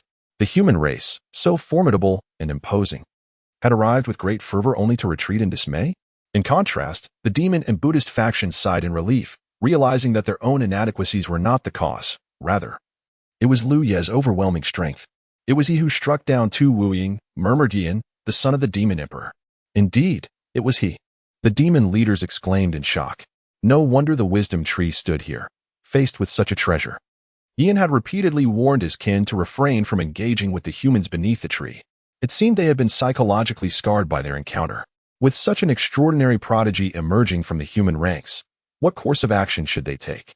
The peril posed by such an exceptional being was evident to all. The rise of such an entity is inevitably accompanied by bloodshed and fire. If this unparalleled prodigy belongs to the humans, it is clear that the ensuing bloodshed will belong to the other races. Now, only one choice remains. A fierce glint shone in Yan's eyes. What choice? When the final 3 layers of the ancient battlefield are unveiled, the true powers of all races shall unite to eliminate this threat. Surely, the human stronghold will intervene to protect him? Yan scoffed. Haven't you realized? He prefers to act alone. We must strike with utmost speed. The humans will not have the time to come to his aid. The young master is indeed astute. The knight cast a profound gaze upon Lu Yu. If such a person were to survive, it would render the devoid of the need for slumber from that moment forth. He would now proceed to summon various factions. Awaiting the grand opening of the final 3 layers of the ancient battlefield of the celestial elites. At this moment, Liu finds himself somewhat conflicted. What realm does he currently occupy? The 12th stage of the Breaking Baby realm? Within his dantian, the diminutive Lu Yi is transformed into a small giant. Should he desire to break through and attain the void refinement realm, he could do so at any moment. Yet, he is apprehensive about the unknown toxins that may arise. Once he breaks through, this power, untouched by the passage of time, will inevitably surge forth. He contemplates waiting until the last 3 heavens open, acquiring the immaculate pearl of Blood Sea, and landing a resounding punch on the ancient prodigy ranking. This strike would undoubtedly be well received by the ranking. At that juncture, a considerable amount of power would be bestowed upon Lu Yi, allowing him to seize the opportunity to break through to the void refinement realm. Unfortunately, within the ancient battlefield of prodigies, the final treasure necessary to condense a third life, known as the withered wood, remains elusive. Gathering the withered wood, the immaculate pearl of Blood Sea, and the golden heavenly sunflower would enable the creation of a third life. In this life, he has resolved not to employ another life. Just as he had deceived by Qiulan upon his recent rebirth, should he reach the ultimate moment of enlightenment, merging his 9 lives into one, he might become one of the most formidable sages throughout history. His thoughts are myriad. He has grasped much of the path he can comprehend. His own path is already quite mature and complete. Coming here to seek enlightenment serves merely to provide a fresh perspective on the scenery. And now, he has indeed witnessed it. Lu Yi rose to his feet, poised to vanish into the ether. However, a branch gently rested upon his shoulder. The wisdom tree swayed softly, emitting a silent plea, beseeching Lu Yi to take it away with him. Chapter 061, Shangguan Huanying. Do you wish to accompany me? Lu Yi inquired. And the enlightenment tree emitted a subtle consciousness, conveying affirmation. Quite astute indeed. Very well, I shall guide you away. Lu Yi extended his hand, and the tree of enlightenment emanated a misty radiance. The entire tree began to diminish in size, ultimately transforming into a palm-sized form, resting gently in Lu Yi's grasp. Lu Yi formed a seal with one hand, a rune crystallizing as it soared towards the enlightenment tree, merging seamlessly into its essence. A faint connection blossomed between the man and the tree. The enlightenment tree intertwined with Lu Yi's very skin. Cultivation remained Lu Yi's primary avenue of advancement. Having reached a stage where further progress seemed unattainable, he resolved to continue his quest for resources. The treasures of the ancient battlefield of the celestial prodigies generally possessed modest value. However, some, in their nascent stages, were exceedingly precious, destined to become invaluable once fully matured. Lu Yi is acutely aware of what holds the utmost value, and where these treasures can be found. For instance, within the 5-tier battlefield lies a sapling of the Fusong tree and a single Fusong fruit, both of which could incite a frenzied rush among countless formidable individuals. Should one pursue the path of the Fusong, they would undoubtedly be regarded as a supreme master of the fire element. Wherever Lu Yi traversed, those who recognized him hastily made way. Those unaware of his identity met with swift demise at his hands. The phrase tyrannical and overbearing undeniably manifested in Lu Yi at this moment. However, he soon furrowed his brow lightly, for he realized that many treasures had already been claimed by others. It would be normal for 1 or 2 treasures to be taken, as each individual has their own fortune and opportunities, but the fact that most items capable of capturing Lu Yi's attention had been removed was decidedly abnormal. Who could it be? It was not until Lu Yi arrived at Wanzhong Mountain that clarity began to dawn. This mountain, resembling a grand bell, resonated with echoes when the wind swept by. In truth, it was a spiritual treasure, having fused with the mountain over time following its master's demise. In this realm, treasures are distinctly categorized: magical artifacts, spiritual treasures, postnatal spiritual treasures, innate spiritual treasures, postnatal supreme treasures, and innate supreme treasures. In the first heaven, the treasured possessions of various sects predominantly consist of postnatal spiritual treasures, while possessing innate spiritual treasures is a mark of extraordinary prowess. As Lu Yi arrived at Wanzhong Mountain, the entire landscape was trembling. Large fragments of rock were cascading down, revealing the gleaming bronze hue of the metal beneath. A figure clad in a black robe was deftly manipulating hand seals, gathering the sound of the bell. Lu Yi gazed upon the figure cloaked in black. Unfamiliar? That is inconceivable. His palm gently swept before his eyes, and his pupils transformed into a radiant gold. Upon looking again, he recognized her, Shangguan Huanling. Sensing a ripple of energy, Shangguan Huanling turned, and upon seeing Lu Yi, her expression shifted drastically. Lu Yi unleashed a sword aura with a swift motion. Dare to seize my treasure? You have sealed your own fate. The sword energy sliced through the air, accompanied by a terrifying howl. Shangguan Huanling did not dare to exhibit even the slightest hint of carelessness. No one understood Lu Ye's formidable power better than the eight of them. In an instant, Shangguan Huanling transformed into a mist of blood. Boom. The crimson light vanished at a speed comparable to teleportation. Lu Yu was momentarily taken aback by the decisiveness of the blood god's demonic transformation, which he dared not confront even with his own sword. The severity of such a technique, employed without a single exchange in battle, left him bewildered. He began to comprehend why the treasures he coveted had vanished, as most had been preemptively taken by Shangguan Huanling. He refrained from pursuing her, knowing he could not catch up unless he resorted to the same demonic transformation. Even then, controlling the direction would prove difficult. However, this bell should rightfully belong to him. As the earth trembled, Liu secured the bell and resumed his search. In a cave, Shangguan Huanling appeared pallid, her aura significantly diminished. She hastily affixed several concealment talismans at the cave entrance, lowering her presence to the utmost extent, finally allowing herself a sigh of relief. How did he emerge from beneath the enlightenment tree? She knew she could no longer gather treasures in such a manner. Should she encounter Lu Yi again, her survival would not be guaranteed. Yet, she had already amassed sufficient loot to facilitate her cultivation. Countless treasures materialized, enveloping Shangguan Huanling. Streams of ethereal light began to surge from these treasures into her being. The technique she practiced, known as the origin swallowing scripture, allowed her to absorb the essence of all things. The treasures she obtained were of exceptional quality, and the more abundant the source energy, the swifter her cultivation progressed. Before long, she reached the 6th level of the breaking embryo realm, then the 7th, the 8th, the 9th. Suddenly, as she altered her hand seals, her cultivation began to plummet. 8th level, 7th level, 6th level. As she oscillated between these stages, her aura grew increasingly stable. Upon completing her training, her cultivation firmly settled at the 8th level of breaking embryo, an astonishing rate of advancement. I told you, without you, I can still ascend to the throne. Perhaps even stronger than in my past life. Shangguan Huanling felt the powerful waves of true essence within her, and her lips involuntarily curled into a smile. While some may have regretted betraying Lu Yi, she did not share such sentiments. In her previous life, she had always perceived Lu Ye's assistance as a constraint upon her potential. She knew she could attain formidable strength on her own.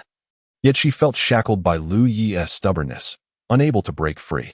She had genuinely loved Lu Yi, but eventually, his affection suffocated her. All the treasures she desired presented themselves without her needing to seek them, sparing her from any trials. Yet, this was not the life she yearned for. Now, gallivanting freely across the world was the existence she longed to embrace. At last, she was free. In this rebirth, the treasures were far less elusive than she had anticipated. Thus, what merit did Liu possess? By what right could he bind her to his side with his own achievements? Liu no longer encountered Shangguan Huanling. From the 4th to the 6th level, it was evident that many genuine treasures had indeed been taken by Shangguan Huanling. The source-devouring heavenly scripture. It is indeed a formidable true scripture. After cultivation, one can transcend like a kunpeng, capable of devouring all things. Additionally, there were some treasures that Lu Yi collected. This group of individuals exhibited an unusual degree of obedience. During his collection of treasures, Lu Yi encountered otherworldly beings such as the divine and demonic races on more than one occasion. Their demeanor struck Lu Yi as somewhat peculiar, exhibiting an unsettling uniformity. Were they united once more? Lu Yi shook his head, resigning himself to the fact that this matter was not his concern. Calculating the time. The ancient battlefield of the last 3 tiers was about to open, within a day or two. In his previous life, he ranked 33rd on the Eternal Talents list. It was not due to his weakness, but rather the names on that list were astonishingly formidable, with the top 10 being shrouded in chaos, obscuring clarity. The 11th name belonged to Yi Wudi, a name known to few, yet he had another title, the Invincible Sword Sovereign. The Master of the Invincible Sword, a being of divine rank, was placed at the 11th position. Chapter 062. All 9 layers unveiled this time. There are no traitors, right? During a high-level meeting, the leader of the divine clan, known as Guang Wuyu, began with a cryptic remark. It was evident who this statement referred to. The demon clan's Hushin glared with wide eyes. What do you mean? Guang Wuyu chuckled lightly. What could I mean? I merely fear that everything is planned perfectly. Yet at the critical moment, someone might suddenly betray us and rescue someone. How embarrassing would that be? Upon hearing this, Hu Sheng smashed a stone before him into dust with a claw. Who the hell are you talking about? A monk clad in robes chose not to engage further and stood up to leave. Yan hurriedly blocked his path. Dui, where are you going? Dewey's expression was calm. With the clans divided in their loyalties, this endeavor cannot succeed. What purpose does my presence here serve? It would be more beneficial to return now and recite scriptures. Dewey spoke candidly. How can there be divided loyalties?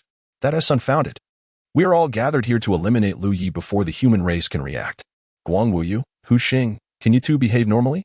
Do you truly believe that Lu Yi, having yet to clash with you, will never become a conflict in the future? Once he grows stronger and encounters you, you will understand the meaning of regret. Shall we unite? Speak up, you two. If we are to unite, then let no one utter any more nonsense. If not, we should disperse now. Yi Yan's expression was serious. The atmosphere in the cave was oppressive, with flickering flames casting shadows. Guang Wuyu and Hu Sheng fell into silence. Unite. Guang Wuyu finally spoke. Humph. Hu Xing scoffed. Yi Yan shouted angrily, what else with the scoff? Unite or not? Hu Xing's expression darkened, his claws tightening and then relaxing. Ultimately, he nodded. Unite. Very well, then everyone listen closely. When the ancient battlefield of the last 3 tiers opens, all our clans strong will gather. The first order of business is to contact the strong from each clan and encircle and eliminate Lu Yi. This matter is of utmost importance. Nothing holds greater significance than this. Remember, it is an all-out effort. Approach it with the mindset of a final battle before the annihilation of your clan. You must all summon every ounce of your strength to persuade your formidable allies. Under no circumstances should you falter. Time is slipping away, second by second. Lu Yi abruptly lifted his head. A tremendous roar reverberated through the heavens. The clouds swirled and the winds unfurled, as the sky began to expand into an infinite expanse. Shadows danced, and the world was fragmented into successive layers. The final 3 tiers of the celestial battlefield had officially commenced, and the faint sense of shackles that had bound everyone vanished entirely. One colossal vortex after another materialized in the sky, this time more immense than ever before. Lu Yi's eyes sparkled as he vanished from sight, dashing towards the Blood-Sea cliff. Almost all the prodigies, whether human or of other races, surged towards the 7th layer of space. The formidable beings that had arrived were exceptionally powerful. Even the alien races were sufficiently distanced from the ancient battlefield of prodigies. Following the emergence of the human powerhouses, the strong from various clans began to appear in succession, their potent auras permeating the atmosphere. The realm of refining void. The realm of refining void. Each of the formidable beings entering this time, regardless of their race, could easily be identified as being in the refining void realm. If one had not attained the refining void by the age of 100, they could hardly be considered a prodigy. Yi Yan immediately approached. Upon seeing him, the members of the demon clan slightly bowed.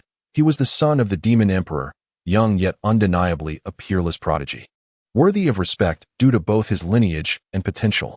Having met Prince Yi, the leader of the demon clan, clad in pitch-black armor and sporting formidable horns exuding a fierce aura, stood tall like an insurmountable mountain. Shimia, I have urgent matters to discuss with you. Shimia nodded, urging Prince Yi to continue. A remarkable prodigy has emerged among the humans, possessing the demeanor of an emperor. If he is not dealt with today, he may pose a significant threat in the future. I have already contacted the demon, ghost, divine, Buddhist, and spirit clans. We await your arrival to join forces against him. Are you willing to heed my words? Upon hearing this, Shimia's eyes brimmed with murderous intent. Is he truly that powerful? What is his current realm? He should be in refining void.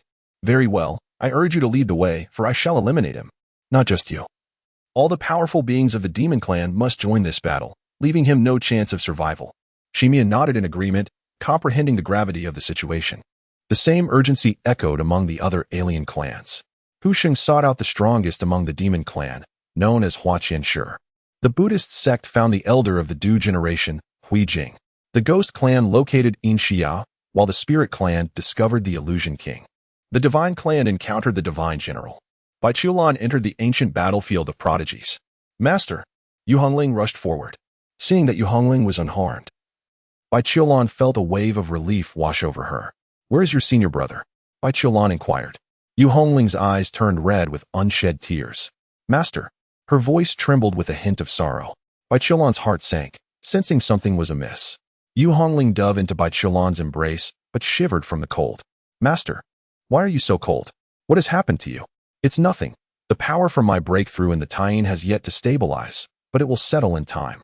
Bai Qiulan reassured her. What about you? Why do you appear so distressed?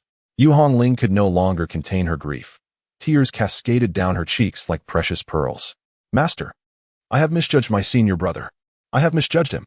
By Chulan, the trap set by Feng Wuxia had ensnared him. My senior brother, for my sake, resolutely stepped into that trap, sacrificing his very life. I have wronged him, master. I cannot atone for my mistakes. I am doomed. Master, woe is me. Yu Hongling wept in sorrowful despair. Bai Chulan couldn't help but close her eyes, overwhelmed by yet another misunderstanding. How could it have come to this? All that they had done had twisted into such a grave error in such a fleeting moment. Sun Ruowei's ears perked up as if they were antennas. She feigned indifference. Yet she absorbed every word that Yu Hongling uttered, meticulously analyzing each one. She recognized every character, yet when woven together, their meaning eluded her.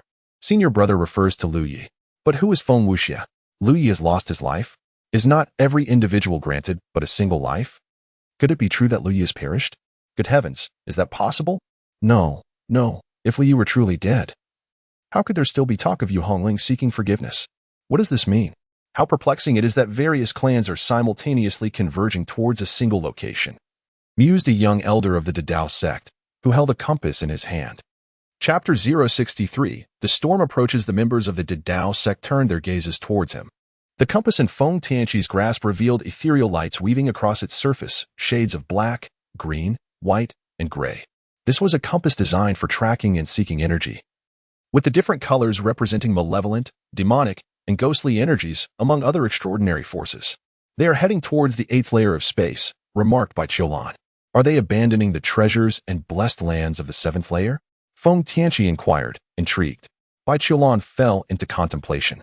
The movement of a single foreign race is inconsequential. However, when so many races stir simultaneously, the situation becomes peculiar. I shall investigate, Bai Chulan declared decisively. I shall accompany you. Sun Ruowei chimed in. Count me in. Yu Hongling added. Phone Shitty, please contact the other sects and inform them of this matter. Maintain constant communication, and should anything arise, I will notify you at once so that you can respond swiftly, instructed by Chulan. Feng Tianqi hesitated slightly. Sister Bai, should we not all head to the Dadao sect together? No need. I have reached the harmonious path realm. Even if I cannot withstand the combined forces of these foreign races, it will not be so easy for them to detain me. Moreover, many of our brothers have come to the ancient battlefield of the prodigies in search of opportunities, and given the current uncertainty, you should focus on seeking your own fortunes. Very well, but sister, do exercise caution, urged Sun Ruowei, her expression serious. Regardless, wherever Bai Chulan is present, the attraction of the others will naturally gravitate towards her. She glanced down at her own chest. Humph. We are all cultivators. Why should we still cling to such vulgar notions as beauty equating to justice and size representing truth? How detestable. Let us proceed and see. Bai Chulan waved her hand, and the 3 figures appeared atop a white cloud, making their way towards the gathering place of the various foreign races.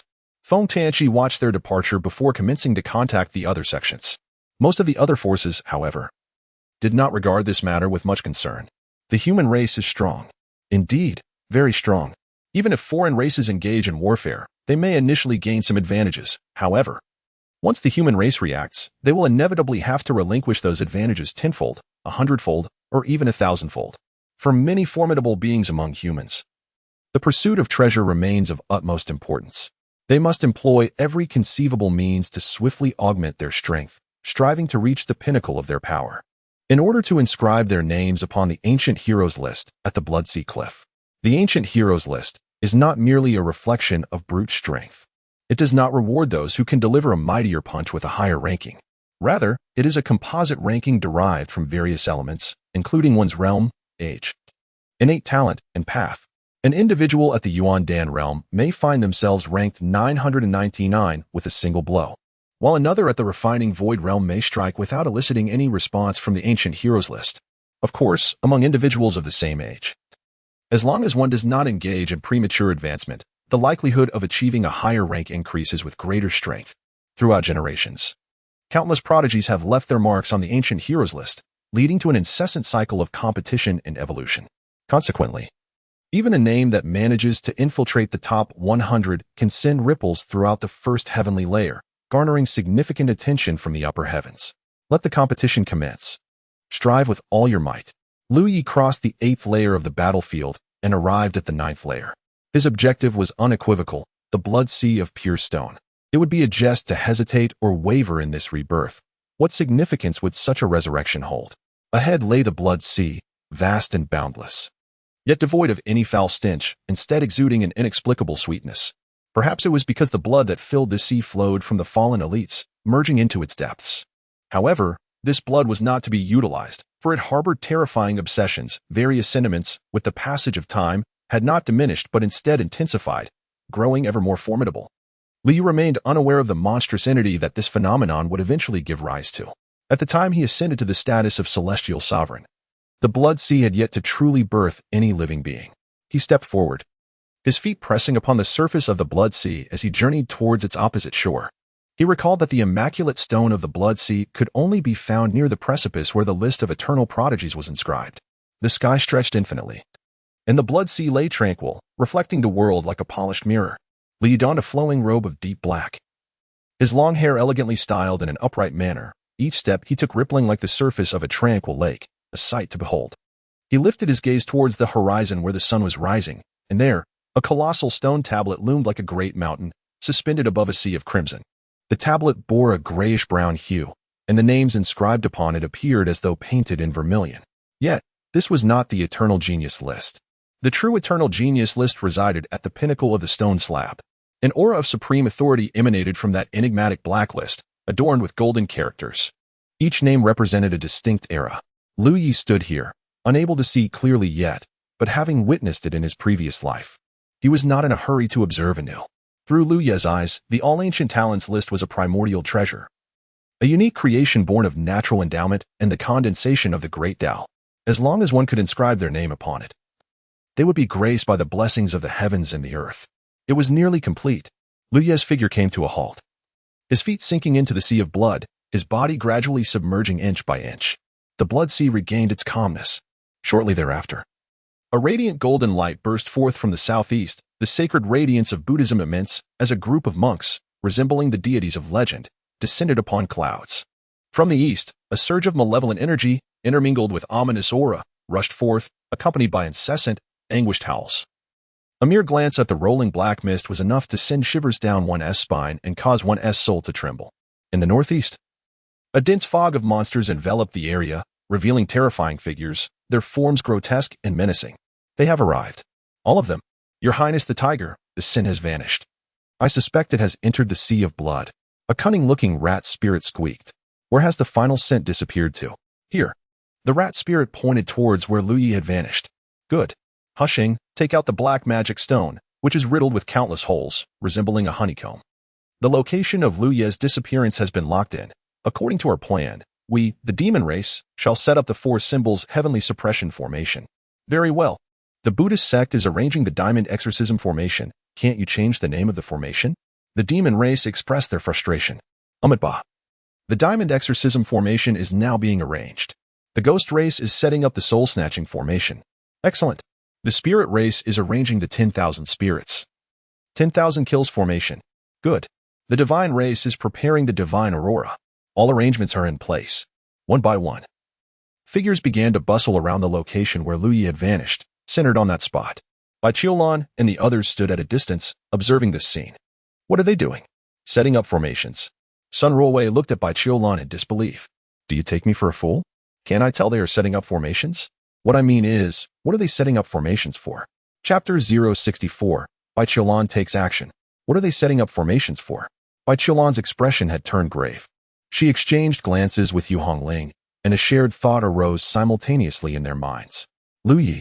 It seems that only Liu Yi can mobilize such a vast array of alien races, uniting them and incurring enormous costs to establish this formidable formation within the entire ancient battlefield of the prodigies. Master, please take action. Yu Hongling spoke decisively. The grand array has yet to be fully established, and with so many powerful beings positioned in such a manner, even my senior brother would find himself in an extreme predicament. Although Bai Qiulan did not wish to maintain such an abnormal relationship with Liu Yi, he was, after all, her disciple. Act now.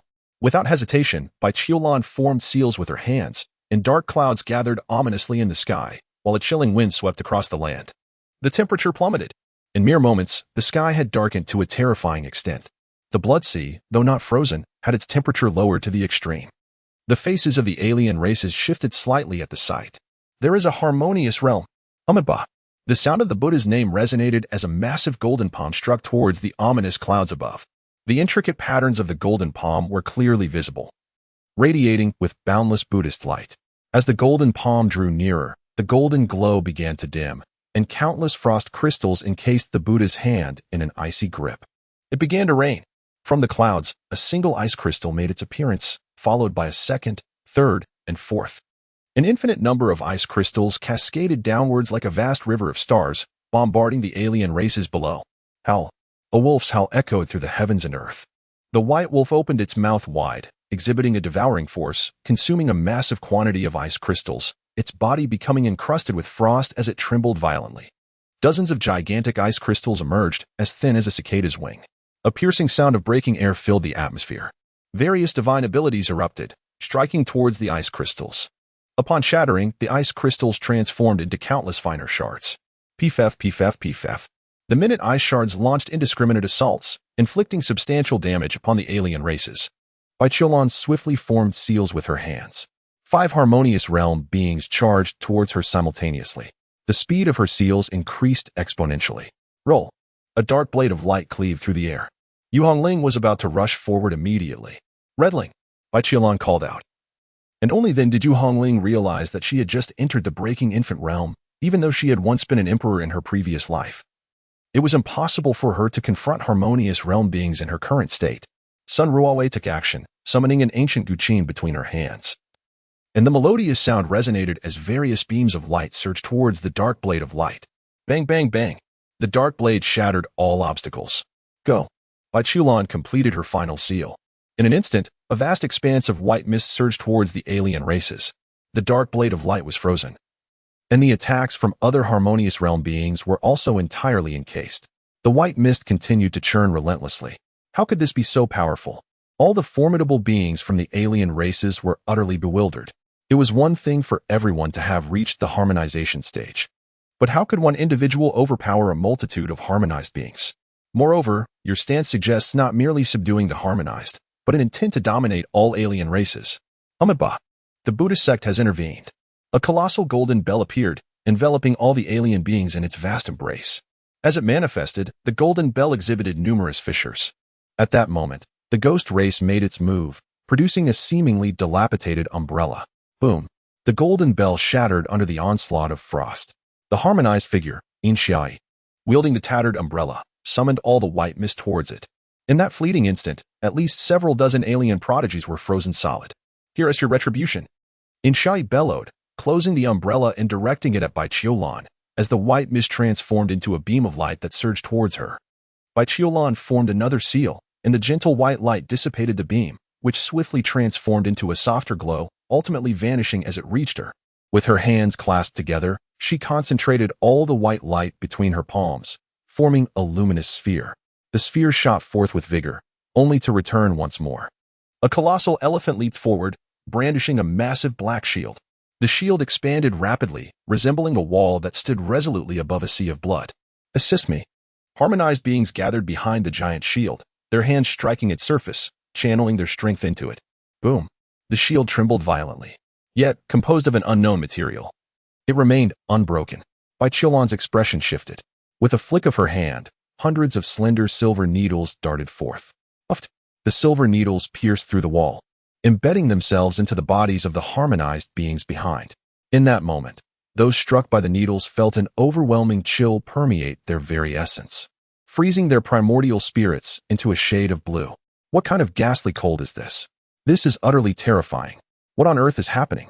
Why does humanity always produce such monstrous talents? And why can't they bestow one upon us? How unjust is the heavens?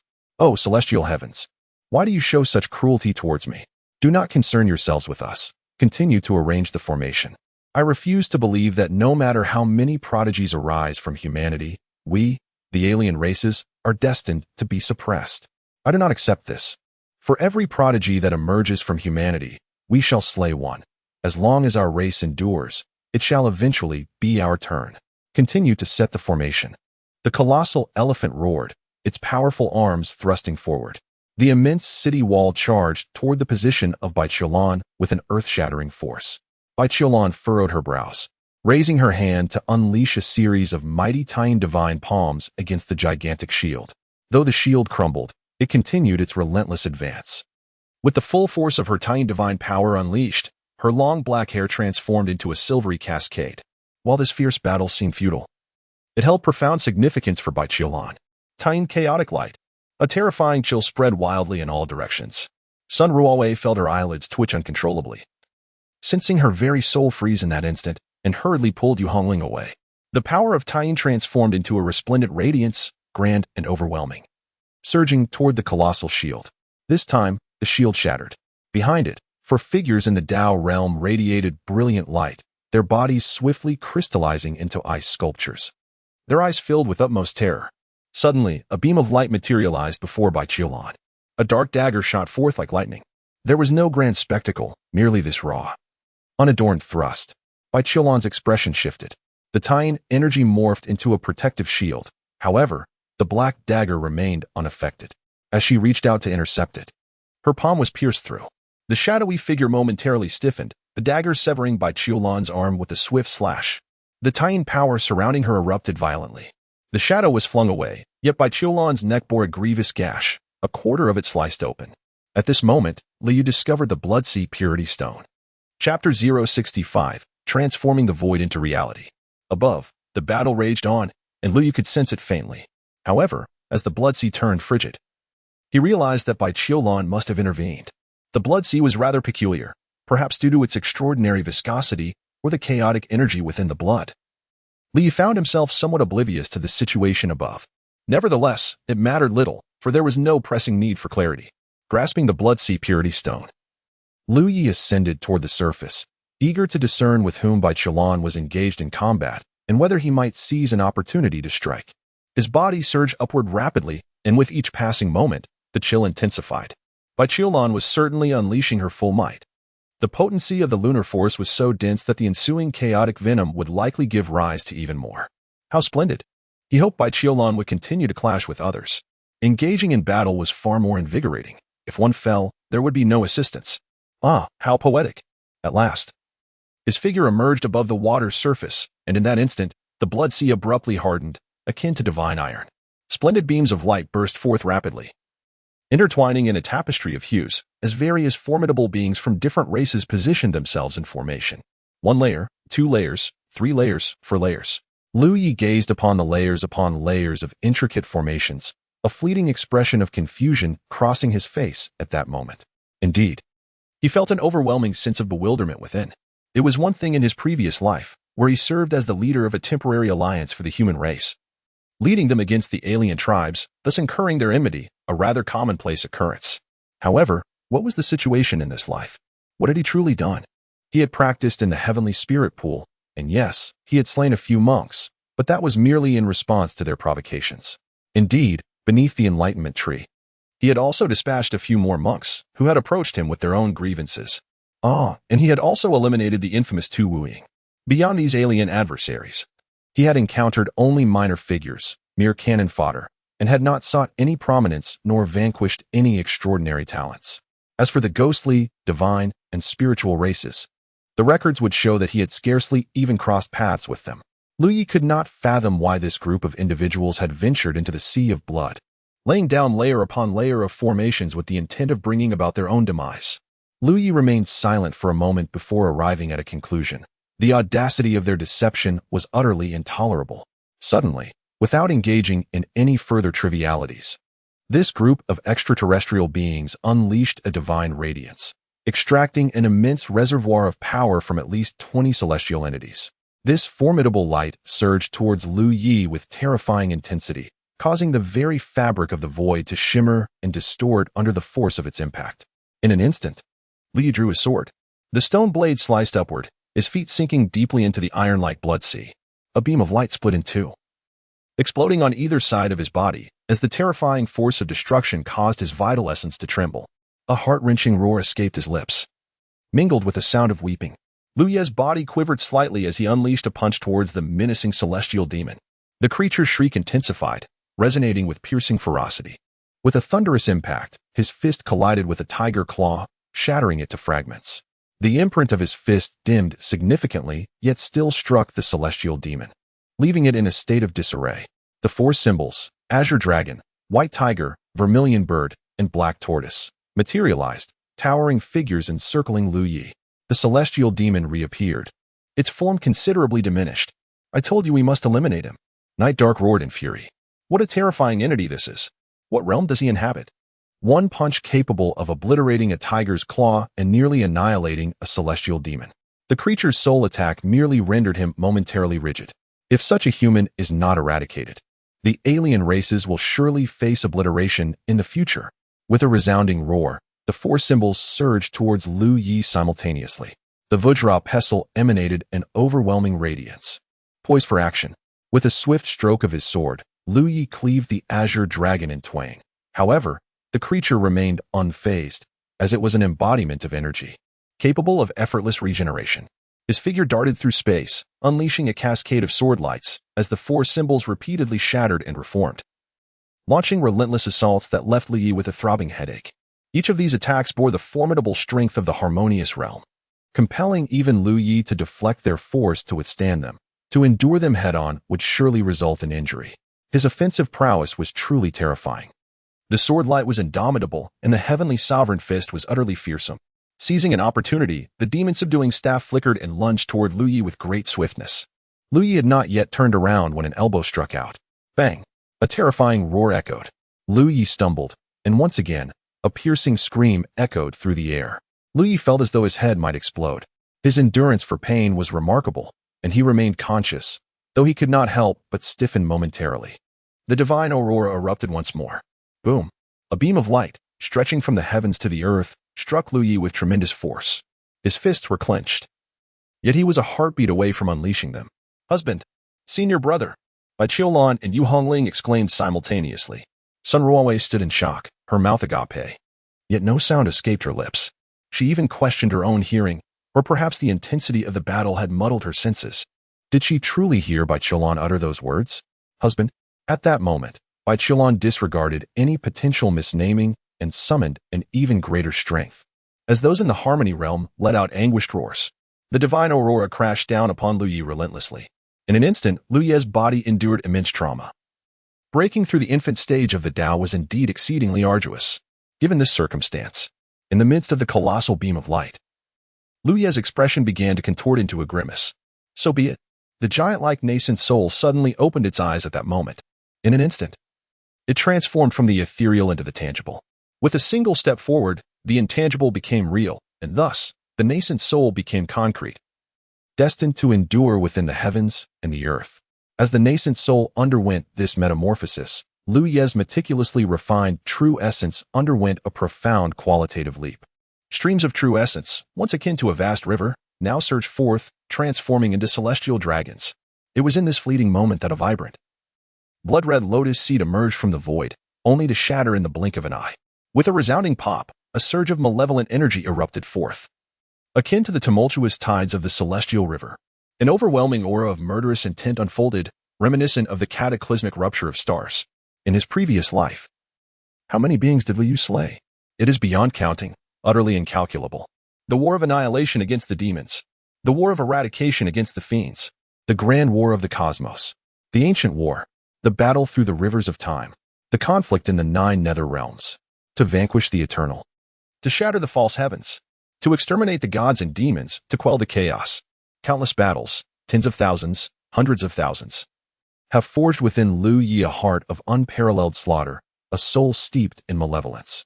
The title of 9 Lives Celestial Sovereign is revered among the human race. The designation of World Annihilator is feared among the alien races. His blood-red eyes opened amidst the ethereal radiance of the divine.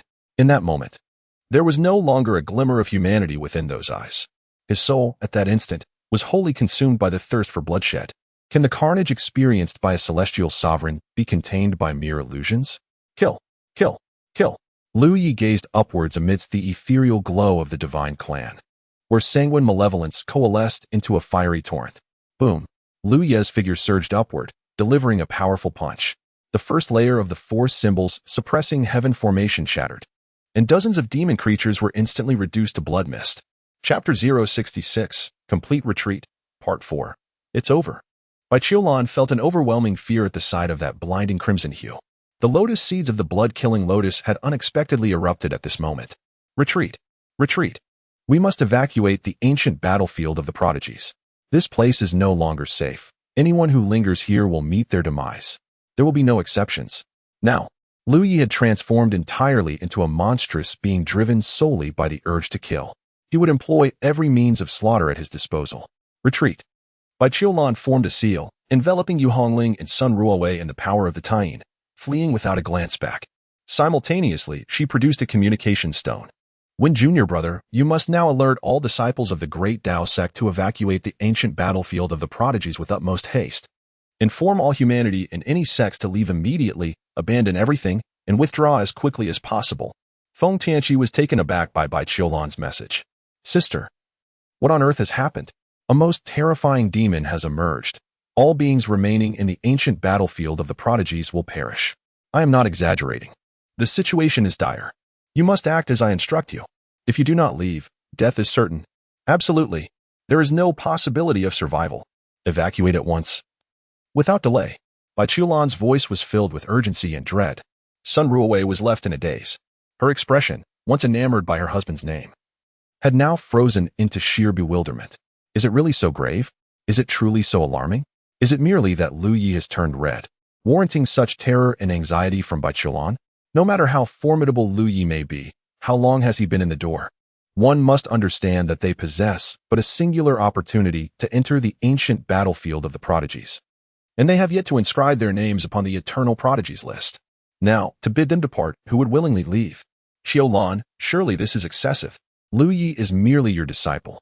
While he is indeed impressive, does that warrant the withdrawal of all? Even should he unleash a frenzy of slaughter. With so many foreign races, is there not enough for him to vanquish? You do not comprehend. I shall explain once I am outside. Brother Feng, did you hear? I heard. I shall immediately contact the various sects. Due to Bai Qiulan's grave and urgent tone, Feng Tianqi surmised that the situation's severity might have surpassed his expectations. He hastily reached out to the other sections. What? Now we are to retreat? The reactions from the major sects were nearly identical. Their immediate thought was how could they possibly withdraw? They had yet to even attempt to inscribe their names on the eternal prodigies list. Should they succeed, not only would their names endure through the ages, but they could also receive bountiful rewards, especially since the formidable beings of the virtual refinement and harmonization realms had only just arrived at the ancient battlefield of the prodigies. Having not even begun to explore or claim any benefits, how could they be willing to retreat? Bai Qiulan rushed to Feng Tianqi's side with utmost urgency. Feng Tianqi was taken aback upon seeing Bai Qiulan, her silver hair flowing. She immediately seized the transmission stone from him. I am Bai Qiulan. Now, I swear by my personal Tao that my words are devoid of falsehood. I implore all prodigies of the sects, regardless of your confidence, to vacate the ancient battlefield of the prodigies within a quarter of an hour, lest you face certain death. I do not jest, nor do I deceive. Trust me. Should you remain, death is inevitable. Sister Bai, what has transpired? Please elucidate why staying would lead to death, even if a demon has emerged. How powerful could a demon in the ancient battlefield of the prodigies truly be? Surely we are not without a chance against it? Indeed. Even if one of us cannot contend, could we not unite and stand against it? Yet, even united, we would find it impossible to escape the clutches of death. Bai Qiulan's voice was filled with fervor. Everyone, trust me, and depart the ancient battlefield of the prodigies at once. At once. No further sounds emerged from the transmission stone. Silence enveloped the crowd. Some began to suspect Bai Qiulan had lost her mind, yet she was of the harmonization realm. Whatever could induce such a collapse in a harmonization realm practitioner must be of unfathomable terror. Very well, all disciples of the Supreme Sword Sect, retreat. Someone from the Supreme Sword Sect proclaimed. Yes, Master Brother. All disciples of the Robbery Sect, retreat. Brother, I wish to remain here. I yearn to test my mettle against the Celestial Heroes list. You must exercise caution. All cultivators of the Central Continent Empire, retreat. Yes. Sister Bai, may I inquire? Is it he? The voice of Shangguan Huanling echoed. Indeed. Very well. I comprehend. All cultivators of the Supreme Divine Dynasty, withdraw. Who do you think you are to command the cultivators of the Supreme Divine Dynasty? A disdainful voice from a man arose. The supreme divine dynasty need not retreat. I am eager to witness the kind of demon that has instilled such fear in these timid cultivators. The Jioli celestial dynasty shall withdraw. Those who wish to remain may do so. The Yin-Yang Law sect, those wishing to depart may also do so. Though I hardly believe that the opponent can breach my Yin-Yang Qingquan formation, I shall not leave. The Mountain and River Pagoda sect is but a mere sect. They shall retreat. The majority of the human forces have placed their faith in Bai Qiulan's judgment, a mere harmonization realm cultivator. The panic exhibited by even a harmonization realm cultivator is enough to illustrate the impending terror. Additionally, please inform all human cultivators to evacuate. Bai Qiulan's figure vanished, her colossal voice resonating throughout the heavens and earth. A peerless demon has emerged, slaughtering all. Those who remain will undoubtedly face death. I am Bai Qiulan of the Taoist sect. Anyone who hears this must leave the celestial hero's ancient battlefield with utmost urgency. Such proclamations reverberated through the layers of the celestial hero's ancient battlefield. Bai Qiulan was left with no choice. Every life save counts. If it allows Lu Yi to accumulate a modicum of karma, then so be it. Above the sea of blood, boom, the four symbols suppression array was utterly shattered. The array's core transformed into a mist of blood. In the next instant, the blood mist was drawn towards Lu Yi's mouth, devoured by him in a single gulp. His body involuntarily trembled slightly. An overwhelming exhilaration filled his heart. Ah! The celestial demon let out a shriek as Liu cleaved through countless rays of light. Seizing the celestial demon's head, boom! The celestial demon's head was crushed, and Lu Yi opened his mouth wide, forcefully shoving the celestial demon into his mouth. A flurry of sword lights emerged incessantly. 1, 10, 100, 1,000, 10,000. Each blade of light turned crimson with blood. A single word squeezed through his clenched teeth. Death. Chapter 067. Slaughter, Part 1. The Array's Core. The sword aura transformed into a blood-red storm, emitting a sharp, explosive sound, all directed toward the most vulnerable point of the formation. What of the Diamond Demon Suppression Array? What of the 10,000 Spirit Slaughter Array? Each name more grandiose than the last. Yet, in Lu Ye's eyes, they are riddled with flaws, utterly vulnerable. Boom, boom, boom. At the core of the array, clouds of blood mist erupted. The diamond pestle descended with fury. Thousands of threads intertwined. With a powerful strike, Lu Ye's fist collided with the Vajra pestle, resulting in a momentary stalemate. Yet, Lu Yi remained immovable as the Vajra pestle was gradually reduced to dust. The onlookers, a group of Tao harmonization experts, felt a chill run down their spines. Amitabha! Amitabha! No one among them understood better than the disciples of the Buddhist sect the true hardness of this Vajra pestle, which had shattered countless formidable opponents' skulls. Now, it had been pulverized by a mere punch. I cannot believe he possesses such strength. The divine general, clad in resplendent white armor and a crimson cape, exuded an air of formidable authority. His eyes reflected disbelief, mixed with a fierce defiance. The ethereal radiance of the divine race surged forth once more. The general transformed into a blinding beam of white light, a colossal phantom materializing behind him. As he unleashed his spear with all his might, a strike of unparalleled might, a divine dragon coiled around the spear, marking this as his ultimate blow. The strongest attack from a Tao harmonization expert. He could not fathom that after withstanding the divine race's radiant assault, Liu could still endure such a devastating strike. Tao harmonization, the union of strength and the path. His path was the path of invincibility. A smile, both sinister and oddly peculiar, graced Lu Ye's face. With a deft motion, he cleaved through the divine aurora with his sword. In the face of this earth-shattering strike, he extended his palm, grasped, with a resounding crack. The figure of the divine general came to an abrupt halt. Liu remained motionless, his blood-red eyes fixated on the divine general.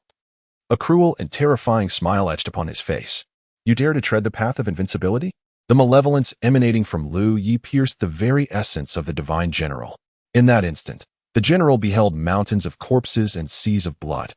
He witnessed the lamentation of fallen deities and the despairing wails of countless beings, akin to ants in their insignificance. A closer examination of these myriad beings revealed, to his profound horror, that each one possessed power comparable to his own. His eyes glazed over in bewilderment, mingled with sheer terror. These were all contenders on the path of invincibility. Liu gently tugged, drawing the divine general's body closer to him. His right leg lifted, and a surge of formidable, tempestuous strength erupted forth with a knee strike. The divine general's form was instantly obliterated, transforming into a dense mist of crimson. A completely white Yuaning ascended, attempting to flee, only to be seized by Lu Yi, who devoured it whole. Crunch, crunch, crunch. Blood trickled from the corners of Lu Ye's mouth as he gazed upon the myriad of fading figures. They were all destined to perish. With a swift sword stroke, countless beams of light erupted. The formation was ruthlessly shattered, along with each alien being dissolving into blood mist. The wails of despair echoed incessantly. A demon. He is a demon. Spare me. I beseech you, do not take my life. The alien beings at the Dao integration realm were struck with terror at that moment. Flee. Fear was deeply etched into their hearts. The divine generals had been so effortlessly slain. How could they possibly contend with this demon? The Buddhist sect was the first to retreat. The fiend's formidable presence loomed vast. The light of Buddhism dimmed. It was time to conserve strength, awaiting the day when the brilliance of Buddhism would shine once more to vanquish demons, thus adhering to the righteous path. As the crowd scattered, fleeing for miles, their silhouettes suddenly vanished, only to reappear not far from Lu Yi. The alien beings were met with a formation. Night Dark's expression shifted dramatically. Why was there a formation at the periphery? Who had set this trap? In the void, a young man cloaked in a cape, with rosy lips and pearly whites, went unnoticed as the cloak rendered him invisible. Should Liu lay eyes upon him now, he would undoubtedly strike him with a sword. However, if the lucid Lu Yi were to behold him, he would be astounded, for this youth was none other than Li Huaiyu. His identity did not belong to any of the 5 major sects, nor to the 3 great dynasties or the Eternal Sect, but rather stemmed from a more enigmatic realm. He held little interest in cultivation, yet was particularly fond of formations. Alas, his innate talent was lacking, causing his master to despise his lack of ambition and cast him into the ancient battlefield of prodigies for trials. His comprehension of formations was indeed laborious, taking him several minutes to unravel a single array. He had come here intending to rescue Lu Yi, as Lu Yi had once aided him. However, he soon realized that there was no need for such intervention. So powerful, so terrifying, more fearsome than his senior brother. In Li Huaiyu's estimation, barring unforeseen circumstances, Lu Yi should be capable of annihilating this entire group. Yet, should they attempt to escape, Li Huaiyu set up a trapping formation. Ha ha ha. Liu could not help but erupt into wild laughter upon witnessing this scene. He cast a glance at Li Huaiyu, who shuddered involuntarily, an overwhelming dread engulfing him like a tidal wave. How could it be? He was able to see himself? It was unfathomable, after all. This cloak was a congenital spiritual treasure, bestowed by his master for the sake of his survival. Kill. The flash of swords appeared. Monks fell one after another, their blood staining the ground. The monks of the Hui character lineage roared in fury, forming a battle formation. In the next instant, the crowd erupted, limbs flying amidst chaos. Amiba, Amiba. The weeping chant of the Buddha resonated through the heavens and the earth, resembling a lamentation. Amiba could not save them. Even the Buddha wept in this moment. Cursed, cursed. Break the formation quickly. We cannot escape. What kind of infernal array is this? Who has laid this formation? Let us out. I do not wish to die. I have boundless prospects ahead, a grand path awaiting my pursuit. I refuse to perish. It's all your fault. He has not provoked us. Why must we unite to slay him? Cursed demon, cursed demon. The elite of the ghostly clan emitted desperate wails. They had had no contact with Lu Yu. Why had they foolishly chosen to come alongside him? Wails, bloodshed, collapse. Li Huaiyu witnessed one of the most brutal scenes in existence, an execution devoid of suspense. A struggle steeped in agony. He panicked. Lu Ye's blood-red gaze merely glanced at him, yet it left an indelible mark deep within his soul, rendering him utterly weak. No. He must flee. Once Liu finishes slaughtering those inside, he too will meet his demise. Li Huaiyu's figure swiftly vanished. Upon returning to the sect, he must warn his senior brother to never provoke this Lu Yi. Tiger Xing observed the massacre, and his eyes gradually transformed. Within his pupils seemed to emerge countless layers of depth. How could such a person manifest in the first heaven? The figure of Lu Yi materialized before Hu Sheng, their blood-red eyes locking in a gaze filled with myriad reflections. Approach. Lu Yi spoke hoarsely, while a peculiar smile graced the corners of Hu Sheng's mouth. Excellent. His skull was shattered by a single punch. Chapter 068. Words of wisdom are hard to heed. Second update. Corpses, blood, severed limbs and arms, all merging into the sea of blood. The true consciousness of Lu Yi resembles that of an audience, observing his own body as it wields the most formidable weapon of slaughter. That gaze just now, the sovereign of all spirits. Lu Yi recognized him as one of his most troublesome opponents in the early stages. That gaze was all too familiar to him. Lu Ye's consciousness may have gradually become exhilarated alongside the carnage. As he returned from rebirth and devoted himself to cultivation, nearly forgetting the glorious epics of his previous life. So come, let us contend for the path. Let us eliminate the last of the foreign races. The world fell into a profound silence. Yet, the desire for slaughter surged within him. As the slaughter lotus intensified his murderous heart, amplifying it exponentially. Merely this act of killing was evidently insufficient. Far from enough. His figure vanished, delivering a devastating punch that shattered the outer array. The array of the heavenly pavilion? To his surprise, it seemed that the heavenly pavilion had also sent someone this time. Blood-red malevolence surged like flickering flames as Lu Ye's form soared through the air, creating explosive sounds. His divine sense spread in all directions. Hurry! Let a living being present itself for me to slay. Quickly! In the demon realm, upon the bone altar. Several soul stones had already shattered significantly. As Tu Wuying entered, his soul stone broke, startling the powerful beings of the demon realm. The speed of its shattering was astonishing. Just as Tu Wuying stepped into the teleportation vortex, it appeared as though his garments still lingered in the demon realm, yet he had already perished. However, as the death ceased among the demon clan, the heavenly demon emperor breathed a sigh of relief. Tu Wuying's demise was likely a mere coincidence, a stroke of misfortune. Indeed, the notion of fortune is a crucial aspect for practitioners. Tu Wuying possessed terrifying talent. Had he survived, he could have undoubtedly become a being that would instill dread in the hearts of the celestial powers in the future. Alas, he perished. Crack. 7 soul stones shattered simultaneously. The formidable beings of the demon realm turned their gazes towards the source, their expressions slightly grave. Fortunately, they were merely ordinary demons. Crack, crack, crack. In the next moment, other soul stones began to shatter, the pace of destruction becoming alarming. What is happening? A powerful demon exclaimed in shock. As even the soul stones of the harmonious path demons shattered, the entire demon realm plunged into a deathly silence. The elite demons had been annihilated. Roar. The heavenly demon emperor let out a thunderous roar. What does the obliteration of so many elite demons signify? It heralds that, in decades or even a century to come, other races may give rise to a new generation of formidable beings, becoming the backbone of the first layer of heaven after the previous generation ascends to the second layer. Yet, the demon realm has lost this batch of strong individuals, creating a rupture in the emergence of future powers. What on earth transpired? Who eradicated the elite demons of the demon clan? Immediately, contact the other races. No, reach out to the 10,000 spirits demon emperor. He must know what has occurred. Not only is the demon realm affected, the spirit realm, divine realm, Buddha realm, and ghost realm, these independent worlds expelled from the great wilderness, are experiencing similar phenomena. Only the sovereign of all spirits understands what has transpired, for he has left traces within numerous demon clans.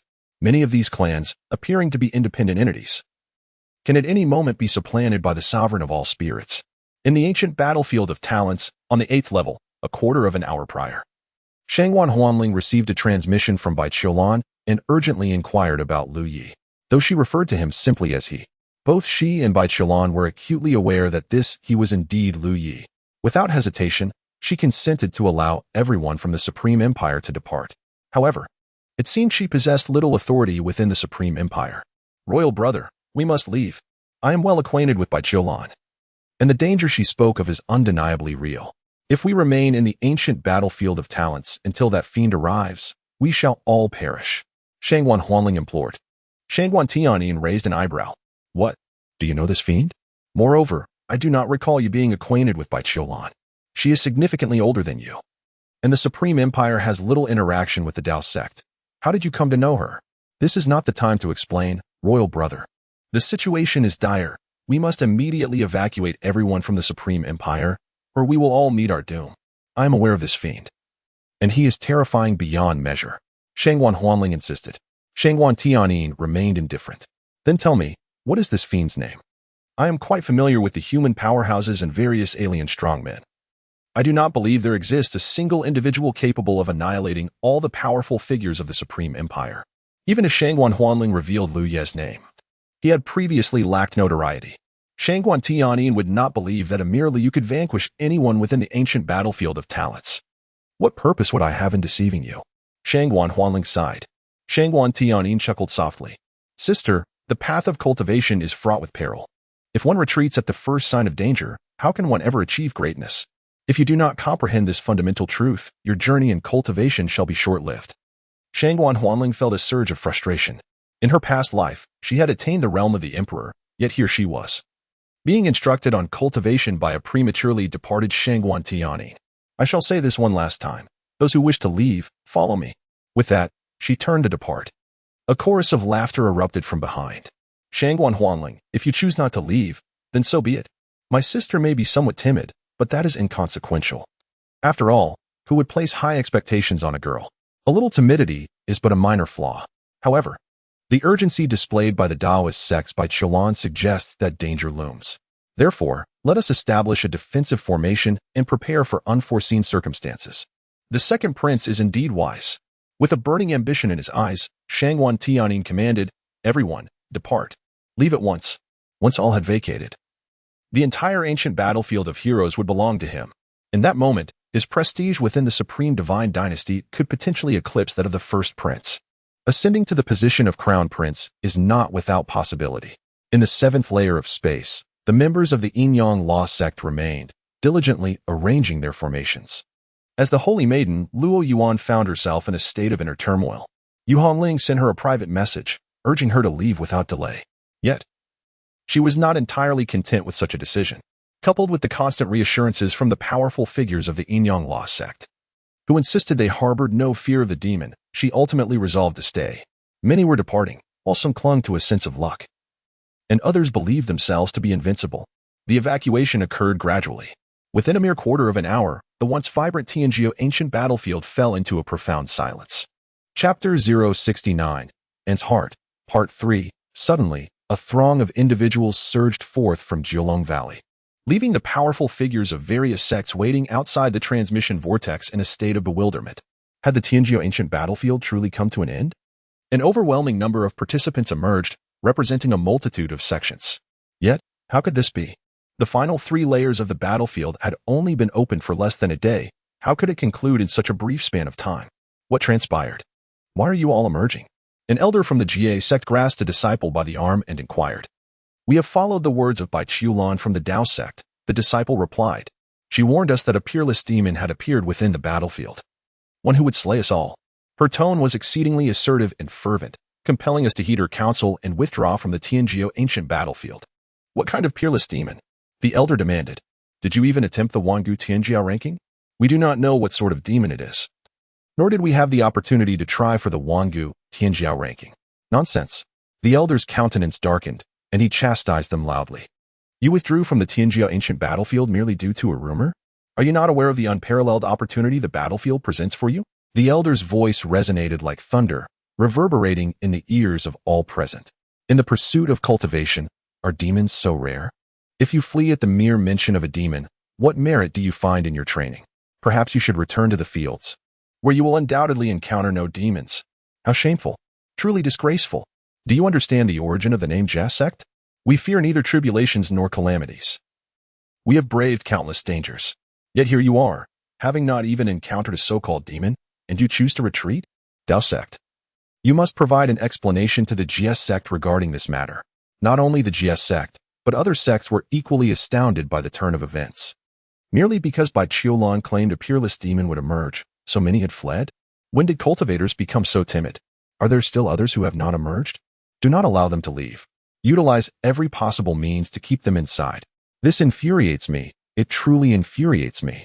Due to the Tianjiao ancient battlefield existing in a separate realm, communicating across dimensions proved to be quite challenging, as ordinary communication stones could not transmit over such vast distances. Fortunately, however, the Shanhua Pagoda sect possessed a prodigy in possession of a remarkable artifact known as the Winged Letter. I will inform them. The elder of the Shanhua Pagoda sect exclaimed urgently. The crowd continued to emerge from the Tianjiao ancient battlefield, and with each individual that appeared, the hearts of the sects ached in unison. What a waste. Such an extraordinary opportunity squandered in this manner. The Mountain River Pagoda sect produced half of the Winged Book and began to inscribe upon it. The characters inscribed transformed into golden light and vanished, while the corresponding content appeared in the other Winged Book. Why has there been no response? The elders of the Mountain River Pagoda sect were on the verge of despair. A buzzing golden radiance emerged, and the disciples within the ancient battlefield of the celestial heroes provided a reply, ceasing their departure from the battlefield. Chung, my friend, allow me to utilize this winged book. Please inform our disciples at the Jie sect that they must not leave the celestial hero's ancient battlefield. What is there to fear from the demon? Engage them directly. This is not a negotiation, it is a command. They must not depart. Chung, my friend, assist the Supreme Sword sect as well. The Supreme Sword sect is also reluctant to allow its disciples to leave at this moment.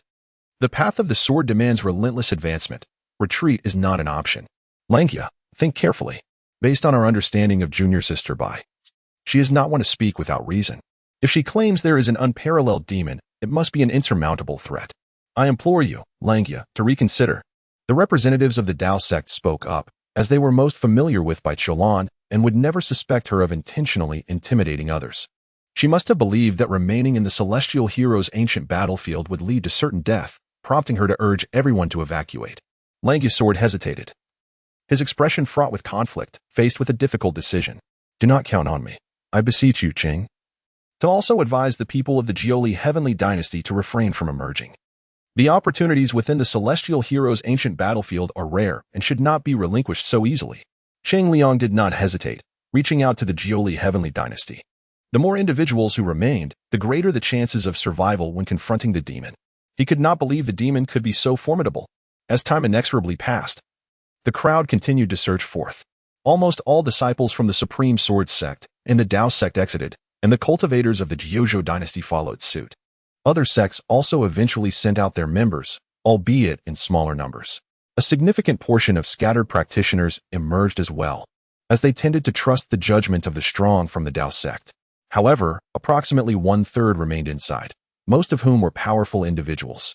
The Yinyang Law sect had nearly all remained behind. Chu Ling emerged alone, when Bai Qiulan, Yu Hongling, and Sun Ruowei finally exited. Bai Qiulan immediately noted the number of individuals still inside. Her expression shifted dramatically. Why are there still so many who have not come out? Bai Qiulan spoke urgently. Bai Qiulan, what are you thinking? You are well aware that the celestial hero's ancient battlefield presents an unimaginable opportunity for everyone, yet you urge them to choose abandonment. The Yinyang Law sect was the first to take action, voicing their discontent loudly. Indeed, Bai Qiulan, you must provide us with an explanation today. Cursed be it. So many opportunities for the prodigies have been squandered by you. You, the Dao sect, must provide us with an explanation. Bai Qiulan inhaled deeply. Allow me to reiterate. A temporarily possessed entity has emerged within the ancient battleground of prodigies. Its power is terrifying, annihilating the harmonious Dao as effortlessly as one would slaughter chickens or dogs. This being is currently engulfed in a state of relentless carnage. Any living creature it encounters will be mercilessly slain. I swear by my Dao that my words are not false. Release those within at once. To swear by the Dao is a grave commitment. Many faces changed slightly. Effortlessly slaughtering beings of harmonious Dao? Bai Qiulan swore by her Dao? Such alarmist rhetoric. I ask you, who is this fiend? Scolded an elder from the Yinyang Law sect. Bai Qiulan. I do not know. Ha ha ha, what a splendid claim of ignorance. You do not even recognize the name. If what you say holds true, before he could finish his sentence, a mournful wail echoed from the direction of the Supreme Imperial Court. The second prince. All eyes turned towards the location of the Supreme Imperial Court, where they beheld a scene that sent shivers down their spines. The soul stones were shattering. Crack, crack, crack. There was hardly a pause. All the soul stones broke apart in a frenzy, one after the other, each shattering signifying the extinguishing of a life. Chapter 070, Deathlight, Part 4. On the 8th level of the ancient battleground, while Shangwan Tianin and others were setting up the grand formation, Lu Ye's figure was enveloped in a surging malevolence, barreling through the void. The fiend approaches, and it is but a single individual? The Supreme Imperial Court remained on high alert, for Bai Qiulan's warning was not to be taken lightly.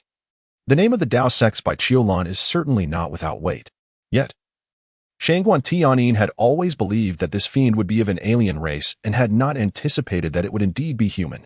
Observing the youthful visage amidst the crimson malevolence, Shangguan Tianin contemplated for a moment before bursting into laughter. Ha ha ha, Bai Qiulan, oh Bai Qiulan. I have always stated that women possess timid hearts. Such an obscure young man, shrouded in malevolence, is indeed somewhat intimidating. Yet to frighten the hearts of those women so thoroughly is utterly comical. The others from the Supreme Imperial Court also breathed a sigh of relief. Thank goodness, thank goodness. Hey, you fiend. I command you to depart at once. Otherwise, do not blame the Supreme Imperial Court for cleansing the evil. Shangguan Tianyin shouted. Lui lowered his head, raising the stone sword in his hand. At that moment, the sky abruptly transformed into a crimson hue, as if the clouds had instantaneously morphed into blood clouds. The spiritual energy of the world converged frantically at this instance. The immense blood-red sword light surged dramatically, expanding to several thousand zhang in an instant. What does this signify? With a single stroke, this sword could cleave a city in twain. Below, the formidable beings of the Supreme God Dynasty felt their smiles falter. Some wielders possessed sword lights that, though grand, were insubstantial, shattering upon the slightest contact. Others, however, found their sword lights grew in magnitude, their power becoming increasingly terrifying. Now, gazing at the blood-red sky and the awe-inspiring, soul-stirring sword light emanating a sinister aura, it was evident that this belonged to the latter. In this moment, the champions of the Supreme God Dynasty were filled with trepidation. Could the formations they had set up truly withstand this strike?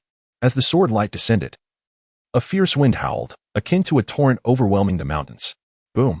Dust descended into the heavens, only to coalesce with the shockwave, forming towering waves of dust reaching dozens of meters, swiftly radiating outward. This sword struck with unyielding force against the defensive formation. Every focal point of the array erupted. Unable to endure such immense power, the great formation shattered, and the sword light fragmented along with it. Lu Ye's silhouette descended upon the earth, advancing toward the godless dynasty.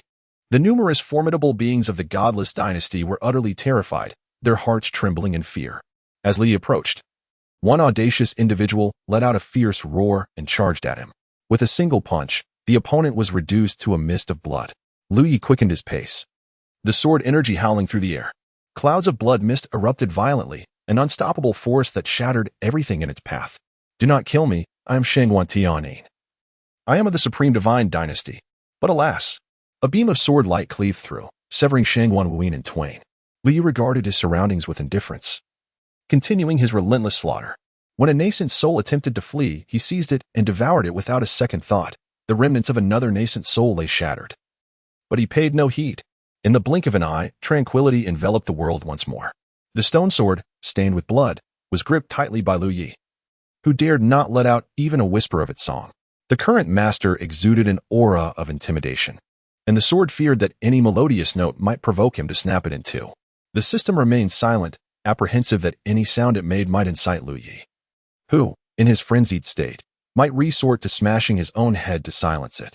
Cleanse the battlefield. Cleanse the battlefield. Cleanse the battlefield. Lu Ye's subjective consciousness incessantly urged him, attempting to exert an influence over himself. The battle was crucial, yet the act of clearing the battlefield held equal significance. Ultimately, after Lu Yi finished his task, he couldn't even muster the energy to glance at the scattered corpses. His figure vanished in an instant. Search. Seventh layer. Boom. Lu Ye's feet struck the ground with great force as he began to run, sprinting forward. The practitioners of the Yin-Yang sect exchanged glances, their expressions shifting slightly as they activated their formation. The Yin and Yang energies unfolded like a swirling taiji, intercepting Lu Yi in his path. Lu Ye's velocity intensified, merging with the very essence of heaven and earth. With a singular, forceful punch, he propelled forward. The Yin-Yang diagram spun rapidly to confront Lu Yi. Boom.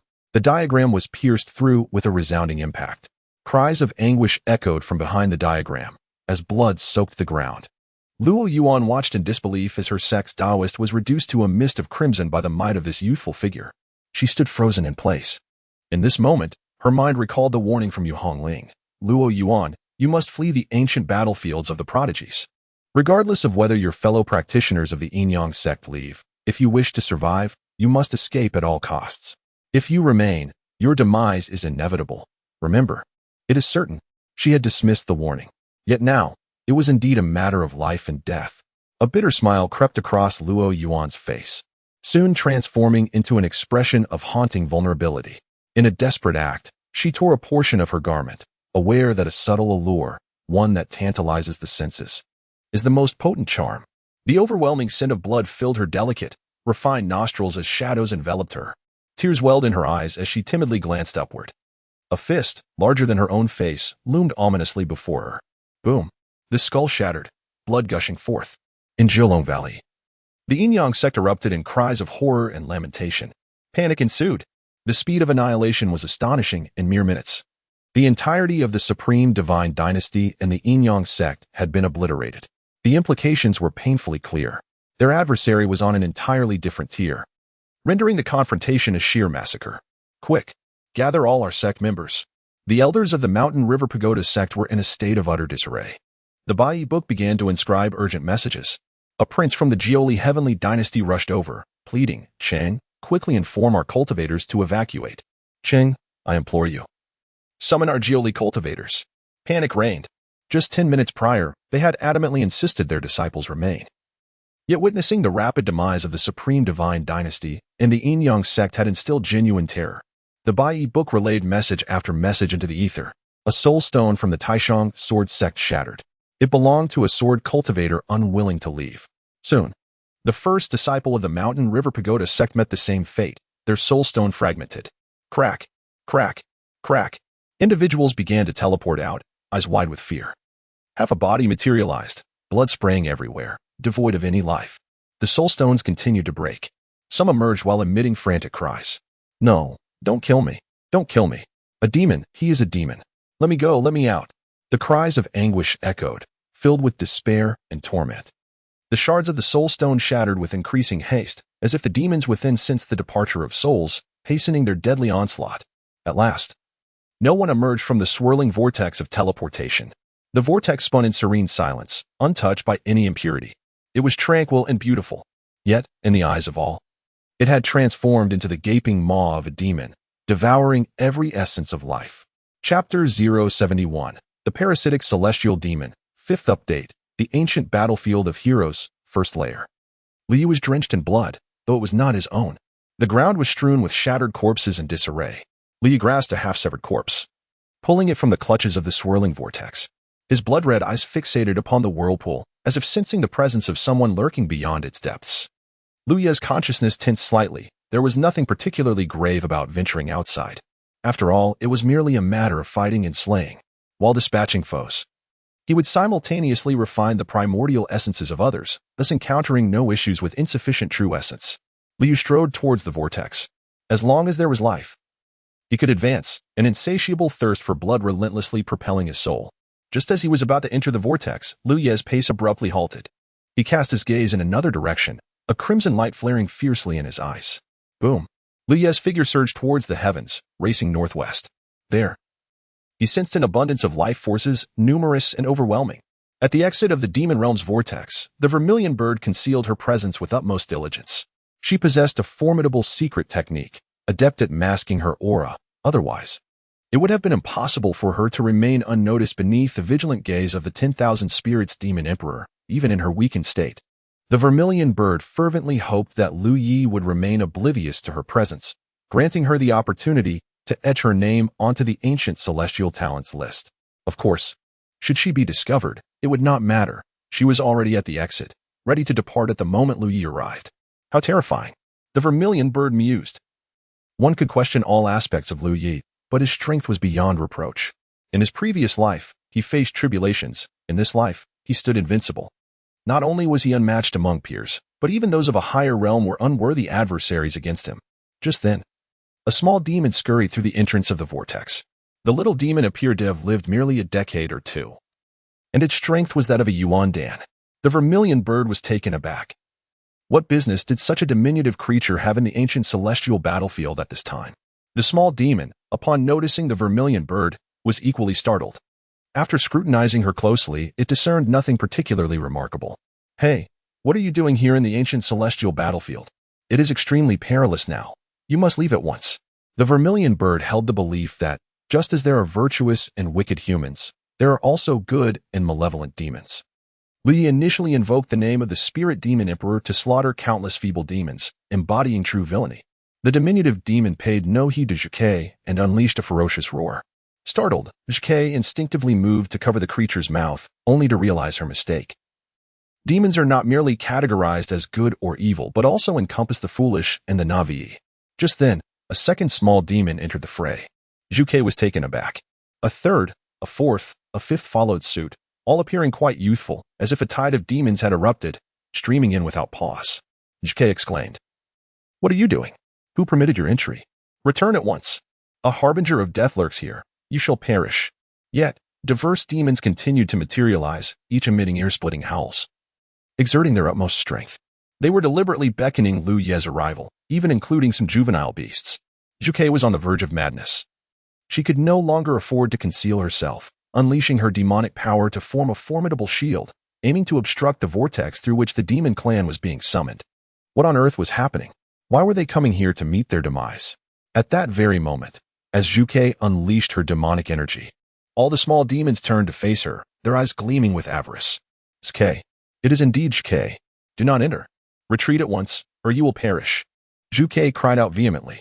Just then, a young wolf appeared behind her, suddenly opening its jaws wide and sinking its teeth into her neck. However, it was far too weak.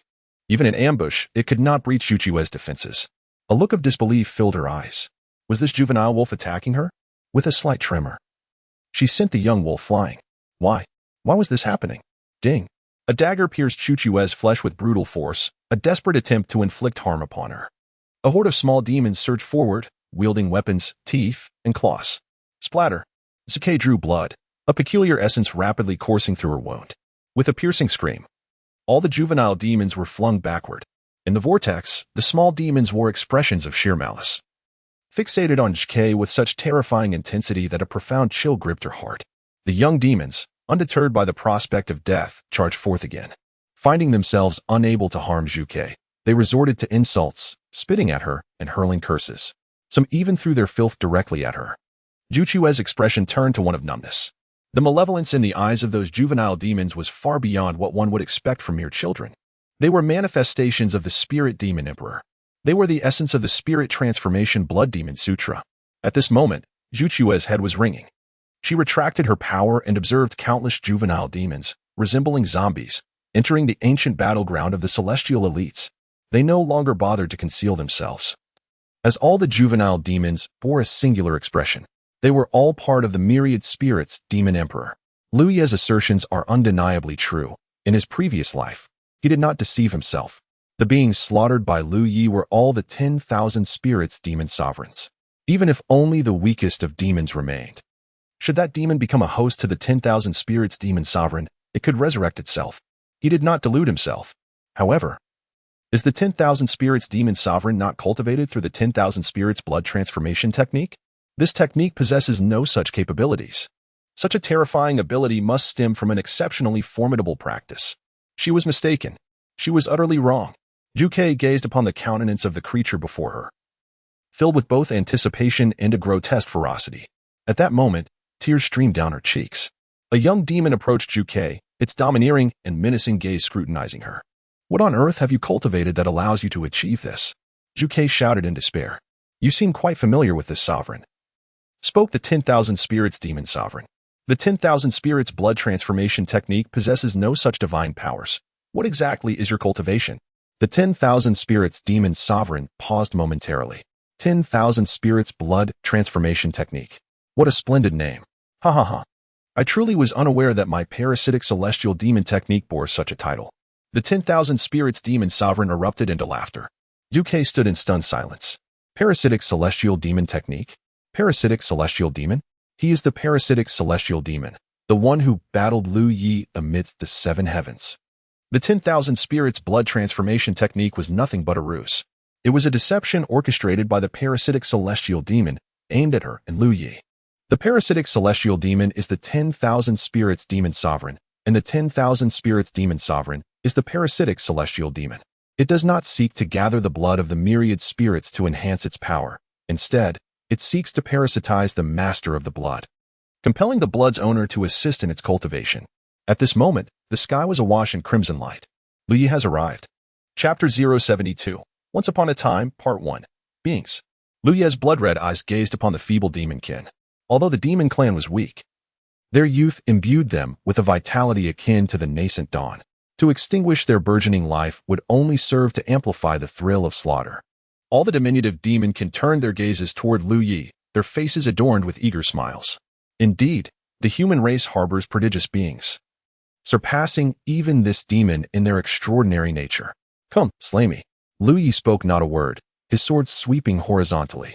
With a series of sharp sounds, blood stained the earth crimson. The pungent scent of blood surged into the air as the young demons were cleaved and twain by the sword's energy.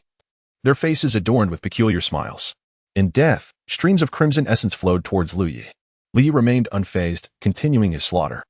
The young demons incessantly poured into the celestial hero's ancient battlefield. However, their arrival was far too sluggish, utterly insufficient for Lu Yi's thirst for carnage. His blood-red eyes glanced at a filthy firebird nearby, devoid of any semblance of dignity. With a swift motion, he raised his fist. Boom! The firebird was obliterated, its remnants scattering like shattered bones, feathers swirling through the air. Oh! Lu Yi let out a soft gasp. With another punch, the heavens and earth rallied to his aid, and a tempest surged forth from the void. The vermilion bird was consumed by an overwhelming sense of regret, her body shattered by Lu Yi's blow, and within her heart, an unexpected feeling of liberation emerged. Let it end. Death would be a release. Lu Yi had saved her twice. She owed him 2 lives. At this moment, memories seemed to transport her back to the past. Zhuke? The 4 sacred beasts? How can such a diminutive creature be one? To those who understand, it is clear you are a Zhuke. To the unknowing, you might appear merely as a little chick. Hello there, little chick. We meet again. Oh dear. With that dusty and disheveled appearance, let me give you a wash. Ahem, you little rascal. How dare you repay kindness with ingratitude? I offer you a bath, and you pull me into your mess? Little Zhuke, we meet once more. What is going on with your demon clan? Why are they relentlessly pursuing you? For heaven's sake. You are a Zhuke, after all. The demon clan should recognize your lineage. If they fail to do so, it is their blindness. Yet, they still hunt you down. Stay with me. If you do not, it won't be long before you perish. This monarch of all spirits is indeed formidable. But fear not, little Zhuke. Watch me deal with him. Lu Yi and the wailing demon monarch engaged in a battle of unparalleled intensity at the pinnacle of the first heaven. The more the conflict raged, the more silent Lu Yi became, until the very end. Lu Yi, have you slain so many of the demonkin? I had no choice. If I do not kill them, they shall kill me. In that moment, fatigue and murderous intent were etched upon Lu Yi's brow. How could such feeble demons pose a threat to you? Feeble demons? Are you not aware that the seemingly insignificant creature behind you is none other than the wailing demon monarch? Impossible. I have never deceived you. Step aside. Zhuke came to believe in Lu Yi. Yet, the toll was immense. Far too many had perished, including those innocent, barely weaned cubs, all fallen by Lu Yi's hand. It was a tragedy. However, she only perceived the suffering of the demonkin, failing to recognize the anguish reflected in Lu Yi's eyes. The slaughter of the weak was, for Lu Yi, an excruciating torment in itself. Yet, he found himself powerless. If he refrained from striking, all his previous efforts would be rendered futile, and those he had slain would have died in vain. In a final act of desperation, Zhuke stood resolutely before a newborn cub, one that had scarcely opened its eyes. How could such a tender creature possibly be a part of the wailing demon monarch? Step aside. The malevolent intent etched upon Lu Yi's face had grown so intense that it seemed inescapable. He brandished the stone sword towards himself, declaring that if it must perish, he too would embrace death alongside it. After all, it had only just come into existence. Yet, it was the sovereign of all spirits. It was not. The vermilion bird could hardly fathom the grotesque and venomous expression that the young beast, whom she had shielded in her embrace, might have displayed in the shadows, beyond her sight. In truth, she had not confided in Lu Yi that she had secretly concealed a young demon, a fledgling firebird strikingly reminiscent of herself, still devoid of its full plumage. She yearned to ascertain whether this creature truly embodied the sovereign of all spirits. Subsequently, after numerous attempts to thwart him, Lu Yi rendered her unconscious. Upon regaining consciousness, she discovered that nearly half of the demon realm had been ravaged by Lu Yi, particularly the younger demon kin. After the incident, Lu Yi sought her out for an explanation. Deep down, she knew Lu Yi was right, yet she found herself unable to accept it. She was waiting for that fledgling bird to mature. Under her protection, the young creature thrived for a considerable time.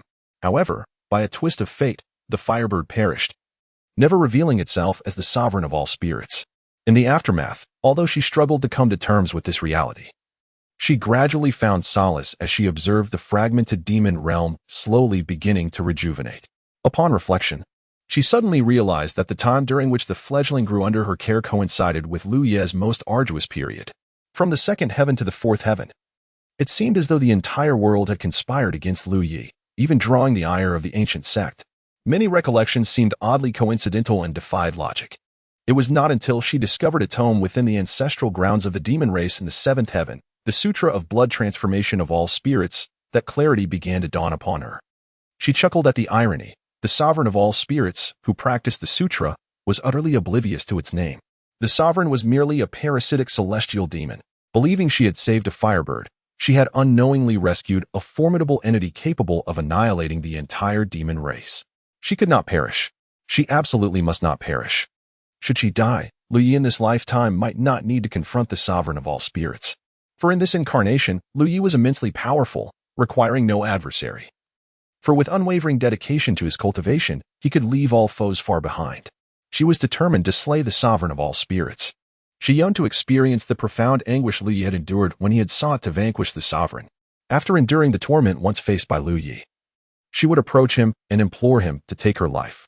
Amidst the flames, a piercing cry of a bird resonated through the heavens and the earth. Fiery crimson flames surged to great heights, revealing a colossal vermilion bird amidst the inferno. Embodying the essence of the four divine beasts and the utmost aura of the four symbols of the human realm. Suddenly, blood-red chains ensnared Lu Yi. This was the sovereign of all spirits making her move. The parasitic entity she coveted could not be easily dispatched by Lu Yi.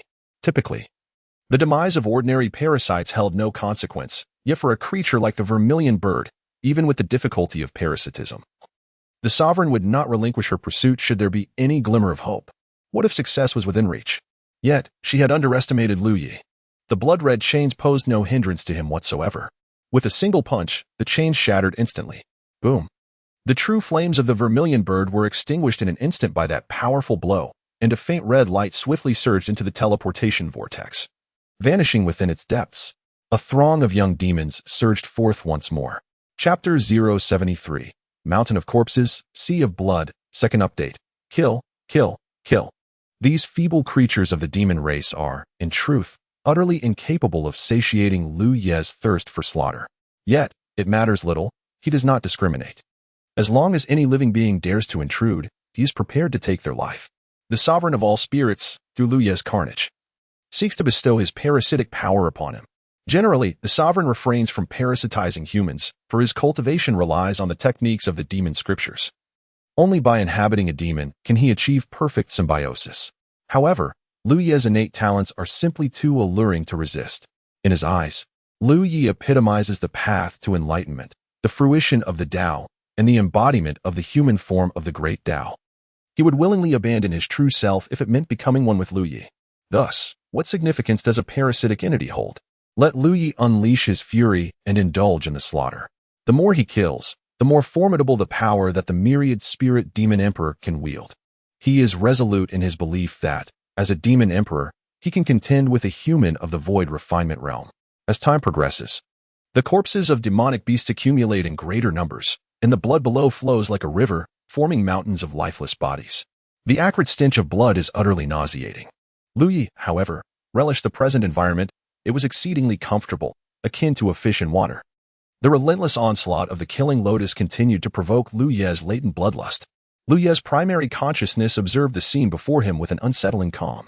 In truth, the current tableau paled in comparison to the nauseating torment he experienced when he was compelled to slay the juvenile demons one by one. He had never been a person with a penchant for bloodshed. The massacre of the myriad spirit demon sovereigns had left him utterly repulsed. Each of those small creatures, devoid of any ability to retaliate, still yearning for sustenance. Yet, what choice did he have? Once the cycle of slaughter commenced, it was not a matter of simply ceasing it at will. The agony was unbearable. Throughout this ordeal, the vermilion bird had persistently implored him. But could he truly remain oblivious to the immorality of exterminating the weak? The bird's words merely deepened Lu Ye's anguish. The worldview and philosophy he had cultivated since childhood incessantly admonished him against the slaughter of the vulnerable, against cruelty. Yet, reality insisted that if he did not act, countless lives would be lost in the future. At that time, Liu had not yet matured to a state of unwavering resolve. He too felt pain and revulsion towards the act of killing. However, following that massacre, his heart hardened considerably. Slaughter became merely an act of slaughter. The juvenile beasts then were skilled in disguise, presenting themselves as pitiable. Now, the young demons entering were far more fearsome, their expressions twisted. Each one a mere host to the myriad spirit demon sovereign. How many had arrived? 100,000? gazing upon the mountain of corpses that estimate seemed accurate. Yet, why had the influx slowed? Liu Ye's consciousness sensed something amiss. He had begun to perceive the impatience of his own body. The demon clan was advancing too slowly. And now, under the influence of the bloodlust overtaking him, it was highly likely that he would plunge into the vortex, entering the demon realm to indulge in a fray. While there was nothing particularly wrong with wreaking havoc among the demons, the crux of the matter lay in the fact that he had yet to inscribe his name on the Eternal Heroes list. Previously, as he watched his own body dispatch foes with exhilarating ease, he nearly forgot one of the very purposes for which he had entered the ancient battleground of heroes. Liu Ye's crimson eyes fixated on the swirling vortex. With a mindset so pure and poignant, he discerned the myriad of beings residing beyond the swirling depths. Thus, he began to step forward. Is he truly about to venture out? Li felt a sense of helplessness. Well, if he had to go out, then so be it. This matter could not be forced. However, what he did not anticipate was that while he was willing to venture outside, the Wailing Demon Emperor was decidedly unwilling to grant him that freedom. This body was immensely coveted by the Wailing Demon Emperor. Until he had etched his name upon the Eternal Celestial Talents ranking, the Wailing Demon Emperor would never permit this vessel to escape. Consequently, a greater number of demon creatures surged forth, many of whom were under a century old, their cultivation levels noticeably feeble, and their appearances already bearing the signs of age. The selection was no longer confined to juvenile beasts under 20 years of age. Now, there were myriad options among the demon beasts. The prior preference for juvenile creatures stemmed from the fact that they had not yet invested significantly in their development. Should they perish, the demon race could simply regenerate, incurring minimal sunk costs. However, upon witnessing Liu Ye's intent to flee, they abandoned any concerns regarding sunk costs. Everyone, come in. Let them perish. Thus, yet another wave of demons erupted. Liu Ye also paused, his expression grave as he wielded his stone sword with fervor, reveling in the combat. Jiolong Valley. The disciples who had escaped from the ancient battlefield of the prodigies gradually calmed down after a period of reassurance, though their terror lingered. This tranquility was fleeting. The psychological scars left by the ancient battlefield would haunt them for an indeterminate time, often awakening them from nightmares in the dead of night. Practitioners are, after all, human, and every individual possesses a limit to their mental endurance. Witnessing their disciples regain composure, the severely impacted sects felt a profound sorrow. A generational chasm had emerged. Sects like the Yinyang Law sect and the Supreme Divine Dynasty found their younger generation almost entirely severed. In the future, other sects would inevitably cultivate a new cadre of formidable warriors, and even a simple addition could plunge a sect into irreversible decline. Emoji. Do you remember the identity of the one who killed our fellow disciples? An elder from the Shanhua Pagoda sect inquired of Su Maji. It was unimaginable for a practitioner at the void refinement level to be so thoroughly terrified. Su Maji's eyes were vacant, his mind replaying the harrowing scene of his senior brother at the harmonization realm summoning the heavenly shield, only to be obliterated along with it by a single punch. Flesh and blood were reduced to mere fragments. Everyone was perishing. Everyone was disintegrating.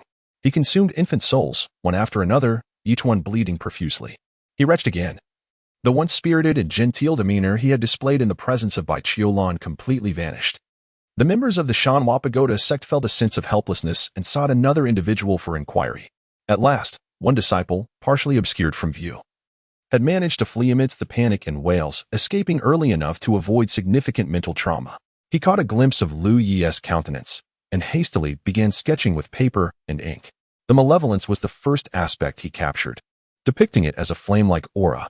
As he continued to describe, a visage of a youth, exuding an air of ferocity and overwhelming malevolence, emerged vividly on the page.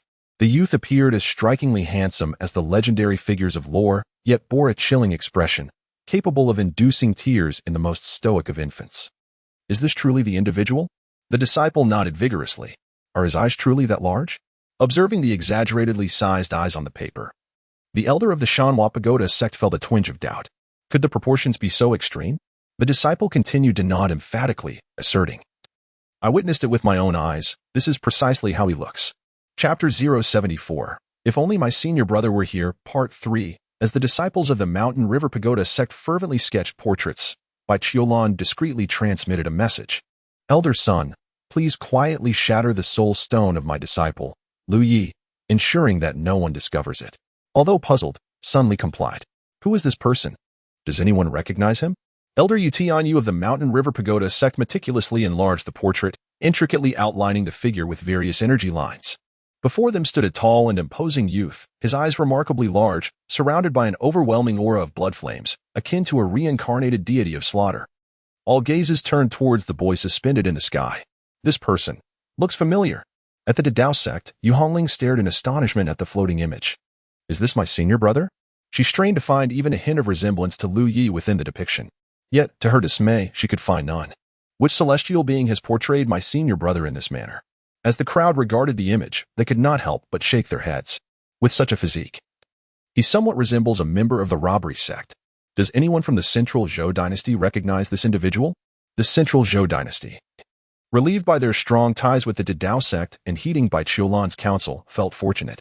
Though none had left their names on the Eternal Prodigy rankings, they had at least preserved their own safety, a stroke of luck compared to other factions. Neither recognize him nor have we ever seen this person. And you, Dao sect? Do you know this fellow? Yutianyo's focus was not on the Central Zhou dynasty, but rather on the Dao sect. The members of the Dao sect, equally curious, scrutinized the figure, pondering deeply, yet ultimately shaking their heads. Apologies, we do not recognize him. Yutianyu turned his gaze to Bai Qiulan. Bai, surely you must know him? Bai Qiulan remained composed, her eyes fixed on the image, and without a hint of deception, replied, I do not recognize him. Can you swear to that? What nonsense is this? Who are you to demand an oath from my master? Yu Hongling's temper flared instantly. Yutianyu was taken aback. How audacious! Am I not permitted to converse with your master without your interruption? His voice boomed with authority, akin to a thunderous wave, deafening in its intensity. Such a display would cause even the weak to tremble in terror. Friend, this is excessive, isn't it? Bai Qiulan's gaze turned frigid. The power of the Taiyin radiated around her. Excessive? Not at all. I am merely teaching her the meaning of respect for her elders. Yu Hongling's eyes burned with indignation. You, an old and useless wretch, dare to call yourself an elder? To possess such a realm is merely a result of having lived a few more years. If I were to reach your age, you would not even be able to reach my shoes. Upon uttering these words, the countenance of those older and of the same Dao shifted to one of displeasure. Hongling, tread carefully with your words. Bai Qiulan promptly admonished Yu Hongling. Then turned to Yutianyu. Elder Yu, as you are a senior, it is unbecoming to entangle yourself with the younger generation and lose your dignity. Today, I shall cast aside dignity. My disciples from the Mountain River Pagoda sect have perished in great numbers. I have come to lead the charge. And if I do not exact vengeance upon our foes, how can I return to the sect with any semblance of honor? Bai Qiulan, you are well aware of this villain. He has committed heinous acts. Why do you hesitate to reveal his identity? With Yutianyu taking the lead, other severely afflicted sects stepped forward, forming a subtle encirclement around the Dao sect. The powerful figures of the Dao sect immediately bolstered their presence. Bai Shizhi has already declared he does not recognize him. Why must you continue to press? Indeed, Daoist you, do you truly believe that the Dao sect fears you? Without hesitation, the members of the Supreme Sword sect approached the Dao sect, their sword intent beginning to howl. Is it that the many overwhelm the few? The Supreme Sword sect shall not merely stand by and observe. The Central State dynasty hesitated for a moment, then also moved forward, positioning themselves in front of the Dao sect. Numerous sects formed two distinctly opposing factions, tensions palpable and swords drawn. I am not unreasonable, Bai Daoist. In your quest to save others, you may swear by your path. I greatly admire that. It is our ignorance that led to the demise of our disciples, and we cannot blame others. However, since you can swear by your own path to save lives, why do you not dare to affirm that you do not recognize this villain? Yutianyu declared loudly. Abandon this. If you wish to fight, just say so. We are all in the harmonized Dao realm. What right do you have to demand that others swear by their path to prove their innocence? If you believe Bai Daoist recognizes this villain, simply present your evidence. Liang Ya, sword of the Supreme Sword sect, retorted angrily. Humph, if you dare not speak. It is evident you know this villain. Regardless, the many disciples I lead have perished, and returning to my sect would be a death sentence. Thus, I might as well seek to learn your techniques. Come forth. Just show me one move, and we shall see if I can strike you down. The situation grew increasingly volatile, as if a battle would erupt at any moment. Bai Qiulan sighed deeply. She could not bear to witness the sects of the great wilderness descend into civil strife, as it would only lead to untold suffering. Everyone, please remain calm. Since Daoist you has requested I swear by my path to prove my innocence, I shall do so. All sects are fundamentally united. Conflict should not arise. Master, Yu Hongling suddenly cried out in alarm. This is an insult. How can one demand that another swear by their path based solely on hearsay? There must be evidence. Bai Qiulan halted Yu Hongling's continued protest. I, Bai Qiulan, swear by my own path that I do not recognize the shadowy figure. If I do, may my path be severed. The solemn vow has been established. Yu Hongling immediately burst into tears, overwhelmed by a profound sense of grievance. Why? By what right could they compel the master to pledge such an oath? This light and shadow certainly do not resemble the senior brother, if only they did. What would the master do? If only the senior brother were present. If the senior brother were here, who would dare act thus? Let alone coercing the master. The moment Yu Tian spoke his first words, Lu Yi would have brandished his sword and charged forth. To hell with anyone else. Let the heavens collapse and the earth shatter, Lu Yi would remain unfazed. His only concern lies with those beside him. Senior brother. Senior brother. After Bai Qiulan vowed. She too sighed deeply within her heart. She felt a pang of distress. If only Lu Yi were here. Those scoundrels dared to humiliate my master. I shall annihilate your entire sect. She feared she would not even arrive in time to mediate, let alone issue a grand oath. Bai Qiulan made her vow. Yu Tian, taken aback by Bai Qiulan's unexpected declaration, found himself momentarily speechless, all words lodged in his throat. Alas, he could not remain forever in the ancient battlefield of the proud. Once he emerged, they would naturally recognize who he was. Initially, those suffering psychological trauma dared not look, but encouraged by their elders, they forced themselves to glance. Only to be momentarily stunned. Huh? Not afraid. This isn't right. That person is definitely not like this. His eyes are not so round, they are elongated, with red flames flickering at the corners. No, that person's figure is slender, certainly not the stout form before them. The attire does not match either. Chapter 075, The Fragrant Melon, Part 4, No one anticipated such a colossal blunder. The disciples of the Shan Habauda sect confidently sketched the fierce visage, only to discover it was utterly misrepresented. Yu Tian, in a fit of rage, struck the disciple fiercely across the face, leaving it swollen. Could you not see clearly what you were drawing? The disciple, feeling wronged, protested that he had merely hesitated for a moment. Elder Yu had assured him that he had seen it. Indeed, he believed he had, and the likeness did bear a resemblance to his drawing. A multitude of survivors began to unite in their efforts, gradually piecing together a description of the perpetrator. After a prolonged half-hour of deliberation, a new silhouette emerged before their collective gaze. As they beheld this figure, a profound silence enveloped many, for it was utterly inconceivable. Not only the others, but even the members of the Didao sect found it hard to fathom this appearance. Very well. It seems that unless we engage in battle with our Didao sect, you shall not relent, thundered the elder of the Didao sect. A mere youth, barely 18 years of age, who has been with us for less than a year. What level of mastery could he possibly possess? Throughout history, has there ever been an individual who was cultivated for merely 6 months and could so effortlessly slay those in the Harmony realm? Is there even one? You only desire to join forces against our Didao sect? Come then, let us engage. The other sects fell into a contemplative silence. Lu Yi, a seemingly inconspicuous young disciple, garnered little attention from others. The only time he might have captured their interest was prior to the opening of the Celestial Hero Ancient Battlefield, where Liu calmly engaged in his cultivation. At the very moment the battlefield was unveiled, he was the first to ascend into the skies. Beyond this, he left no significant impression on anyone. Yu Tianyu took a deep breath and cast another glance at Bai Qiulan. Bai Qiulan unleashed her full aura, forming hand seals as the terrifying tiny divine sword began to coalesce within the clouds, causing the temperature of the heavens and earth to plummet at an alarming rate. Yu Tianyu realized that if he allowed Bai Qiulan to make a vow this time, a confrontation was inevitable.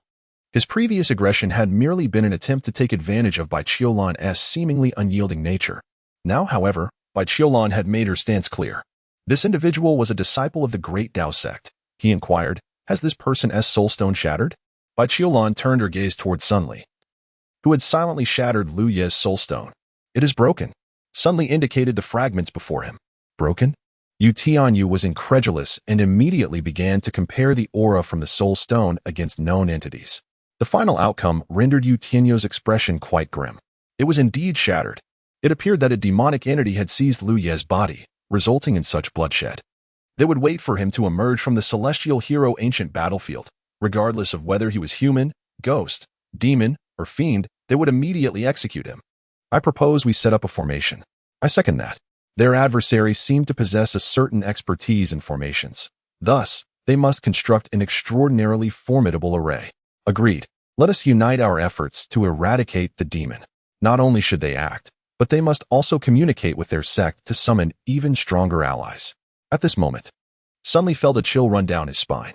As the responsible elder for this mission, a formidable figure of the sixth layer of the Harmony Realm, he was bewildered by Qilan's earlier cryptic message to shatter Lu Yi's soul stone. Now, everything was clear. The one wreaking havoc in the celestial hero ancient battlefield was, in fact, a disciple of their great Dao sect, specifically one from the latest cohort of the 92nd generation. This was perplexing. He knew Lu Yi, the champion of the sect's genius competition, yet that was merely a contest for newcomers. This implied that Lu Yi could not possibly be older than 20. For such a disciple, encountering a harmonization realm cultivator would have been a feat worthy of boasting for 50 years, let alone killing one. Yet, he had slain harmonization realm cultivators? A multitude of them? Sun Ruowei, aside from the deceased romantic interest of Lu Yi, was the only one privy to the general situation. Since her departure from the celestial hero ancient battlefield until now, her expression had remained unchanged, stiff, utterly rigid. Others believe that Sun Ruowei has been frightened. And given her current state, it is not entirely surprising, especially since He Dao is also grappling with existential doubts. Indeed, Sun Ruowei is genuinely terrified. But it is not merely the fear of violence that haunts her. Her mind is inundated with a plethora of information, each piece requiring considerable time for her to digest. It is as if she has bitten off more than she can chew. The first colossal revelation is that Qilan has referred to Lu Yi as her husband. This time, she has heard it distinctly and unequivocally. The term husband, imbued with a tenderness that has never manifested in her 60-plus years of acquaintance with Qilan. The second extraordinary revelation is that not only does Qilan address her disciple Lu Yi as her husband, but her other disciple, Yu Hongling, is also extraordinarily captivated by him. In summary, three women, Chu Ling, Yu Hongling, and Qilan, are enamored with Lu Yi. Heavens above! What chaos! This situation has profoundly shaken Sun Ruowei's perspective on life, yet she finds herself inexplicably thrilled, her excitement rendering her speechless. The third monumental revelation is that Lu Yi is astonishingly powerful, to a terrifying degree. Why is he so formidable? A dreadful curiosity sends shivers through Sun Ruowei's very soul. When alone, even if it means facing Qilan's wrath, she must unravel this mystery. Without clarity on these three monumental revelations, Sun Ruowei feels as though her path to enlightenment may be irrevocably severed. Good gracious! To think I have such delectable and deadly revelations at my fingertips, how could I possibly resist indulging? Lu Yi continued his relentless slaughter. Corpses amassed to a height of several hundred meters, with streams of blood flowing forth. Standing atop the heap of demon corpses, Lu Yi gazed with crimson eyes at the approaching demons. Yet, his gaze seemed less blood-red than it had been at the outset. The effects of the killing lotus began to wane, as Lu Yi's murderous intent found some respite. The demons that had surged in began to slow their advance. Lu Yi remained composed this time, patiently awaiting the demonic clan to launch their assault. As the last of the demons was cleaved in two, its lifeless body fell upon the mountain of corpses. Lu Yi halted his movements. The wind could not stir his blood-soaked garments, his hair now a vivid crimson. At this moment, on the ancient battlefield of Tianjiao, he stood as the sole living entity. From the 9th level down to the 1st, he had annihilated all. The dichotomy of good and evil, the ties of gratitude or enmity, vanished completely in this instant. The world was singular in its existence. The stone sword dissipated, and streams of crimson light coalesced to form Lu Yi's likeness, flickering rapidly around him. The contention for the Tao commenced. Chapter 76, The Contest for the Tao, Part 5. What is the struggle for the Tao? It is a method far more formidable than mere possession of a body. To seize a body involves devouring a soul and occupying its shell. However, the union of body and spirit is a challenging endeavor. A true singularity is difficult to achieve. In contrast, the contention of the Tao begins with the Tao itself, generating a mutual compression of the great paths within the soul, ultimately merging as one under the Tao, achieving the most suitable state. The sovereign of myriad spirits possessed unwavering confidence in his own Tao. With myriad paths before him, he believed himself to be the embodiment of the universe. The 5 elements and the 9 heavens were omnipresent. He could not fathom that such a young individual, no matter how formidable in combat, could traverse far along the path of the Tao. The immense power he had sacrificed was sufficient to draw Lu Yi into the most fitting realm of the Tao, utterly shattering and consuming him. The first path. The Tao of myriad beings. I am the myriad beings. The myriad beings are me. Entering the Tao. In an instant, both Lu Yi and the sovereign of myriad spirits felt their consciousness blur. A colossal phantom appeared above Lu Yi's head. The sovereign of myriad spirits intended to deliver a profound shock to Lu Yi, envisioning the moment when Lu Yi would perceive the endless multitude of beings as himself, and ponder the state into which he would descend. Would he doubt himself? Would he question the Tao? How could any mortal's path be so overwhelmingly powerful? With such thoughts in mind, they intertwined their paths, forming the world of the Tao. The phantom in the sky began to reveal its form. What was it? It was the starry expanse. Enormous stars floated in the boundless cosmos, seemingly static, yet in reality, they were in motion, obscured by the vastness of the universe. Each star was breathtakingly immense. The myriad colors of their rings imparted an indescribable spiritual awe.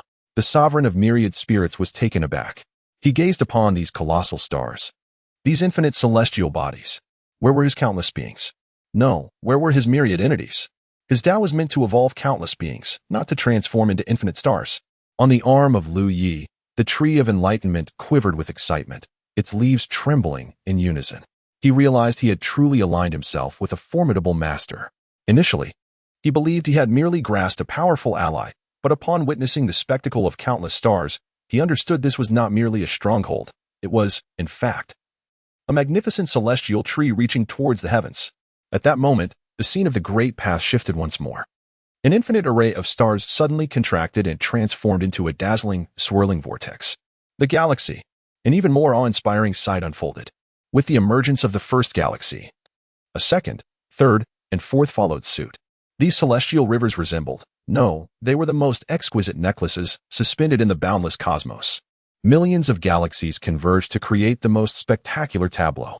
Such a scene, when witnessed by anyone, would leave them eternally shaken and indelibly etched in memory.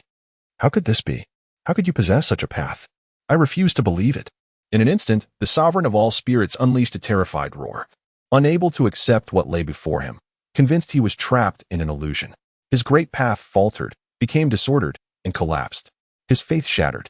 At that moment, his heart, which yearned for enlightenment, was riddled with wounds and on the brink of collapse.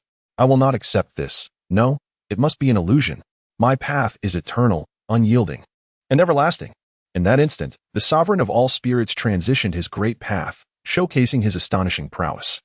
From his survival in the first heaven to achieving perfection in the seventh heaven, his transformation into a parasitic celestial demon was a testament to his remarkable abilities. In his previous life, Lu Yi's cultivation speed, though not unparalleled throughout the ages, was still exceptionally rare in the annals of time. However, the sovereign of all spirits, the demon emperor, could stand against Lu Yi, which speaks volumes of his extraordinary strength. The galaxy fades into oblivion. Lu Yi sat cross-legged atop a mountain of corpses, as chaotic phantoms swirled above him. Suddenly, the chaotic mist dispersed, revealing a fresh vista that began to unfold within the tumult. A thunderous roar resonated through the heavens and the earth. The sovereign of all spirits sought to engage Lu Yi in a relentless battle for immortality, his countless avatars making it nearly impossible to vanquish him. He brimmed with confidence. Yet, in the next heartbeat, an incomprehensibly vast maw materialized in the void. The enormity of this mouth was staggering, its owner concealed in darkness, merely inhaling softly. In that moment, all transformed into chaos, into dust, into mist. Living beings, precious ores, divine metals, and elixirs, all ultimately coalesced into streams of light, being drawn into the giant maw.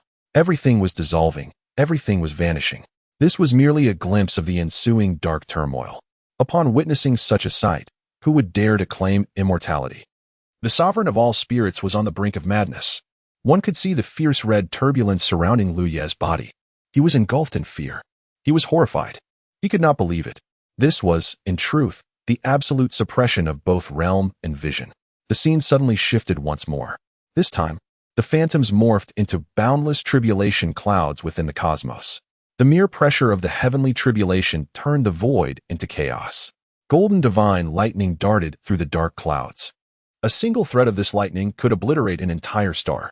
This was a vision of Lu Yi enduring his tribulation to ascend as an emperor.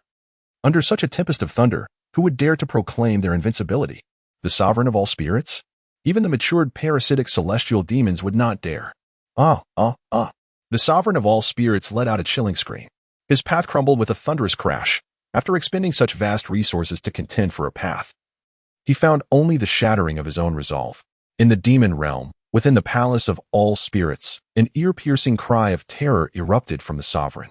His body shattered the palace and crashed violently to the ground. No, no, it was as if he had lost his mind. Suddenly kneeling and fervently bowing before an unseen force, each impact sending dirt and stones flying, shaking the earth. I was wrong. I was wrong. Spare me, spare me. Ha ha ha. It's all a lie. Everything is a lie. Ah. The sovereign of all spirits was engulfed in profound agony, alternating between laughter and tears, pleas for mercy and frantic shouts. Boom. Suddenly, amidst the horrified gazes of countless demons, the sovereign of all spirits erupted in a cataclysmic explosion. He self-destructed. What had transpired? The demon race was spiraling into madness.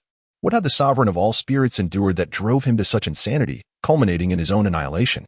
Liu opened his eyes. This time, the crimson hue within them had diminished significantly. Although traces remained, they were now subdued by his awakened consciousness. It seemed that the sovereign of all spirits would find it exceedingly difficult to surmount this hurdle.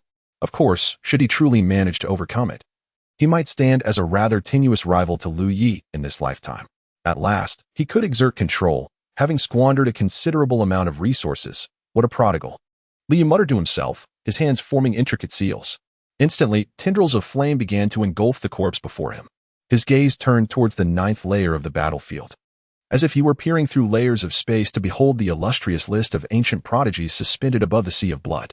It was time to ascend the rankings. Chapter 077. Ascending the Rankings.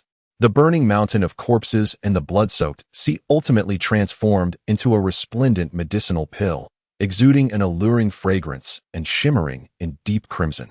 A true elixir for rejuvenation. Under the dominion of slaughter, Liu paid no heed to the spoils. What concern was it of his? He had collected divine fire solely for the purpose of alchemy and artifact forging, and this sanguine pill was precisely what he desired. Without a moment's hesitation, he consumed it whole. Ah, delightful. In truth, the art of alchemy bore little difference from that of roasting meat. After all, both involved flesh and blood. The blood essence of the pill swiftly transformed into searing energy, coursing through Lu Ye's corporeal form, enhancing his physical strength.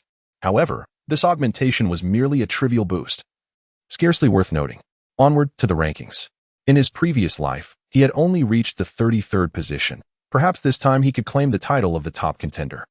Yet, Lu Yi surmised it would be a formidable challenge, for the top 10 were all sages, their names concealed from the ancient prodigy rankings to evade the burdens of profound karma. Although Lu Yi is exceptionally talented, he ultimately did not attain the status of a sage in his previous life. Nonetheless, he remains humble. Given his current level of prowess, he doubts not only his ability to rank first, but even believes he could shatter the ancient list of prodigies with a single punch. As a celestial sovereign reborn, he is wholly devoted to the path and possesses a system to aid him. Lu Ye's figure transformed into a stream of light as he surged towards the 9-tiered battlefield. In the blink of an eye, he arrived at the Sea of Blood. The monument of the Sea of Blood loomed majestically, its grandeur and splendor captivating. Each name inscribed upon it, when spoken, resonated with tales well known throughout the 9 heavens. Liu stood before the stone tablet, his figure suspended in the air. As he gazed upon the names inscribed, a subtle reminiscence flickered in his eyes. Among them, he recognized at least half. Individuals who had risen to prominence across the 9 heavens, excelling in their respective realms.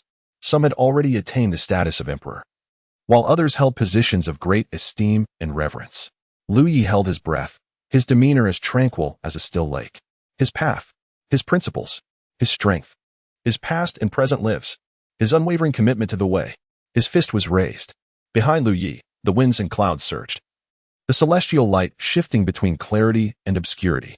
A tempest swept across the entire 9-fold battlefield. Lu Yi's raven hair danced wildly, and his entire being radiated an immeasurable brilliance. Upon this illustrious leaderboard, there were indeed those who were reincarnated emperors and transcendent beings. Some were born from the primordial Tao, while others possessed a chaotic divine physique. Yet such distinctions mattered little in this moment.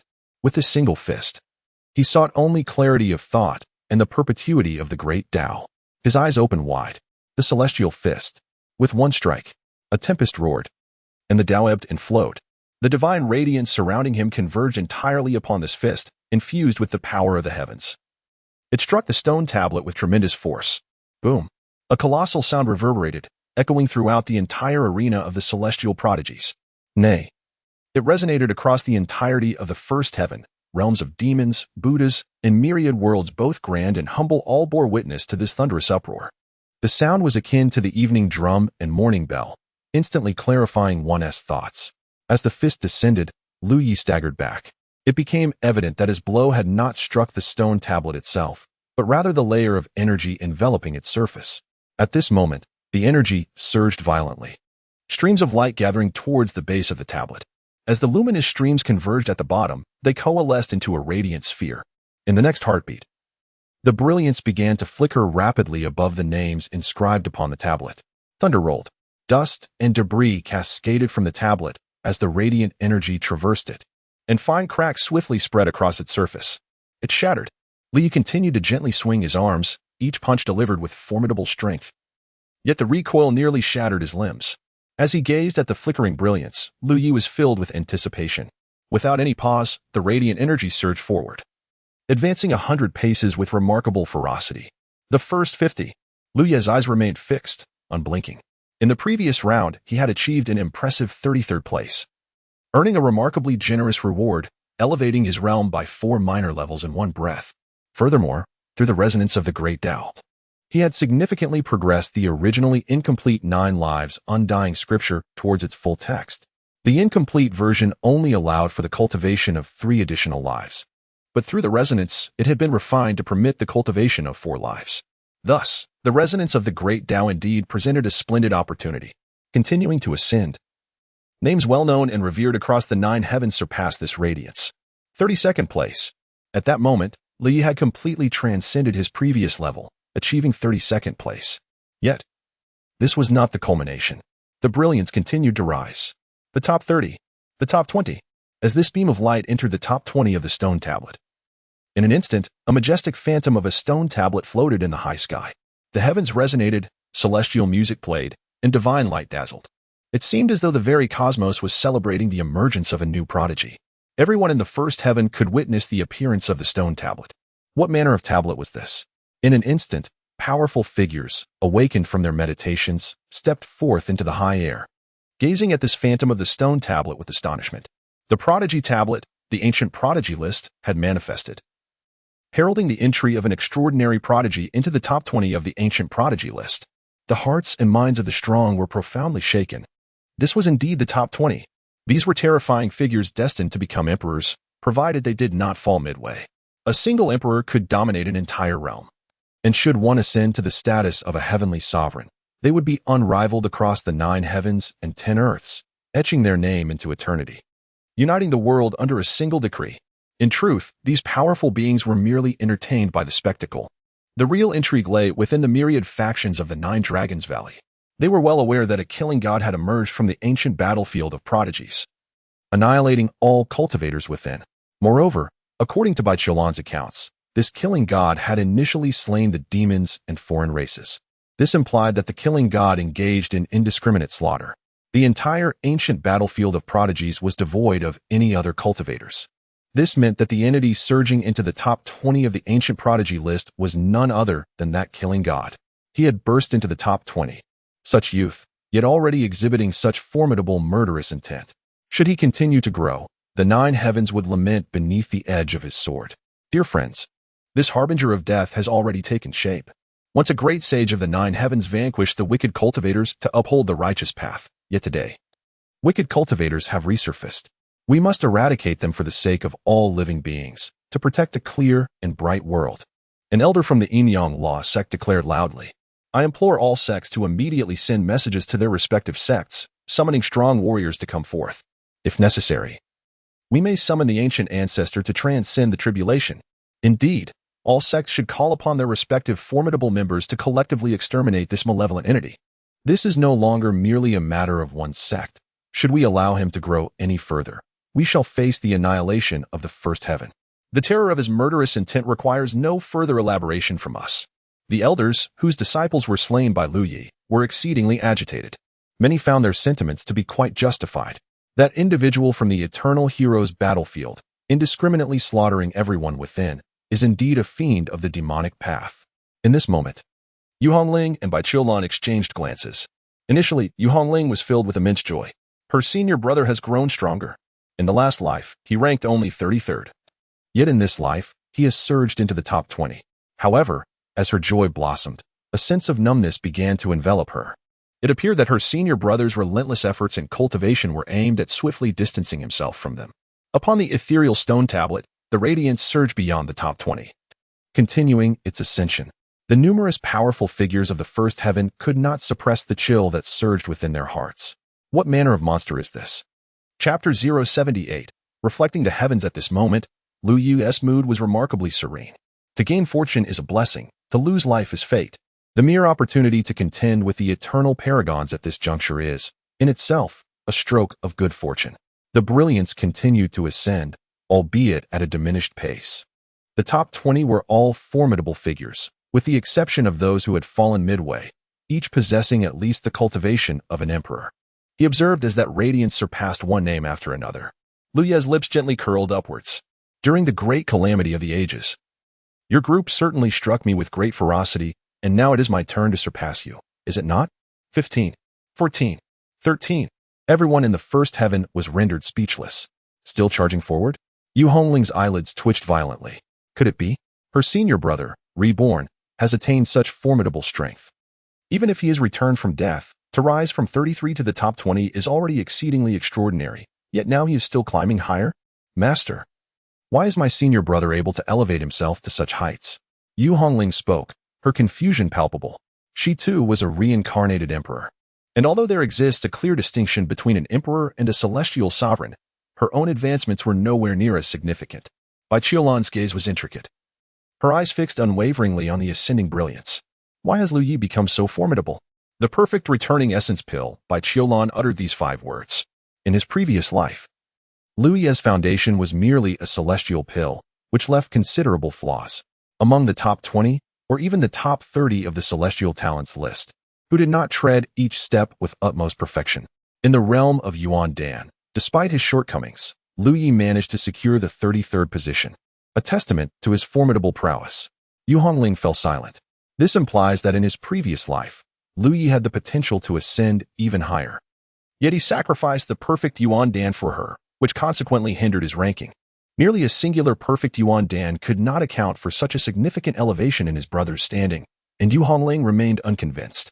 Bai Qiulan's gaze shifted towards Yu Hongling. The Battle of the Silent Forest. Yu Hongling, the 9-lives celestial sovereign, faced a disparity due to the loss of one life, contrasting with her current unscathed existence. I recall that in his previous life, Lu Yi did not achieve his name on the eternal heroes list in his prime. Yu Hongling. This is not to be blamed on her. At that time, her brother was injured while rescuing Shike. Thus, in our absence, he truly soared to unprecedented heights, becoming an unstoppable force. Bai Qiulan let out a deep sigh. Yu Hongling's smile vanished entirely. 12. 11. As the radiant orb reached the 11th position, the invincible sword sovereign retreated automatically. Such a pinnacle sword cultivator was thus surpassed by Lu Yi, resulting in an uproar, truly a genuine uproar. Lu Yi surged into the top 20, leaving everyone utterly astounded, yet somehow they could accept it. After all, he was a formidable killer. If his strength were lacking, he could not have annihilated all the elites in the ancient battleground. However, to aspire for the top 10? The 10th. The names enveloped in chaotic light. As a wisp of chaotic energy dissipated, revealed his name in Lu Ye's gaze. Song Jiutian, revered as the great sage of the 9 heavens. He is the one who opened the 9 heavens, granting the weak a moment to breathe. What was this world like before the 9 heavens were established?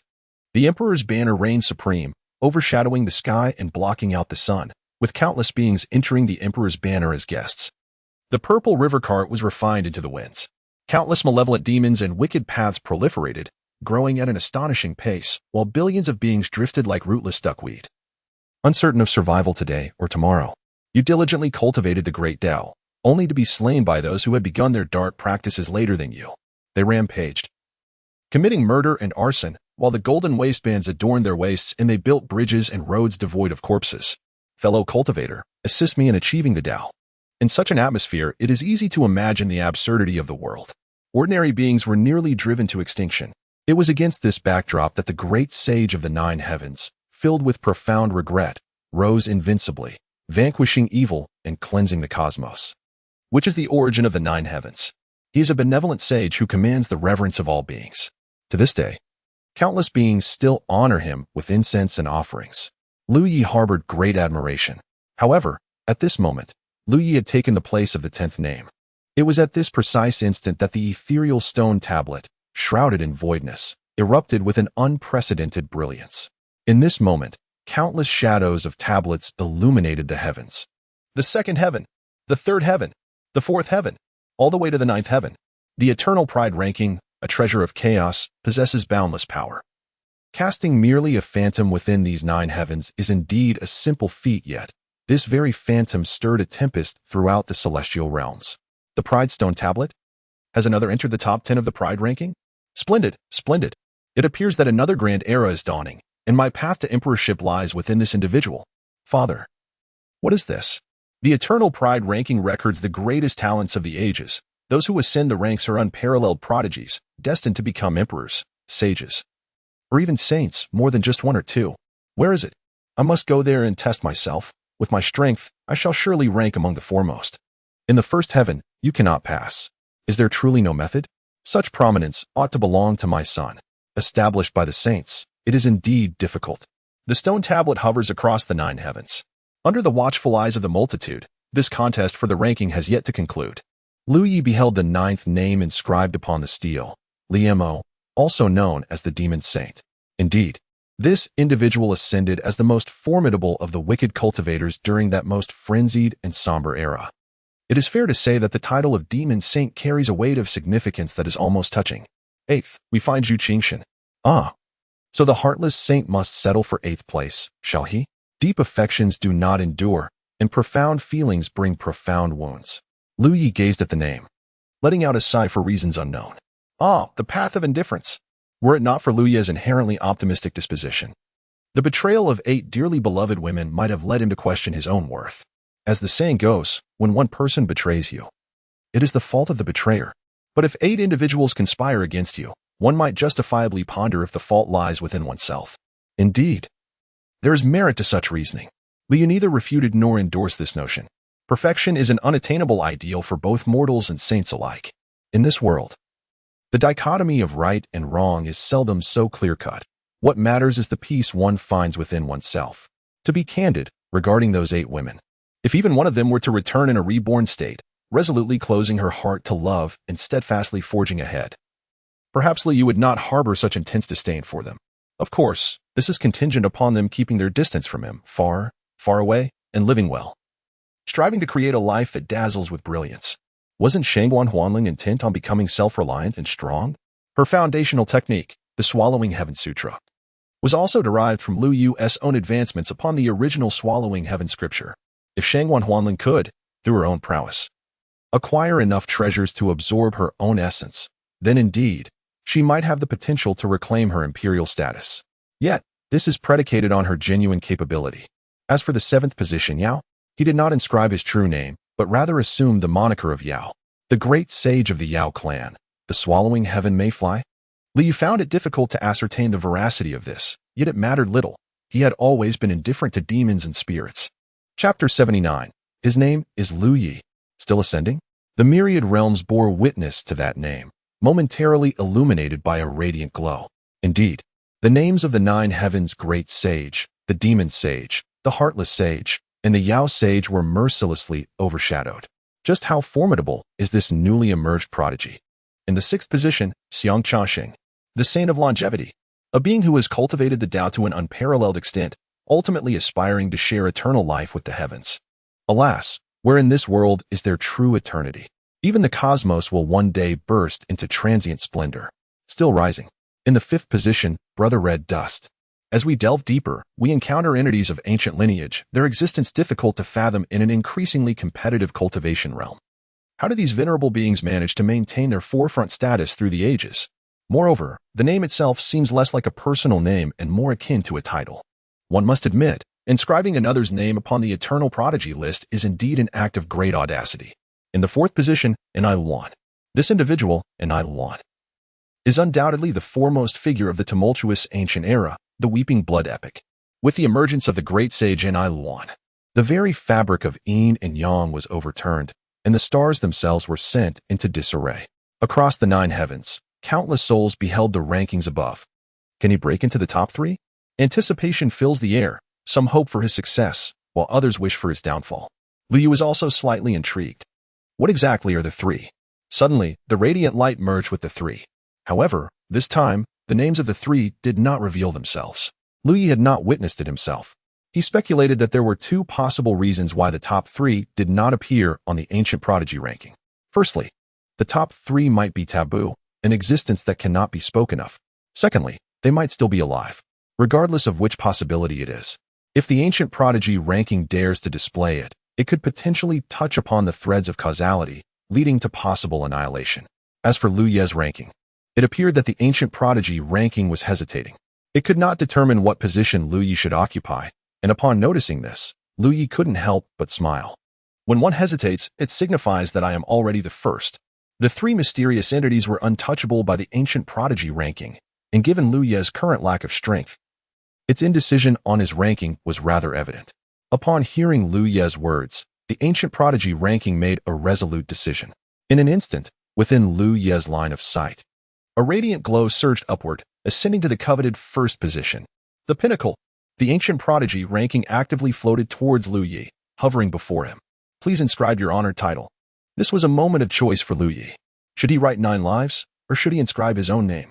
If he chose 9 lives, it would only be at a later stage that others would come to know who he truly was. However, if he inscribed his own name, then all realms would remember Lu Yi. In the future, a cataclysmic battle would undoubtedly ensue. After all, the ancient prodigy ranking resided in the 1st heaven, and the prodigies from the other 8 heavens would never have the opportunity to leave their mark. The prodigies from other heavens possessed numerous terrifying talents, with some even born aligned with the Tao. It was simply unavoidable. Their parents were formidable beings. Lu Yu inscribed his name, yet these individuals are merely his challengers. But who truly cares? Lu Yu wields his fingers as a quill. In his past life, he feared no formidable adversaries. In this life, he remains undaunted, no longer merely surviving. He stealthily flourishes, astonishing all. In Lu Ye's eyes, only through valiant progress and vanquishing all foes can one achieve invincibility. With his fingers as his brush, he writes with a flourish. 2 grand characters spring forth upon the parchment. His name is Lu Yi. Boom. The entire celestial hero ancient battlefield trembles simultaneously. Celestial radiance envelopes the scene, a haze of chaos swirling. The path of destiny manifests like chains, intertwining the realms of heaven and earth. In this moment, the name Lu Yi vividly emerges upon the stone tablet, gracing the eternal prodigy rankings and capturing the attention of all cultivators across the myriad realms of the 9 heavens. Such audacity. In an instant, countless prodigies' eyes radiate with a brilliant light. What tremendous courage. To boldly inscribe one's true name, stroke by stroke, what immense bravery must this entail? Truly remarkable, Lu Yu. Many cultivators, who had long since abandoned their competitive spirits, draw in a sharp breath. This is a formidable character, a truly extraordinary one.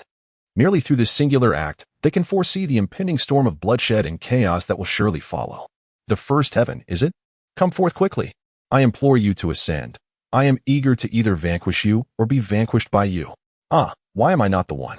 Why was I not born in the 1st heaven? Dare you challenge the eternal prodigy rankings? How exhilarating. Yet, I find myself utterly captivated. These are the murmurs of those unfamiliar with Lu Yi, as they express their intrigue. Meanwhile, in the 9 Dragons Valley, upon seeing the name that occupies the pinnacle position on the prodigy stone tablet, the crowd collectively gasps in astonishment. Lu Yi. He has ascended to the pinnacle of the eternal hero's ranking. My goodness, that is indeed the foremost position. A multitude of saints, heavenly sovereigns, and emperors have been trampled beneath his feet on this illustrious list.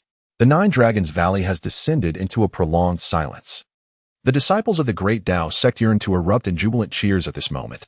This is Lu Yi, one of their own. A disciple of the great Tao sect has claimed the top spot on the eternal hero's ranking. Under ordinary circumstances, they would be celebrating with immense joy. However, the dilemma lies in the fact that Lu Yi had recently slain a multitude of disciples from various sects, rendering him a target of their collective enmity. To cheer would be inappropriate.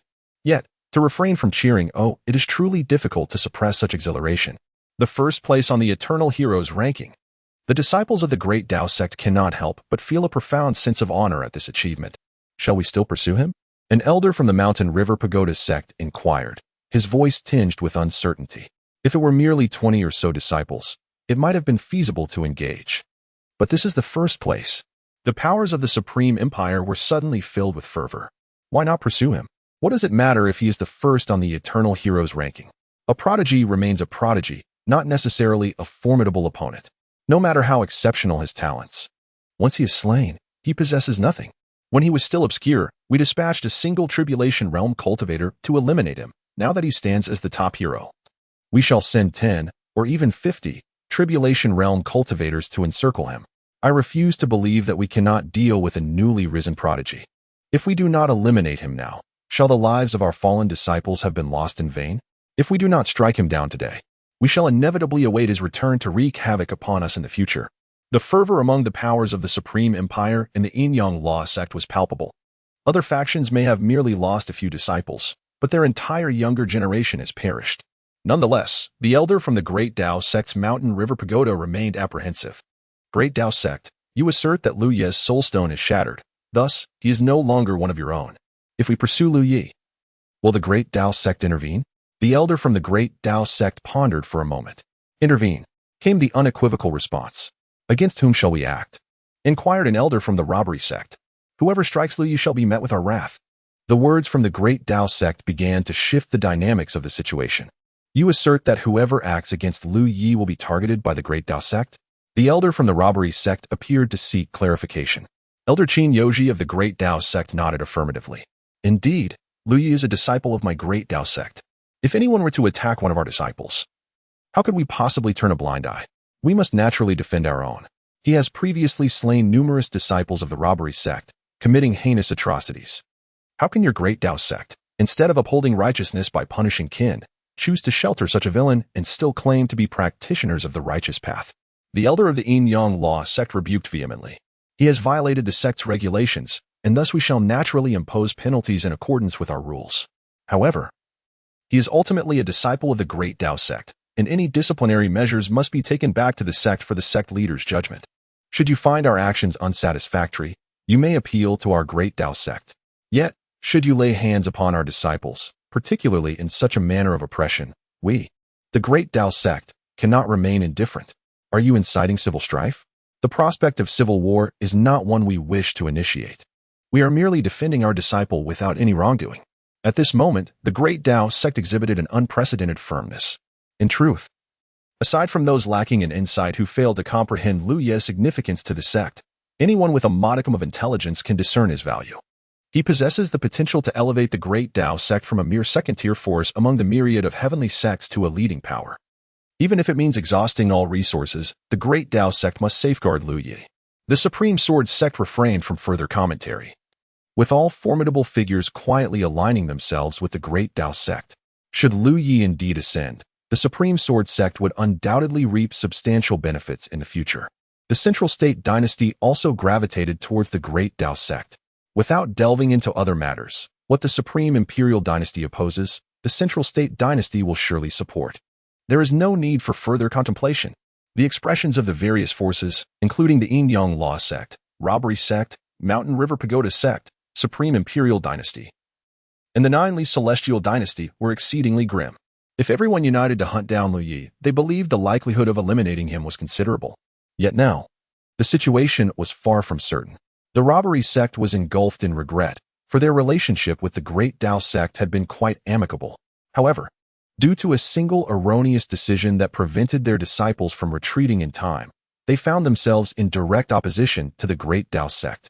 Reflecting on it now, Bai Qiulan had already sworn an oath by the Great Tao. How could they have been so foolish as to disregard the inherent dangers? Bai Qiulan was no insignificant figure. Having not yet reached a century of age, she had already achieved a harmonious path. Would she make baseless accusations? One misstep leads to another, resulting in the current awkward predicament. To take a life is to forfeit one's own. This principle has endured since ancient times, and I, the underworld, acknowledge this law. Since the Great Tao sect chooses to assist a murderer, perhaps I shall test just how formidable the Great Tao sect's teachings truly are. Suddenly, a chilling voice echoed through the air. Black mist enveloped the surroundings, devoid of any malevolent aura. Amidst the swirling darkness, 7 figures exuding a terrifying presence emerged within the Nine Dragon Valley. And I, the Eternal Sect, am also present. Once again, formidable figures, reaching the pinnacle of the Tao, and even those at the transcendent stage, have emerged. The Netherworld and the ancient sect have joined forces in the campaign to eliminate Lu Yi. The expressions of the Taoist sect's representatives have turned grim. How lively it is.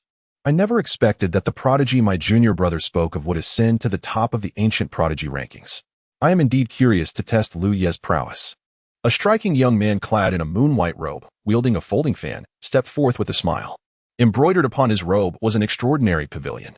Even the celestial pavilion has come to join the fray. Lu Yi remained blissfully unaware of the bustling commotion outside. He was currently in a state of elation. The pinnacle. He had unexpectedly ascended to the position of the #1 contender. However, had he been privy to the fervor beyond, his joy would undoubtedly have intensified, albeit with a lingering sense of unresolved intent. Suddenly, a colossal beam of light descended from the heavens. The rewards associated with the everlasting heroes list were now being distributed. This extraordinary bounty could be attributed to Lu Ye's status as the foremost contender. Or perhaps it was due to the fact that he stood alone at the summit of the everlasting heroes list. The rewards this time were astonishingly generous. The spiritual energy from the entirety of the nine-tiered ancient battlefield was drawn forth, while the resonances of the ancient pathways within the battlefield thundered, inundating Lu Ye's mind with a deluge of profound insights. Under the harmonious reverberations of the ancient pathways, Lu Yi felt as though he was not alone in his pursuit of enlightenment. Instead, it seemed as if the countless prodigies who had inscribed their names upon the everlasting heroes list throughout the ages were collectively guiding him in his quest for understanding. The cultivation process initiated. Ding, the activation is complete. Boom. Within Lu Ye's body, a sudden, resounding roar erupted as boundless radiance converged towards his primordial spirit. His strength began to ascend at an astonishing pace. In no time, he achieved the second level of the refining void realm, the third level, the fourth level.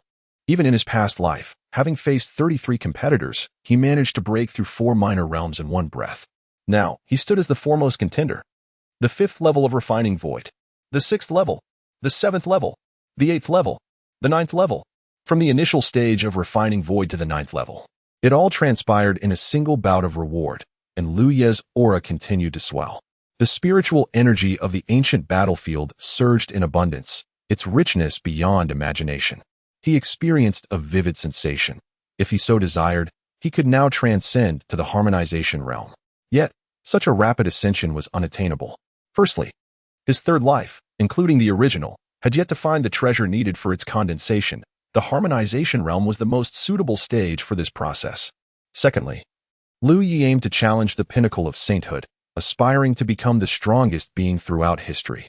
Such a casual breakthrough was unthinkable. Compress. A terrifying roar resonated within Lu Yi as faint thunder crackled around him due to the rapid flow of energy. His power began to plummet dramatically. From the 9th level, it dropped swiftly to the 4th level. It could descend no further as his realm began to rebound. A subtle sorrow etched upon the face of his primordial spirit. Transitioning from the 9th to the 4th level, was he being treated like a mere spring? It felt as though he was on the verge of bursting, standing at a height of 6 feet, yet being forced back down to 5'3". The cycle continued, compressing and stopping, time and again. The realm of Lu Yi ultimately remains at the 8th layer of void refinement. Initiating the simulation. Ding, it has been activated. Lu Yi once again commenced his deliberation amidst the resonance of the Great Path. This time, he sought to explore whether he could, as he had with Bai Qiulan, assert that in pursuit of a breakthrough, he had unified the 9 lives. With the emergence of the Netherworld and the Eternal Sect in Nine Dragon Valley, the Great Path Sect, the Supreme Sword Sect, and the Central Continent Dynasty were forcefully expelled. The Great Path Sect had no choice but to temporarily withdraw and opt for recruitment. Under the aegis of the Netherworld, an unparalleled grand formation gradually took shape, enveloping Nine Dragon Valley above and below.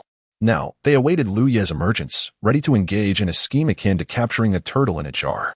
Chapter 081, The Choice, 5th Update. Why has Lu Ye ascended to the pinnacle? In his previous life, he was merely a celestial being who had yet to attain the status of a saint. Now, having returned from rebirth, what grants him the ability to surpass the saints?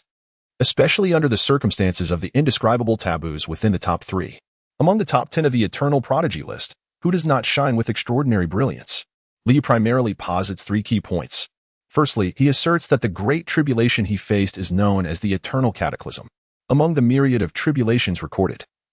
The eternal cataclysm stands as the unequivocal foremost calamity, having manifested only once throughout the boundless expanse of history. This occurred in the distant primordial era, when a divine being, nurtured by heaven and earth and possessing the physique of a chaos Tao embryo, emerged as a formidable entity, undefeated in conflict between celestial sovereigns and sages. The moment this being attained sanctity marked the onset of the eternal cataclysm. Yet, despite such sanctity, he was ultimately unable to transcend the tribulation, perishing beneath its weight. It can be asserted that any celestial sovereign capable of invoking the eternal cataclysm possesses combat prowess that is at least on par with that of an ordinary sage. Liu Yi has also encountered failure, but what led to his downfall? The 9 lives celestial sovereign, left with but a single life, was beset by 8 yin-yang devouring insects and faced betrayal. In a state of despair, he voluntarily chose to abandon transcending tribulations, opting instead to perish alongside the source of darkness. At that moment, Liu Yi was indifferent to the prospect of transcending. He felt utterly exhausted. The fatigue of his mind and soul left him questioning the true value of his existence. Secondly, he possessed a system. Upon rebirth, he became a seemingly idle observer, appearing to lack purpose. Yet, in reality, during his cultivation phase, Liu Yi maximized his training speed.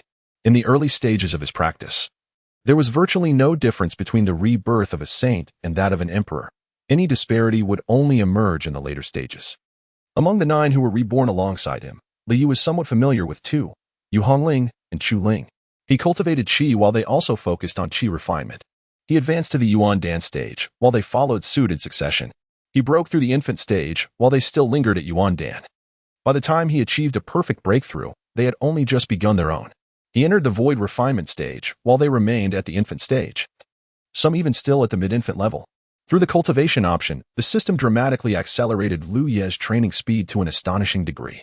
The subtle differences in the early stages would later manifest as a chasm in the later stages. The second option was the comprehension of Tao. However, for Liu Yi in his current state, it held little significance, and understanding why it lacked utility is crucial. This is due to his previous life, where he had grasped the principles of the heavenly Tao through the system's comprehension option with remarkable clarity. If it came to discussing the Tao, Liu Yi held immense confidence, particularly against all others, including but not limited to saints. The third option was deduction. This served as Liu Yi's means of creation, whether in forming techniques or devising new systems, proving to be a powerful auxiliary function. Nonetheless, in this life, its utility remains limited. The latter 2 options have now been merged to facilitate the deduction of the 9 lives unification technique. Although only cultivation seems truly beneficial, it is through this very cultivation that Liu Yi can transcend his limits, reaching a level that astounds even the Eternal Prodigy rankings. The Eternal Prodigy rankings have witnessed countless geniuses, various divine physiques, and bloodlines, yet no being has ever shattered the constraints of cultivation speed. Speed can only reach a certain threshold. Even with an extraordinary divine physique, one birthed in harmony with the Tao, the gestation period within the womb is still considerable. It is not uncommon for a powerful being to carry a child for 10, 8, or even 100 years. The Eternal Prodigy rankings take this time into account. Bai Qiulan, with her chaotic Taiyin divine physique, possesses a terrifying constitution capable of embodying the essence of chaos, does she not? Yet, she could not possibly reach the heights that Liu Yi has achieved at such a tender age. She is far from it. A practitioner so young must first temper their body before aspiring to the realms of innate and acquired enlightenment. Only upon reaching adulthood, when one's bones, meridians, and spirit are fully developed, does the true journey of cultivation commence. Furthermore, in this lifetime, he is devoid of those 8 individuals. How to articulate this matter? Setting aside other aspects, in the realm of cultivation, it is nothing short of exhilarating. What of the pure water pearls, the budding feelings of the junior sister, the desperate flight of the vermilion bird, and the perilous plight of Shangguan Huanling? What relevance do they hold for him in his previous existence? Merely these 4 occurrences inflicted countless injuries upon Liu Yi and caused immeasurable delays. The tally is beyond reckoning. Now, all of that is gone. Exhilarating. 33 signifies his rank amidst myriad burdens as he stumbles along the path of enlightenment. The first rank embodies his liberation from constraints, wholeheartedly pursuing the way. Even if millions deem him unworthy, he remains undaunted and unrepentant. What to do? Qin Yoji finds himself in a quandary. He had resolutely resolved to protect Liu Yi. even if it meant mobilizing the full strength of the sect. However, now, not only are other sects comparable to the Grand Tao sect involved, but the underworld and the Eternal Church have also joined the fray. Even the Heavenly Pavilion has arrived. The Grand Tao sect is no match for the Eternal Church, let alone the underworld and the Heavenly Pavilion. Is it worth it for the entire sect to face annihilation for Lu Yi? Qin Yoji is unable to make a decision and thus reaches out to the sect, contacting the sect master. While the sect master may not be the strongest within the Grand Tao sect, he is the highest authority and possesses extraordinary wisdom. He should provide sufficiently sound advice. He takes out the communication stone and recounts the entire situation. Lu Chafeng remains silent. At this moment, his body involuntarily begins to tremble slightly. Bai Qiulan and Yu Hongling are extremely tense. Yu Hongling initially wished to plead for leniency, but Bai Qiulan intervenes. At this juncture, no external factors must disrupt the sect's decision. Seeking mercy now could very well backfire. Lu Changfeng faces a daunting choice. The first on the Eternal Talents list. The sect master's command token in his hand creaks under his grip. Failure carries a 40% probability, leading to the downfall of the Grand Tao sect. While a complete collapse is a certainty, what are the chances of soaring success for the Grand Tao sect? What about Qiulan? Lu Chafeng inquires. Qin Yoji hurriedly hands the communication stone to Bai Qiulan. Junior sister, as Lu Ye's master, how would you characterize him? Lu Changfeng asks. Bai Qiulan exhales softly. He is deeply loyal and principled. When the elder of the sword sect asked him if he would be willing to leave the Bailan Peak and join another sword cultivation sect, why did he respond affirmatively? The specific reasons I cannot disclose. However, I can assure the sect of Lu Ye's profound loyalty, which is seldom seen throughout history. Lu Changfeng's heart began to surge with numbers. What are the chances of success? 20%?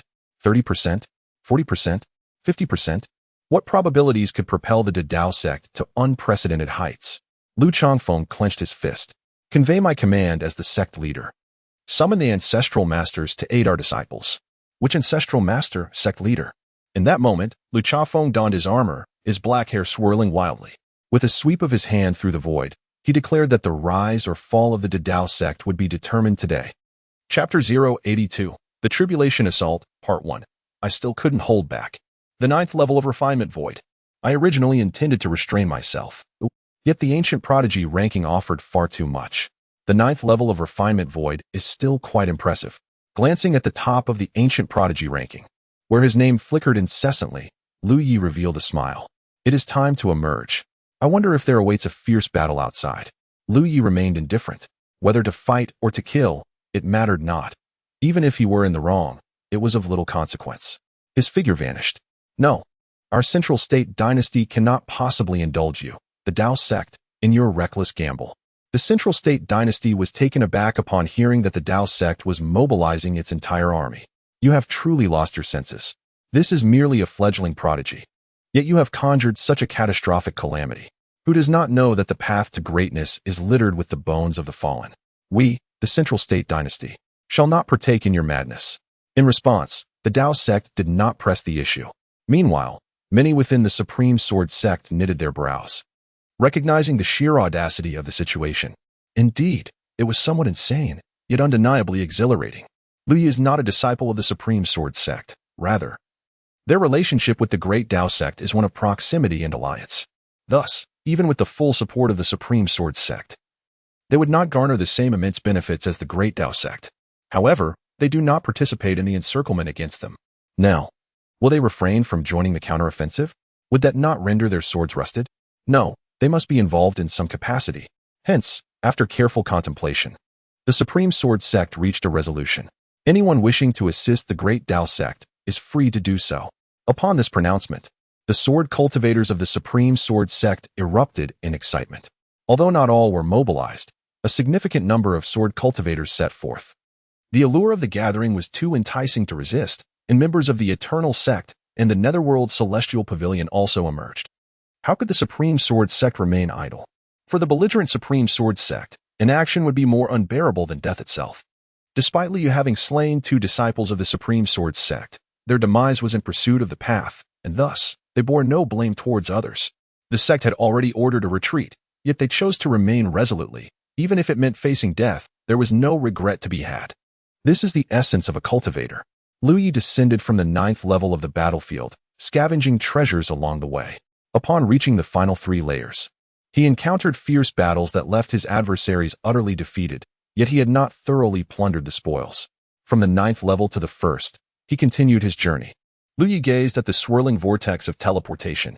Without a moment's hesitation, he stepped forward.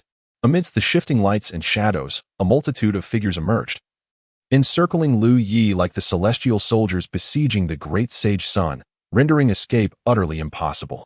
As the last soul departed through the portal, the space behind Lu Yi vanished into nothingness.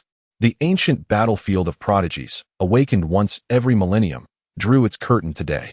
Lu Yi gazed around, observing the layers of formidable formations encircling him, each inhabited by figures exuding an overwhelming aura, fully armed. Truly, it was a testament to their self-importance that so many had come to witness this tribulation. Should he engage directly or indulge in idle chatter? The illustrious Lu Yi, ranked first on the Eternal Heroes list, was indeed astonishing. As my junior apprentice recounted, your formations are equally unparalleled. I have laid down this 3,000 maze array for you. If you can breach it, you may escape with your life. If not, you shall perish here. The current Grand Senior Brother of the Celestial Pavilion, Lu Xuantian, remarked with a smile. Lu Yi, daring to inscribe your name upon the Eternal Heroes list, must have anticipated this day. You bear no enmity towards the Netherworld, and we are merely fulfilling a commission, acting on behalf of others. My apologies. Lu Yi, having slain numerous disciples of the Yin-Yang sect, you truly embody the essence of a fiend. Today, we shall ensure your demise. Should you choose to surrender, perhaps a glimmer of hope remains.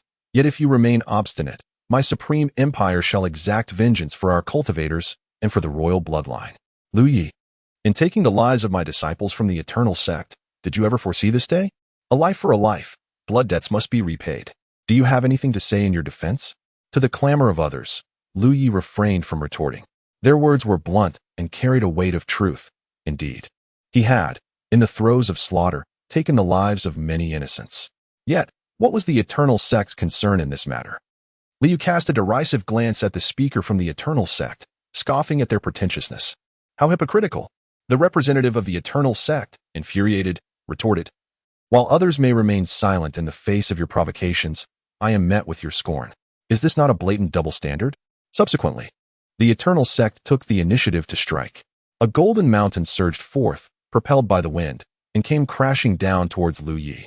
Almost simultaneously, all the formidable beings present unleashed their power. Among them were dozens of transcendent beings, including several formidable figures in the later stages of their tribulation, demonstrating their unwavering resolve to eliminate Lu Yi. Liu clasped his hands and formed seals, possessing an understanding of myriad laws and enlightenment of countless paths. An infinite radiance surged towards him, and a blurred, 3-legged, 2-eared giant cauldron materialized above his head. This ancient cauldron, worn and marked by the passage of time, bore the scars of countless years. Suddenly, a deafening roar erupted from the bronze cauldron.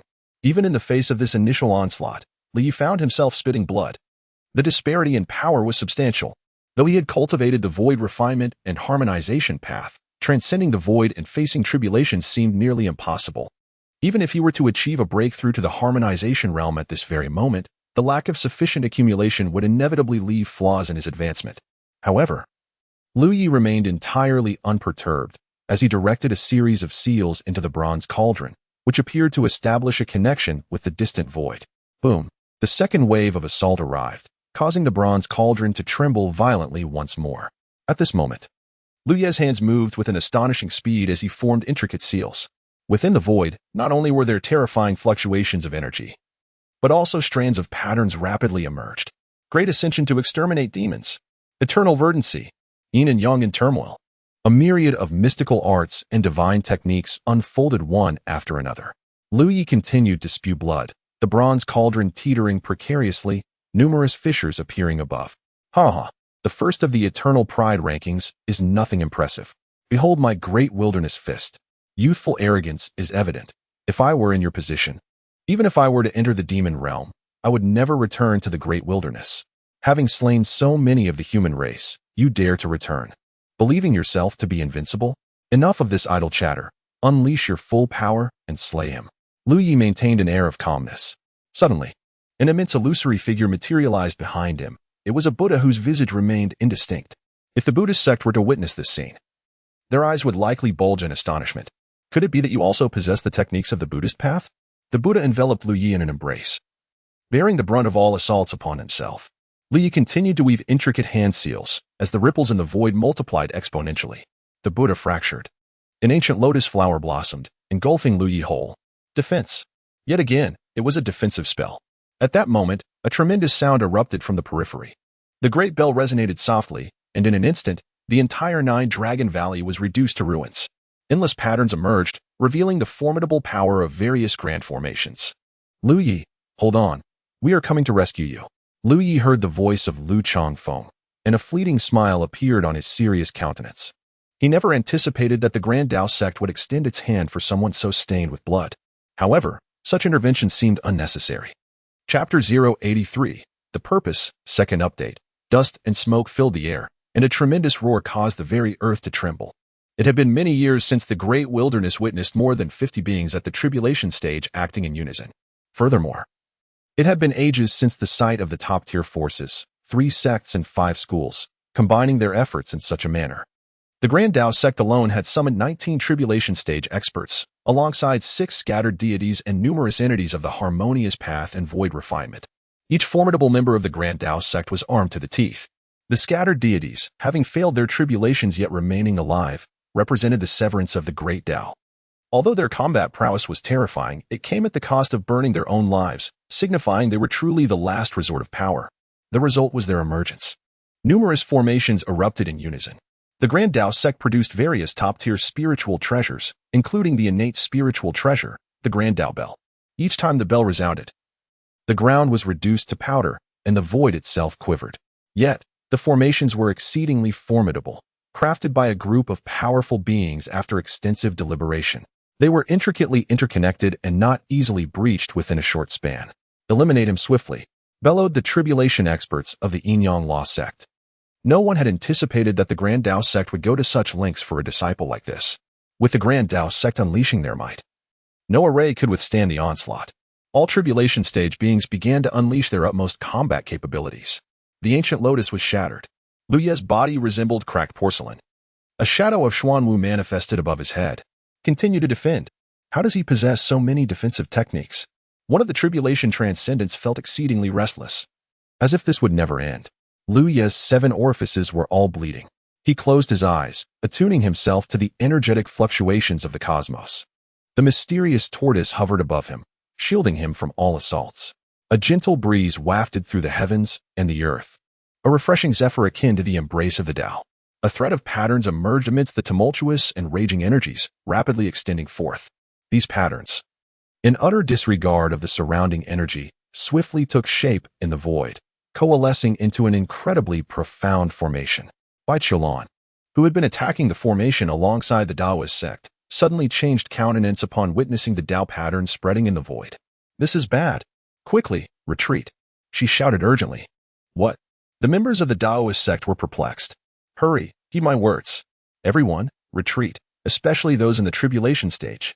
Retreat. The wind suddenly intensified. In the realm of existence, an invisible force began to succumb to the influence of this formation, cascading from the sky. This force was exceedingly vague, fragile as if it would disperse with the slightest breeze. If such a force were to strike a person, it would hardly be able to sever even a single hair. Many sensed this feeble and indistinct aura, yet remained unaware of its nature. But he had expended tremendous effort, forming countless seals to create such a formation. Only to draw forth this peculiar entity? A tribulation stage cultivator waved his hand lightly. No matter what this thing was, it should be dispelled first.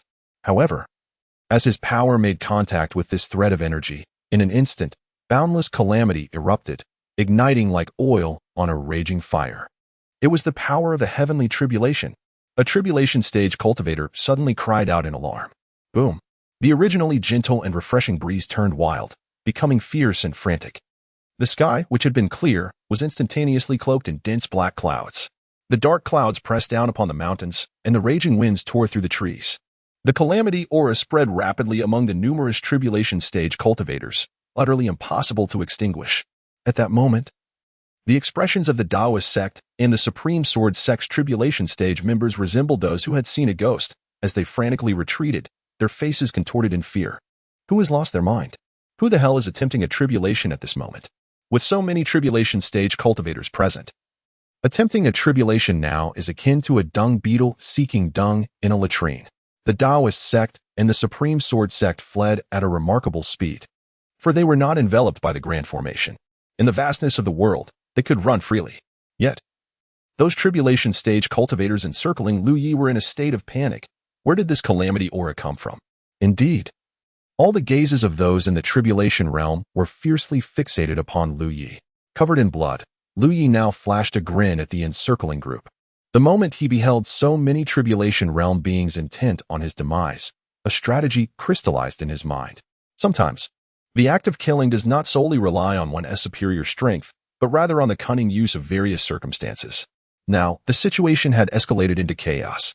Hurry! Hasten to dismantle the formation. Let me escape. Some in the tribulation phase, untouched by the calamity's aura, changed countenance drastically, yearning to flee the formation and distance themselves. Yet, the formation remained intact. Liu found himself unable to escape the formation. Were the others within it destined to leave so easily? Dispel the formation. Quickly, dispel the formation, he exclaimed in frustration. Damn it, who set up this formation? Hurry and unlock it. Panic surged through him as he realized he too was targeted by the heavenly tribulation. It's over. With so many in the tribulation realm facing the heavenly trial together, how immense must the power of the tribulation be? We are doomed. Everyone is going to perish. Meanwhile, Sun Tian, who had arrived from the heavenly pavilion, had not attacked Lu Yi at all. His curiosity towards Lu Yi had been his sole motivation. Yet now, he found himself in a dire situation. He was not in the tribulation realm, merely at the pinnacle of the harmonization realm.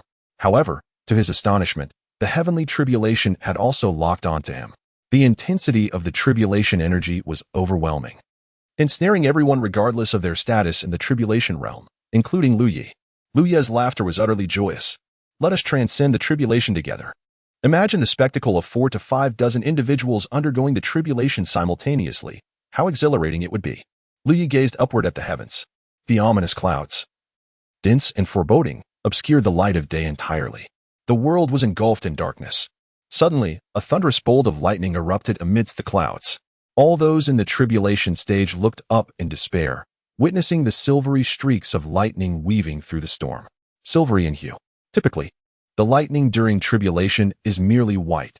This silver lightning, however, seemed to possess a potency that transcended mere levels.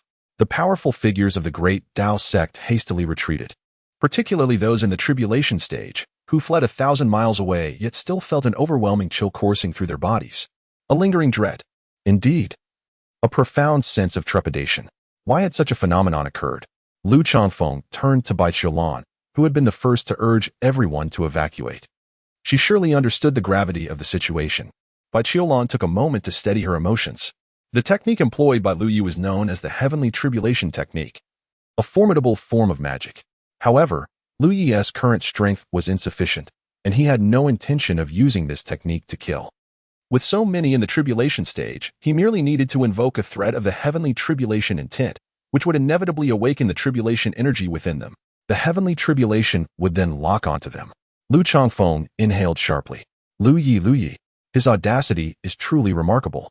In a single breath, he has drawn forth 40 to 50 cultivators in the tribulation stage into the cataclysm. How ruthless. Yet, in doing so, he too becomes a target of the heavenly tribulation. Bai Qiulan closed her eyes. The act of slaying was not his primary objective. His ultimate aim, it seems, is the impending heavenly calamity. Chapter 084.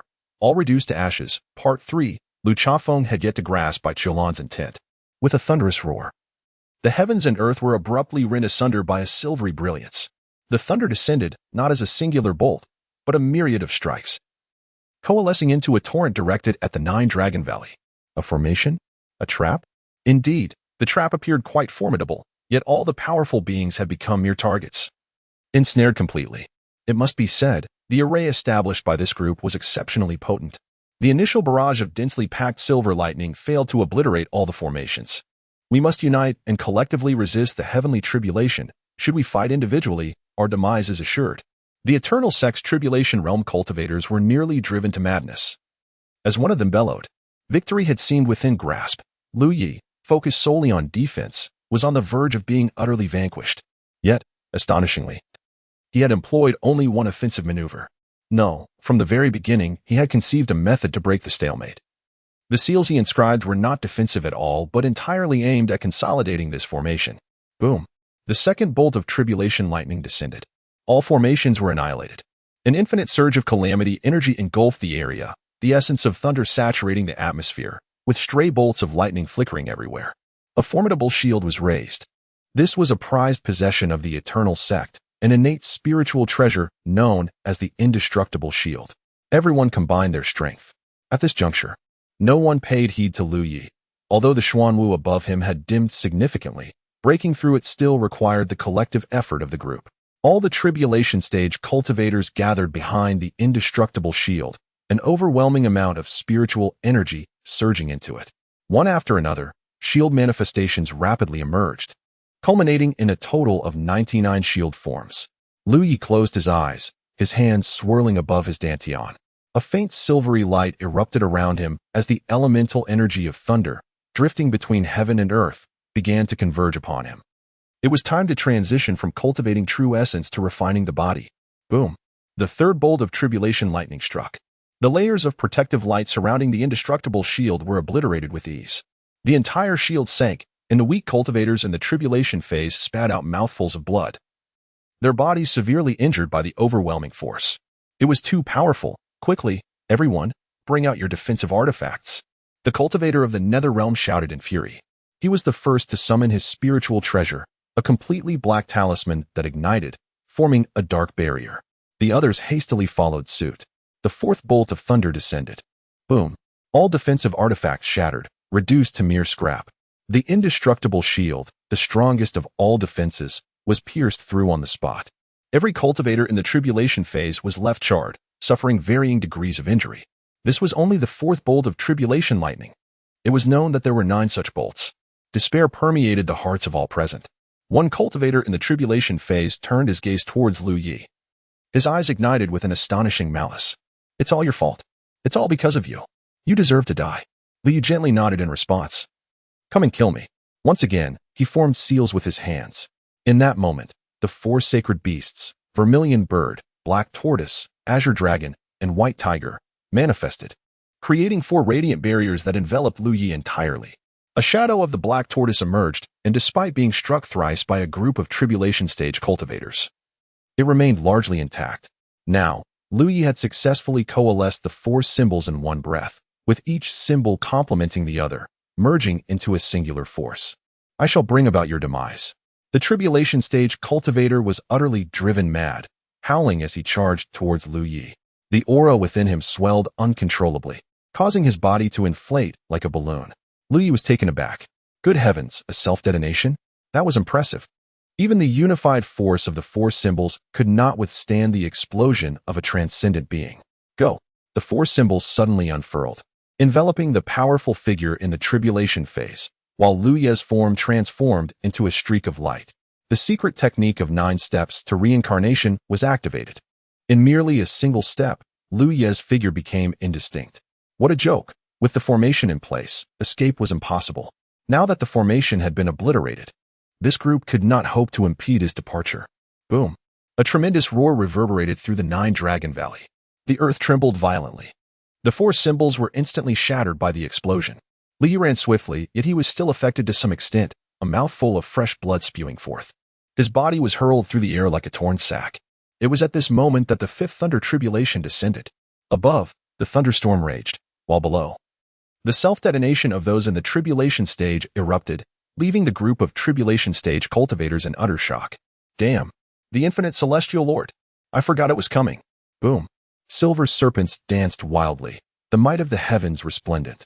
In an instant, the weak were reduced to cinders beneath the thunder.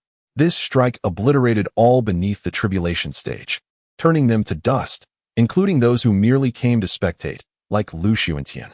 1/3 of the tribulation stage cultivators perished, a scene too tragic to behold. Lu Yi was not spared from the onslaught of thunder. He too was targeted by the heavenly tribulation. The primary calamity of thunder transformed into minute bolts, striking Lu Yi with relentless ferocity. Liu Ye's entire form was shrouded in darkness as he fervently circulated his energy within his dantian, the undying body of 9 calamities. Grant me your strength. Thunder surged through him, inflicting intense agony, yet his visage remained unblemished by any signs of distress. Pain, after all, is merely a testament to my growth. The potent thunder coursed into Liu Ye's body, illuminating him with a silvery glow. In that moment, the latent essence within him erupted, unleashing its formidable power. A surge of vitality flooded forth, swiftly mending Liu Ye's ravaged flesh. His body endured a cycle of being torn apart and restored, only to be torn again and renewed. The 6th bolt of thunder descended with a resounding crash, witnessed by the despairing gazes of those in the tribulation realm. Once more, a bolt the thickness of a forearm struck Liu Ye's form. Thud! Liu Ye once again spat out a mouthful of blood. The flesh upon his body appeared to be in a state of reversal. Pain. Excruciating pain. Liu Ye's expression was eerily serene. On the path of life. When has pain ever been absent? Countless currents of electricity surged through his body. Ha ha ha. They are all dead, utterly perished. The tribulation period of the eternal sect has rendered them almost unrecognizable as humans. He emitted a hoarse laughter, imbued with profound desolation. After 300 years of cultivation, all is turned to ash today. Alas, alas. His gaze finally settled upon Liu Ye. A chilling voice seemed to echo from the abyss. What a remarkable figure. Ranked first on the eternal talents list. Today, many formidable beings of the eternal sect have met their demise. The grand karma now rests upon you. I await you on the path of reincarnation. Liu raised his gaze, his voice imbued with a solemn gravity. Failing to transcend the tribulation means one does not enter the cycle of reincarnation. This is not a decree of my own making, but rather a rule established by the sovereign of reincarnation. For countless eons, the strong who dare to face the tribulation are met with such fate. Ah, how infuriating. Boom. The 7th bolt of heavenly lightning descended, obliterating the final tribulation challenger into mere dust amidst the radiant storm. Liu gazed at the tumultuous thunder descending upon him. Realizing that he could no longer withstand its might, a stone sword materialized in his grasp. 3,000 blades. In an instant, a torrent of sword light surged forth to confront the thunder, yet the tempestuous bolts obliterated all the gleaming swords, crashing down upon Liu Ye himself. Chapter 085. The Indestructible Body of 9 Tribulations, Part 4. The collective gaze of the Tao sect was riveted upon Liu Ye. No one had anticipated that he would resort to such a formidable technique. It was truly terrifying. In a single breath, he had decimated 40 to 50 practitioners of the Transcendence Realm. After today, the Transcendence Realm in the Great Wilderness would become a rarity. However, could he endure the cataclysmic tribulation he had summoned? While the primary wrath of the heavenly tribulation was directed at that group of Transcendence cultivators, even a mere 1% of its force could obliterate a practitioner of the Transcendence Realm. Liu Ye appears to be gravely wounded. The land transformed into char, as waves of crimson light surged within him, causing the blackened blood scabs to shed rapidly. The 8th tribulation thunder. It seemed that having overcome all the tribulation realms, the power of the 8th tribulation thunder had multiplied several times over. Liu spread his arms, assuming a stance. In that moment, a unique rhythm of the Tao circulated around his body, Tai Chi, Yin and Yang transformation. The interplay of Yin and Yang, a perpetual cycle of life and vitality. Liu ascended to meet the calamity thunder, his hands guiding the tempest as it began to warp. In this moment, the thunder, like flowing water, spiraled around Liu Ye, embodying the principles of Yin and Yang, transforming the most potent and rigid calamity thunder into the softest and most yielding essence that enveloped his form. As the calamity thunder coursed around him, his body rapidly absorbed its formidable energy. His physical form was in a constant state of dissolution, yet within that destruction, renewal emerged. Gradually, through the continuous transformation, the calamity thunder faded away, wholly assimilated into Liu Ye's being. In truth, had he not been refining his body with the calamity thunder, he would not have had to endure such arduous trials. Nevertheless, all was undertaken in the pursuit of growth. Liu was enveloped in darkness, with thunder crackling incessantly around him. His heart, robust and vigorous, pulsed relentlessly. Waves of vibrant blood surged through his body, propelled by the rhythmic beating of his heart. At this moment, his flesh rapidly rejuvenated from destruction, having completed the first stage of the immortal body of 9 tribulations. Come forth, the final bolt of tribulation thunder. Liu looked up. Above him, dark clouds swirled and converged into a single mass. A terrifying aura permeated the atmosphere. In that moment, The heavens and the earth fused with Lu Yi's being. Black scabs continually shed, revealing the pristine skin beneath, which even began to glisten with a radiant sheen. Boom! The calamity thunder descended like a dragon, crashing downwards. Lu Yi's figure soared into the air in an instant, exuding an extraordinary grace. With a single punch, the very heavens trembled. The celestial fist. In this moment, his right fist radiated a dazzling light, akin to a shooting star, as it struck fiercely towards the thunder. Boom! The fist collided violently with the thunder. A brilliant flash erupted, accompanied by a deafening roar. The silvery white lightning exploded, sending currents of electricity coursing through the atmosphere. Lu Yi retreated, yet before he could touch the ground, he was suspended in the void, his eyes gleaming like lightning, his form akin to a dragon. After delivering a powerful punch, he formed a seal with his hands. Return. In that instant, the shattered thunder transformed into a torrent, and as Lu Yi opened his mouth, all the thunder surged into him, manifesting around his body. He had consumed the calamity of thunder. As the final bolt of tribulation concluded, the clouds dispersed, and the heavens brightened. Julong Valley lay utterly flattened, the earth marred with numerous craters, charred and scarred, a desolate sight to behold. Lu Yi hovered in the sky, a vast vitality pervading his being. His hair grew wildly, dark locks swirling around him, his form resembling that of a deity or a demon. The members of the Taoist sect gazed upon Lu Yi in this moment, inexplicably filled with a profound sense of reverence. This was a reverence for the formidable.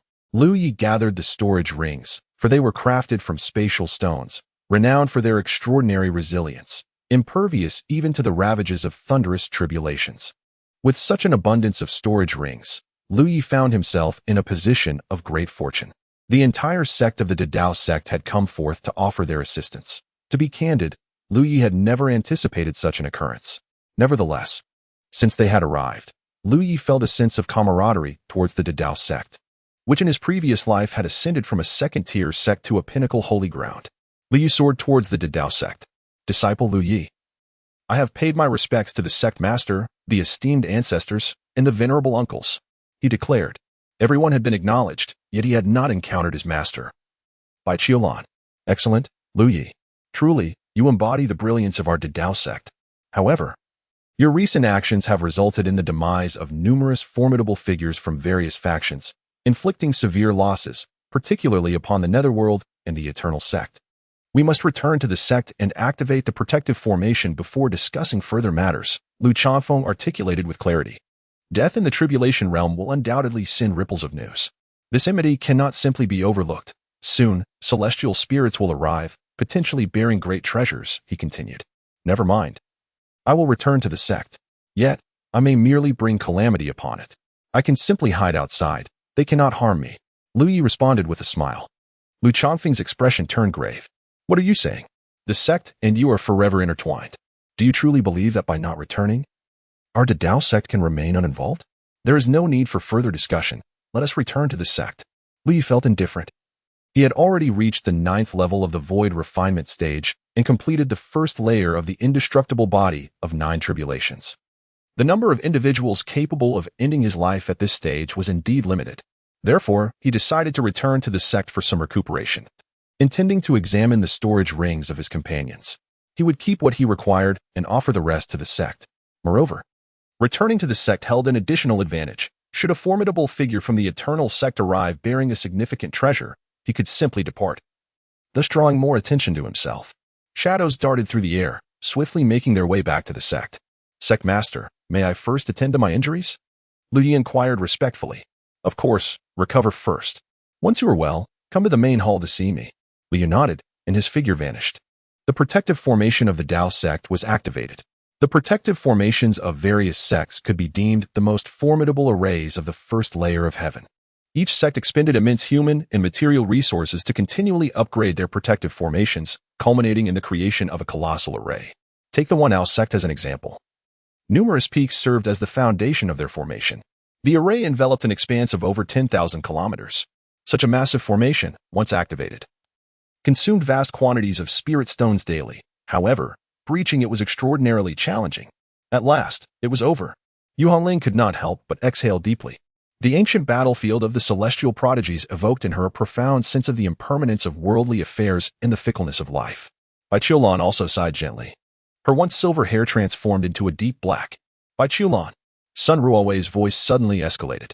Bai Qiulan and Yu Hongling turned their gazes towards Sun Ruowei simultaneously.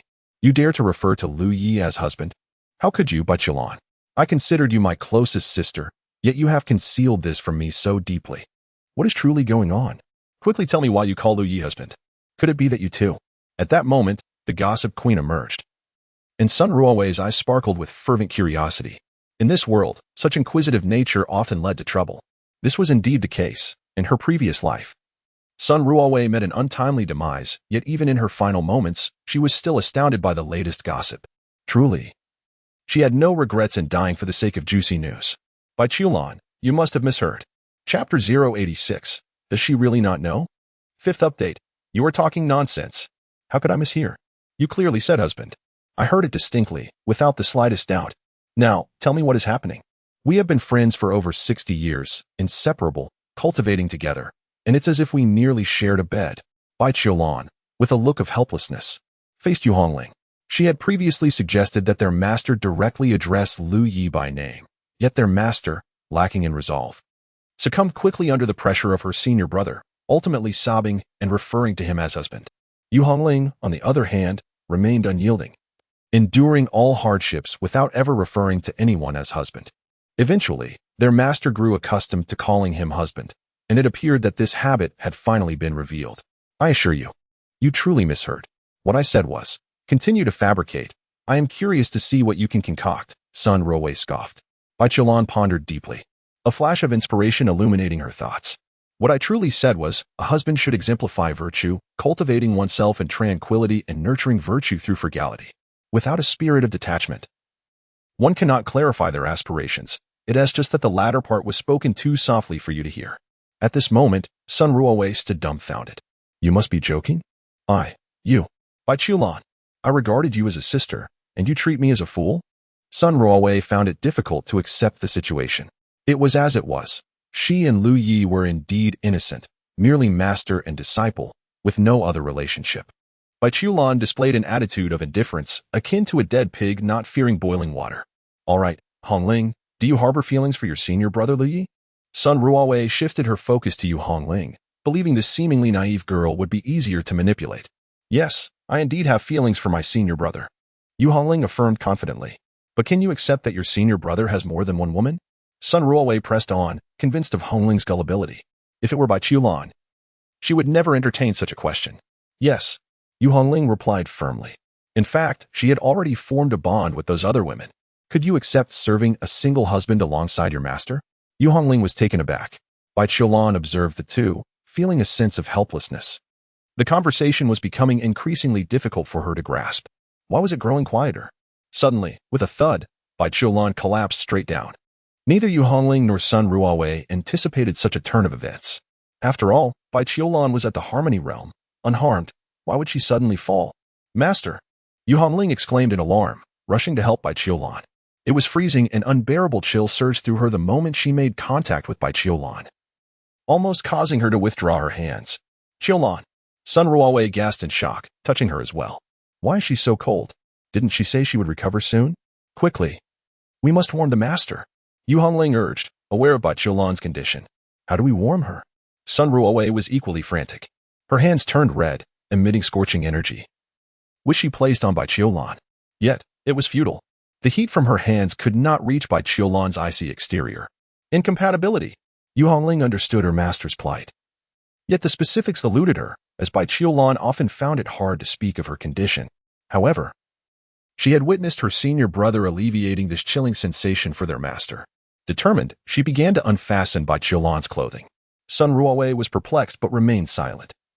The three of them were alone, with protective barriers set up around them, ensuring their safety.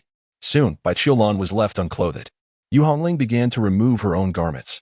Sun Ruowei was left speechless. The situation seemed to take a turn for the worse. Yu Hongling swiftly liberated herself from all constraints, cradling Bai Qiulan in her arms. In that fleeting moment, a bone-chilling cold enveloped her, inflicting excruciating agony that was almost unbearable. Her body trembled uncontrollably, instinctively conjuring 1,000 thoughts urging her to flee. Yet, Yu Hongling remained resolute. Bai Qiulan's body gradually began to regain some warmth, Though still frightfully cold, it was no longer as frigid as it had initially been. Eventually, Yu Hongling could endure no longer. She felt that if she continued, she would succumb to the frost, her very soul would be shattered by the chill. Reluctantly, she released Bai Qiulan and wrapped her tightly in a thick quilt. What on earth is happening? Sun Ruowei inquired anxiously. She, too, began to remove her garments, mimicking Yu Hongling's actions to embrace Bai Qiulan. In an instant, Sun Ruowei let out a cry of profound anguish, unable to withstand the sheer cold. She withdrew her touch after merely a moment. It's too cold. It's unbearably cold, a chill that the body and soul cannot endure. Bai Qiulan's breathing remained steady. Her eyes shut tight. Although her exhalations bore no significant anomalies, her body was chillingly cold. Only my senior brother has a solution. I must seek him out. He will know what to do, Yu Hongling declared, rising to don her clothing. Uncle Sun, please watch over our master. I shall fetch my senior brother at once. Very well, be swift and return quickly. With that, Yu Hongling dashed toward Lu Ye's location. She intended to burst into his room, but halted abruptly when she was mere inches from the door. See, I told you, the master cannot teach, yet. If it is a matter, it can be learned in a single instance. Senior brother, our master is in trouble again. She has fallen into a coma and is extremely cold. Hurry, we must save her. Yu Hongling's voice was laced with urgency. Within the room, silence prevailed. Senior brother. She knocked fervently on the door. This is truly an emergency. You must come with me at once. She is our only master. Despite the thunderous knocking from Yu Hongling, Liu remained mute. Gritting her teeth, she prepared to force the door open, when at last, Lu Ye's voice emerged from within. Is she unwell again? Yu Hongling's spirit lifted. Yes. She has lapsed into unconsciousness and is exceptionally cold. Senior brother, will you help save our master? Lu Ye's voice carried an air of peculiarity. How can I be saved? You can be saved in any way. Any method will suffice. Lu Ye's lips curled into a self-mocking smile. Is everything permissible? After saving, have I once again become that rebellious disciple, harboring resentment? Moon Hongling, do you truly believe that Master is unaware of the torment you endure? Do you think she is genuinely oblivious? Chapter 087. Respecting others' fate. Does Bai Qiulan comprehend the intensity of the suffering that Lu Yi bears? She feigns ignorance. Yet what is the truth? The chaotic Yin divine body. Once the chaotic Yin poison manifests, it necessitates the flame of life to actively warm the frigid grasp of death. The terror of the chaotic Yin poison is far beyond mere coldness. It penetrates to the marrow and the very soul. Liu lost his life due to this matter. Through relentless reasoning, he discovered a glimmer of hope only after sacrificing a life. The solution lay in consuming a dozen potent elixirs in advance, harnessing his own lifespan and cultivation as a flame to forcibly neutralize the chaotic poison. Of course, this method was not solely within Lu Ye's capabilities. If others could develop those specific elixirs and were indifferent to the cost of waning lifespan and diminishing cultivation, they too could assist Bai Qiulan in detoxification. However, the complexity of these elixirs nearly caused the still undeveloped system to crash during the initial calculations. It was precisely because of these elixirs that Lu Yi became rather frantic during the detoxification process, turning Bai Qiulan over repeatedly until her eyes rolled back. Master, you are unaware of the torment I endure. Yu Hongling could hardly believe that her revered master was, in fact, a hypocritical individual. Listening to the unwavering conviction in Yu Hongling's tone, Liu couldn't help but chuckle. Indeed, it remained the same, without the slightest alteration. The words he uttered were forever met with disbelief, requiring no further inquiry. He would outright deny them, harboring an extreme certainty in his own assumptions. Liu found this perplexing. He and Bai Qiulan had traversed numerous experiences together, having witnessed each other's most candid selves. In his current state, under the influence of the elixir, Liu was devoid of pretense. As long as Bai Qiulan cast a glance in his direction, even if just a fleeting one, she would comprehend the depths of the torment he was enduring. Liu waved his hand. Boom. Yu Hongling was instantly sent flying, crashing heavily against the stone. The door closed. If he were to utter another word, he would be a fool. A recent visit to the ancient battlefield of the celestial heroes had brought him considerable gains, and with the support of the Grandao sect, Liu felt a warmth in his heart. However, his good mood was short-lived as he was soon disgusted once more. Damn it. Yu Hongling rose from the ground, spitting out a mouthful of blood. Senior brother, please save our master. We have but one master. Lai has truly chosen to ignore her this time. With no other recourse, Yuhngeling hurried back to the place where Biqlin was. SNRW, I promptly inquired, what happened? Has Lai arrived? The expression on Yuhngeling's face was one of bitter regret. My senior brother does not assist me. It seems I have once again uttered something that has angered him. What did you say? SNRW, I asked, bewildered. Honestly, even with your master in such a state, how could you say something to provoke his ire? UHNGL remained oblivious to her misstep. Did my senior brother not once rescue our master? I merely stated that my master was unaware of his suffering, and then I was cast aside. SNRW, I was left speechless. How could you possibly know that your master was unaware of his own anguish? UHNGL faltered. How could she know? It was what the master said. In that instant, her gaze fell upon BICHLN. The master claimed that Lai does not suffer as much as one might think, and instead finds joy within it. But is that truly the case? Having taken her master's words at face value, what of her senior brother's statements? Has she ever truly believed them? UHNGL pressed her hand to her heart. The pain was overwhelming. She could barely maintain her footing. Why does she always treat her senior brother with such a demeanor? Despite her deep regrets when facing him, she reverts to this same behavior? At that moment, she even felt a surge of self-loathing. She could not comprehend what was amiss with her. Why, in her interactions with her senior brother, did she always exhibit such unreasonable confidence, trusting solely in her own convictions? SNRW, I sighed softly. She cast a glance at BICHLN. Lai's demeanor clearly indicated that the entanglement between BICHLN and Lai was far more profound than she had previously imagined. What shall we do now? UHNGL asked, suppressing her heartache. SNRW, I fell into a thoughtful silence. I shall seek out Lai. I must communicate with him properly. My senior brother's temper is quite volatile at present, and he resorts to violence at the slightest provocation. With that, SNRW, I vanished.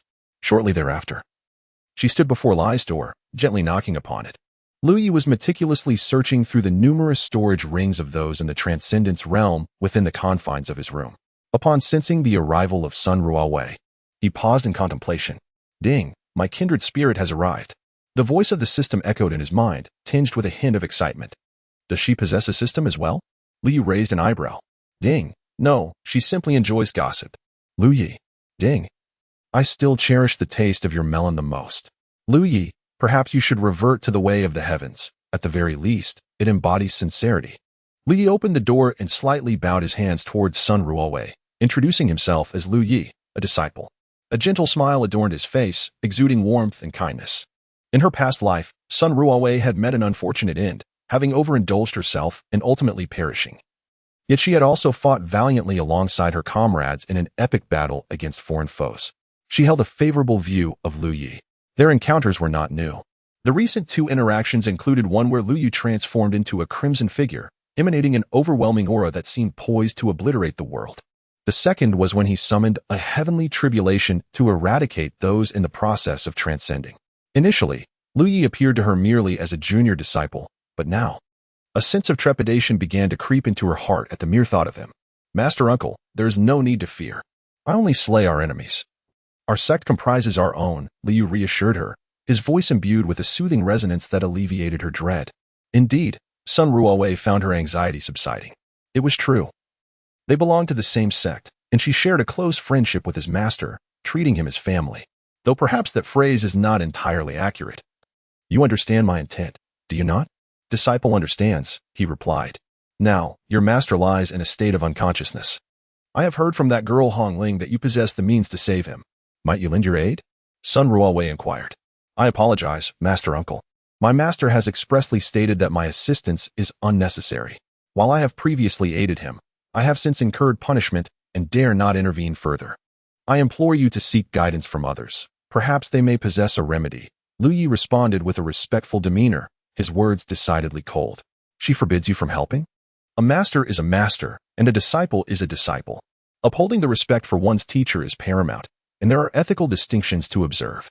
One must not overstep their bounds. I ask for your understanding of my predicament, Lu Yi articulated, bowing once more.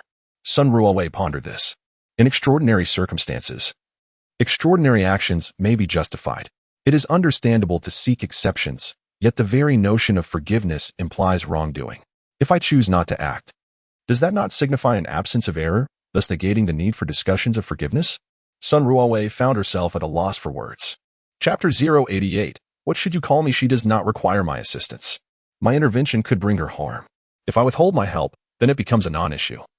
Does it not?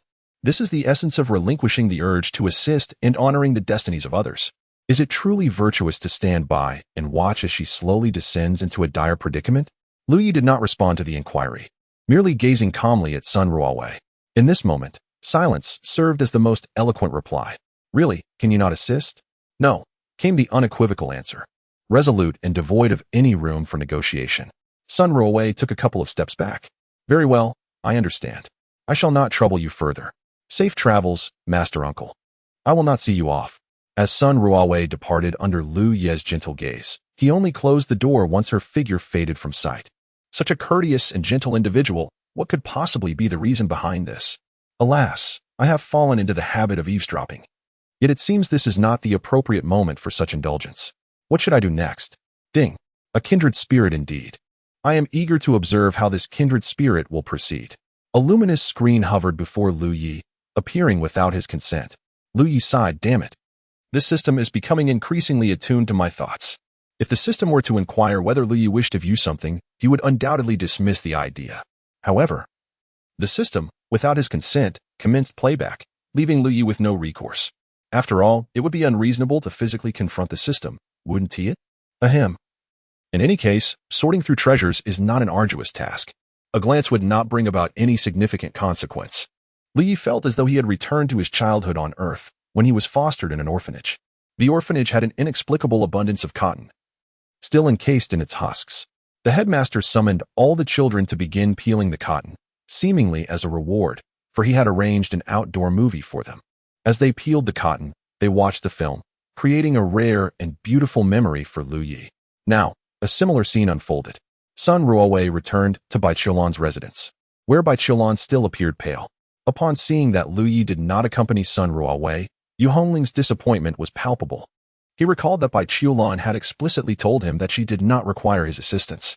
Indeed, it was as he thought. At that moment, Bai Qiulan trembled slightly. She felt as if she were trapped in a dream, one where she had fallen into a deep pit filled with icy water. Not only experiencing the biting cold but also the suffocating fear of drowning. She longed to break free from this abyss. Yet, the more she struggled, the deeper she sank. In the past, at such times, a pair of warm hands would appear, grasping hers with a fervent breath that compelled her to hold on tightly. Those strong arms would lift her upwards, leaving behind all coldness and the terror of drowning. But this time, as she succumbed to despair, that comforting presence did not materialize. Husband, save me. Sun Ruowei and Yu Hongling exchanged glances, silenced by Bai Qiulan's dreamlike pleas. Her subconscious yearned for Lu Yi's rescue. No one wished for death. No, I refuse to believe that only Lu Yi can save Qiulan. I shall seek the sect leader. Surely, with so many capable individuals in the Grand Dao sect, someone can help her. Sun Ruowei could no longer endure this disbelief. Yu Hongling's eyes were filled with sorrow. It is futile, utterly futile. In the vast expanse of the heavens, only the senior brother can save our master. He is the only one. Then I shall compel the sect leader to command Lu Yu to come to her aid. Sun Ruowei stormed off, heading straight for the Grand Dao Peak. Soon, she encountered Lu Chanfeng. Sect leader, Bai Qiulan is gravely injured and unconscious, suspected of being poisoned. According to her disciple Yu Hongling, only Lu Yu can save her. I implore you for a decree, commanding Lu Yu to rescue his master. Upon hearing this, Lu Chanfeng's heart tightened, his thoughts consumed by a sense of urgency. How could Sister Bai be poisoned? I must see her. Changming, immediately send the elders from the medical and alchemy peaks to Qiulan Peak. Sun Ruowei interjected, sect leader. Your visit will be of no use. The people from the medical and alchemy peaks will be ineffective as well. Only Lu Yi possesses the means to save her. Even my skills in healing cannot suffice. You need only issue the order for Lu Yi to assist. Lu Chanfeng suddenly recalled that the individual before him, Sun Ruowei, was also a practitioner with extraordinary healing skills. However, when it came to Lu Yi, his mind, clouded by romantic sentiments, was swiftly overtaken by the authority of the sect leader. He regained his composure. Bai Shimi is Lu Ye's mentor. Why would he not come to her aid? Lu Chanfeng inquired. Sun Ruowei hesitated. How should she respond? To say that Lu Yi must turn against his master to save someone? Even if Bai Qiulan were rescued? Would she still have the dignity to continue living? Sun Ruowei, having a closer acquaintance with Bai Qiulan, understood that Bai Qiulan was rather traditional and adhered strictly to propriety. She would never permit herself or her disciples to engage in anything beyond their station. While Lu Yi was indeed in a predicament, this matter posed no detriment to him. All that was required was a directive from the sect leader for everything to fall into place seamlessly. In Sun Ruowei's perspective, it was evident that Bai Qiulan harbored feelings for Lu Yi, yet due to their respective statuses, neither could take that crucial step forward. However, the sect leader's command must be obeyed. Thus, a third party must intervene to forcefully advance the emotional journey of these two individuals. Lu Chanfeng understood. Though he was unaware of the reasons behind Lu Ye's reluctance to intervene, he recognized that even as the sect leader, he could not compel another to save someone against their will. If he were to issue a forceful order, Liu might, out of respect for the Didao sect, come to assist. However, once the rescue was accomplished, Liu would likely sever ties with the Didao sect, thus resolving any lingering grievances. But she was Bai Shimi. On one side was a future powerhouse upon whom the entire sect had staked its hopes, and on the other, the woman he cherished. Lu Chongfeng's expression grew grave. Seated in the leader's position, he regarded Sun Ruowei and spoke, Bai Shimi has been poisoned. It is the duty of the medical peak physicians and the alchemy peak masters to administer the antidote. Lu Yi is merely a practitioner of limited arts. How could he possibly cure poison or illness? Changming, do hurry and summon the elders from the alchemy and medical peaks. Vice sect leader Ji Changming promptly acknowledged and hastily departed. Lu Chongfeng, Yu Sun Ruowei's eyes shimmered with disbelief, which swiftly morphed into profound disappointment. She could scarcely fathom that Lu Chongfeng, who adored Bai Qiulan, would resolutely abandon her in this moment. Lu Chongfeng's demeanor was equally grave.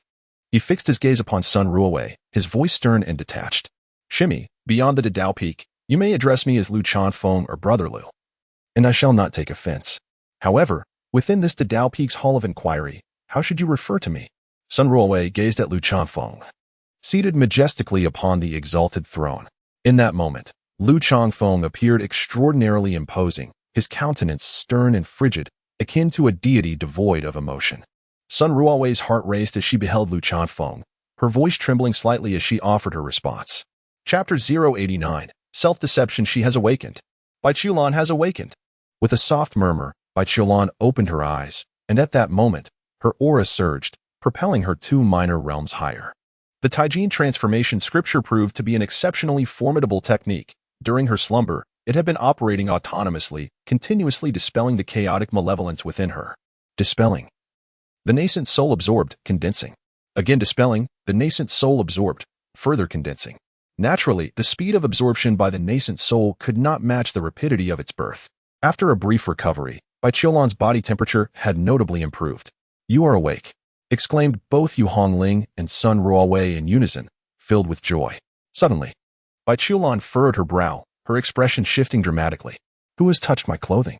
Master, it was I. I moved it, Yu Hongling hastily responded. Bai Qiulan then sighed in relief. How do you feel now? What is the nature of your physique? Why, despite being at the harmonization realm, are you still plagued by such calamities? Sun Ruowei inquired eagerly. It's nothing to worry about. I have my own methods to address this physique. My fainting was merely a form of self-protection. I didn't disturb anyone during my unconsciousness, did I? Bai Qiulan asked. Yu Hongling and Sun Ruowei exchanged glances. Ahem, no. Bai Qiulan's face reflected a sense of helplessness. Do tell, who has been alerted? It was better not to mention the matter, but upon bringing it up, Sun Ruowei was filled with indignation. Qiulan, what on earth is happening? Why are you surrounded by such men? Just one Lu Yi, despite all reasoning. Even if it required begging him to release you, he would do anything and yet refuses to save you. Though Bai Qiulan had suspected this. Hearing of Lu Ye's indifference towards her still sent a chill through her heart. All right, I do admit to being a bit foolish. I clearly did not want Lu Yi to save me. Yet, when he truly does not, I find myself feeling disheartened. It is indeed my own refusal that precludes him from acting. I cannot blame him for this. Bai Qiulan exhibited no signs of distress. As for Lu Yi, he could be excused, but you mentioned that you forbade him from saving you. And then there's Lu Chongfeng. Bai Qiulan's expression changed drastically. You allowed Lu Chongfeng to attempt to rescue me? Although she could not bear the thought of her connection with Lu Yi. Traditional beliefs rendered her unable to accept any man other than him. Her ultimate fate should be to traverse the path of enlightenment alone. No, no. How could I possibly allow Lu Chongfeng to save you? Yu Hongling comprehended the reaction of Bai Qiulan and hastily offered an explanation. Bai Qiulan exhaled in relief. It was not that she requested him to rescue her. Rather, it was she who commanded him to order Lu Yu to save her. In an unexpected turn, He refused to issue the command and insisted that she should not call him by his name, but referred to him as the sect master, which she found utterly excessive. Sun Ruowei expressed her dissatisfaction. Bai Qiulan grasped Lu Chongfeng's intentions. A wave of sentiment washed over her. In this world, aside from Lu Yi from her past life, there appeared to be no one else who would treat her with such unwavering kindness. Yu Hongling hesitated. Bai Qiulan turned to her, sensing she had something to articulate. Do you truly not understand the immense suffering your senior brother endures while aiding you? Yu Hongling inquired. Bai Qiulan was momentarily taken aback. Why do you ask such a question? She replied. When I sought out your senior brother to rescue you, I mentioned that you were unaware of the suffering he would bear, yet he claimed that you knew. Bai Qiulan fell silent, refraining from answering. I am weary and need to meditate for a while. You too may attend to your own matters, she declared. Her silence resonated louder than any words. Yu Hongling could scarcely believe it. Master, you truly knew? Had she not repeatedly professed her ignorance? Why? Why would she feign unawareness when she was, in fact, cognizant? Just what was the reason? She yearned to inquire further, but was pulled away by Sun Ruowei. Bai Qiulan gazed at the closed door and, closing her eyes, could no longer restrain herself as a tear trickled down her cheek. She was acutely aware of the torment Lu Yi endured, yet she consciously chose to forget. Especially after acquiring the Taiyin transformation scripture, Lu Yi would no longer suffer. As time passed, she gradually lost recollection of his past anguish, while his identity remained vividly etched in her memory. She was the master, and Lu Yi was the disciple. In her heart, she was deceiving herself, a deception so profound that she had come to believe it, which was truly tragic. This is hardly worth watching. Lu Yi expressed his discontent. Ding. If it is not worth watching, why are you so engrossed? The system promptly retorted. Am I truly absorbed? Ding. Indeed, you are.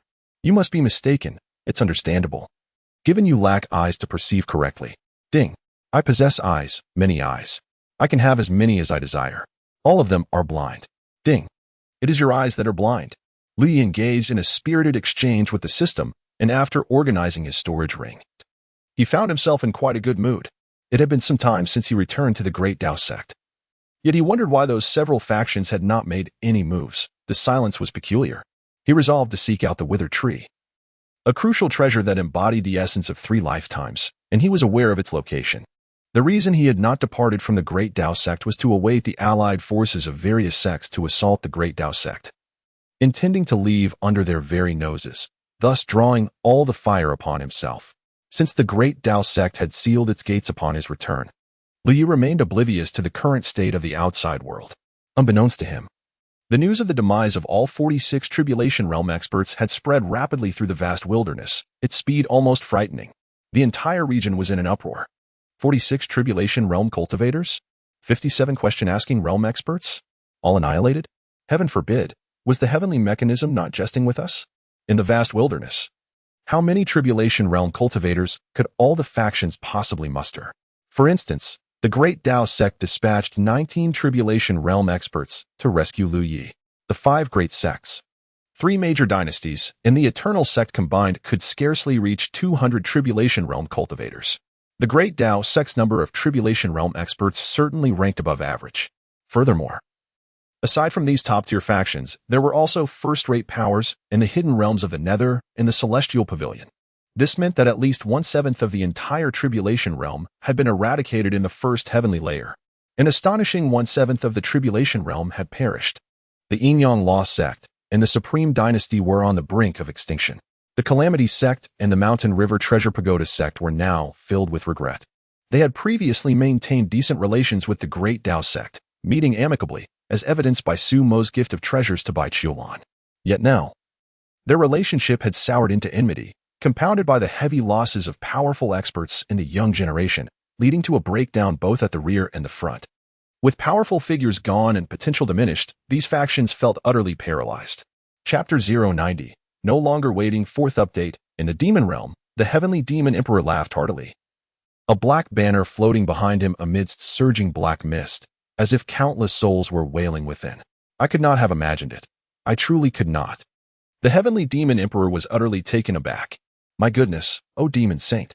46 cultivators at the Tribulation Crossing stage perished, all slain by a ruthless killer who, through extraordinary means, summoned a heavenly tribulation to eliminate them in one fell swoop. Upon receiving this news, he nearly gasped in disbelief, almost succumbing to laughter on the spot. Surrounding the Demon Emperor, numerous members of the Demon Clan wore grotesque smiles. Initially, they had expressed concern over the significant losses among the younger generation of the demon race, fearing that it would lead to a debilitating decline. However, such worries were now unfounded. The human race was no longer a formidable force. They had been rendered powerless. 46 cultivators, a staggering number. The Demon Emperor repeatedly murmured this figure, realizing that the Demon Clan had effectively rid themselves of a monumental adversary. Convey my imperial edict. Make contact with the various clans. The opportunity to invade the great wilderness and unify the first heaven is upon us, he declared. This time, I shall ensure that my soul banner feasts upon the spirits of the human race. Indeed, the sentiment echoed throughout the demon realm. As the other alien races received reports from their spies about the humans' demise, their powerful beings erupted with excitement. The fall of 46 cultivators at the Tribulation Crossing stage was met with a celebratory fervor akin to a festival. Swiftly, they received the message from the Demon Emperor. Attack! Attack! This once-in-a-millennium opportunity must not be squandered. We must assault the great wilderness while it is engulfed in panic. United, we shall make the human race pay dearly. Yet, there were those who suggested patience. With the human cultivators lost, the birth of a new Tribulation Crossing cultivator would require considerable time.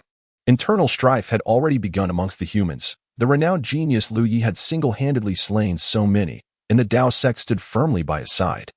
The other sects would undoubtedly seek retribution, and the ensuing conflict was destined to be monumental. There were two possible outcomes. Either the Dao sect would be annihilated, or the other sects would suffer severe losses. Patience was essential. Amitabha, one monk acknowledged. This reasoning holds merit. I too believe we should bide our time. Very well. Let us wait a while longer, but we must amass our strength and be prepared to act at a moment's notice. The various alien races commenced their deliberations. At that moment, a descendant of the water deity from the divine race, known as Shui Liang, spoke up.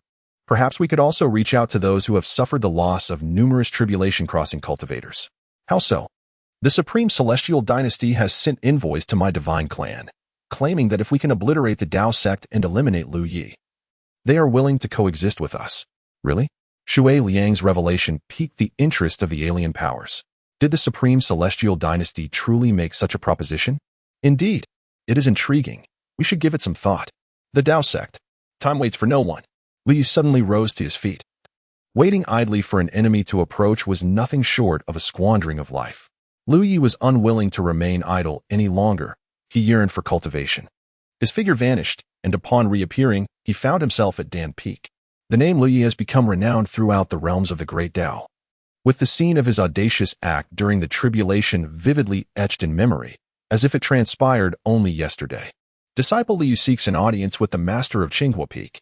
Upon hearing that Lu Yi has arrived, the elder of Dan Peak dared not delay. He promptly guided Lu Yi up the peak and informed Daoist Qinghua. Before they had taken but a few steps, the hearty laughter of Daoist Qinghua resonated. Ha ha ha, Lu Yi. You have come to my Dan Peak. Do you seek elixirs? Whatever you require, do not hesitate to let me know. Lu Yi bowed respectfully to Master Qinghua. I have met the Peak Master. I am not here to request pills, but rather to borrow the 9 Dragons fire furnace for a while. I wish to refine a great elixir. The Peak Master of Qinghua was immediately taken aback. You can refine pills? Indeed, Lu Yi replied, not needing to feign modesty. His alchemical techniques were nothing short of extraordinary. What kind of elixir do you intend to concoct? It is nameless, but if I must assign it a title, let us call it the Giant Spirit Pill. Excuse me? The Peak Master was momentarily astonished. A nameless pill implied that it was created by Lu Yi himself. Do not jest. At your young age, having cultivated to such a realm already makes you a prodigy among men. Without years of immersion in the art of alchemy, how could one become a master? I understand your skepticism, master, but it matters not. I only require the use of the 9 Dragons fire furnace. It is remarkably sturdy. And even should I cause an explosion, it will remain unscathed. You need not worry, Lu Yi said with a smile. His words were indeed reasonable. Very well. Please follow me. The two made their way to the location of the 9 Dragons fire furnace. The furnace was 3 feet in diameter, adorned with the engravings of the swirling dragons. When in use, the dragons exhaled flames, exhibiting profound intricacies. It could be said to be a pinnacle of alchemical craftsmanship, renowned even in the highest realms. May I observe your alchemical process? Master Qinghua inquired with curiosity. He harbored doubts regarding Lu Yi's purported adeptness in alchemy. Should Lu Yi falter, he could offer guidance. And if Lu Yi were to be awed by his vast knowledge, perhaps he might choose to follow him and learn the ways of alchemy, allowing Master Qinghua to become a mentor of sorts. The mere thought of such a possibility was delightful. Lu Yi did not decline either. The Peak Master was indifferent. Lu Yi extended his palm. As the blazing sun ignited beneath the alchemical furnace, 9 serpentine dragons coiled around the furnace, seemingly coming to life in that moment. The furnace illuminated, signaling the commencement of the heating process. The Qinghua Taoist nodded slightly, acknowledging the adeptness of the heating techniques and the proficiency in fire control. Lu Yi produced a mystical herb and tossed it directly into the alchemical furnace. Wait. The Qinghua Taoist was momentarily taken aback. Lu Yi had already thrown in a handful of materials that even Qinghua Taoist had not fully discerned. What on earth? Whose medicinal materials are treated so carelessly? The flames surged dramatically, and the intense heat rapidly transformed the herb into a medicinal liquid. Qinghua Taoist had already raised both hands. Had he not been concerned about losing face, he would have covered his ears. The furnace could explode. A tremendous sound was anticipated. However, the anticipated explosion did not occur. The lid of the furnace opened automatically, revealing 12 chi-replenishing pills exuding a rich fragrance. Each pill was plump, smooth, and bore distinct, harmonious patterns. Infinite Celestial Venerable, Qinghua Taoist exclaimed in astonishment. Has it truly been perfected? Who concocts elixirs by indiscriminately throwing all the ingredients together? The order of medicinal potency varies greatly and can easily lead to conflict. Yet, Lu Yi did just that, and succeeded. Lu Yi tested his hands, familiarizing himself with his current state of alchemy, which was satisfactory. Thus, he decided to commence. Suddenly, a plethora of spiritual elixirs materialized in Lu Yi's hands, each radiating a formidable essence of spirituality. After all, these were treasures of the tribulation stage. Lu Yi cast all these various spiritual herbs into the 9 dragons, leaving fire furnace in one swift motion. In an instant, Lu Yi turned his head, manipulating the flames while curiously inquiring, "What is the matter?" Qinghua's complexion turned ashen. It seemed that the Dan Peak was on the verge of being obliterated. Chapter 091. This elixir, 5th update. Peak Master, do not be so anxious. Lu Yi cast a glance at Taoist Qinghua, noticing that the latter's hands were tightly clenched. Unable to restrain himself, he offered a comforting remark. Keep a close watch on the alchemical furnace. Taoist Qinghua's voice rose in pitch. Well, it's truly nothing to worry about. This is not my first experience in alchemy. However, the materials you previously utilized for alchemy were merely common, inferior spiritual herbs. The ingredients you are now introducing into the furnace are nothing short of exquisite materials wielded by transcendental beings. There is simply no comparison. Taoist Qinghua implied that Lu Yi's prior herbs were of a mundane nature, whereas the current batch was of supreme quality. Yet unbeknownst to him, the herbs Lu Yi had been employing were indeed the finest divine medicines, many of which had already awakened sentience and were carelessly tossed into the mix by Lu Yi. In essence, the properties of these herbs are quite similar. They all adhere to a few fundamental principles. A slight deviation can lead to catastrophic consequences. Even a single herb can exhibit varying properties. Before Taoist Qinghua could finish his thought, Lu Yi seized a large handful of herbs and threw them into the furnace. Hey!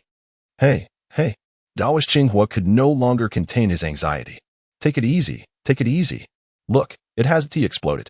Another generous handful of herbs was cast into the alchemical furnace, as the 9 dragons continued to breathe fire, swiftly transforming the herbs into elixir. Lu Yi cast another handful of medicinal herbs into the cauldron, resembling someone clutching a bundle of weeds. At this point, the Taoist priest Qinghua dared not utter a word. He had discerned that the plethora of herbs Lu Yi had thrown in possessed properties akin to what Lu Yi had described. However, the art of alchemy was not so simplistic. A singular elixir requires not only the alignment of similar medicinal properties but also the inclusion of ingredients that possess conflicting characteristics.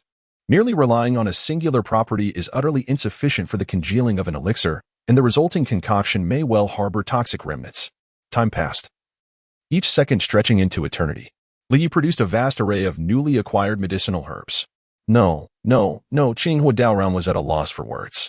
His previous knowledge warned him that tossing this collection of herbs into the alchemical furnace would undoubtedly lead to an explosion. He had resigned himself to the possibility of death, prepared to shield Lu Yi at the first sign of catastrophe. If the furnace were to erupt, he would sacrifice himself, for the survival of the sect was paramount. Lu Yi cast a glance at the Qinghua Taoist. One cannot blame him. He is merely a novice in the realm of alchemy.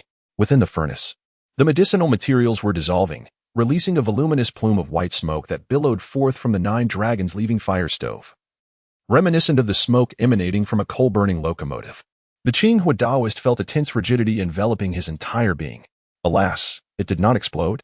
At this moment, Lu Yi swiftly produced a multitude of medicinal herbs and, with remarkable speed, cast them into the cauldron. The Qinghua Taoist soon realized that Lu Yi possessed astonishing agility. With a mere flick of his wrist, he retrieved a handful of herbs without pausing to ascertain their correctness, carelessly tossing them into the alchemical furnace. As the quantity of herbs continued to swell, the cauldron trembled gently, emitting a cacophony reminiscent of a tempestuous tempest. Lu Yi remained calm and unhurried, continuously adding medicinal herbs into the cauldron. There were far too many. The quantity of herbs he was incorporating was truly excessive. In the realm of alchemy, a concoction comprising dozens of ingredients is already deemed quite formidable. Yet, Lu Yi had already recklessly tossed in an estimated few hundred varieties into the furnace. Who among the alchemists would ever dare to hurl such a multitude of herbs into the cauldron? He continued until the very last batch was added. The blazing sunfire unleashed by Lu Yi grew increasingly fierce, accompanied by the ceaseless sound of rushing water and a howling wind, along with a rumbling noise that seemed to suggest an imminent explosion within. A copious amount of steam erupted forth, enveloping the entire alchemical chamber in a thick haze. Were it not for their status as cultivators, such a dense fog would have suffocated them with carbon dioxide poisoning. Success. The elixir was successfully condensed.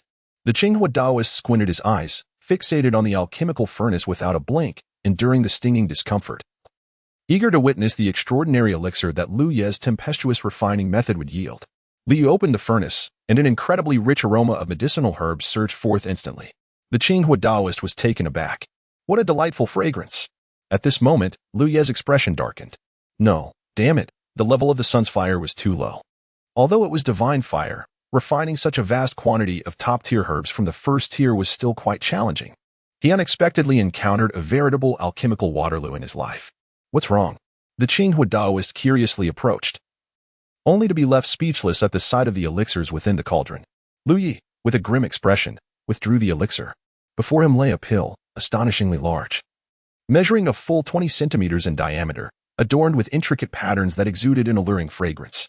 The pill's perfection, its exquisite design, and the enchanting aroma all indicated that it was of exceptional quality, a true masterpiece of alchemy. The sheer size was remarkable. Qinghua Daoren gazed in awe, exclaiming, "Heavenly Lord, I have never encountered such a colossal elixir before. Truly, what could possibly consume such a thing?" Lu Yi. He could not help but cast a sidelong glance at Qinghua Daoren, his lips twitching. "Ah, I apologize. I tend to speak without thinking.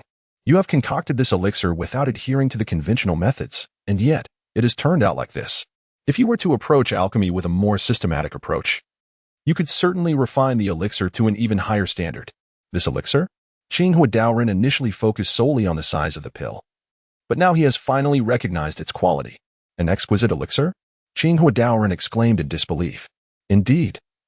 I am grateful to the Peak Master for allowing me to utilize the 9 Dragon Liho furnace. I shall take my leave now." Lu Yi produced a blade and carefully excavated a portion of the colossal spirit pill, presenting it to Taoist Qinghua. "Feel free to consume or study it as you wish. I shall take my leave." Taoist Qinghua stared blankly at the fist-sized pill resting in his palm. He had used a knife to extract a fragment of the elixir, and that fragment was indeed the size of his own fist. In that moment, Taoist Qinghua's long-held pride in his alchemical prowess endured the most profound shock it had ever encountered. Liu carefully stored away the giant spirit pill, only daring to reveal it once he returned to his chamber. Ding, ding, ding, the system resonated in his mind with a laughter reminiscent of ringing bells. Liu contemplated whether to slice the elixir, scoop it, or gnaw on it. Alas, Liu Ye's figure began to enlarge. The laws of heaven and earth cannot restrain him. Though there is a roof above, it poses no challenge for Liu Yi. His head swelled tremendously, his mouth gaping wide like a cavern, transforming his visage into a fearsome sight. At last, he devoured the elixir whole.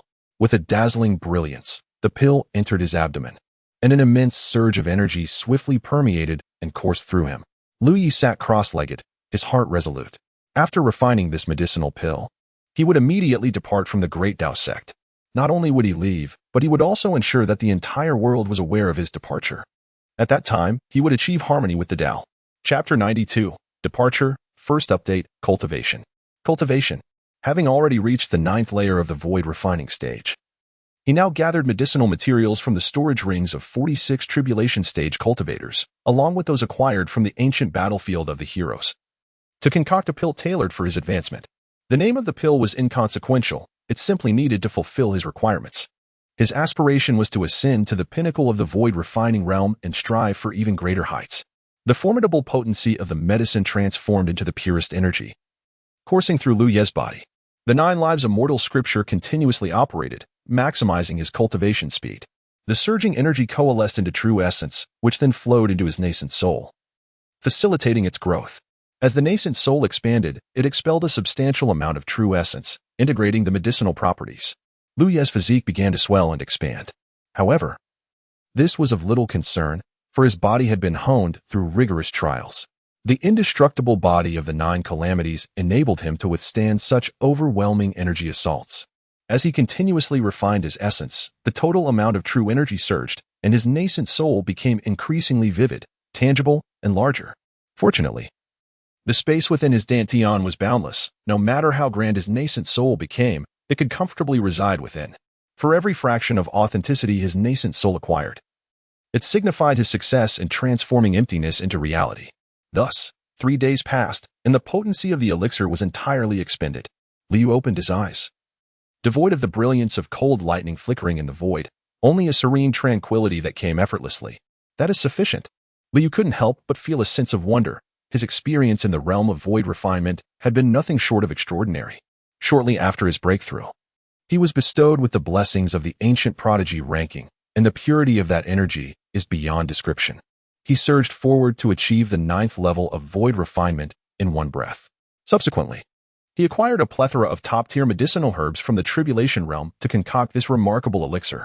As for the rumors that cultivation should not rely on external aids, such notions are mere fabrications to deceive the impoverished. If one cannot utilize external resources, then why do the Holy Land and Divine Sect covet such bountiful locations? Why do they engage in fierce battles over resources? If you are poor, they will tell you that cultivation requires diligent effort, that every bit of progress must be earned through personal struggle. That is the true path. Conversely, if you are wealthy, they will extol the virtues of their miraculous pills, claiming that after consumption, you will outpace your peers, gaining an advantage that will only widen as you progress. That is the essence of competition among cultivators. It can only be said that Lu Yi has truly dined well. As his cultivation concluded, Lu Yi rose and made his way to the peak of the Great Tao. Disciple Lu Yi seeks an audience with the sect master. Upon hearing this, Lu Chongfeng's face brightened with a smile as he personally came out to welcome Lu Yi. Ha ha. Lu Yi, how's your recovery? Do you require the sect's elixirs to aid your recuperation? Lu Yi wore a smile as he spoke. Thank you, sect master, for your concern. I am perfectly well. The purpose of my visit is to share a new idea, and I hope for your approval. Oh, please, do elaborate. The sect master replied. I have reached the pinnacle of the void refinement stage, and I am but a step away from achieving Tao integration. However, the Taoist sect lacks the means for disciples to attain this state, necessitating an expedition outside. Is it so urgent? Lu Chongfeng furrowed his brow. One must not squander their cultivation. What do you require to break through to Tao integration? Let me see if the sect possesses it. We are indeed at a critical juncture. I have received word that the various clans from beyond the domain are already stirring, though other sects have yet to seek vengeance. They will not simply let matters rest. If you venture out now and become exposed, you will face not only the assaults from rival sects, but also the might of foreign powers. Lu Chongfeng spoke the truth. Lu Yi is now leaving the sect, and without the protective formation of the Great Tao sect, should he be discovered, he would truly find himself besieged by the world. The treasure I seek is known as the Withered Manwood, which can only be found in the western desolate desert of the Buddha's destruction. It is the first time Lu Chongfeng has heard this treasure's name. The western desolate desert was once a sacred land of Buddhism, but it was transformed into a barren wasteland after a Buddha, known as the Buddha of Salvation, emerged from the Buddhist sect with the grand aspiration of enlightening humanity and leading all to become disciples of Buddha. Consequently, the once holy site of the Western Buddhist sect was reduced to desert, and the entire Buddhist community was expelled from the great wilderness, severing their ties with humanity. As a result, the Buddhist sect no longer identifies with the human race and yearns to return to the great wilderness to rekindle the light of Buddhism. Do not rush. I will send someone to search for it. Lu Yi was acutely aware that the great Tao sect lacked such a thing, having searched for it in his previous life. Although he was only ranked 33rd in that existence, he was nonetheless considered an extraordinary talent in this era. Upon returning to the sect from the ancient battlefield of the prodigies, he was bestowed with unparalleled honors by the sect. During the time when he sought the withered wood, he entrusted the great Tao sect with the task of locating it. When they were unsuccessful, he turned to the Celestial Mechanism Pavilion, where he finally obtained news of the withered wood. Lu Changfeng had commanded a search. Meanwhile, he engaged in conversation with Lu Yi, stating that if it proved impossible to find, there was no need for Lu Yi to embark on the quest personally. He could dispatch others to procure it for him. Lu Yi was caught in a mix of laughter and tears. Master, I am not a naive child. Every action I undertake is a result of careful deliberation. I do not require others to seek for me, as I am fully capable of obtaining what I desire on my own. If I must rely on others for assistance, then even as the foremost among the eternal prodigies, I would merely become a burden. Lu Changfeng was well aware that Lu Yu spoke with reason. However, he couldn't help but think that this was rather perilous. Soon, Ji Changming provided a response. The withered wood had not been found. Lu Yu rose and clasped his hands in greeting. Rest assured, master of the sect, although the vast wilderness is expansive, there are but a few who may attempt to detain me, and I shall not grant them the opportunity. Lu Changfeng sighed deeply. Very well. Since you are determined to venture forth, take the Grand Dao Bell with you. Lu Yi, there is truly no need. Farewell. Lu Yi departed. Lu Changfeng contemplated and contacted the master of Qifeng, requesting him to discreetly safeguard Lu Yi without his awareness. Indeed, this was all Lu Changfeng could do. He understood that from the moment Lu Yi set foot on the ancient heroes ranking, a series of formidable challenges awaited him. The 46 tribulations were merely the initial hurdle. Yet, what does it mean to be at the pinnacle of the ancient heroes ranking? Fearless and undeterred, advancing with unwavering resolve. Overcoming each trial one after another, this epitomizes the true essence of a prodigy's cultivation. Even in the face of death, there would be no regrets. However, this path belonged to Lu Yi, not to Lu Changfeng. As the sect leader, chosen by the entirety of the Dao sect, Lu Changfeng's duty was to steer the sect towards even greater glory. Lu Yu stepped out of the Dao sect, his brow slightly furrowed. Ah, Master Qifeng, I must shake this off, otherwise, it will hinder my escape. The troubles I have caused are surely beyond Master Qingfeng's ability to resolve. Thus, half an hour later, the silver-haired, youthful Master Qifeng appeared, his eyes filled with a hint of confusion. He surveyed his surroundings, gazing at the heavens and the earth. He produced a communication stone. What happened? Lu Changfeng inquired. I've lost track of Lu Changfeng? A scattered deity trailing a formless cultivator has lost him. Lu Changfeng understood. Lu Yi was doing this intentionally. What on earth does this rascal intend to accomplish? Chapter 093, Blowing Up the Fish Pond, Second Update. What is Lu Yi planning to do? No one knows. Yet, in an instant, the entire vast wilderness became aware. The Yinyang Sacred Land. This place boasts pristine mountains and clear waters, a picturesque landscape, with two towering peaks standing in contrast. One mountain, resplendent in white, appears as if sculpted entirely from pure jade, while the other, cloaked in black, resembles deep ink or charcoal. Additionally, two serene lakes mirror the essence of the Tai Chi symbol. The entire sacred land exudes an endless aura of Taoist charm. Lu Yi has arrived. The principle remains unchanged. Without creating a significant stir, how would others recognize that Lu Yu has departed from the Dao sect? He bears the weight of his own actions alone. In the face of the enmity from various sects, should they seek vengeance, they need only come to him. The disciples guarding the mountain beheld Lu Yi, suspended between heaven and earth. Lacking sufficient strength, they did not recognize him. What is your purpose? They demanded. At the entrance of the Yinyang sect. You may hover in the air, but return to the ground at once and state your intentions, or do not blame us for seizing you. Even the disciples tasked with protecting the Yinyang sect commanded considerable authority over the strong. Just as the masterly Jian, despite his strength being at the breaking infant stage, had to behave submissively in front of the Yuan Dan Dao sect disciples. Unfortunately, Lu Yi is no mere masterly Jian. With his hands forming seals, the earth trembled violently as a colossal mountain loomed, conjured by immense magical energy. Shadows gradually enveloped the entirety of the Yinyang sect. The two guarding disciples. Boom. The immense mountain crashed down upon the Yinyang sect. The protective formation of the sect activated automatically, shattering large boulders, with dust rising to the heavens. The resounding call of the Yinyang horn echoed mightily. Powerful energy surged swiftly from within the Yin-Yang sect. What audacity! How dare you attack my Yin-Yang sect? You seek death. Liu clasped his hands, condensing the essence of the mountains, where the significance of his actions transcended mere aggression. This phenomenon bore little harm.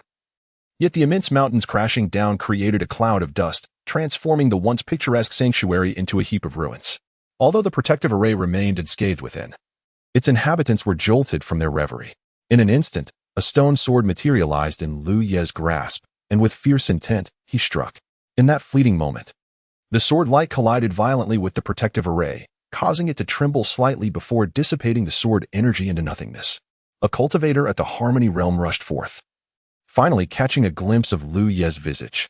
"Liu Ye," he exclaimed, his expression contorted as he swiftly retreated back into the formation. The speed of his retreat was astonishing. Liu Ye had prepared to cleave him in two, yet the opponent's swift escape outpaced Liu Ye's sword strike. In the face of life and death, an unprecedented force could indeed be unleashed. "Liu Ye has arrived."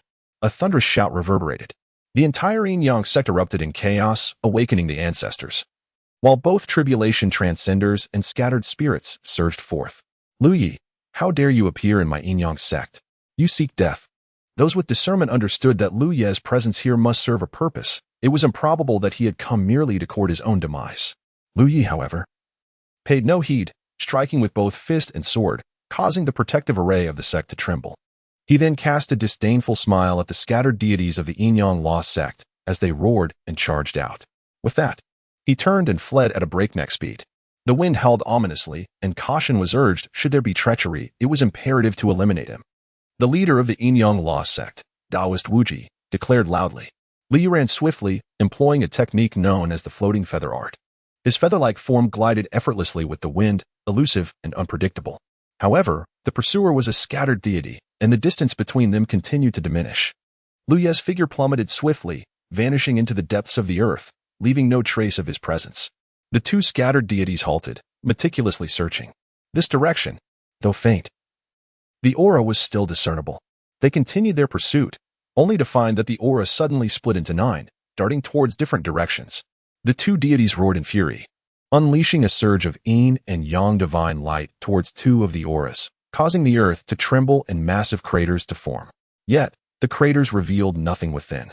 The remaining 7 auras fled rapidly, swiftly distancing themselves from the 2 pursuers. Uncertain of which to chase, the 2 were at a loss.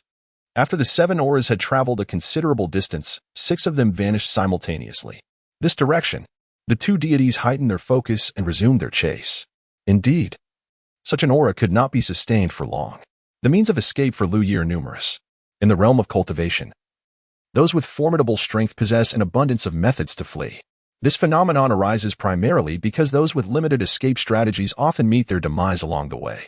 It has been humorously remarked in the cultivation world that any great emperor could be dubbed the fleeing emperor, encapsulating this very notion. Even an emperor who treads the path of invincibility, despite being unmatched within their realm or even surpassing one realm, may still find themselves at the mercy of someone 2 or 3 realms stronger, no matter how invincible one may be. The risk of being struck down with a mere swipe remains ever present. Liu Ye could certainly shake off these 2 scattered deities. However, how would such an act create a sensational impact? In which direction was he fleeing? The 2 scattered deities of the Yin-Yang sect, in their relentless pursuit, suddenly realized that they had arrived near the imperial capital of the Julie Heavenly Dynasty. Liu Ye rushed into the imperial capital. At that moment akin to rain returning to the sea, his presence entirely vanished, not a trace released. The arrival of 2 scattered spirits from the Yin-Yang sect aroused the vigilance of the Jiuli Celestial Empire. As a scattered spirit awakened and soared towards the formidable beings of the Yin-Yang sect. "What brings the esteemed friends of the Yin-Yang sect to our Jiuli city?" inquired the esteemed ancestor of the Yin-Yang sect, Gu Qingzi. "What?" exclaimed the elder of the Jiuli Celestial Empire, his voice suddenly escalating in intensity. Simultaneously, an awe-inspiring sword light ascended to the heavens. The terrifying sword intent erupted, transforming the very colors of the sky. That colossal sword towered higher than the mountains, piercing the clouds. With a single stroke, it struck fiercely towards the palace of the Jiuli Celestial Empire. A grand formation enveloped the palace, while the entire Jiuli city also activated its defensive array. Boom! The earth trembled violently. In an instant, countless houses in Jiuli city collapsed. and throngs of citizens cried out in terror, fleeing for their lives. Numerous powerful beings from the Jiuli celestial empire emerged, among them 4 scattered spirits. This is no jest. If Li were to unleash a massacre in Jiuli City, the entire Jiuli celestial empire would surely collapse. The atmosphere was charged with tension throughout the Jiuli celestial empire. Fear not, his sword light has not breached the inner formation. Now that both the inner and outer arrays of the Jiuli Grand Formation are activated, he cannot escape. As long as we conduct a thorough search, we are bound to locate him, declared one of the scattered spirits loudly. Indeed.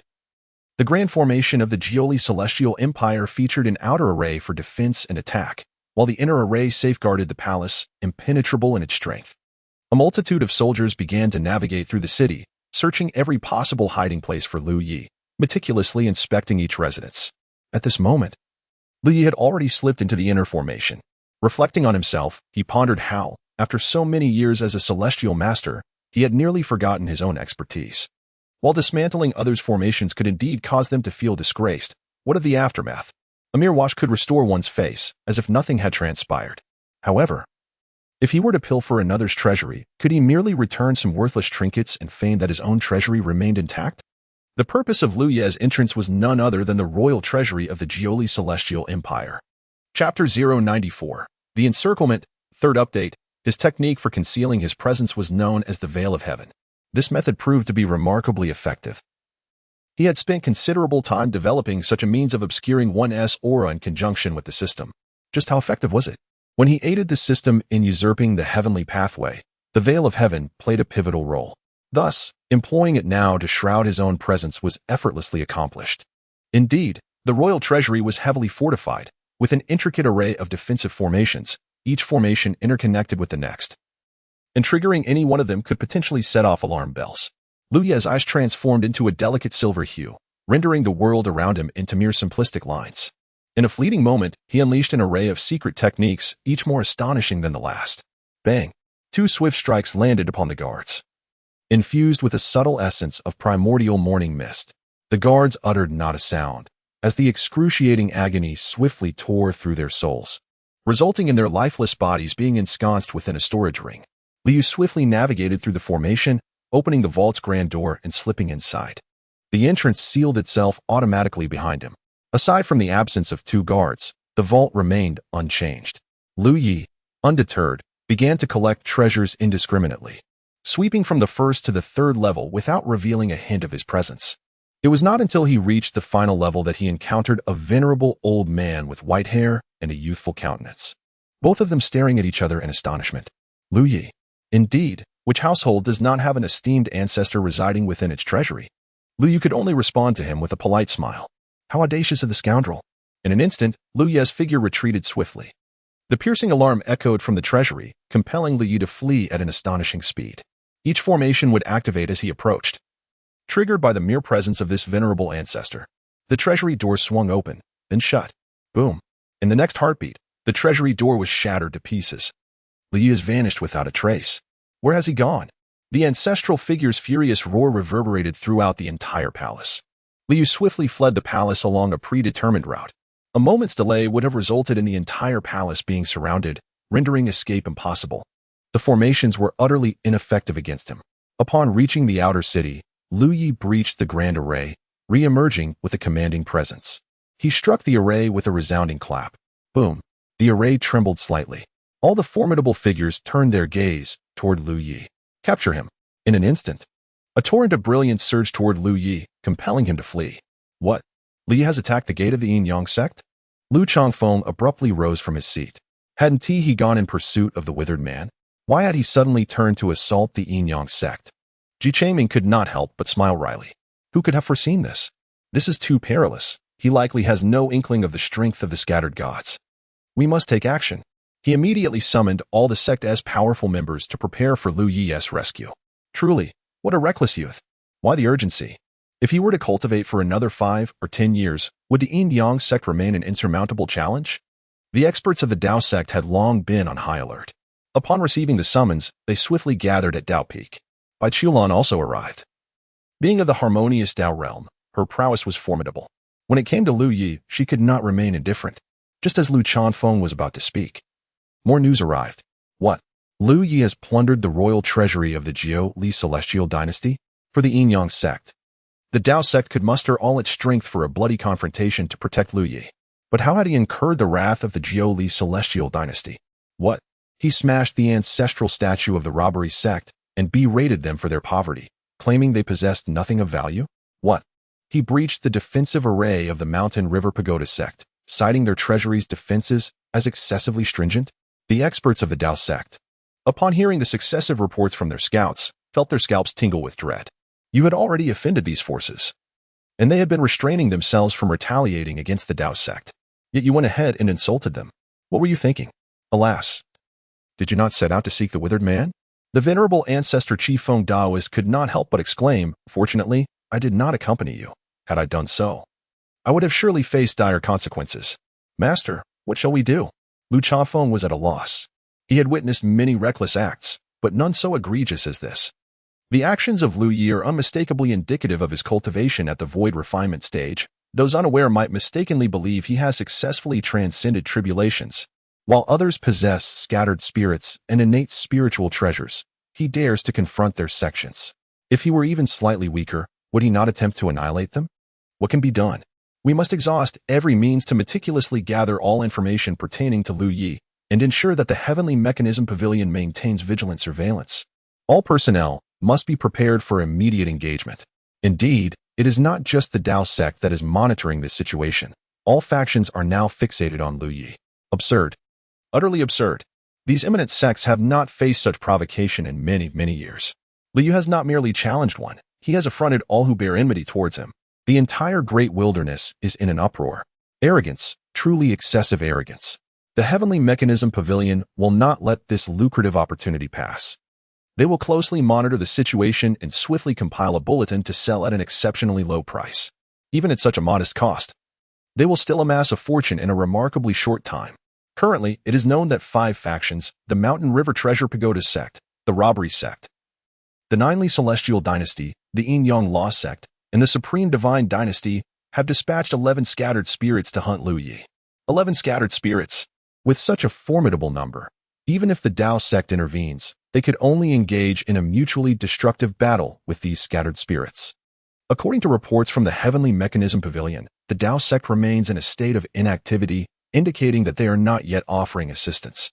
Latest news: Liu Yi has fled to the Desert of Annihilating Buddhas, and all 11 scattered spirits have pursued him there. The Desert of Annihilating Buddhas is fraught with peril. Many perished during the annihilation of the Buddhas. However, they are all powerful beings, so there should not be insurmountable issues. Yet can the Heavenly Mechanism Pavilion still provide real-time updates within the desert? To suggest otherwise would be to insult the Heavenly Mechanism Pavilion. Their mechanism mirror observes all things, and they are certainly aware of everything. Alas, how could such turmoil arise among the human experts? The alien races are stirring restlessly, while the human side is in disarray. What kind of situation is this? I contend that entering the Desert of Annihilating Buddhas means Liu Yi's escape routes are dwindling. It won't be long before he is caught, and at that point, his demise is inevitable. I do not share this belief. Liu Yi has already slain 46 at the tribulation stage, and now he faces merely 11 scattered spirits, whom he could likely eliminate with ease. Chapter 095. The Path of Seeking the Tao. 4th update. The Desert of Annihilating Buddhas. The boundless sands radiate intense heat, causing the air to continuously shimmer. Liu Yi traversed the vast expanse of the desert. As others have noted, he was indeed gradually encircled. 11 scattered deities. Scattered deities are not to be equated with those in the tribulation transcendent stage. While the latter can provoke heavenly tribulations, the former harbor no such concerns. In terms of combat prowess, the fighting capability of a scattered deity is comparable to that of a tribulation transcendence cultivator. One has yet to undergo the tribulation, while the other has met with failure. Should one disregard the heavenly tribulation and unleash their full potential? It is indeed uncertain whether the scattered deity could prevail against the tribulation transcendence cultivator. However, in such a scenario, the latter would likely face imminent demise. Liu Yi is now engaged in combat with a wandering deity, a challenge not insurmountable. He employs a myriad of tactics, capable of delivering a decisive blow to the deity. However, the price for such an action will not be insignificant. Among these 11 wandering deities, eliminating one cannot be achieved without consequence. His purpose for being here is unequivocal: to draw the world's gaze, ensure the safety of the Dao sect, acquire the withered wood, and transcend into the realm of unity. To vanquish his foes. As for notions of right and wrong, on the path of contention for the Tao, what exists that can be deemed right or wrong?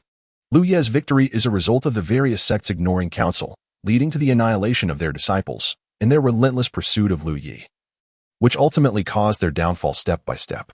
Lu Ye's downfall is attributed to the overwhelming weight of his murderous intent, having succumbed to darkness. And thus he was destined to perish. Such is the nature of this world. Victors are revered while the vanquished are scorned. Ahead lies a temple. Half submerged in the desert sands, once resplendent with gold and brilliance, the temple now stands as a mere shadow of its former glory. The statues of the Buddha, shattered and cloaked in dust, now bear a visage that is both eerie and foreboding, devoid of the compassion they once radiated. Li stepped inside, and faintly, the sound of chanting echoed, lingering in his ears. Lu Yi remained oblivious, striding forward with determination. The head of the Buddha statue silently rotated, as Lu Yi brandished his sword, leaving a deep scar upon the stone visage. "Do not disturb me," he exclaimed, addressing the otherworldly spirit clinging to the Buddha's head. The statue quietly resumed its former position. This was a manifestation of the lingering obsession formed by a fallen Buddhist master after death, possessing moderate combat capability, residing within the realm of the void refinement, yet exuding an intimidating presence. As he traversed the front hall, he found the Grand Mahavira Hall in ruins, littered with countless skeletons. Lu Ye's fist struck the ground with tremendous force, sending a multitude of desiccated bones flying and creating a deep crater in the desert. Lu Ye's figure plunged into the sandpit. The sand began to surge in a peculiar manner, layers of murderous intent transforming into a deep crimson hue, relentlessly enveloping him, seeking to drown Lu Yi within its depths. Lu Yi was incessantly engulfed by the relentless influx, as countless crimson sands penetrated his being, invading his mouth, nose, eyes, and ears, overwhelming every part of him.